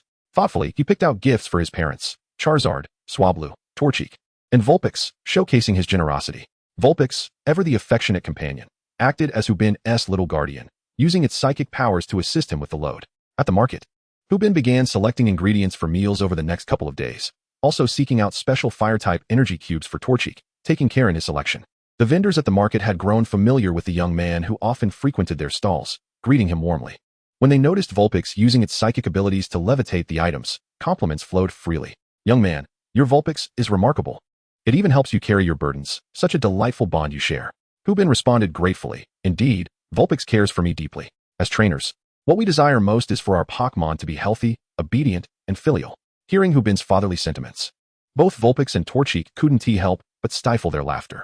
Soon, Hubin, along with Vulpix and Torchic, skillfully gathered all the necessary ingredients as they wandered through the streets. Vulpix continued to use its psychic abilities to arrange the items, demonstrating impressive proficiency in its powers. Having completed their shopping, Hubin decided to take a break on the beach with Vulpix and Torchic. He treated them to ice cream, and under Vulpix's telekinetic control, both he and Torchic were able to enjoy their treats without needing to use their hands. As Hubin gazed at the revelers frolicking on the beach, he mused, "Ah, I never anticipated that ever since Leoshi learned the art of divine power, it would also serve the purpose of liberating my hands. Quite remarkable." The fiery chick, too, expressed its agreement, looking at Leoshi with an expression of admiration. Leoshi, upon receiving the praise and the awestruck gazes from the fiery chick, felt an overwhelming sense of pride. However, Hubin found himself perplexed. What occasion was it that so many trainers had gathered at the beach? At that moment, numerous trainers and Pokémon congregated on the sandy shore, seemingly not there for sunbathing, castle building, or to admire the bikini-clad ladies, but rather dressed in a manner befitting a formal gathering. Just as Hubin pondered the situation, a sudden burst of music filled the air, and a man stepped forward not far from the beach, passionately declaring, "Welcome to the Alola City Beach Arena Contest. Are all trainers prepared?" Hubin, now even more bewildered, thought, "What is happening? No matter where I go, there seems to be a contest, and with it, battles abound. How am I akin to Detective Conan in this regard?" The host continued, "Today, we have 5 arenas set up on the beach for a duration of 1 hour, employing a wheel battle format with no restrictions on Pokémon. The defending trainers may rotate their Pokémon, but remember, the outcome is determined by a single match. Only the trainer who stands victorious at each arena will receive our mysterious grand prize, a unique treasure from the entire Alola region. You may choose based on your Pokémon. Are you ready?" The host's words ignited a fervor across the beach, transforming it into a veritable oasis of enthusiasm. The trainers shouted in unison, "We are ready." Each trainer wore expressions of excitement, eagerly anticipating the chance to showcase their skills. Hubin, intrigued by the allure of the mysterious gift that could be selected based on one's Pokémon, felt a twinge of curiosity. Leoshi and the fiery chick, however, were beside themselves with joy at the prospect of battle. They swiftly turned to Hubin, eyes gleaming with expectation.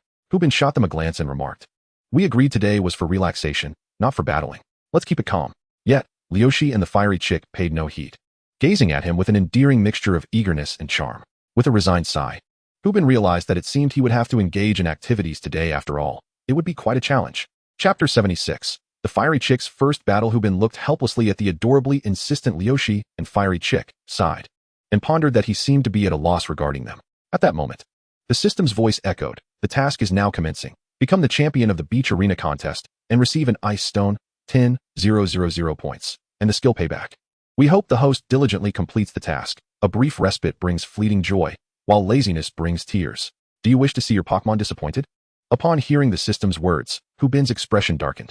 "Oh system, you are truly formidable. I merely wished for a moment of leisure, yet here I am, subjected to your mockery." However, upon witnessing the rewards, Hubin's grievances regarding the system dissipated like mist in the morning sun. The allure of the rewards was simply irresistible. He had long coveted the gratitude skill, yet had hesitated to purchase it.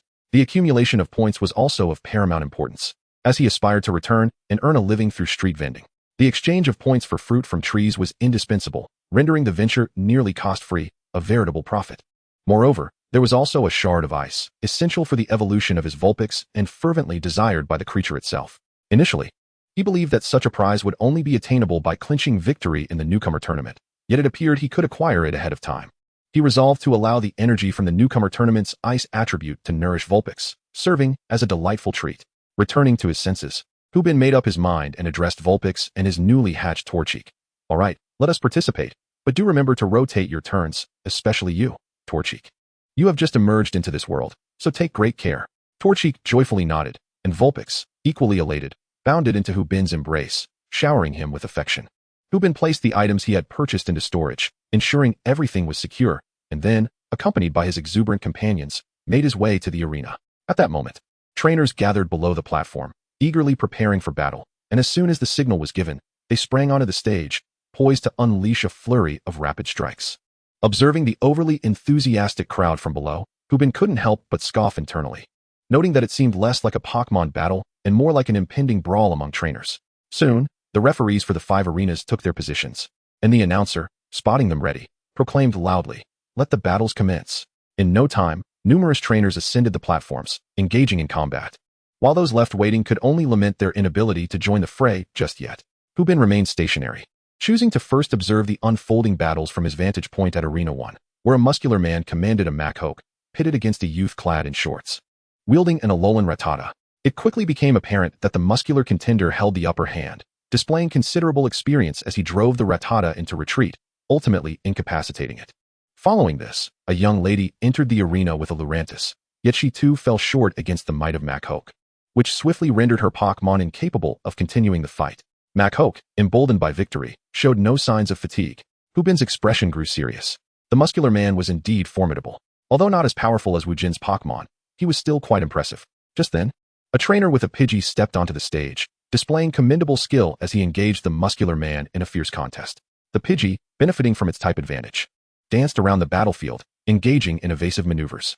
Yet, the man's experience proved invaluable. Seizing an opportunity, he commanded Machoke to deliver a devastating ice punch, sending Pidgey crashing out of the fight. The muscular man continued his winning streak, with 40 minutes remaining until the conclusion of the tournament. Beneath the arena, numerous trainers departed, seeking their fortunes at other venues, for the formidable giant here posed a considerable challenge. Hubin took action, stepping onto the battlefield with his Vulpix and Torchic. The burly man regarded the youthful-looking Hubin, accompanied by 2 unevolved Pokémon, with a hint of disdain and decided against substituting his Machoke. With a slight smile, he inquired which of Hubin's Pokémon he intended to send forth, asserting that the outcome would be the same regardless. After a moment's reflection, Hubin replied, "The result will be the same, you will lose." Such audacity intrigued the giant, who smirked and challenged Hubin to demonstrate his prowess. "Go forth, Torchic," Hubin commanded, and the spirited Torchic took its place in the arena, eyes ablaze with determination. This was its first battle, and it was resolute not to tarnish its trainer's reputation. Although Machoke had engaged in several bouts and was somewhat fatigued, it regarded Torchic with contempt. Torchic, incensed by the disdainful gaze of its opponent, resolved to teach Machoke a lesson. At the referee's signal, the giant swiftly issued the command, "Machoke, use Karate Chop." Machoke charged forward, its hand enveloped in a brilliant white light, aimed directly at Torchic. Hubin smiled softly, instructing, "Torchic, use Protect." Clearly, the protective skill Torchic had learned that day was proving invaluable. Hubin marveled at Vulpix's foresight, reminiscent of a sage. Torchic swiftly conjured a green barrier, effortlessly absorbing Machoke's attack. Vulpix nodded in approval, recognizing Torchic's potential as a capable combatant. "Torchic, unleash Ember," Hubin exclaimed, harnessing a surge of fiery energy. Torchic unleashed a torrent of flames that engulfed Machoke entirely. Hubin was astounded, observing, "Remarkable. The nutrient solution and body enhancers truly work wonders." Torchic's fire pillar exhibits incredible strength, far beyond that of a mere newborn. Seeing Machoke severely wounded by its Ember attack, Torchic beamed with pride, reflecting, "Indeed, my strength is commendable." The giant, taken aback, pondered how the seemingly fragile Torchic could possess such formidable power and the ability to wield Ember instead of merely sparks. Seizing the moment while the giant was flabbergasted, Hubin directed, "Torchic, sharpen your claws to enhance your attack." With focused determination, Torchic honed its claws, its presence growing increasingly formidable. The giant, eyes widening in alarm, urgently commanded his fallen Machoke, "Machoke, get up and execute heavy slam." Machoke gritted its teeth, rising to its feet, and charged at Torchic with a swinging fist. Hubin, still smiling, remarked, "Ah, you never learn, do you? Torchic, use Protect." The fiery little chick, with a mischievous smile, enveloped itself entirely with a green screen. As the powerful Howley struck the green screen once again, it remained unbroken. Yet the force of his blow sent the fiery chick staggering back several paces. Chapter 77, The Overlord of the Six-Tailed Arena.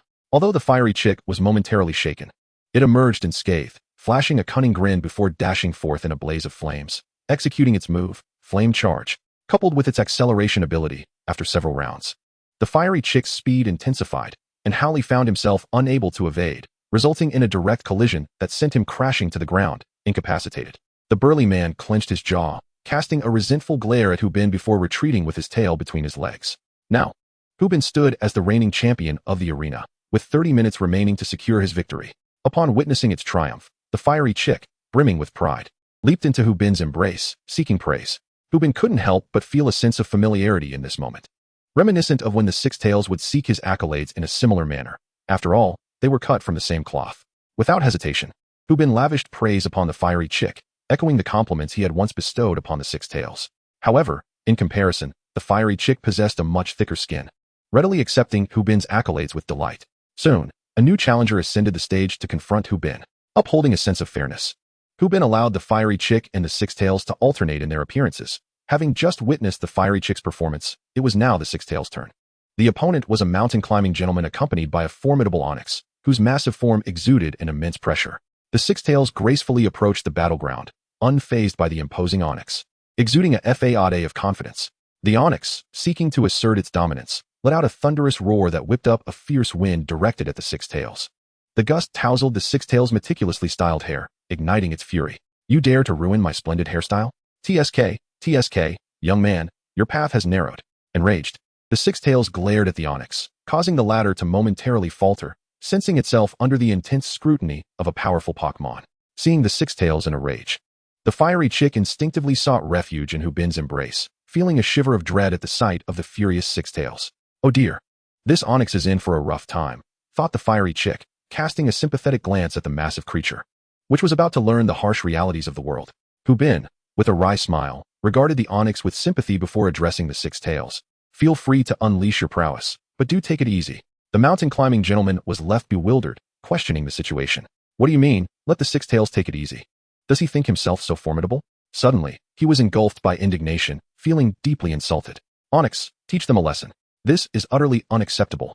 Hubin turned away from the battle, gazing at the sea as he remarked, "The wind today is truly boisterous." The Vulpix displayed a cruel smile while eyeing the onyx, causing the latter to break out in a cold sweat. This Vulpix was rather intimidating. As the match commenced, Vulpix dashed forward with astonishing speed, catching the mountaineer off guard before he could even issue a command. In an instant, Vulpix unleashed a swift ice beam, striking Onyx and sending it crashing to the ground in pain. The mountaineer, still in disbelief, stared blankly at Vulpix, questioning how such speed and brutality could exist. Before Onyx could rise, Vulpix charged once more, its eyes radiating with blue light as it unleashed a powerful psychic attack upon Onyx. The poor Onyx, unable to retaliate in time, was ruthlessly defeated without a chance to fight back. The referee, momentarily stunned, finally declared Vulpix the victor. Hubin continued to gaze at the sea, murmuring to himself and the Torchic in his arms, "Poor mountaineer, poor Onyx." After the battle, Vulpix elegantly approached Hubin, adjusting its hairstyle with its tiny paws. Torchic, having jumped from Hubin's embrace, looked up at Vulpix in awe. "Wow, Vulpix, you are incredible." Vulpix gently patted Torchic on the shoulder and encouraged, "Keep it up. You too can be like me." The trainers below the stage were rendered speechless, astonished that this seemingly adorable and harmless Vulpix could be so vicious, leaving them utterly terrified. After a long silence, with only 15 minutes remaining, no challengers had stepped up. As Hubin, Torchic, and Vulpix grew increasingly bored on the stage, Torchic prepared for its own turn, only to find that no challengers had arrived, prompting it to stomp in frustration. Finally, a young trainer timidly entered the arena with their Celio, glancing nervously at Vulpix. However, Vulpix paid no mind, preoccupied with its hairstyle. This time, Torchic was eager to take the stage, exclaiming, "I've been waiting for this." The young trainer sighed in relief upon seeing Torchic instead of the formidable Vulpix. Feeling confident in facing a type advantage, Celio also relaxed, thinking, "This matchup is in my favor." Thus began an epic clash between the Alolan starters and the Hoenn starters. Torchic and Celio glared fiercely at one another, and soon the battle was set to ignite. The trainer commanded, "Celio, use water gun." Celio unleashed a torrent of water aimed directly at Torchic. Hubin gazed at the feeble water gun attack, his expression peculiar as he commanded, "Fire Chick, unleash your jet of flames." Mimicking the cruel grin of Vulpix, Fire Chick expelled a torrent of formidable flames from its mouth. In stark contrast, the water gun of the sea lion appeared utterly insignificant, akin to a mere toothpick, while Fire Chick's fiery onslaught resembled the very bamboo used to craft countless toothpicks. As anticipated, the moment the flames collided with the water gun, it was extinguished, producing only a wisp of steam, while the flames engulfed the sea lion's form completely. However, being a water type, the sea lion possessed a certain degree of resistance to fire-type moves. Though it sustained considerable damage from the intense flames, it did not succumb. Just as the sea lion prepared to unleash another water gun, Fire Chick charged directly into its abdomen. The sea lion, struck by Fire Chick, stared wide-eyed before collapsing to the ground, rendered incapable of continuing the battle. Throughout the encounter, the young trainer and the sea lion were left powerless. Meanwhile, Hubin's Fire Chick, having made a name for itself alongside Vulpix, emerged as the dominant force of the arena, causing many trainers to avoid challenging them head-on. Chapter 78. The prize of pure crystal. Before long, an hour had passed. Other arenas were still bustling with fervor, yet at Hubin's location. The overwhelming prowess of Vulpix and Torchic had deterred other trainers from stepping forward. Hubin, along with Vulpix and Torchic, had begun to pass the time by watching television on their phones, rather bored. The trainers below the stage, however, remained oblivious, resigned to the fact that they could not compete. They lamented the presence of this seemingly insurmountable man and his fierce Pokémon, finding the situation overwhelmingly daunting. At that moment, the host proclaimed with fervor, "Time's up. The match has concluded. Let us warmly welcome the champions from our 5 arenas and congratulate them on their victory." Hubin yawned as he watched the host announce the results. "Finally, it's over. I thought I might doze off if the host didn't hurry up." Amidst the complex gazes of fear and envy from the crowd, Hubin, alongside Vulpix and Torchic, stepped onto the stage to receive their accolades. Dressed in matching beach attire and sporting sunglasses, Hubin and his Pokémon instantly became the center of attention. The other 4 victors from the arenas paled in comparison to their brilliance. Torchic and Vulpix reveled in the spotlight, basking in the glory of victory. What an exhilarating feeling it was. Torchic, having achieved honor for the first time, was overwhelmed with excitement, marveling at its remarkable triumph so soon after its birth. The host approached the stage to announce, "Congratulations to our 5 champions, who have triumphed amidst the rigorous battles against numerous trainers. Let us extend our heartfelt congratulations to them." The audience erupted in enthusiastic cheers and applause, celebrating the victory of the 5 champions. The host, with a mysterious smile, announced, as we mentioned before the competition, "The victorious contestants will receive a mysterious grand prize, which is our pure crystal. The champions may choose the elemental pure crystal they desire. Those trainers with wristbands are indeed fortunate." Upon hearing this, Hubin's eyes sparkled with excitement. He had never anticipated that after a casual stroll to buy groceries, he would effortlessly acquire the pure crystal he had longed for. What extraordinary luck. Hubin swiftly approached the area designated for the pure crystals, his mouth watering at the sight of the various types and elements available. With a trembling hand, he selected an ice-type pure crystal, capable of enabling his Vulpix to unleash the magnificent move Frigid Fury. Vulpix was equally elated, having finally obtained the legendary pure crystal. It was splendid. He was about to grow even stronger. Hubin carefully placed the pure crystal into his wristband, a surreal feeling washing over him. He had never imagined that he would acquire the ice pure crystal so effortlessly. He had expected to battle fiercely like Lily and her Tyranitar in the animated series before receiving such a prize, a true test of endurance. To his surprise, he had secured it with such ease. Torchic exhibited no signs of jealousy. Instead, it chirped joyfully around Vulpix, celebrating its newfound strength. Observing Torchic's lack of envy eased Hubin's heart. He smiled and said to Torchic, "Don't worry, I'll help you acquire a pure crystal too. And then you'll be able to showcase your abilities." Torchic bounced happily in agreement. As Hubin, Torchic, and Vulpix descended the stage amidst the envious gazes of onlookers, 2 reporters rushed over, eager to interview Hubin. One reporter thrust a microphone towards him, almost pressing it against his lips, but Hubin deftly dodged it, avoiding an unintentional meal of microphone before he had even eaten. The reporter began questioning Hubin. "As one of the victors, what are your thoughts on your achievement?" This was Hubin's first interview, and he felt a bit nervous. After clearing his throat, he replied, "Winning this competition feels surreal. I initially came to buy groceries and take a break on the beach, but upon seeing the competition, I decided to participate. To my astonishment, I inadvertently became a champion." Upon hearing Hubin's humble statement, the reporter thought to himself that it was hard to believe he had merely stopped by to buy groceries. Yet, professional decorum prevailed. With a gentle smile, the reporter inquired, "Is there anything you would like to share with the audience?" After a moment of contemplation, Hubin replied, "Well, the ingredients sold at the market on Melee Island are exceptionally fresh, though somewhat limited.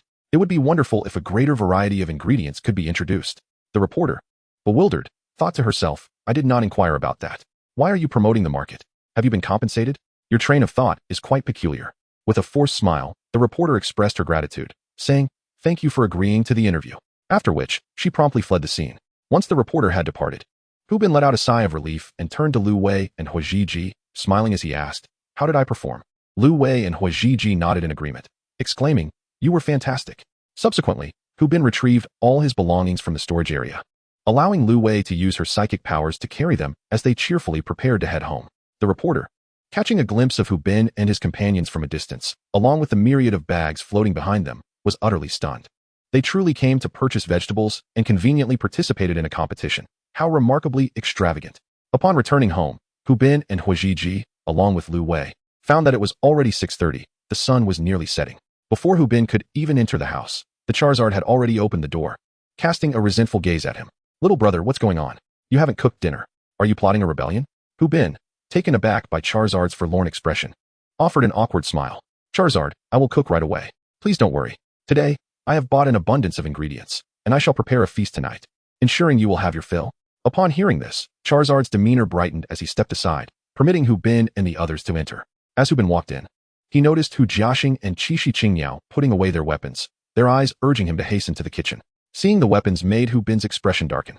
What is this? I merely failed to prepare breakfast this morning and returned a bit late. Do you really intend to reprimand me? How harsh. Have I stumbled into a den of wolves? With a sigh, Hu Bin greeted Zhao Lifang, who was lounging on the sofa watching television, before heading straight to the kitchen. His mood sour as he began to cook. Chapter 79, Finding a Disciple for Charizard. Throughout the cooking process, Hu Bin maintained a gloomy demeanor, his heart filled with deep resentment. It seemed he was destined to be the cook. Meanwhile, Hu Jiaxing, Zhao Lifang, Charizard, Qixi Qingyao Lu Wei, and Hui Ji were merrily gathered together, enjoying their time watching television.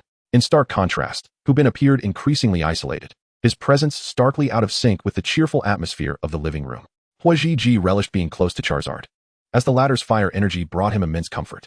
Charizard, in turn, was quite fond of the little one, affectionately draping his arm over Hui Ji's shoulder as they watched TV together.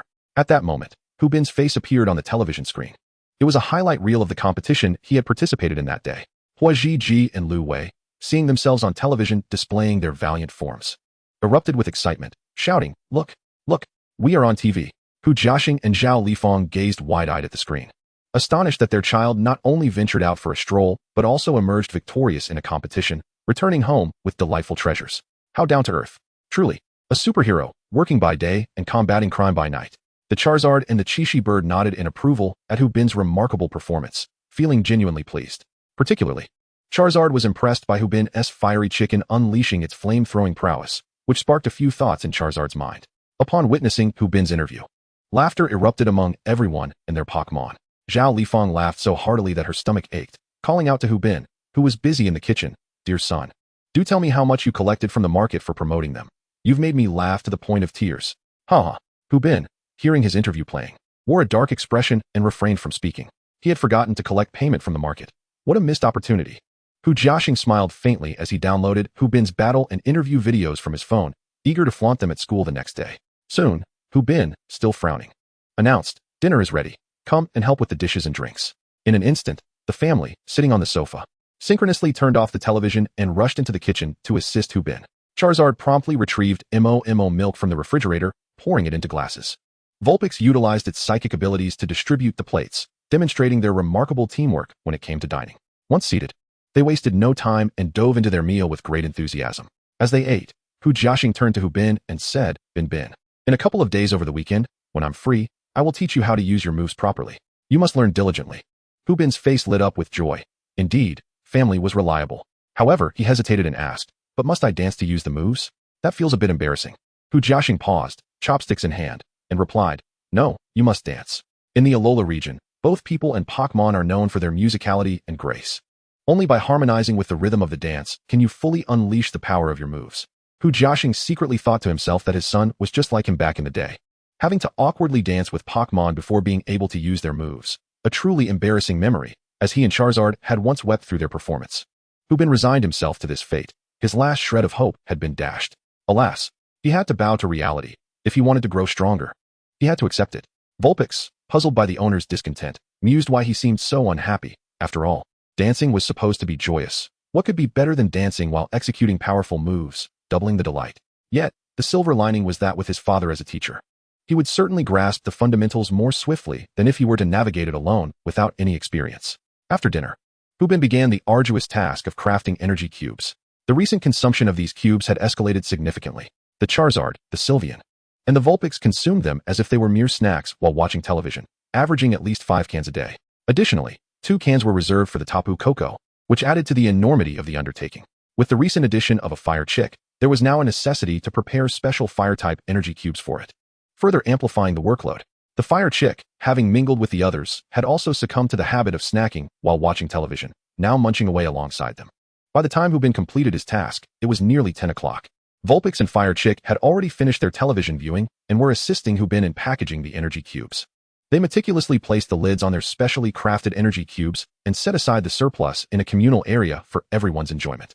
At that moment, Hubin slumped on the sofa, feeling utterly exhausted, staring blankly at the ceiling while muttering to himself, "I am so tired. I long for retirement." Suddenly, the voice of the system echoed in his mind. "Congratulations, host, on your victory in the arena. The system rewards you with an ice stone, 10,000 points. And the skill repayment. Please continue your efforts, master." Upon receiving this bounty, Hubin's fatigue vanished, replaced by a surge of vitality. His points had soared to a staggering 30,000. He was fully prepared to set up a stall, and with the repayment skill and the coveted ice stone that Vulpix had long desired. This was indeed a lucrative turn of events. Hubin erupted into a jubilant laugh, akin to that of a pig, prompting his parents, Zhao Lifeng and Hu Jiaxing, to seriously question whether their son was unwell. By 10:30, both Hu Jiaxing and Zhao Lifeng yawned their way back to their room, unable to endure the late hour. A testament to the terrifying regularity of middle-aged life. Sylveon also returned to its little nest to sleep, leaving Charizard to frolic with Fire Chick. Hubin suddenly recalled that Vulpix was scheduled for training that night, but Fire Chick was too rambunctious to train. What to do? As he observed Charizard playing with Fire Chick, an idea sparked in his mind. He could enlist Charizard to help train Fire Chick. After all, Charizard was his father's ace, possessing formidable strength, making the task of teaching Fire Chick an effortless endeavor that would surely yield significant progress. How clever of me. Charizard sneezed a few times, pawing at its nose, and gazed at Hubin, who was watching him with a rather cunning expression, causing Charizard to feel a sense of wariness. "What are you up to? I can't shake the feeling that your intentions are not pure." Hubin, with a charmingly obsequious demeanor, looked at Charizard and said, "Charizard, how would you describe our relationship?" Charizard, with a benevolent expression, replied, "Oh, that goes without saying. I watched you grow up." Seeing Charizard's expression, Hubin felt a wave of relief and, with eager anticipation, said, "How about I find you a good apprentice?" Chapter 80, Mount Lanakila. After listening to Hubin's words, Charizard understood and cast a sidelong glance at him, a subtle expression indicating, "You think I don't know your intentions?" Upon realizing that Charizard was quite aware of his thoughts, Hubin suggested, "Why not take Fire Chick as your apprentice? He idolizes you." Charizard glanced at Fire Chick and noticed that, just as Hubin had said, Fire Chick was gazing at him with admiration, filling Charizard with a sense of pride. With a grand gesture, he signaled Hubin to continue. Seeing that the plan was unfolding successfully, Hubin joyfully remarked, "Charizard, if you train Fire Chick tonight, once he becomes stronger, he can boast that his master is Charizard. Wouldn't that bring you some glory as well?" Charizard pondered this and thought, "Indeed, although I have retired from the limelight, I secretly yearn for an apprentice to carry on my legacy." He nodded, encouraging Hubin to proceed.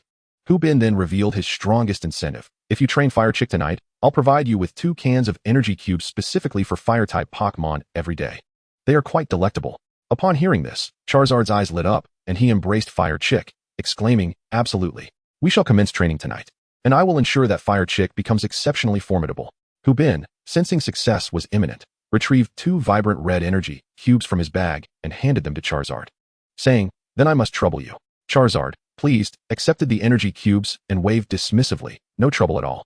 With a satisfied smile, Hubin turned to Fire Chick, saying, "I've found you a great master. You must learn diligently." Fire Chick nodded resolutely, promising, "I will train hard with Master Charizard." After arranging Fire Chick's training, Hubin felt a sense of accomplishment, finally having resolved all matters at hand. Truly, he thought, he was impressive. Later that night, in Hubin's room, Vulpix, Fire Chick, and Charizard awaited the arrival of Tapu Koko. Unbeknownst to Charizard, he suggested to Hubin that they take Fire Chick to the volcano on Akala Island for training, as the area was rich in Fire-type energy, ideal for Fire Pokémon. After careful consideration, Hubin nodded in agreement and proposed a plan where he would accompany a Pokémon every night for training, rotating among them. Vulpix and Fire Chick agreed, and Charizard admired Hubin's dedication, truly a master of time management, with every day meticulously planned. After a game of cards, Tapu Koko nodded at Charizard. Observing the familiar rapport between Charizard and Tapu Koko, Hubin was astonished, realizing they were old friends. Charizard was equally impressed by Hubin's ability to forge friendships. His connections were indeed remarkable, having even invited Tapu Koko to serve as a mentor. Quite impressive indeed. After exchanging pleasantries, Hubin followed Ninetales to train, while Charizard and Torchic ventured to the volcano for their own training. Subsequently, they each went their separate ways to hone their skills. Charizard flapped its wings, carrying Torchic to the volcano on Akala Island, while Caipira led Ninetales and Hubin deeper into the forest for continued training. In the forest, Caipira and Ninetales engaged in fierce combat, the sound of explosions reverberating throughout the woods. The other Pokémon present dared not voice their displeasure, knowing well that Caipira, the elder brother, was training his younger sibling and should not be disturbed. Hubin watched helplessly as Ninetales was thoroughly outmatched by Caipira, his anxiety mounting.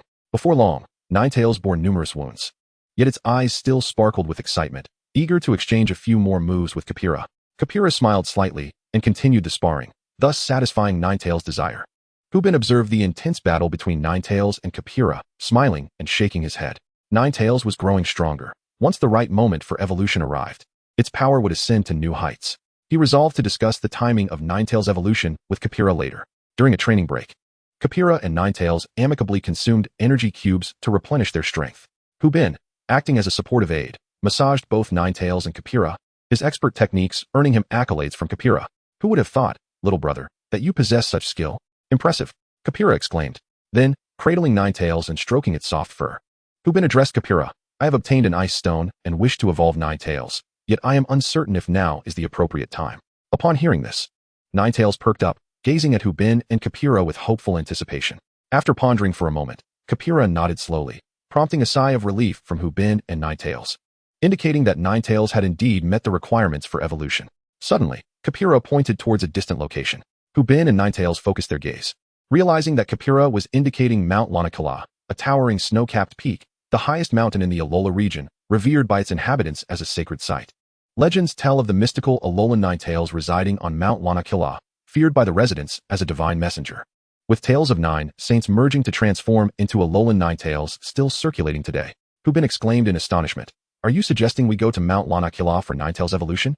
Caipira nodded, mimicking a battle stance, and once more gesturing towards the mountain. Understanding Caipira's intent, Hubin inquired, You mean to evolve there and train afterwards? Caipira nodded again, smiling at Hubin and Ninetales. Ninetales felt a rush of joy, overwhelmed by the prospect of evolving atop that icy mountain and training in such a majestic locale. It was exhilarating. Hubin also believed that training on Mount Lanakila would be quite splendid, with its rich icy energy providing an ideal training ground. He smiled somewhat bashfully and said, Would it be too much trouble for you to take us to such a high mountain? Ka Pum Ming Ming, with wide eyes, shook his head vigorously. Little brother, do you look down on me? After all, I am a level 2 deity. Taking you all up there is a simple task. Hubin was deeply touched by Ka Pum Ming Ming's loyalty and tentatively suggested, Then it might be too exhausting for you. How about I provide you with 5 energy cubes each day while you carry us around? That must be quite tiring. Upon hearing Hubin's proposal, Ka Pum Ming Ming beamed with delight, affectionately wrapping his arm around Hubin's neck. Little brother, you're quite astute. The energy cubes are of little importance. I simply enjoy playing with generous trainers like you who speak so pleasantly. Chapter 81. The Ever-Ready Evolution of Vulpix. Ka Pum Ming Ming had completely regarded Hubin as his close friend. After all, Hubin had given him far too much. Looking at Hubin and Vulpix, Ka Pum Ming Ming thought, Hubin has been so kind to me. I must ensure that Vulpix receives the best training, particularly finding an ice-type expert to guide Vulpix. Merely training combat skills with me is insufficient. We must enhance Vulpix's ice-type abilities and prepare for its evolution into a creature with fairy attributes. It seems that is the only way forward.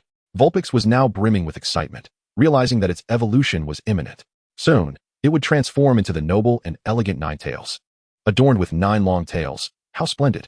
Hubin smiled gently at Vulpix's enthusiasm, reflecting on how the child would eventually grow up. Alas, I won't be able to carry Vulpix on my shoulder anymore. It will no longer be the small creature it once was.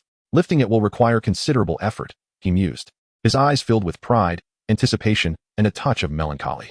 Hubin embraced Vulpix tightly, smiling as he said, Vulpix, keep pushing forward. I will always support your decisions and be your strongest ally. Vulpix gazed deeply into Hubin's eyes, beaming brightly. Oh, master, I won't let you down. We will always be together. Ka Pum Ming Ming observed Hubin and Vulpix with a gentle smile, marveling at the power of their bond, which was indeed remarkable. They would surely journey far together. After a rest, Ka Pum Ming Ming and Vulpix resumed their intense training. This time, Vulpix was fully determined to spar with Ka Pum Ming Ming. Though it still faced relentless defeat, Vulpix's exuberance remained unshaken.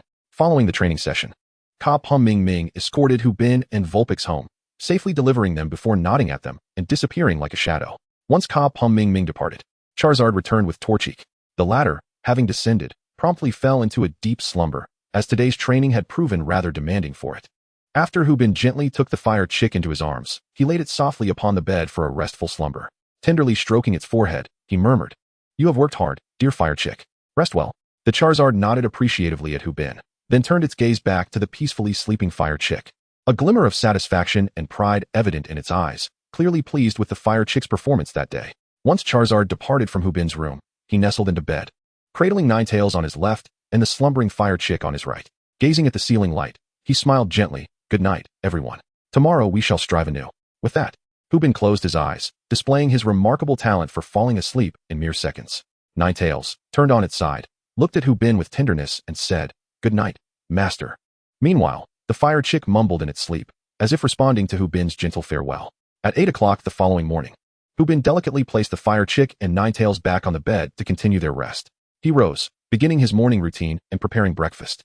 After a yawn and a quick rub of his eyes, he mused, "If this continues, I fear I might suffer a sudden collapse." Being a trainer is quite a challenge. Once refreshed, Hubin skillfully entered his private kitchen to prepare breakfast for everyone, simultaneously lamenting that after achieving success, he might simply return home to focus on family life. Moreover, Qin was a little wealthy lady, so he was determined to work hard for that future. After downing a generous bowl of chicken soup, Hubin set the breakfast dishes on the table, donned his little apron, and began to traverse through the various rooms, calling Hu Jiaxing, Zhao Lifang, and a host of Pokémon to rise and partake in the meal. Before long, the table was crowded with hungry humans and Pokémon, eagerly awaiting their feast. Notably, Ninetales exhibited the demeanor of an older sister, using its psychic abilities to control water and a toothbrush to assist the Fire Chick with its morning hygiene, a truly considerate gesture. After breakfast, the satisfied humans and Pokémon shared contented burps, ready to embark on the day's adventures. Hubin, alongside Ninetales and the Fire Chick, set off towards the village to commence their training. With the addition of the Fire Chick, he felt it necessary to consult Elder Hala regarding the day's schedule. For the Fire Chick, left to idly observe, would surely grow restless. After all, the family was composed of combat enthusiasts. Without training or battling, they would feel unfulfilled. Upon entering the village, the Fire Chick gazed around curiously at the Pokémon engaged in training, its body brimming with a desire to challenge the strong. If not for Hubin's firm grip, the Fire Chick would have dashed off to join the others. "Ah, splendid. Hubin, your Fire Chick is quite spirited," Hala remarked. Approaching from the side, Hubin scratched his head awkwardly and chuckled. "Everything is great, except the Fire Chick is a bit too competitive. That has nothing to worry about. To exhibit such strength and determination right after hatching indicates it possesses the potential to become a formidable Pokémon." Hala smiled at Hubin, admiring the Fire Chick in his arms. After hearing Hala's praise, Torchic was filled with immense joy, exclaiming, "Indeed, I am a diamond, destined to be recognized for my excellence wherever I go." Hubin glanced at Torchic's exuberance, both amused and exasperated, thinking, with such flattery, you might just ascend to the heavens. Subsequently, Hubin inquired of Hala, "Grandfather Hala, may I train my Torchic here?" Hala chuckled heartily and replied, "Of course. I had already devised a training plan for Torchic yesterday. Shortly, Ninetales will engage in a battle against 2 of Hasmon's Pokémon, and Torchic, along with you, Hubin, shall follow me for training." Hubin was elated. "Thank you so much, Grandfather Hala. I truly appreciate your kindness." Hala waved his hand dismissively, saying, "It's no trouble at all. I watched your match yesterday, and both Ninetales and Torchic exhibit tremendous potential. I wish to see you both soar to greater heights." With Hala's thoughtful training arrangement, Hubin felt considerably more at ease. He turned to Ninetales, saying, "Ninetales, please train diligently with Senior Hasman today. I will take Torchic for training. Remember to gauge your limits and avoid injury." Ninetales nodded with a smile, reassuring, "Don't worry, Master." Confident in leaving Ninetales in Hasman's capable hands, Hubin accompanied Torchic and Hala to the training grounds. Hala led them to a site filled with numerous training poles and addressed Hubin, "Your Torchic possesses the speed boost ability, yet it currently struggles to adapt to its own swiftness. The goal of this training is for Torchic to learn to control its speed, ensuring it can maneuver perfectly regardless of how fast it becomes." Chapter 82, Journey to Lanakila Mountain. Hubin was taken aback, recognizing Hala's wisdom. It was no surprise he had become the Island King. Through yesterday's match, Hala had discerned Torchic's ability and its difficulty in managing speed. Filled with admiration, Hubin respectfully asked, "Grandfather Hala, how should Torchic train to master its speed?" With a gentle smile, Hala explained, "There are 246 poles here. Torchic must stand atop each one and jump across them sequentially. As it leaps over all 246, its speed boost ability will be activated, increasing its velocity. However, if it fails to control its speed, it will fall from the poles. Only by mastering its speed and reactions can it succeed in this endeavor. With practice, once Torchic can swiftly leap over all 246 poles, it will have learned to control its speed." Hubin pondered this challenge, realizing it was a significant test for Torchic. Its speed would escalate, and without proper control, it could easily be launched off course. Looking at Torchic, Hubin encouraged, "Come on, Torchic. If you can master your speed, you will grow even stronger." With unwavering confidence, Torchic declared, "Absolutely. No problem at all. The fiery chick stood solemnly at the first training post, taking a deep breath before commencing its journey, bounding toward the wooden stumps with its tiny legs. Initially, the fiery chick skillfully managed its pace, but soon the first acceleration trait was activated, propelling its speed to a new level. Nonetheless, it maintained control, successfully leaping over 30 stumps. As the second acceleration trait was triggered, its speed surged once more, yet this time the fiery chick could not rein in its velocity, bursting through the training posts and tumbling to the ground. Hu Bin rushed over, concern etched across his face as he helped the fiery chick back to its feet. With defiance evident on its small face, the fiery chick promptly returned to the first training post to continue its challenge. Throughout the afternoon, it persistently fell and rose again. Undeterred in its resolve, Holland nodded in approval, his eyes reflecting admiration for the fiery chick's tenacity. As the training session concluded, the fiery chick barely managed to control its third acceleration, achieving near perfection with the second acceleration and ultimately completing a total of exactly 100 training stumps. Although exhausted, the fiery chick felt a tinge of dissatisfaction with its performance. However, after Hu Bin's encouragement, it agreed to return for another attempt the following day, solidifying its determination to flawlessly conquer 246 training stumps. This time, the fiery chick's performance exceeded Hala's expectations. He had anticipated its success with 60 to 70 stumps. But the chick's remarkable progress was a delightful surprise, suggesting that mastery would soon be within reach. Meanwhile, on the side of the Vulpix, the training was equally intense. As the two Pokémon launched simultaneous attacks, forcing Vulpix to dodge continuously or counter with its own moves, raising the difficulty significantly. After the training, Vulpix lay exhausted on the ground, panting heavily. Hu Bin, filled with concern, lifted Vulpix into his arms, while the other creature cradled the fiery chick. They bid farewell to Hala and Hazman, then climbed onto the back of the waiting Charizard to head home. Upon arriving home, Hu Bin placed Vulpix and the fiery chick on the sofa to rest while he entered the kitchen to prepare dinner. The two Pokémon exchanged glances, with Vulpix burrowing into Zhao Lifang's embrace and the fiery chick nestling into Hu Jiaxing's arms, both eagerly watching the television drama unfold as they awaited their meal. Zhao Lifang and Hu Jiaxing were quite fond of the two little creatures, sharing a moment of mutual affection. Soon, Hu Bin hastily completed the meal, and everyone gathered around the table to eat. Afterwards, he handed over 5 energy cubes as tuition for the fiery chick to Charizard, before retreating to his room to prepare for the evening expedition to Mount Lanakila. It was no joke. Mount Lanakila was an ice mountain, and wearing beach attire would turn one into an ice sculpture in an instant. Thus, he needed to prepare his down jacket, energy cubes, chocolates, fire-starting equipment, and most importantly, today's star, the ice stone. After a thorough packing session, Hu Bin finally managed to fit all his supplies into a mountaineering backpack. Once he completed his preparations, he lay on his bed, awaiting the arrival of Kapor. At this moment, both Vulpix and Torchic had also regained their spirits, with Charizard taking the lead to train alongside Torchic. Originally, Hu Bin intended to accompany Charizard and Torchic for training today. However, since Vulpix was set to evolve that night, he chose to stay with her. Nevertheless, Torchic eagerly anticipated how powerful her elder sister Vulpix would become upon evolving into Ninetales, as Torchic was an ardent admirer of Vulpix. After a while, Hu Bin and Vulpix were ready, with Vulpix exuding excitement, her little tail wagging incessantly at the thought of her impending evolution. Soon, Kapor appeared before Hu Bin, nodding at both him and Vulpix. By this time, Hu Bin had donned a down jacket, put on mountaineering boots, and strapped on his backpack, fully prepared for the journey. Without further ado, Kapor led Hu Bin and Vulpix toward Alola's highest peak, Mount Lanakila. This time, Kapor moved at an impressive speed, as the journey to Mount Lanakila required considerable time. As they traveled, Hu Bin initially felt quite warm, nearly succumbing to heat exhaustion. However, as they approached Mount Lanakila, he shivered despite wearing a thick down jacket. This place felt illogical. Moments ago it was sweltering, and now he was trembling with cold. Vulpix, on the other hand, reveled in the icy atmosphere, savoring the rich ice-type energy emanating from the mountains. Kapor charged up the slope, occasionally pulling out energy cubes to replenish its strength. As they neared the summit, Kapor found a flat area to set down Hu Bin and Vulpix. At this point, Vulpix joyfully hopped around near the mountain's peak, clearly enamored with the location. However, Hu Bin was feeling the chill. He quickly retrieved a heat pack from his bag and applied it to his body, donning a hat and gloves to warm up slightly. He thought to himself that next time, he must wear 2 sweaters beneath his down jacket, or he might freeze. Kapor gazed at the snow-capped mountain and let out a resounding roar, seemingly summoning someone. Soon, numerous ice-type Pokémon emerged, including Swinub, Piloswine, and various ice-type Sandshrew and Sandslash, all gazing at Kapor with awe. Among them were several Vulpix, their adorable eyes wide with curiosity as they regarded Kapor and Hu Bin's Vulpix. Chapter 83. Vulpix evolving with purpose. At that moment, a majestic Pokémon with 9 tails emerged, exuding an aura of formidable power, appearing both haughty and elegant.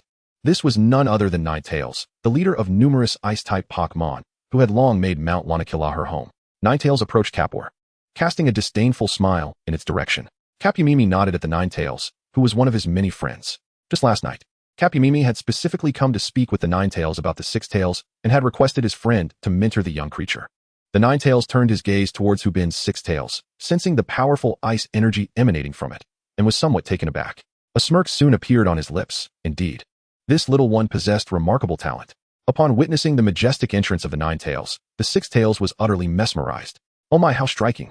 This was truly the first time I had seen a real Ninetales. Such strength! I can hardly wait to evolve into a Ninetales myself. Hubin marveled at the beauty of the Ninetales, exclaiming how, once his Six Tails evolved, it would undoubtedly turn heads on the streets, perhaps achieving a 100% rate of admiration. A dream for countless young girls, indeed.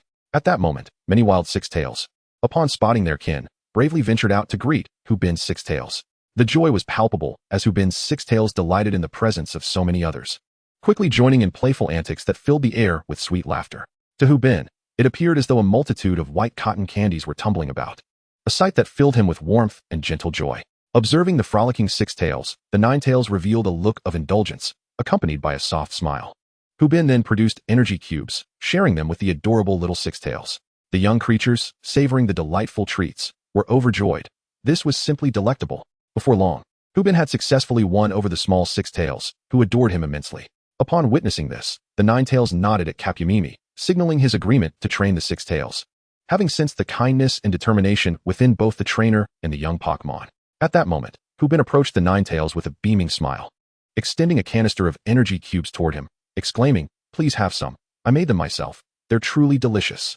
The Ninetales was taken aback by the trainer's genuine smile. Nodding lightly, he used his psychic abilities to bring the energy cube to his mouth. After a few chews, he paused in astonishment. This was incredibly tasty, a true delicacy. How delightful. Yet, I must maintain my aloof demeanor as a Ninetales, especially with so many subordinates around. I must manage my expression and uphold my image. The Ninetales glanced at Hubin, attempting to appear composed, and nodded slightly to express his gratitude. Capumimi watched the scene with an amused expression, realizing he had captured a moment of vulnerability from the Ninetales, which would surely provide him with fodder for teasing in the future. Seeing the Ninetales enjoy his energy cube, Hubin felt relieved, pleased that the Ninetales seemed to appreciate it. The Ninetales then approached the Six Tails, gazing thoughtfully at Hubin's little companion. As Hubin's Vulpix caught sight of the Ninetales gazing at it, a wave of shyness washed over it. Wow, the Ninetales is looking at me. How beautiful it is. The Vulpix's antics elicited a gentle smile from the Ninetales. Indeed, it was an adorable little creature. The Ninetales lowered its body slightly and tenderly licked the Vulpix, signifying a warm welcome. The Vulpix, taken aback yet enchanted by the Ninetales' gentle gaze, broke into a silly grin. The Ninetales regarded the Vulpix with a soft smile and, utilizing its mystical powers, unfastened Hubin's bag. An ice stone floated gracefully from the bag, coming to rest before the Ninetales. Upon witnessing this, Hubin realized that the Ninetales intended to assist the Vulpix in its evolution. He clenched his fists nervously, fixated on the Ninetales' actions without blinking. The Vulpix sensed the energy emanating from the ice stone and gazed at the Ninetales in awe. The Ninetales offered a slight smile and nodded to the Vulpix. In that instant, other Vulpixes gathered around, forming a circle around the Ninetales and the Vulpix, and began to hum a melodic tune. This song seemed to celebrate the Vulpix's impending transformation into a Ninetales, imbued with a sense of sanctity and reverence. At this moment, Hubin's Vulpix turned its head to look at him. Their eyes met, and in that fleeting moment, they exchanged a smile that conveyed their mutual feelings. The Vulpix then resolutely turned to the Ninetales and nodded, expressing its readiness. "I am prepared. I shall become the strongest Pokémon for my master, and together we shall ascend to the pinnacle of Pokémon, forever united." The Ninetales sensed the Vulpix's unwavering determination, smiled gently, and, with a wave of its mystical powers, guided the ice stone closer to the Vulpix. As the ice stone approached the Vulpix's forehead, a radiant white light enveloped its body completely. Hubin clenched his fists tightly, anxiously watching the blinding brilliance, unwilling to blink. "Go, Vulpix!"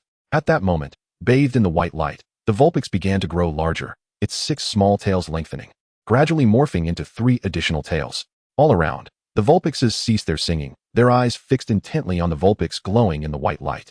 As the brilliance faded, the Vulpix, fueled by its heartfelt intentions, completed its evolution. Before Hubin and the assembled Pokémon stood a Ninetales, resplendent in pure white and adorned with 9 magnificent tails. The Ninetales exuded an air of nobility and elegance, radiating beauty. Slowly, It opened its eyes and gazed at Hu Bin. Hu Bin found the moment surreal. His Vulpix had transformed into a Ninetales, filling him with immense joy as tears gently fell to the ground. Suddenly, a smile broke across Hu Bin's face, overwhelmed with happiness for the Ninetales. The newly evolved Ninetales, noticing Hu Bin's tears, rushed over in a flurry, wrapping itself around him and tenderly licking away his tears. In an instant, beneath Hu Bin's tears, the majestic QB could no longer maintain its aloof demeanor. It returned to its former affection, licking Hu Bin's face. Yet now, the QB had matured, able to embrace its master rather than merely nestle in Hu Bin's arms like before. With tears of joy, Hu Bin smiled and said, "QB, you've grown up. I am truly delighted. We must work even harder together from now on." After speaking, Hu Bin gently placed his hand on QB's head, stroking it affectionately, while the Rokubi beamed with joy, snuggling close to Hu Bin, relishing the warmth of his touch. The sensation remained unchanged, the formula familiar. QB, indifferent to its once cold image, cared only for its master's happiness. Chapter 84. QB surprise for everyone. Though the evolved QB had undergone a transformation in appearance, its temperament remained steadfast, still yearning to be close to its master. At that moment, Hu Bin and QB were lost in their affection, when the Lord QB and Ka Pumingming approached, nodding in acknowledgement. Hu Bin's QB expressed heartfelt gratitude towards the Lord QB and Ka Pumingming. "Thank you all for your assistance." The Lord QB smiled back at Hu Bin's QB, appreciating its refined presence, though it still played the role of the aloof QB. Ultimately, with Ka Pumingming's explanations and guidance, it was decided that the Lord QB would train QB in the evenings, while Ka Pumingming would serve as a secondary divine tool, specifically aiding in QB's training. Of course, 5 energy cubes were essential. Hu Bin readily agreed and prepared energy cubes for QB and its companions as well. Instantly, the eyes of the Lord QB and the Rokubi sparkled with delight. This young man truly understood. In the end, amid the warm send-off from QB and Rokubi, Hu Bin, QB, and Ka Pumingming departed from Lanakila Mountain. This time, Hu Bin chose to keep QB in its Pokeball. Not for any other reason, but because QB had grown significantly taller, making it impractical for Ka Pumingming to carry it. After all, Ka Pumingming had already borne too much weight. Was it easy to acquire 5 energy cubes? After a considerable time, under Ka Pumingming's guidance, Hu Bin finally arrived home. Upon disembarking, he began to remove his clothing. The chill of Lanakila Mountain was replaced by an overwhelming heat. Ka Pumingming nodded at Hu Bin before taking its leave, and Hu Bin released QB from its Pokeball. Once freed, QB remained exuberantly joyful, excitedly standing beside the dressing mirror, admiring its beauty. Hu Bin smiled faintly, noting that QB's love for beauty had not diminished in the slightest. At that moment, Hu Bin activated the system to check QB's information. Pokémon. QB, Alolan form. Type, Ice Fairy. Ability, Snow Cloak. In hail weather, evasion increases, and it is not damaged by hail. Skills, Impact, White Mist, Light Snow, Flash of Lightning, Tail Wag, Digging. Shadow Clone, Ice Beam, Psychic Power, Protect, Hypnosis, Long Howl, Substitute, Charm. Newly acquired skills, Trickery, Magical Gleam, Ice Beam, Aurora Veil. Upon witnessing the prowess of the Ninetales, Hu Bin gasped in awe, astonished at his companion's newfound strength. "Behold this splendid array of skills, truly remarkable. Ah, how proud I am of my little darling," he exclaimed with unabashed pride. The Ninetales, seeing Hu Bin's delighted expression, was equally thrilled. At that moment, Charizard arrived with its fiery chick. Upon seeing the Ninetales, both were taken aback, particularly the fiery chick, who was overjoyed. "Wow, the big sister is so handsome and beautiful. She seems much stronger now. How cool." The fiery chick excitedly circled around the Ninetales. In the deep of night, the Ninetales nestled in Hu Bin's arms, while the fiery chick peacefully slumbered beside him. Hu Bin, the Ninetales, and the fiery chick slept soundly, their faces adorned with sweet smiles. What a wonderful day it had been. The following morning, the Ninetales was the first to awaken, rousing Hu Bin and the fiery chick, eager to showcase her splendor. Hu Bin smiled gently, leading the Ninetales and the fiery chick to freshen up. The Ninetales, with her vanity, meticulously groomed her snowy fur to a silky sheen, styling herself beautifully. In the kitchen, Hu Bin began preparing breakfast for the family, while the Ninetales stood at the doorstep of Hu Bin's parents, eager for them to see her beauty the moment they opened the door, anticipating their praise. The fiery chick, a loyal little admirer, constantly followed the Ninetales, serving as her devoted guardian. When Hu Jiaxing and Zhao Lifang stepped out, they were taken aback at the sight of the proud Ninetales and fiery chick waiting at their door. Zhao Lifang stammered, "This is the Ninetales." Hu Jiaxing swallowed hard and remarked, "Indeed, but why is the Ninetales here? Is it Hu Bin's?" Zhao Lifang, astonished by her husband's words, responded, "It seems Bin's Vulpix has evolved." The Ninetales reveled in their astonishment, thinking, "How delightful. Surprised, are we?" Hu Jiaxing and Zhao Lifang stared at the Ninetales for some time before gradually accepting the reality. Hu Jiaxing, with a hint of nostalgia, mused. Who would have thought that just yesterday, it was a small Vulpix, and after one night, it has evolved into a Ninetales? Truly unbelievable. Zhao Lifeng, disregarding everything else, confirmed the Ninetales was indeed Hu Bin's Vulpix and embraced her, exclaiming, "Oh, how beautiful you are, little Ninetales." The Ninetales plan had succeeded. She simply wished to witness their astonished expressions upon seeing her. Zhao Lifeng harbored an unwavering affection for the enchanting Ninetales, cradling the impressive creature, which weighed an astounding 199 kilograms, in her embrace and transporting it to the dining table. Meanwhile, Hu Jiaxing carried the fiery Chiclet to join them. Upon arrival, the Qishi bluebird was astonished to witness the successfully evolved Ninetales, filled with admiration for its exquisite beauty. After a delightful meal, Hu Bin led Ninetales and Chiclet to the village for training. This time, Ninetales was particularly spirited, expressing a desire to retreat into its Pokeball, intending to make a dazzling entrance at the moment of training, much to everyone's surprise. Hu Bin found himself both amused and exasperated. Ninetales remained as innocent as ever, unchanged by time. Chiclet, following Hu Bin up the mountain, brimmed with confidence regarding the day's training, thinking to itself, "It's just 246 pillars. I shall perform a spectacular reversal soon." Hu Bin observed with a bemused expression, marveling at the vibrant spirit of the day. Upon reaching the village, Hala and Hasman greeted Hu Bin, who responded with a warm smile. Hasman noted that Hu Bin had brought only Chiclet, which struck him as peculiar. Meanwhile, the Boulder King felt a pang of disappointment upon realizing that Vulpix was absent. Hasman inquired, "Oh, where's Vulpix? Did it not accompany you today?" The Boulder King listened with anticipation for Hu Bin's reply. With a grin, Hu Bin explained, "Vulpix is here. It's just hiding in its Pokeball. It wants to surprise you all." "Oh, little Vulpix is set to surprise us? How delightful. This little one always comes up with something new each day." Hala chuckled heartily at Hu Bin's words. Hasman and the Boulder King shared in the excitement, eager to see what surprise awaited them from the little Vulpix. Chapter 85. The spectacular entrance of Ninetales. With a gentle smile, Hu Bin, under the watchful gaze of the gathered crowd, retrieved the Pokeball containing Ninetales and released it with a flourish. As the Pokeball opened, a kaleidoscope of colors erupted from within, captivating Hala, Hasman, and the Boulder King. Even trainers and Pokémon engaged in training nearby were drawn to the mesmerizing display, flocking over in curiosity. Hala murmured, "This move is the Aurora Veil. Could it be that Vulpix?" A smile crept across her face, realizing it was indeed a grand surprise. Hu Bin stood in bewilderment, pondering, "Since when did we employ the Aurora Veil? You didn't mention this to me. How delightfully unconventional." The beautiful Aurora Veil unfolded before everyone, and suddenly, delicate snowflakes began to fall, creating an ethereal scene. Hu Bin, both amused and perplexed, marveled at Ninetales' innate talent for coordination. Although it could not summon the move for snowfall, it cleverly used gentle snow to craft an enchanting ambience. Truly, Ninetales, you are remarkable. Some trainers, unfamiliar with the circumstances, found themselves in a state of bewilderment as they gazed upon the open Pokeball on the ground, marveling at the modernized design that now boasted special effects. At that moment, Ninetales emerged with an air of aloof elegance, casting a serene smile upon the onlookers, enhanced by the shimmering auroras and delicate snowflakes. The sight of Ninetales was nothing short of breathtaking. Hala nodded slightly, affirming his earlier conjecture. Indeed, evolution had taken place. Hasman, equally astonished, exclaimed, "Vulpix has evolved. What a delightful surprise. Congratulations, Hu Bin." The gathered trainers, captivated by Ninetales' entrance, gazed at Hu Bin with expressions of envy. Even the likes of Conkeldurr and other Pokémon were entranced by the allure of Ninetales, expressing their admiration. "Oh, the goddess is truly stunning. How magnificent." Satisfied with the crowd's reaction, Ninetales reveled in the effect of her grand entrance, a concept she had envisioned for quite some time within the confines of the Pokeball. "How splendid," she thought to herself. Hala chuckled heartily, saying, "Congratulations, Hu Bin. With Vulpix's evolution into Ninetales, her strength will undoubtedly increase. You now have an even greater chance of clinching victory in the Newcomer tournament." Hasman approached to extend his congratulations as well, while Conkeldurr shyly stepped forward to commend Ninetales. It was clear that Ninetales' dazzling debut was a resounding success, as every trainer and Pokémon in the village recognized the beauty of this remarkable creature. Following this, Ninetales continued her training alongside Hasman, engaging in practice battles with his two Pokémon.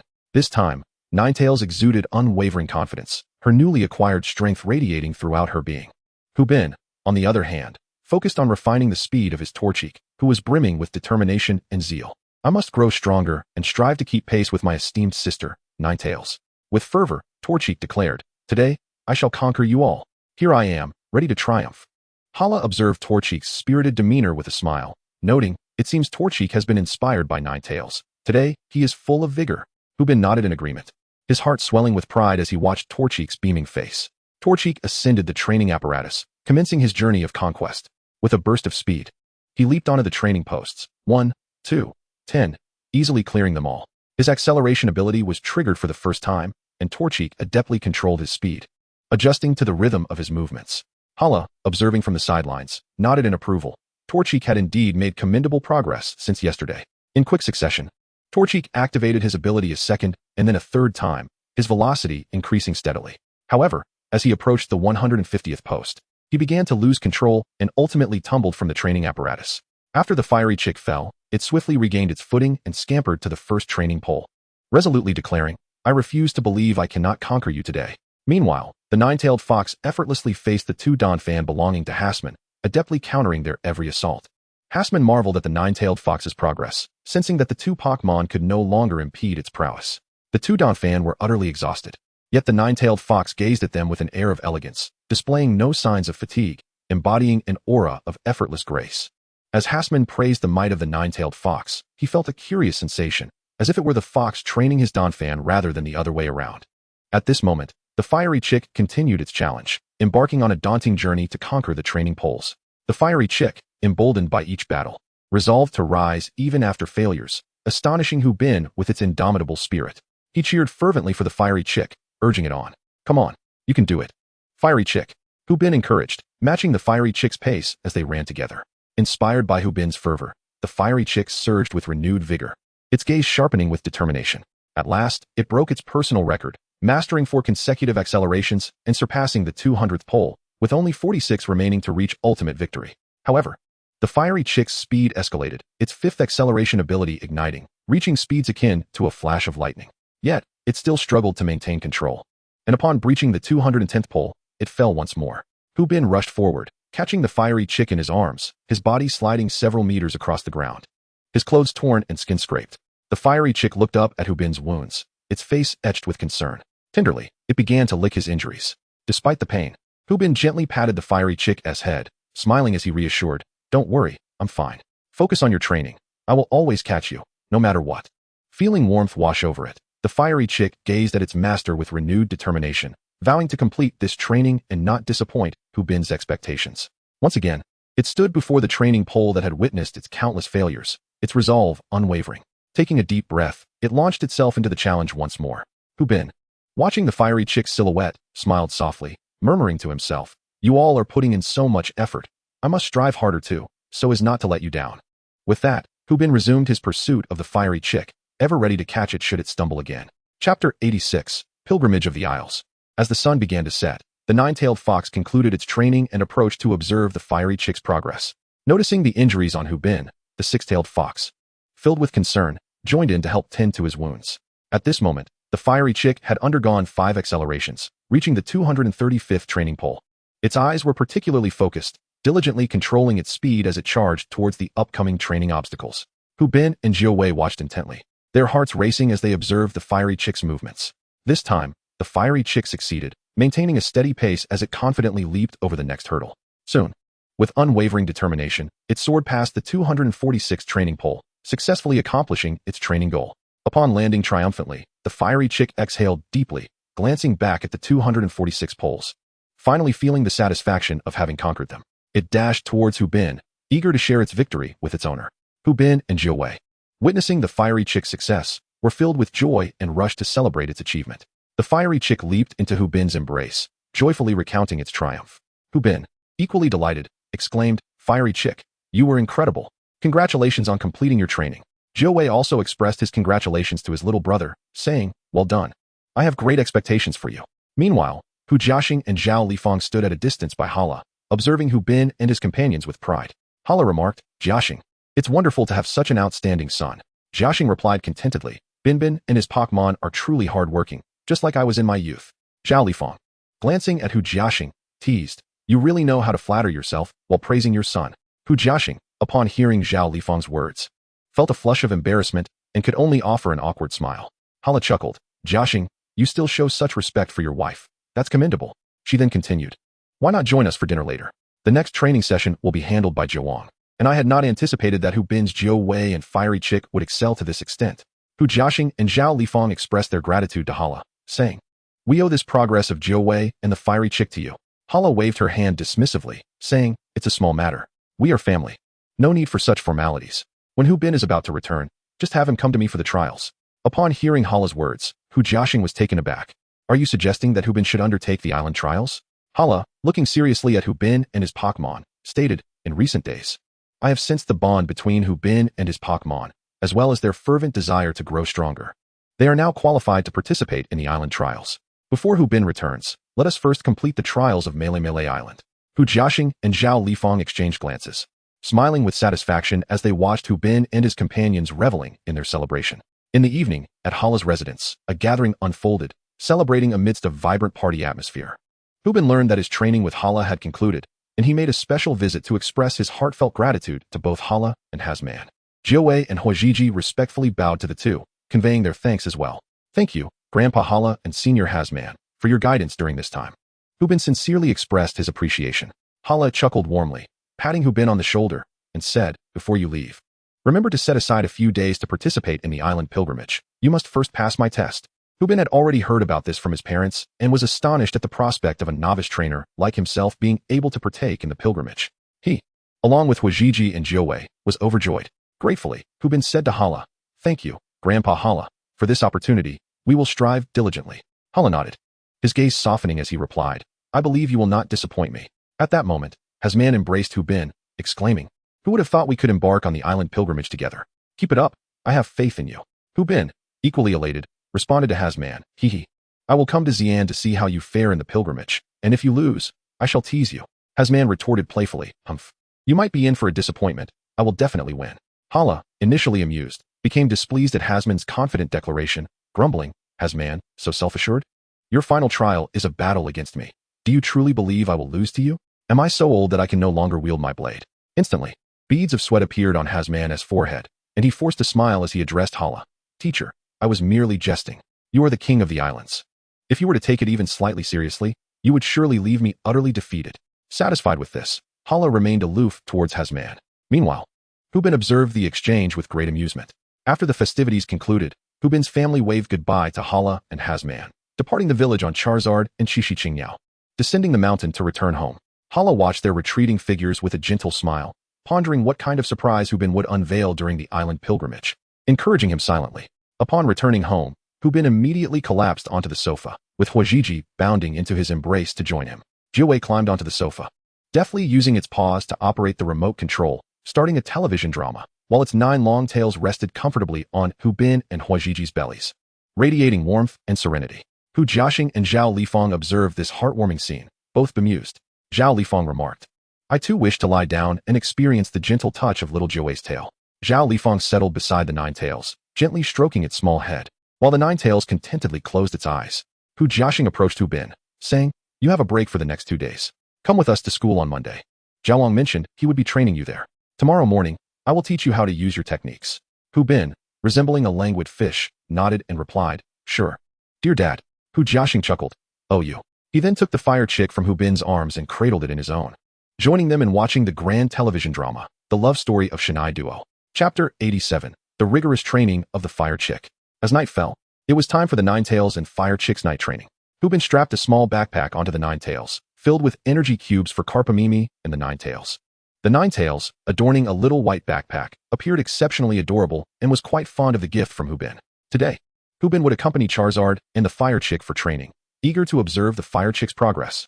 Not only did he prepare a small backpack for the 9 tails, but he also procured an orange one for the Fire Chick, convenient for carrying energy supplies during training.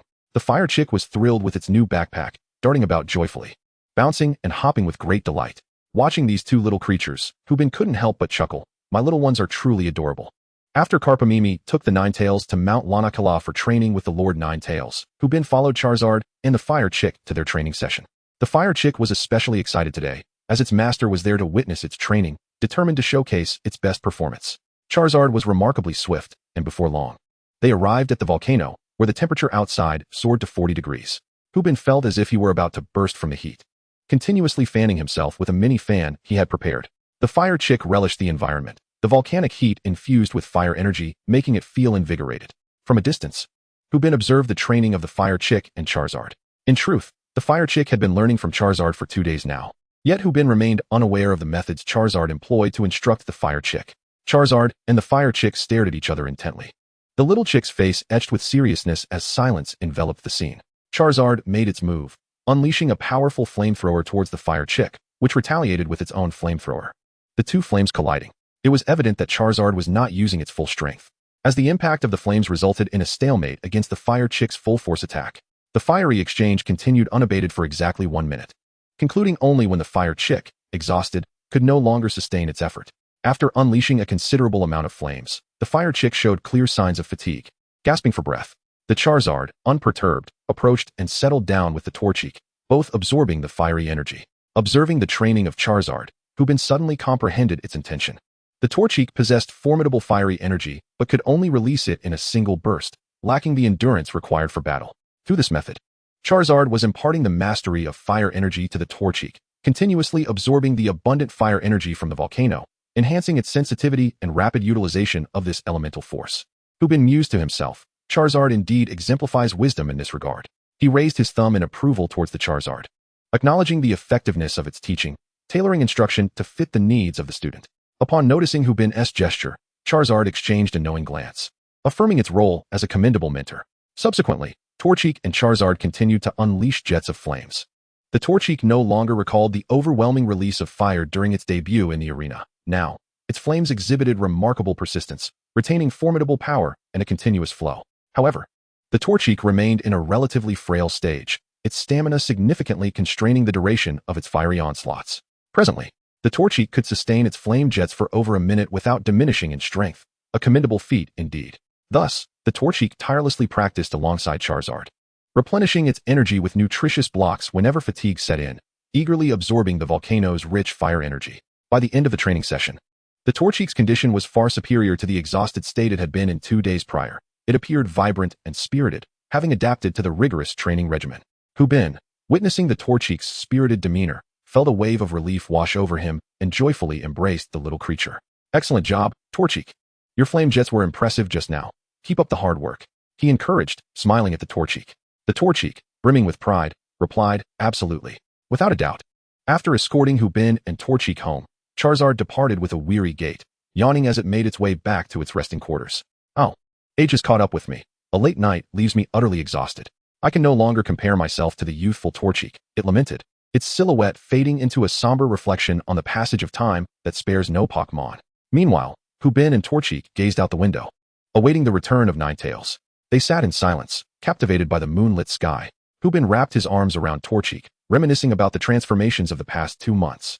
Never had he anticipated owning a Pokémon, becoming a trainer, forging countless friendships, and encountering companions destined to be his lifelong allies. Indeed, all of this was truly wonderful. As thoughts meander through the mind, a smile inevitably graces one's lips. The fiery young chick, sensing Hu Bin's emotions, drew nearer to its master, bestowing upon him a radiant smile. Upon witnessing the chick's joyful expression, Hu Bin affectionately ruffled its feathers, exclaiming, "Oh, little one, you are simply adorable." As he continued to gaze at the moon, a shadow flickered across its surface, swiftly approaching Hu Bin. A gentle smile graced his face as he remarked, "Kapu Mingming and Jiuwei are back." In no time, a silhouette materialized in Hu Bin's room. His trusty transport, Kapu Mingming. Jiuwei leapt down, prancing toward Hu Bin, her demeanor far removed from her usual aloof elegance as she sought his affection. Hu Bin chuckled, stroking Jiuwei's soft fur, and inquired, "How did training go today?" Jiuwei, relishing the affection, squinted her eyes and replied, "It went splendidly." Gratefully, Hu Bin turned to Kapu Mingming, who, with a wave of his hand, embraced Hu Bin's shoulders, a broad smile illuminating his face. "No need for formality, my friend. We are brothers." Hu Bin, filled with joy, felt a sense of invincibility with Kapu Mingming, the guardian of their island, watching over them. He yearned to proclaim to the world, "I, Hu Bin, am under the protection of a divine beast. Dare to provoke me, and my brother Kapu Mingming shall not permit it. I am indeed his loyal comrade." Chapter 88. The consequences of oversleeping. As Kapu Mingming took his leave, Hu Bin warmly bid him farewell, urging, "Take care, brother. Do visit us often." He waved energetically at Kapu Mingming's retreating figure, the bond of their friendship palpable and profound. However, the spaciousness of Hu Bin's 15-meter bed had become strained. Initially, he, Lu Wei, and the fiery young chick lay comfortably atop it, but now, with Jiuwei having evolved into a formidable 11-meter creature, space was at a premium. Hu Bin remained nestled in the center, while Jiawei occupied a significant portion of the bed, her 9 tails cascading down onto the floor, leaving the diminutive fiery young chick with ample room to rest. Hu Bin pondered that the 15-meter bed in his Spring City home was now insufficient. He resolved to acquire a larger one in the future, especially with the anticipation of welcoming more Pokémon into his fold. With these thoughts swirling in his mind, he drifted into slumber alongside Jiawei and the fiery young chick. That night, the fiery young chick enjoyed a particularly sweet sleep, a smile dancing on its beak as it dreamt of evolving into a blazing chicken, triumphing over a Charizard in a fierce battle. On the serene weekend morning, Hu Bin, the fiery young chick, and Jiawei indulged in a long-awaited lazy slumber, free from the rigors of training. Unbeknownst to them, Hu Bin had yet to rise from his slumber. However, Hu Jiaxing and Zhao Lifang were already awake. Zhao Lifang had the intention of preparing breakfast for everyone, which sent Hu Jiaxing into a state of panic as he desperately tried to prevent her from entering the kitchen. Even the fire dragon and Qixi Qingyao were exceedingly anxious, joining the ranks to blockade Zhao Lifang's advance. Hu Bin, do wake up. If you continue to linger in bed, we might as well prepare to wash our intestines. Hu Jiaxing exclaimed. My dear, don't worry about eating late today. Let our son do the cooking. By the time spring arrives for him, you may miss the opportunity to savor his dishes, and you will feel an immense disappointment. Thus, let him prepare a few meals. Despite Hu Jiaxing's frantic objections, Zhao Lifang was resolute, insisting, oh, what's the harm in me cooking just once? Bin Bin has been sufficiently exhausted. Let me take care of it today, so he can rest. Ignoring Hu Jiaxing's protests, Zhao Lifang strode purposefully toward the kitchen. The fire dragon and Qixi Qingyao positioned themselves in front of the kitchen door, effectively blocking her path. Upon witnessing their actions, Zhao Lifang's expression darkened. Are you plotting a rebellion? Speak. Do you find my cooking unpalatable? With that, she glared at Hu Jiaxing, the fire dragon, and Qixi Qingyao. The trio, caught in her fierce gaze, instinctively recoiled, their necks shrinking as they forced smiles in a bid to appease her. Under Zhao Lifang's imposing presence, the fire dragon and Qixi Qingyao reluctantly yielded, allowing a passage through the door. That is more like it, Zhao Lifang declared triumphantly as she entered the kitchen, leaving Hu Jiaxing, the fire dragon, and Qixi Qingyao with a sense of impending doom. Alas, the light has vanished from this world, they lamented, their eyes devoid of hope as they stared into the kitchen. After a brief period, Zhao Lifang emerged, her expression dark. Come, Qixi Qingyao, we must go buy vegetables. We have none left to cook. In an instant, Hu Jiaxing, the fire dragon, and Qixi Qingyao felt the light return, illuminating their surroundings and instilling a sense of hope. Qixi Qingyao nodded eagerly, escorting Zhao Lifang to the market. However, he deliberately slowed his pace, signaling to Hu Jiaxing and the fire dragon with a glance. Brothers, I will do my best to delay here. Whether we enjoy a proper breakfast rests upon your shoulders. Understanding Qixi Qingyao's unspoken message, Hu Jiaxing and the fire dragon wasted no time. They charged toward Hu Bin's room, brazenly flinging open the door and advancing to his bedside, their gazes fixed intently upon him. Groggily, Hu Bin opened his eyes and mumbled, it's a rare day off. Let us enjoy a few more moments of rest. With that, he promptly closed his eyes once more. Meanwhile, Jiawei and Huijiji, also stirred from their slumber, followed suit, shutting their eyes once again to indulge in a leisurely nap alongside Hu Bin. In a state of agitation, Charizard spun in place, while Hu Jiaxing casually remarked, your mother has gone to buy groceries. She'll soon say she wants to prepare breakfast for us. Though the statement was lighthearted, it struck Hu Bin's ears like a heavy stone, causing a tremendous reaction. Upon hearing this, Hu Bin's eyes widened in astonishment as he exclaimed, I'm no longer sleepy. Let me get up quickly. I must wash up and intercept my mother at the door. Hurry, hurry, hurry. Jiawei, aware of Zhao Lifang's formidable culinary skills, promptly leaped from the bed, carrying the bewildered fire chick on its back as they made their way to the bathroom. Hu Bin, equally eager, swiftly changed into a fresh outfit before entering the bathroom to prepare himself. 5 minutes later, outside the house, Hu Bin and his Pokémon allies stood at the ready, entering a state of heightened vigilance, fully prepared to intercept Zhao Lifang's groceries. Hu Bin wore a grave expression, declaring, dare to invade my kitchen? Such a transgression is unforgivable. Before long, Qixi Qingyao returned with Zhao Lifang. Upon spotting Hu Bin, Qixi Qingyao excitedly accelerated towards him. As they landed, Zhao Lifang asked, son, why aren't you sleeping a bit longer? I'm making breakfast for you. Hu Bin and Hu Jiaxing quickly grabbed all the bags, saying, Mom, I want to make breakfast for you. I'll be heading back to Chunqing soon and want to treat you to a few delicious meals. Leave it to me. Zhao Lifang, her face beaming with pride, reached out to gently caress Hu Bin's cheek, saying, you've grown up, understanding the importance of filial piety. Very well, then. Hurry and cook. I want to savor the feast prepared by my son. Hu Bin nodded vigorously, affirming yes. He then took the ingredients and entered the house to begin his culinary endeavors, reflecting on how fortunate he was to have survived the morning's tension. Relieved at Hu Bin's cooking efforts, Hu Jiaxing and the assembled Pokémon exhaled, grateful that the morning had been successfully managed, given the fright he had endured. Hu Bin's cooking speed had noticeably increased, as he feared his mother might rush in to assist him. His actions, washing, chopping, boiling, and frying, appeared as if they were on an eightfold fast-forward, astonishingly swift. Once Hu Bin completed the preparations, Hu Jiaxing and Charizard were particularly enthusiastic in serving the dishes. Just as Hu Bin finished and emerged to present the food, Jiwei had already arranged the plates and poured the milk with remarkable efficiency. All thanks to the scare instilled by the esteemed Zhao Lifang. Chapter 89. The Learning of Techniques and a Grand Social Faux Pas. After breakfast, Hu Jiaxing wiped his mouth contentedly and said, "Son, today we shall begin learning techniques. Torchic should join as well. Should you acquire a pure crystal of the fire element, Torchic will be able to utilize it too." Upon hearing Hu Jiaxing's suggestion, Torchic nodded vigorously like a chick pecking at grains, finding the proposal quite appealing. Hu Bin, filled with curiosity, inquired, "Dad, how do we train our techniques?" Hu Jiaxing replied, "In truth, the techniques are not difficult. What truly challenges you is the synergy between you and your Pokémon. If the coordination is lacking, failure is inevitable." Hu Bin remarked, "So, the more attuned we are to each other, the easier it will be to succeed, right?"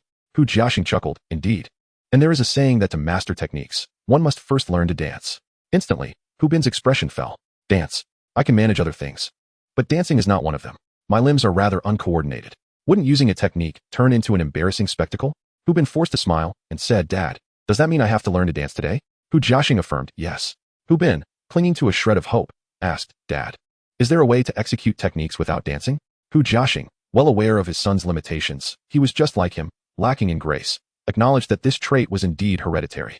In his own past competitions, Hu Jiaxing had been dubbed the greatest disaster scene despite ultimately winning, as many spectators had turned his performance into comedic videos, inadvertently supporting a whole community of content creators. This was Hu Jiaxing's second infamous moment, following his marathon mishap. "I'm afraid you won't learn without dancing. Think it over." Hu Bin's last glimmer of hope shattered, and he despondently asked, "Dad, will you teach me to dance?" "No. Your mother and I have already found you a teacher. You'll be going over there shortly," Hu Jiaxing replied. Hu Bin, with a scowl, protested, "Why won't you teach me to dance?" After a moment of silence, Hu Jiaxing retorted, "It's a matter of dignity." With that, he covered his face. Both father and son fell into a profound silence. Dance. Just thinking about it made Hu Bin feel like he would collapse. After a brief respite, Hu Jiaxing and Hu Bin mounted a Charizard to journey to the dance instructor he had arranged. Zhao Lifang, cheerfully wielding a DSLR, perched atop a Qixi Qingyao, accompanied them, ready to capture Hu Bin's momentous scenes, clearly a proud mother. Upon arrival at the dance training school, Hu Bin's face darkened at the sight of numerous young men and women practicing their moves. "Why did they throw me into this crowd? There are too many people. Won't they all gather around to watch me dance? That would be a massive embarrassment." Hu Bin glared resentfully at Hu Jiaxing, who feigned ignorance and cheerfully greeted a graceful instructor. "Teacher Lina, I would appreciate it if you could teach my son." Turning to Hu Bin, he urged, "Hu Bin, greet the teacher." Reluctantly, Hu Bin complied, "Hello, Teacher Lina. I will be in your care." Teacher Lina smiled gently and remarked, "You must be Hu Bin, the one Li Fang often mentions. I am good friends with your parents, and I assure you, I will teach you thoroughly." At that moment, Zhao Lifang entered and embraced Lina, engaging in casual conversation. Hu Bin, feeling exasperated, glared at Hu Jiaxing and said, "Dad, you did this on purpose, didn't you? You want to witness your son's grand moment of humiliation, don't you?" Hu Jiaxing, feigning righteousness, replied, "Nonsense. As your father, how could I wish to see you in such an embarrassing state?" Haha. Initially, Hu Jiaxing maintained a serious demeanor, but he could not hold back his laughter and burst into a hearty chuckle. Hu Bin's expression darkened further. What a difficult father he had. He felt like returning him for a refund. In the dance studio, Hu Bin's anxious heart found slight solace. The room was occupied solely by him, Huajiji, and Jiu Wei, alongside their instructor, Teacher Lina, and onlookers Hu Jiaxing, the fire-breathing dragon, and Zhao Lifang, who was setting up a camera with Qixi Qingyao. This realization alleviated some of Hu Bin's apprehension, as it meant he would not face overwhelming embarrassment. Resigned to his fate, he decided to give his all, ignoring Zhao Lifang's camera and Hu Jiaxing's gleeful expression. Teacher Lina swiftly demonstrated the correct dance movements for the ice-type and fire-type techniques. Her dance was graceful and captivating, much to the delight of Jiu Wei and Huajiji, who were eager to try their hand at it. Teacher Lina encouraged, "When dancing, you must infuse your own understanding into it. Embody the passion of fire, the gentleness of water, and the determination of ice. Only then can you perform a dance that resonates, allowing you to connect with your Pokémon and master the techniques perfectly." Thus, Hu Bin, Jiu Wei, and Huajiji began their lessons under Teacher Lina's earnest guidance. However, It wasn't long before Lina struggled to maintain her composure. While Jiu Wei and Huizhiji danced with flair, exhibiting lively movements, Hu Bin appeared as if he were a robot in dire need of lubrication. His performance rigid and awkward, resembling a rehabilitation exercise more than a dance. Nearby, Hu Jiaxing, Zhao Lifang, the fire-breathing dragon, and Qi Shiqing Miao watched Hu Bin's performance with unrestrained laughter. Hu Jiaxing chuckled, with a hint of moisture glistening at the corners of his eyes, reflecting, "It's strikingly reminiscent of my own dancing days, both amusing and bittersweet." Throughout this ordeal, Hu Bin's face grew as dark as a coal ball. As Jiu Wei and Huizhiji mercilessly mocked him, teacher Lina, stifling her laughter, patiently guided Hu Bin through each movement, while he could only grimace in response to the ridicule surrounding him, feeling both shy and frustrated. After an extensive practice session, Hu Bin's dancing skills showed little improvement, remaining as stiff as ever. Just then, he heard a chorus of laughter from outside. Turning to look, his face turned crimson with embarrassment. In the dance studio, a large floor-to-ceiling window revealed a throng of onlookers, including a multitude of young ladies. Initially, they had come to witness the aloof Ninetales and the adorable Fire Chick perform. But instead, they were captivated by the sight of Hu Bin, who resembled a zombie, eliciting peals of laughter. In a moment of embarrassment, Hu Bin covered his face, exclaiming that he wished he could disappear, overwhelmed by the sheer humiliation of the situation. Chapter 90. With a system in place, public embarrassment is non-existent. At this moment, Hu Bin felt acutely mortified, having not anticipated such a miscalculation. His once illustrious reputation seemed to be crumbling before him, all due to his dancing. Hu Jiaxing and Zhao Lifang were doubled over in laughter, utterly astonished by their son's comedic antics. Just when Hu Bin was drowning in despair, the system extended a lifeline. A voice resonated in his mind, akin to celestial music. Given the host's abysmal dancing ability, it is unbearable to witness. Thus, I offer an advanced dance skill for only 2,000 points, at a considerable discount. Please cherish this opportunity. Upon hearing the system's words, Hu Bin tilted his head back, struggling to hold back tears. The thought that even the system found his dancing unbearable, yet still offered him a discount, was both shocking and amusing. With the crowd's eyes upon him, Hu Bin could no longer bear the humiliation. He would have spent even 10,000 points if necessary to regain his dignity. Without hesitation, he placed an order with the system and exchanged his points for the advanced dance skill. In an instant, a wealth of choreography flooded his mind, and his limbs and body suddenly possessed an astonishing grace and coordination. With the newfound skill, Hu Bin felt an overwhelming urge to demonstrate his prowess to teacher Lina. Eager to showcase his transformation, with a charming smile, he began to dance, his movements appearing both light and elegant, yet imbued with explosive energy, lending a palpable tension to the performance. Teacher Lina was left speechless. Just moments ago, he had struggled with coordination, and now he danced with such vigor. What a stark contrast. Hu Jiaxing and Zhao Lifang were left agape, particularly Hu Jiaxing, who felt a mix of astonishment and indignation. How could Hu Bin dance so well? Did that mean only he was left with uncoordinated limbs? Ultimately, it seemed he was the sole fool. The young ladies outside were equally astounded by Hu Bin's transformation. How had he suddenly become so captivating? A multitude of them eagerly whipped out their phones to record videos of his mesmerizing dance. "This young man dances so beautifully," they exclaimed. "Indeed, it's stunning. We adore him." Hu Bin couldn't help but smile at the compliments from the ladies. His spirits lifted. See, I am still immensely popular. There is no way public embarrassment could exist." Both Ninetales and Fire Chick, witnessing their master's remarkable performance, were equally thrilled and danced with renewed vigor alongside him. In the midst of teacher Lina's and the crowd's astonishment, Hu Bin, along with Fire Chick, flawlessly mastered the dance. Teacher Lina smiled gently and said, "You truly astonish me. Let us engage in a battle shortly, so you can observe the techniques in action." Hu Bin, brimming with confidence, replied, "I eagerly await your guidance, teacher Lina." Hu Jiaxing and Zhao Lifang approached Hu Bin, warning him, "Be cautious. Lina is an exceptionally formidable trainer." With a soft smile, Lina reassured them, "It's not that exaggerated." Hu Bin, however, remained vigilant, knowing that his parents had praised teacher Lina's prowess, a testament to her remarkable strength. Outside the dance training center, a spacious battleground awaited. At this moment, Hu Bin and teacher Lina stood face to face on the arena. Naturally, Hu Jiaxing assumed the role of referee.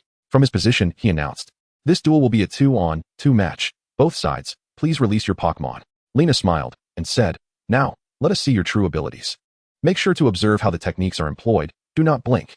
Facing a formidable opponent, Hu Bin was not about to underestimate the situation. He called out loudly, "Go!" Torchic. Elated to be summoned, Torchic proudly took its place in the arena, exuding an air of fierce determination. Lina observed Torchic with a smile. "Your spirit is quite commendable," radiating vitality. However, her gentle demeanor shifted to one of seriousness as she commanded, "Go, Litten." With a flash of red light, the Alolan region's unique starter, Litten, emerged. Its gaze fixed on Torchic with a fierce resolve, while Torchic met Litten's stare with equal defiance. Lena, now embodying a more serious countenance, declared, "Litten, use Flame Burst." Litten swiftly gathered a powerful flame in its mouth and unleashed it towards Torchic. Torchic regarded the intense fire column with disdain, thinking it paled in comparison to Charizard's unrestrained flames. At this moment, Hubin issued a command to Torchic, "Use Protect." A green barrier materialized before Torchic, successfully shielding it from Litten's Flame Burst. Hubin smiled lightly, stating, "Well done. Torchic, use Flare Blitz." Enveloped in flames, Torchic charged rapidly towards Litten. "Not bad. Litten, let us also employ Flare Blitz." Litten transformed into a fiery streak, colliding with Torchic in a magnificent clash. Both Pokémon exhibited commendable strength, and their collision stirred up dust and debris across the arena. In the aftermath, both Pokémon were visibly shaken, stumbling backward. Slowly, Litten and Torchic rose, panting heavily, locking eyes in a fierce glare. Hubin's expression grew increasingly grave. It was imperative to find a breakthrough, or else defeat would be inevitable. Lena, observing Hubin, praised him. "I have heard that your Torchic has only just hatched a few days ago, yet its strength is already formidable. You possess remarkable skills in nurturing Pokémon." Hubin smiled and replied, "Lena, you are quite impressive as well. Your Litten has been raised exceptionally well." Upon receiving Hubin's compliment, Lena beamed with joy. "Oh, Hubin, you certainly know how to flatter. However, flattery will not aid you. I shall engage in battle with utmost seriousness. Prepare yourself." Suddenly, Lena's cheerful demeanor shifted. As she commanded, "Litten, use Fire Fang." Upon hearing her command, Litten's sharp teeth ignited with fiery energy, flames enveloping its small fangs as it lunged towards Torchic. Hubin, with a slight smile, instructed his Torchic, "Now is the time to showcase your speed. Evade with Quick Attack, then unleash Ember." Litten's attack was swift, yet Torchic was swifter. Having just experienced 2 rounds of combat, Torchic's speed boost ability had enhanced its speed twice, and with the added acceleration from Quick Attack, Torchic's velocity became astonishingly impressive.